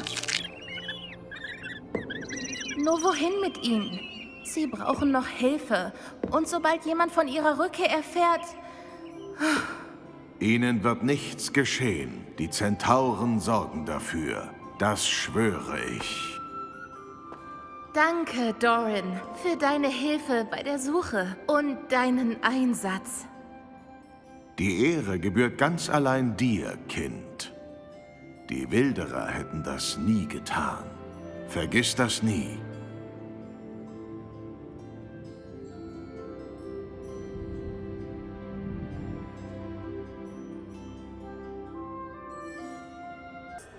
Doran hat dich also endlich überzeugt, die Schnatzer zurückzulassen. Wenn jemand sie vor den Wilderern beschützen kann, dann die Zentauren. Und ich wollte dir danken. Als die Wilderer uns angriffen, war ich... Es war schön, nicht allein kämpfen zu müssen. Natürlich. So etwas tun Freunde doch füreinander, oder? Das stimmt wohl. Gut, dass du nach Hogwarts gekommen bist. Es ist jetzt schon mein bestes Jahr. Ich will natürlich keine zweite Hornschwanzhalle, aber die 3 Besen haben mir gefallen. Ich wusste gar nicht, wie hübsch es dort ist. Was? Du warst noch nie in den 3 Besen? Ich habe früher viel Zeit mit Wolkenschwinge verbracht. Und wer weiß, was Sirona davon hält, wenn ein Hippogreif auf ein Butterbier vorbeischaut. Wolkenschwinge ist die einzige, mit der ich hingehen würde. Oder Oma. Wolkenschwinge ist großartig, aber vielleicht solltest du noch ein paar andere Freunde finden. Ich komme langsam auf den Geschmack menschlicher Freunde. Es war schön, über meine Eltern und Oma zu sprechen und Wolkenschwinge zu teilen. Du hast nicht zufällig von ihnen gehört, oder?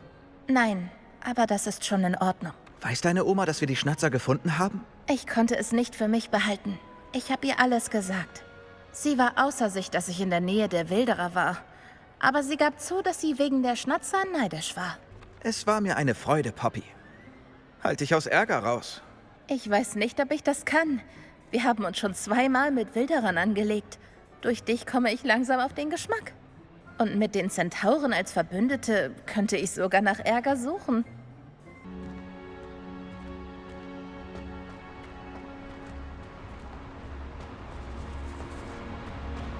Lord Gok, wo steckst du nur?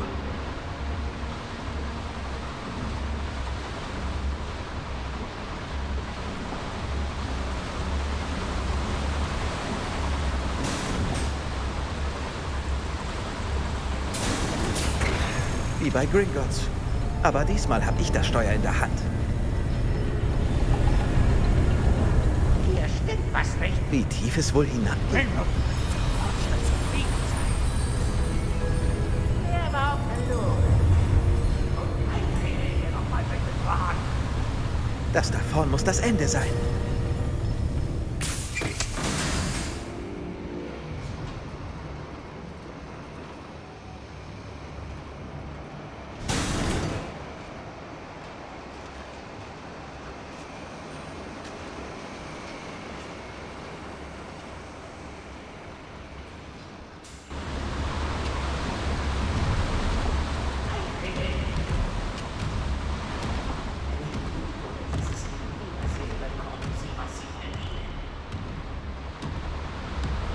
hier!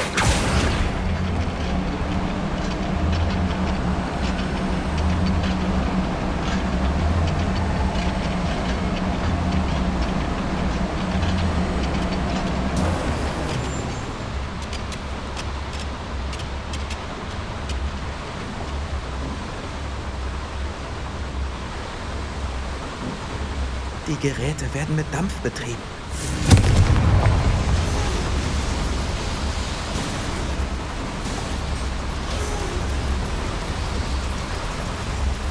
Ich hoffe, ich erreiche Ranrock vor, Lord Gok.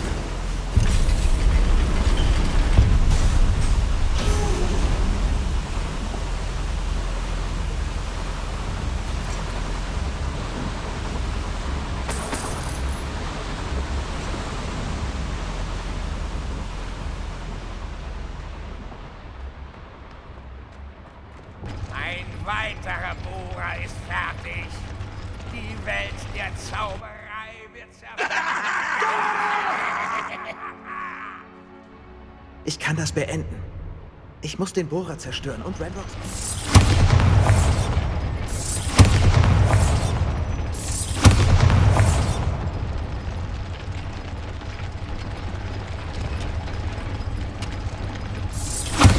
Die Säulen geben nach.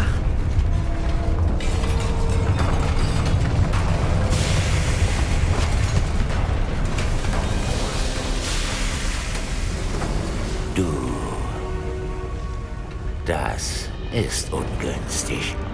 Aber egal. Wir bauen noch einen. Ich habe den da draußen gefunden. Lord Gok. Willst du dich entschuldigen, Kleiner? Ich will es beenden. Was hast du mir mitgebracht?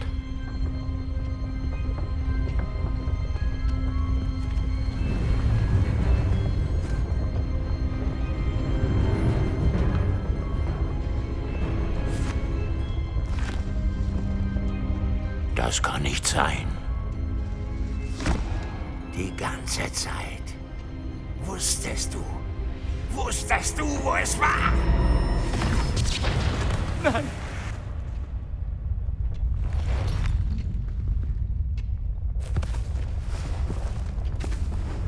Geht es dir gut? Ich werde dich nie verstehen, Lord Gok. So naiv. Die Hexe hielt dich nicht für ebenbürtig. Sie, wie alle anderen ihrer Art, hat dich doch nur benutzt. Das stimmt nicht, Ranrock. Die Jüngeren sind besonders tückisch. Man lehrt sie, ihre Verachtung zu verstecken, um uns auszunutzen. Unfassbar, dass unsere Vorfahren sich jemals vertrauten. Die ganze Zeit suchte ich überall das letzte Behältnis. Ich suchte vergeblich nach Blackboars letztem Buch. Verschwendete meine Zeit. Kind. Und mein Bruder wusste die ganze Zeit Bescheid. Aber ich brauche dich nicht mehr. Ich brauche euch alle nicht. Ich wollte es dir bringen. Du bist eine Schande für die Kobolde. Ah! Nein! Avada Kedavra!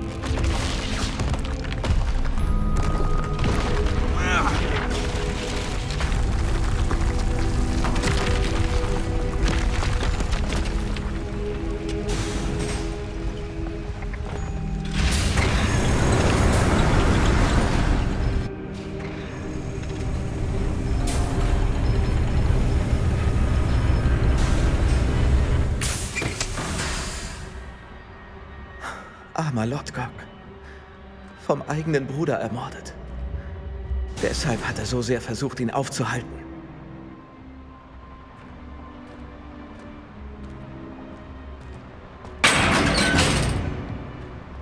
Und jetzt nichts wie raus hier.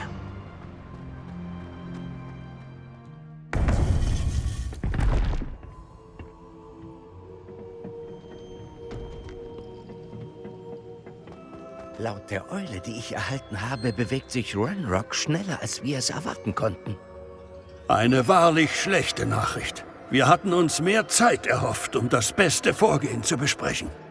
Hören wir, was das Kind zu sagen hat. Professor, Sie haben eine Eule erhalten. Ranrock hat das letzte von Brackbors Tagebüchern. Er hat Lodgok dafür getötet. Er weiß, wo das letzte Behältnis ist. Bei Godric's Herz. Lodgok und Ranrock waren Brüder. Lodgok wollte mir das Tagebuch bringen. Ranrock ist ein Monster. Wir müssen wissen, wo das letzte Behältnis ist.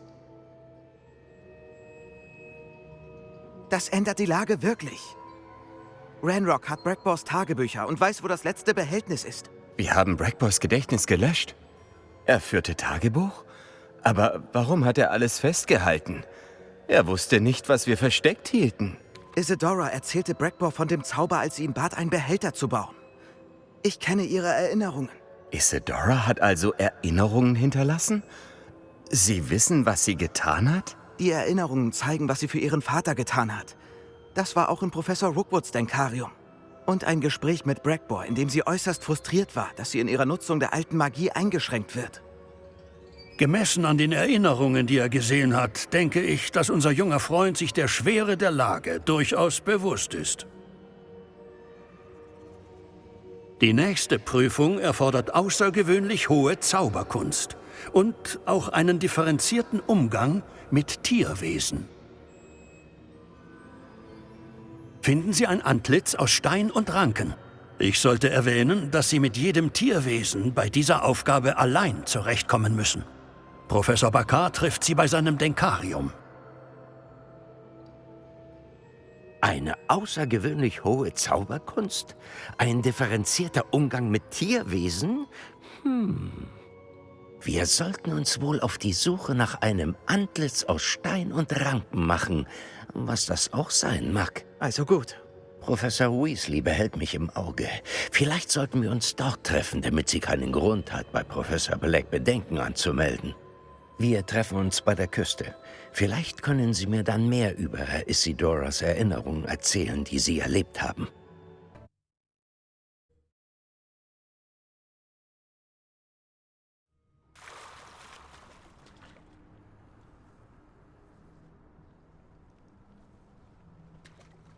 Das sind Sie ja. Ich habe gute Nachrichten. Erkennen Sie den Kopf, der dort zu sehen ist? Sieht wie ein Grabhorn aus. Und die Abdrücke im Boden lassen mich vermuten, dass ein Grabhorn irgendwie den weiteren Weg freigeben wird. Das meinte Professor Rackham also, als er sagte, ich müsse mich mit Bestien verstehen können. Ganz offenbar. Ich weiß, dass das letzte einer langen Dynastie von Grabhörnern in der Nähe lebt. Man nennt es den Lord der Küste. Sie werden ihn hierher bringen müssen. Was dann passiert, kann ich nicht sagen. Haben Sie schon mal ein Grabhorn bezwungen? Das habe ich. Vor Jahren, ausgerechnet in Stonehenge. Das Ministerium steht dafür immer noch in meiner Schuld.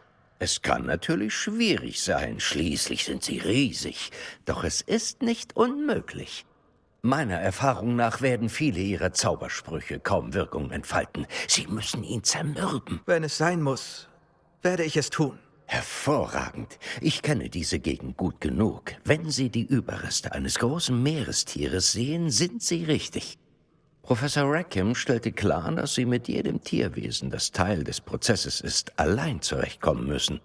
Ich wünsche Ihnen viel Glück. Ich werde in der Kartenkammer auf Sie warten.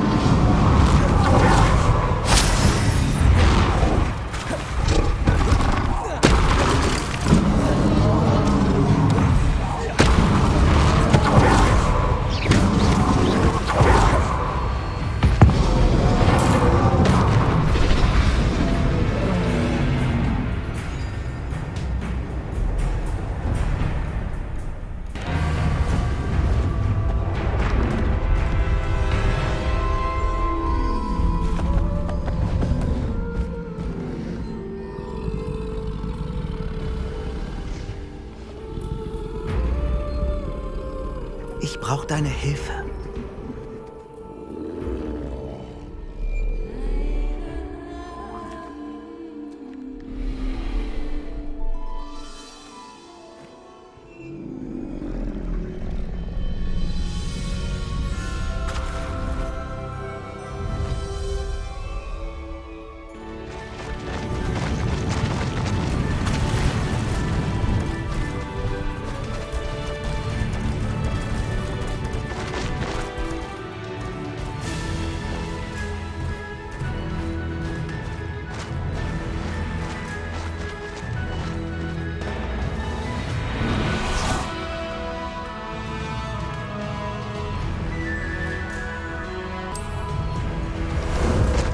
Mit einem Rundflug.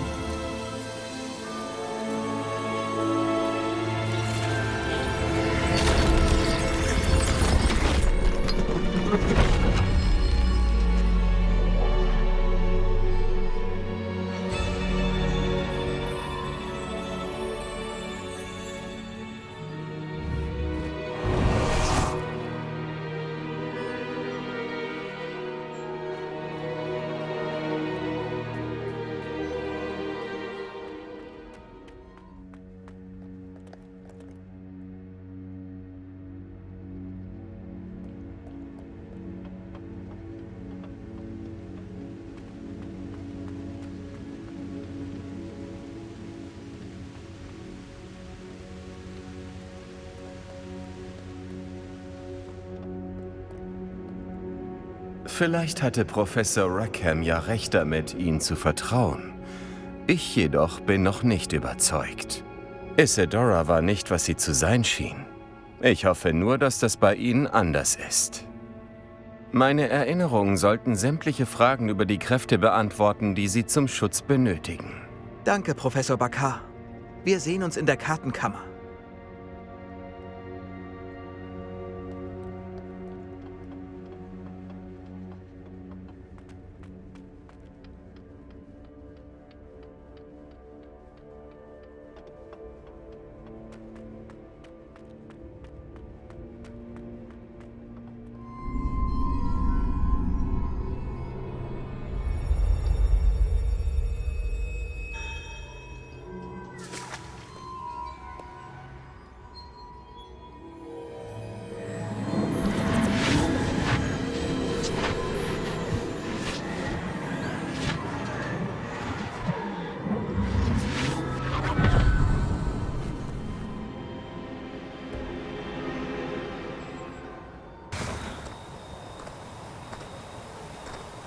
Hallo? Isadora? Isadora?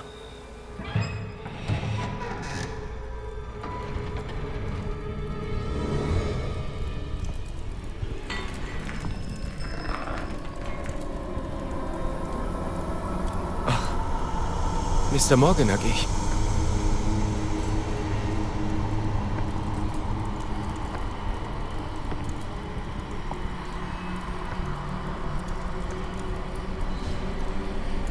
Mr. Morganach?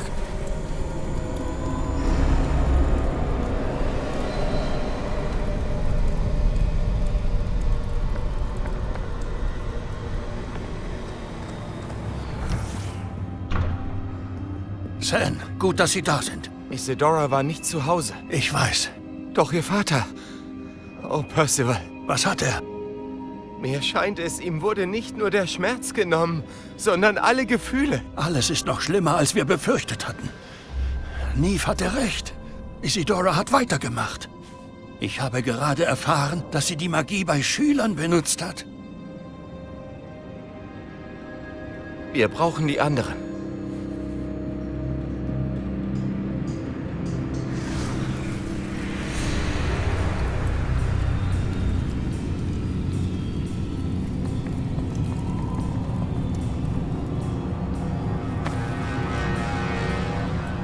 müssen jetzt zurück zum Gemeinschaftsraum. Verstanden?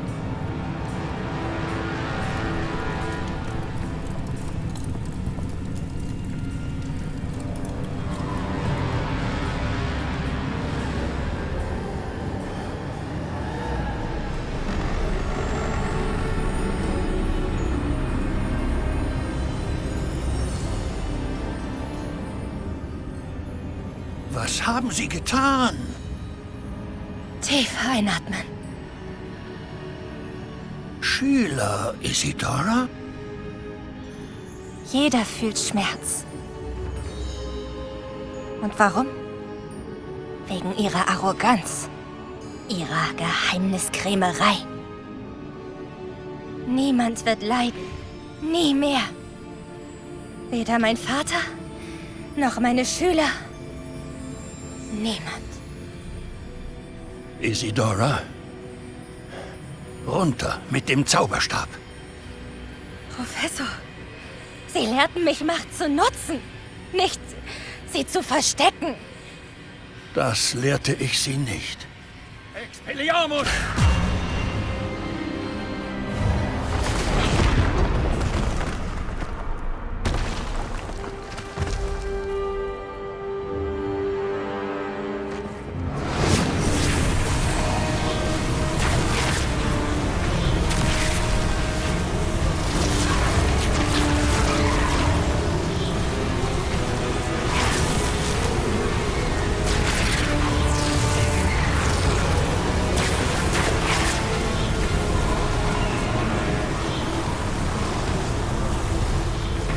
Kedavra!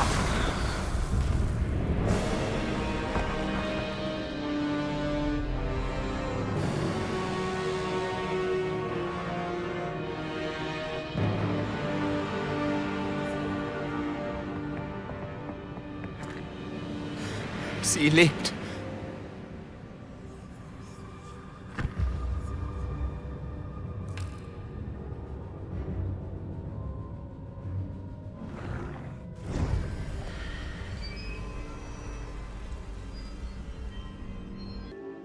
Die Höhlen unter Hogwarts, wo sie gegen Isidora gekämpft haben. Befindet sich dort das letzte Behältnis? Ganz recht. Wir konnten die Gefühlsstränge, die Isidora gestohlen hatte, nicht einfach zerstören. Also taten wir alles, um sie sicher zu verwahren. Wir erkannten auch, dass die Magie, die sie erschaffen hatte, ebenfalls eine Gefahr für die Welt der Zauberei war. Also wurden wir Hüter. Hüter eines unermesslichen Geheimnisses. Wir wussten, dass eines Tages jemand mit der Fähigkeit, Spuren alter Magie zu sehen, ihrer Macht anheimfallen könnte. Wir schufen die Prüfungen, um diese Person zu uns zu führen, damit sie sich des von uns verborgenen Wissens und der damit einhergehenden Verantwortung als würdig erweisen kann. Habe ich mich etwa nicht bewährt, Professor? Ich muss das Behältnis noch vor Ranrock erreichen. Das haben und das werden sie. Doch das Behältnis wird von mächtiger alter Magie geschützt. Um es zu betreten, müssen sie aus den 4 Artefakten über unseren Denkarien einen speziellen Zauberstab fertigen. Das Behältnis ist also erstmal sicher vor Ranrock. Wenn er, wie Sie vermuten, in der Lage ist, die Macht des anderen Behältnisses zu nutzen, könnte er unsere Verteidigung durchbrechen. Dann muss ich diesen Zauberstab sofort herstellen. Vielleicht hilft mir Mr. Ollivander. Noch ein Ollivander? Das überrascht mich nicht. Wie er Ihnen sicher sagen wird, dient dieser Zauberstab nur einem einzigen Zweck. Kehren Sie mit dem Stab zurück und wir machen den Weg frei. Ich schicke Ollivander eine Eule. Während Sie ihn besuchen, spreche ich mit Professor Weasley. Professor Weasley? Ja. Es war möglicherweise eine Fehleinschätzung, ihr nicht früher von Ranrocks Absichten zu erzählen. Ich hoffe, es ist nicht zu spät. Wenn Ranrock wirklich unter Hogwarts bohren will, brauchen wir jede Hilfe, die wir kriegen können. Ja, Professor. Bis dann.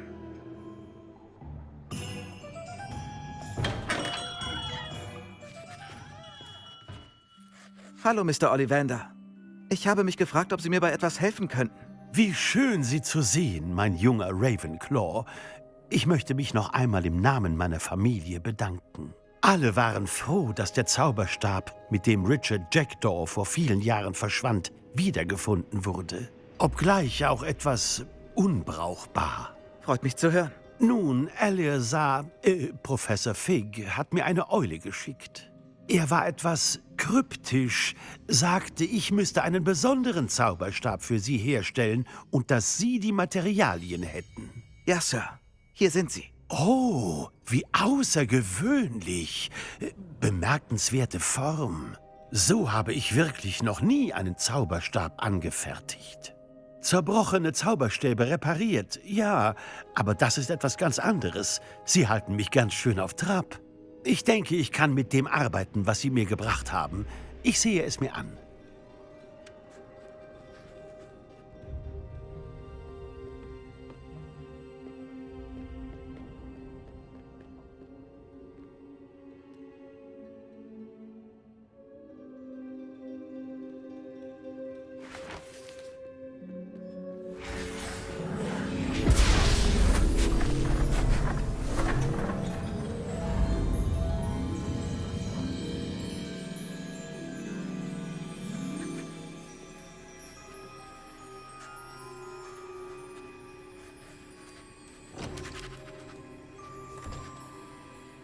Er ist fertig.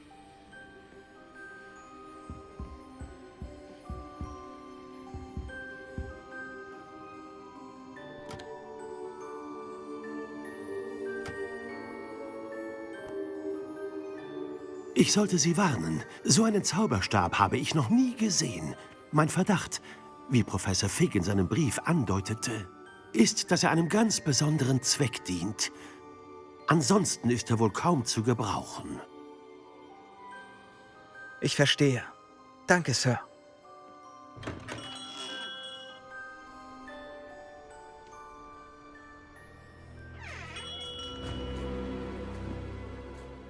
Ich fürchte, du bist allein. Ich habe dafür gesorgt, dass wir einen Moment ungestört sind. Ach, ich bitte dich. Kein Grund zu übertreiben. Nach allem, was Ranrock jetzt weiß, musst du zugeben, dass wir die gleichen Ziele verfolgen. Unsere Ziele werden nie die gleichen sein. Du überlässt den Kobolden, was rechtmäßig uns gehört? Das letzte Behältnis gehört allein den Zauberern.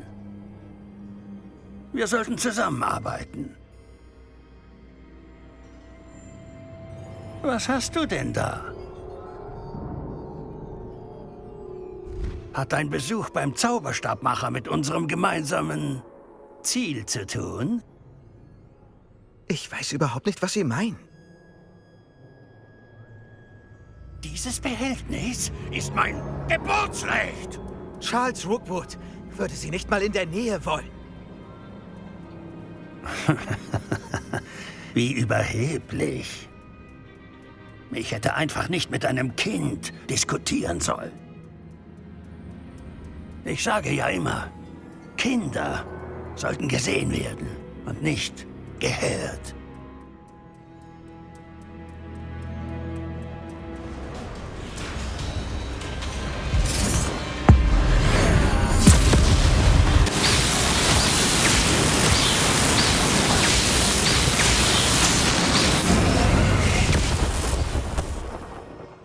Victor Rookwood ist tot. Er griff an, als ich Ollivanders mit dem Zauberstab der Hüter verließ.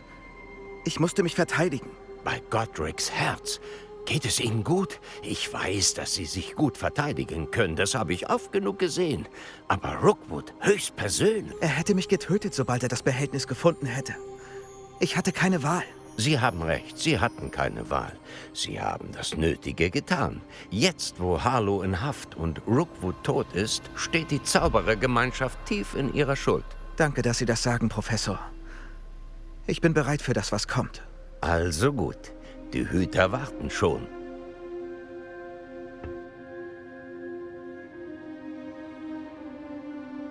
Sie haben alle unsere Prüfungen absolviert.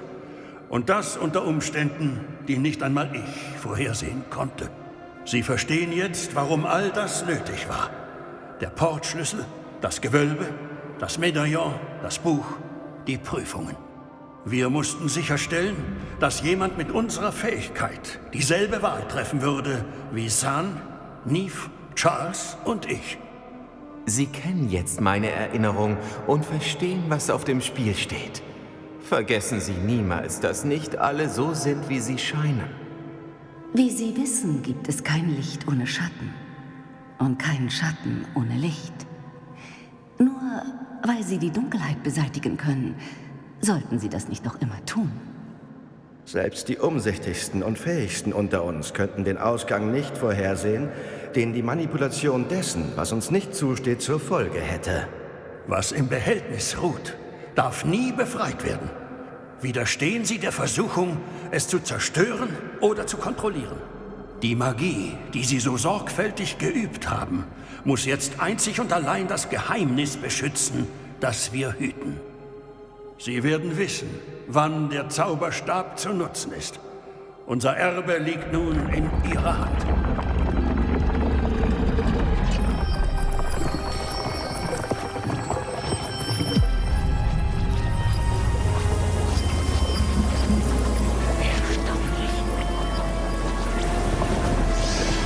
Das hier muss der Weg zum Behältnis sein.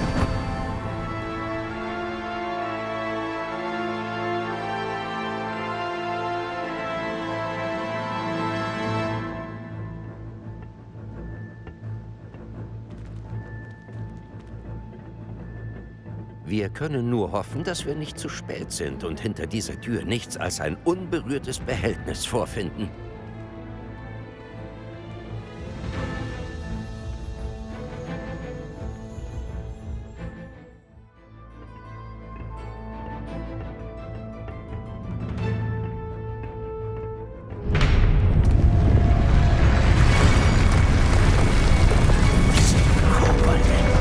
Ich frage mich, ob Ranrock hier ist.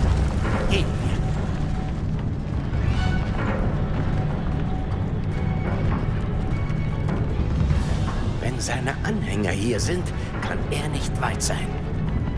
Wir haben Schlimmeres überstanden, Professor. Wir kommen näher, Professor. Da lang.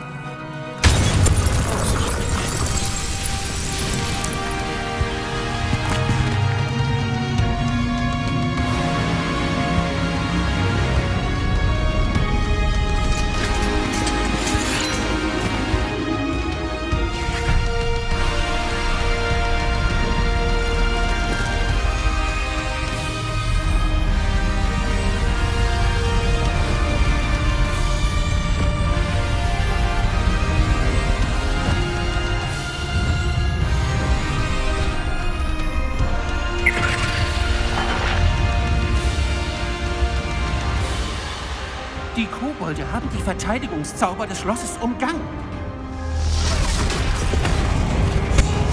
In eine Richtung! Wir werden schon fertig!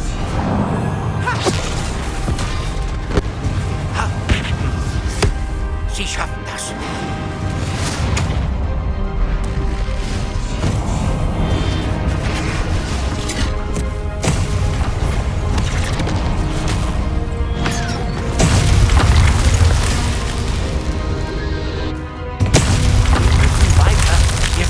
Mittendrin. Den hatten wir doch gesagt. Ja! Genau rechtzeitig, Professor. Danke, Professor.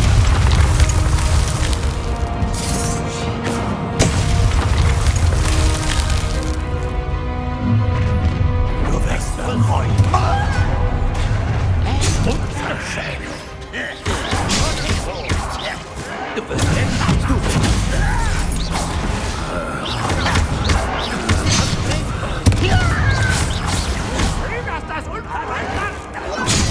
Mehr von Ranrocks üblen Anhängern. Junger Mensch, bringen wir es hinter uns.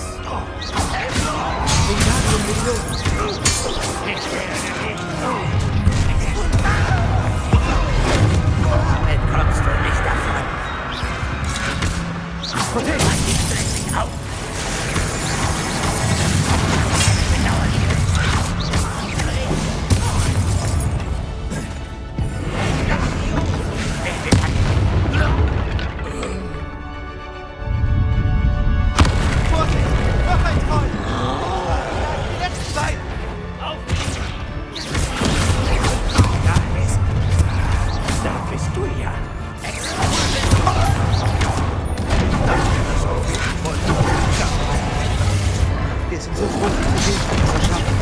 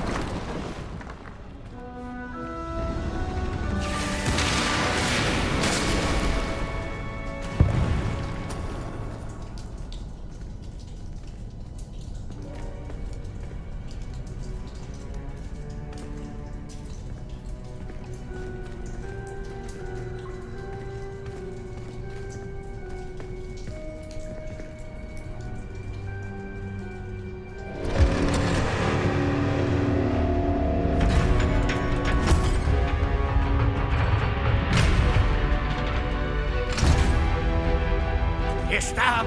Schnell!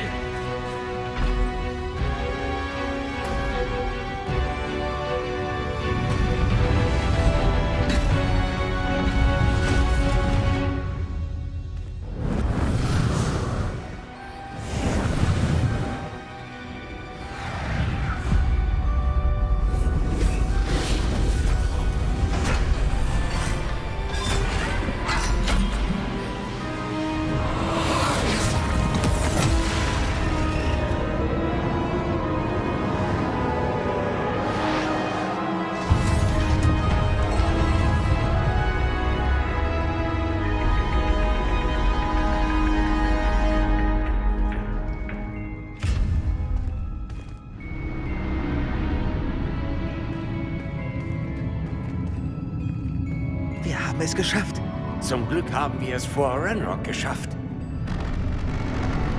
Wirklich unglaublich, dass es das ist. Das Behältnis war seit Hunderten von Jahren unter dem Schloss.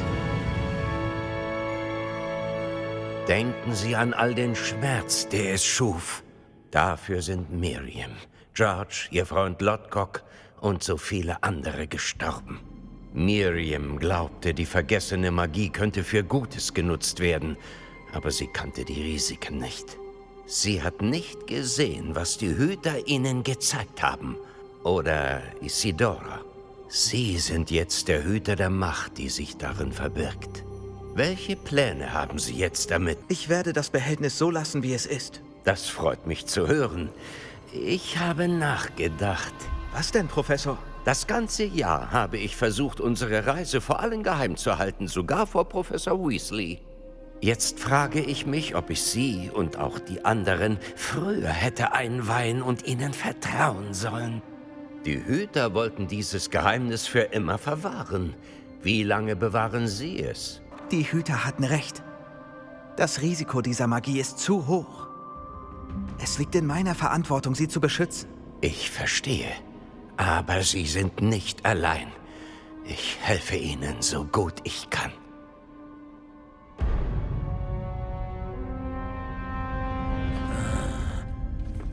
Die Arroganz der Zauberwelt. Kobolde haben diesen Ort gebaut. Er gehört uns. Genug, Ranrock. Er hat dir nie gehört. Damit wollte ich schon lange spielen.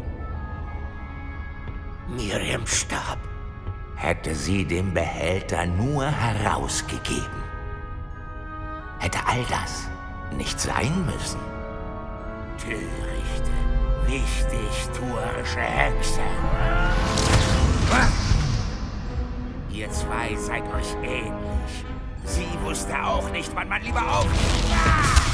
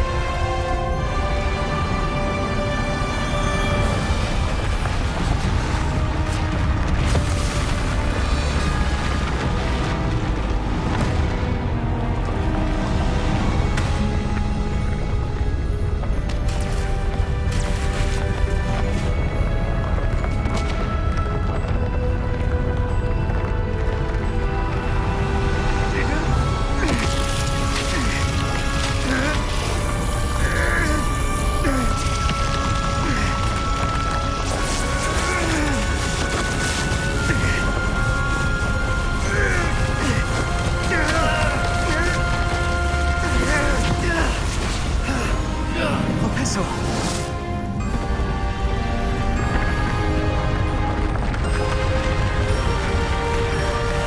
Sie müssen durchhalten!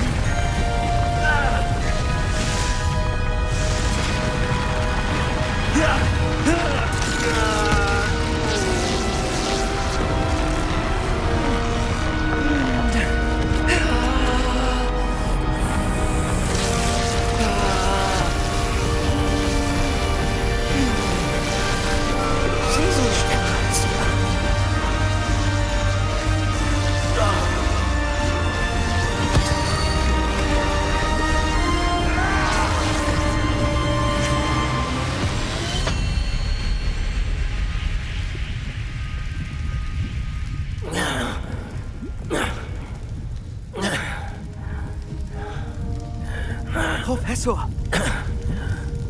Miriam.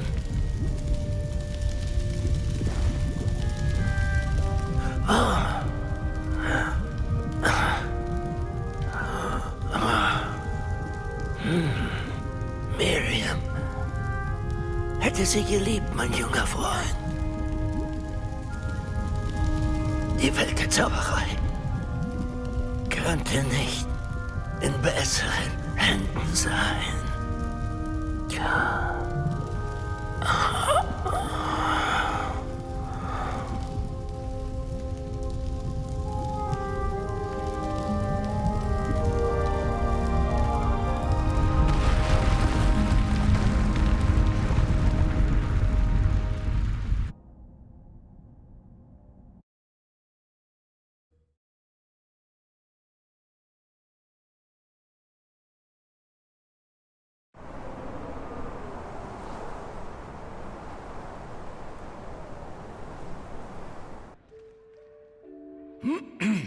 Professor Eleazar Fick.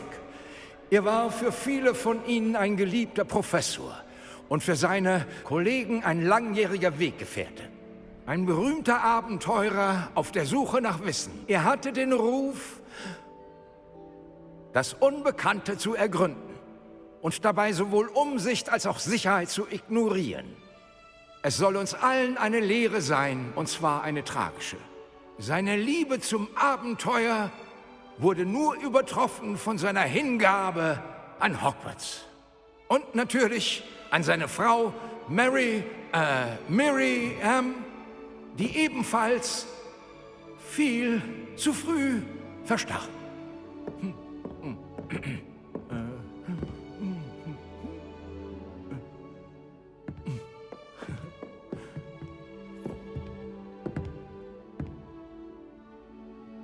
Professor Fig verkörperte das Beste von uns allen. Er konnte wirklich listig sein, war genial und wissbegierig zugleich und ein wahrlich treuer Freund. Aber vielleicht war es auch sein beeindruckender Mut, für den wir ewig in seiner Schuld stehen werden. Ohne Professor Fig?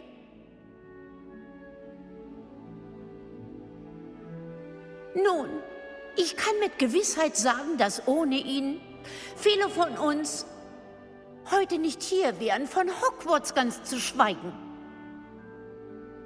Die ihn gut kannten, werden mir zustimmen, dass wir ihn nach Hogwarts-Manier ehren müssen.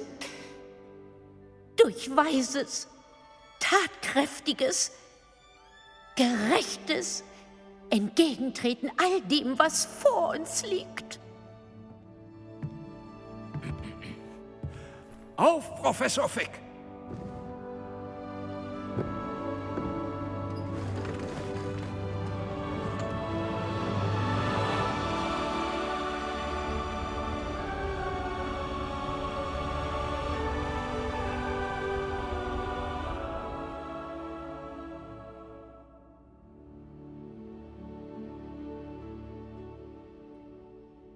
Ich hätte nie gedacht, dass wir mal einen Professor beerdigen würden.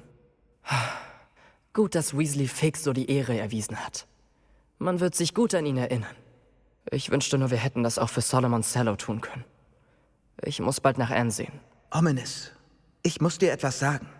Es hat mit Victor Rookwood zu tun. Angeblich soll er dich vor Ollivanders angegriffen haben. Das war bestimmt ein heftiger Kampf. Das Gerücht stimmt. Und so war es. Aber das meinte ich nicht. Kurz vor dem Angriff murmelte Rookwood etwas Bekanntes. Die Worte, die Anne kurz vor dem Fluch hörte. Kinder sollten gesehen, nicht gehört werden. Halt, was sagst du da? Es war keiner von Ranrocks Anhängern, der Anne verflucht hat. Es war Victor Rookwood. Von Anfang an. Das kann nicht sein. Als Anne verflucht wurde, hat sie nur Kobolde gesehen. Weißt du, seit Ranrock sich für Feldcroft interessiert, interessiert sich auch Rookwood dafür. Deshalb war Rookwood dort in der Nacht, in der Anne verflucht wurde. Er arbeitete mit Ranrock zusammen. Als er Anne sah, er wollte nicht, dass jemand davon erfuhr. Also hat er sie verflucht. Oh, wie grausam. Rookwood hat bekommen, was er verdient. Danke, dass du mir das erzählst. Anne und Sebastian müssen das erfahren, und zwar von mir. Wie besprochen habe ich mit Black geredet. Sebastian ist gerade beim Schulleiter, aber vielleicht können wir ihn irgendwie informieren. Ich schicke eine Eule, wenn ich mehr weiß.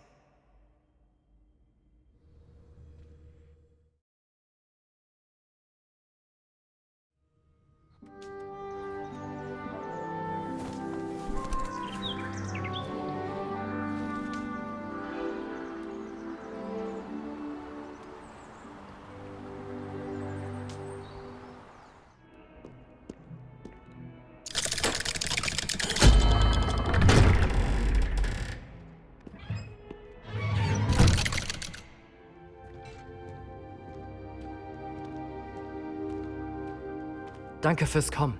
Ominous, ich habe deine Eule bekommen. Was ist mit Sebastian? Er wurde der Schule verwiesen und steht bald im Ministerium vor Gericht. Obwohl Anne ihn ausliefern wollte, ist sie jetzt hin und her gerissen. Ich kann verstehen, wie sie sich fühlt. So sehr wir uns alle wünschten, dass Sebastian für seine Taten bezahlt.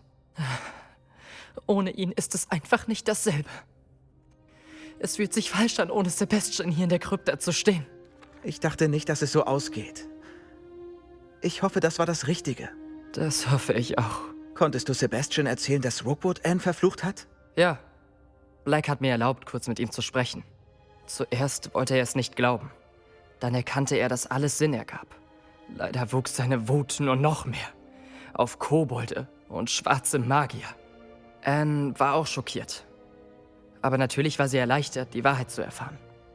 Das brachte ihr etwas Frieden. Das ist schön zu hören. Sie verdient ihren Frieden. Ja, Sebastian war mein bester Freund. Ich kann mir Hogwarts und alles nicht ohne ihn vorstellen. Ich weiß, dass ihr beide euch nahe standet. Nicht nur, was die Suche nach einem Heilmittel für Anne angeht. Er hat nie Einzelheiten genannt, aber ich weiß, es war wichtig. Er bedeutet uns beiden viel. Ich hoffe, ich kann ihm das eines Tages selbst sagen.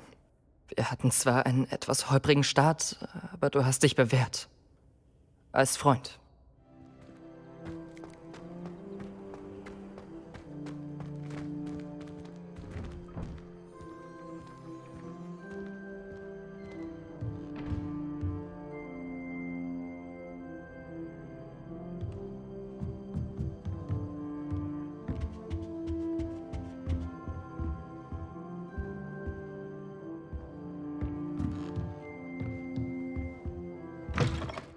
Professor Weasley, Sie wollten mich sehen? Allerdings, wir haben nicht mehr gesprochen seit...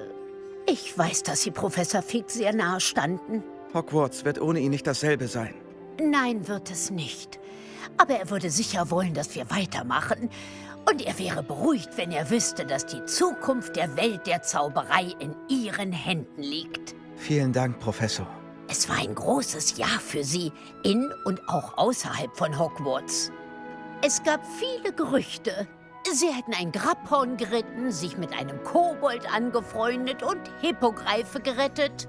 Dass Sie Mr. Ollivander halfen, einen Zauberstab wiederzufinden.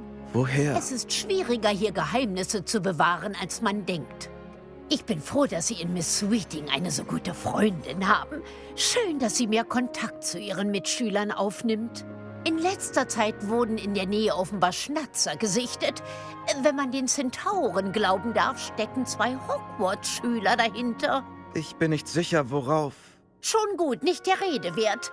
Was ich gerne besprechen würde, ist Ihr Zaubererhandbuch. Darf ich es sehen? Natürlich.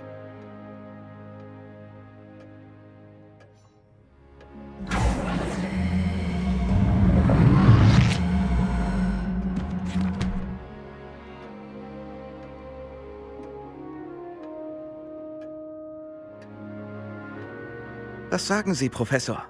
Sie waren eifrig dieses Jahr. Von dem Moment an, als Sie zu spät zur Einführungsfeier hereinstürmten, hatte ich so ein Gefühl, was Sie angeht. Ich bin froh, dass mein Instinkt mich nicht getäuscht hat. Wenn man bedenkt, dass Sie erst seit einem Jahr bei uns sind und bereits Ihre ZAGs ablegen, das ist schon erstaunlich. Vielen Dank, Professor. Für alles. Gern geschehen. Ich bin schon gespannt, womit Sie Ihre restliche Zeit bei uns wohl verbringen werden.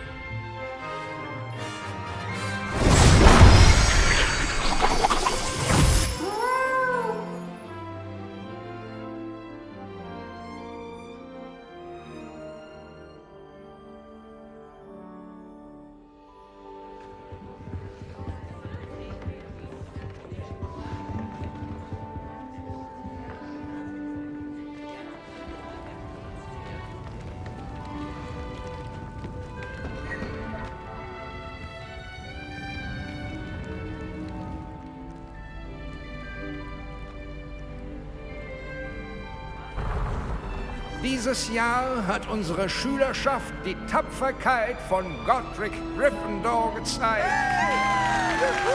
Beruhigen Sie sich. Die Loyalität von Helga Hufflepuff. Die Weisheit von Rowena Ravenclaw. Und die Ambition von Salazar Slytherin. Also, den diesjährigen Hauspokal gewinnt... Schulleiter, Verzeihung, wenn ich dürfte. Es gibt jemanden mit unglaublichem Heldenmut während des Angriffs auf Hogwarts. Ganz zu schweigen von den ausgezeichneten Noten im Unterricht. Gerade erst frisch zu uns gestoßen. Nun, das scheint mir doch auf jeden Fall, sagen wir mal, 100 Punkte für das Haus wert. Finden Sie nicht auch? Ah, ja. Danke, Professor Weasley. Wir haben wohl einen Gewinner.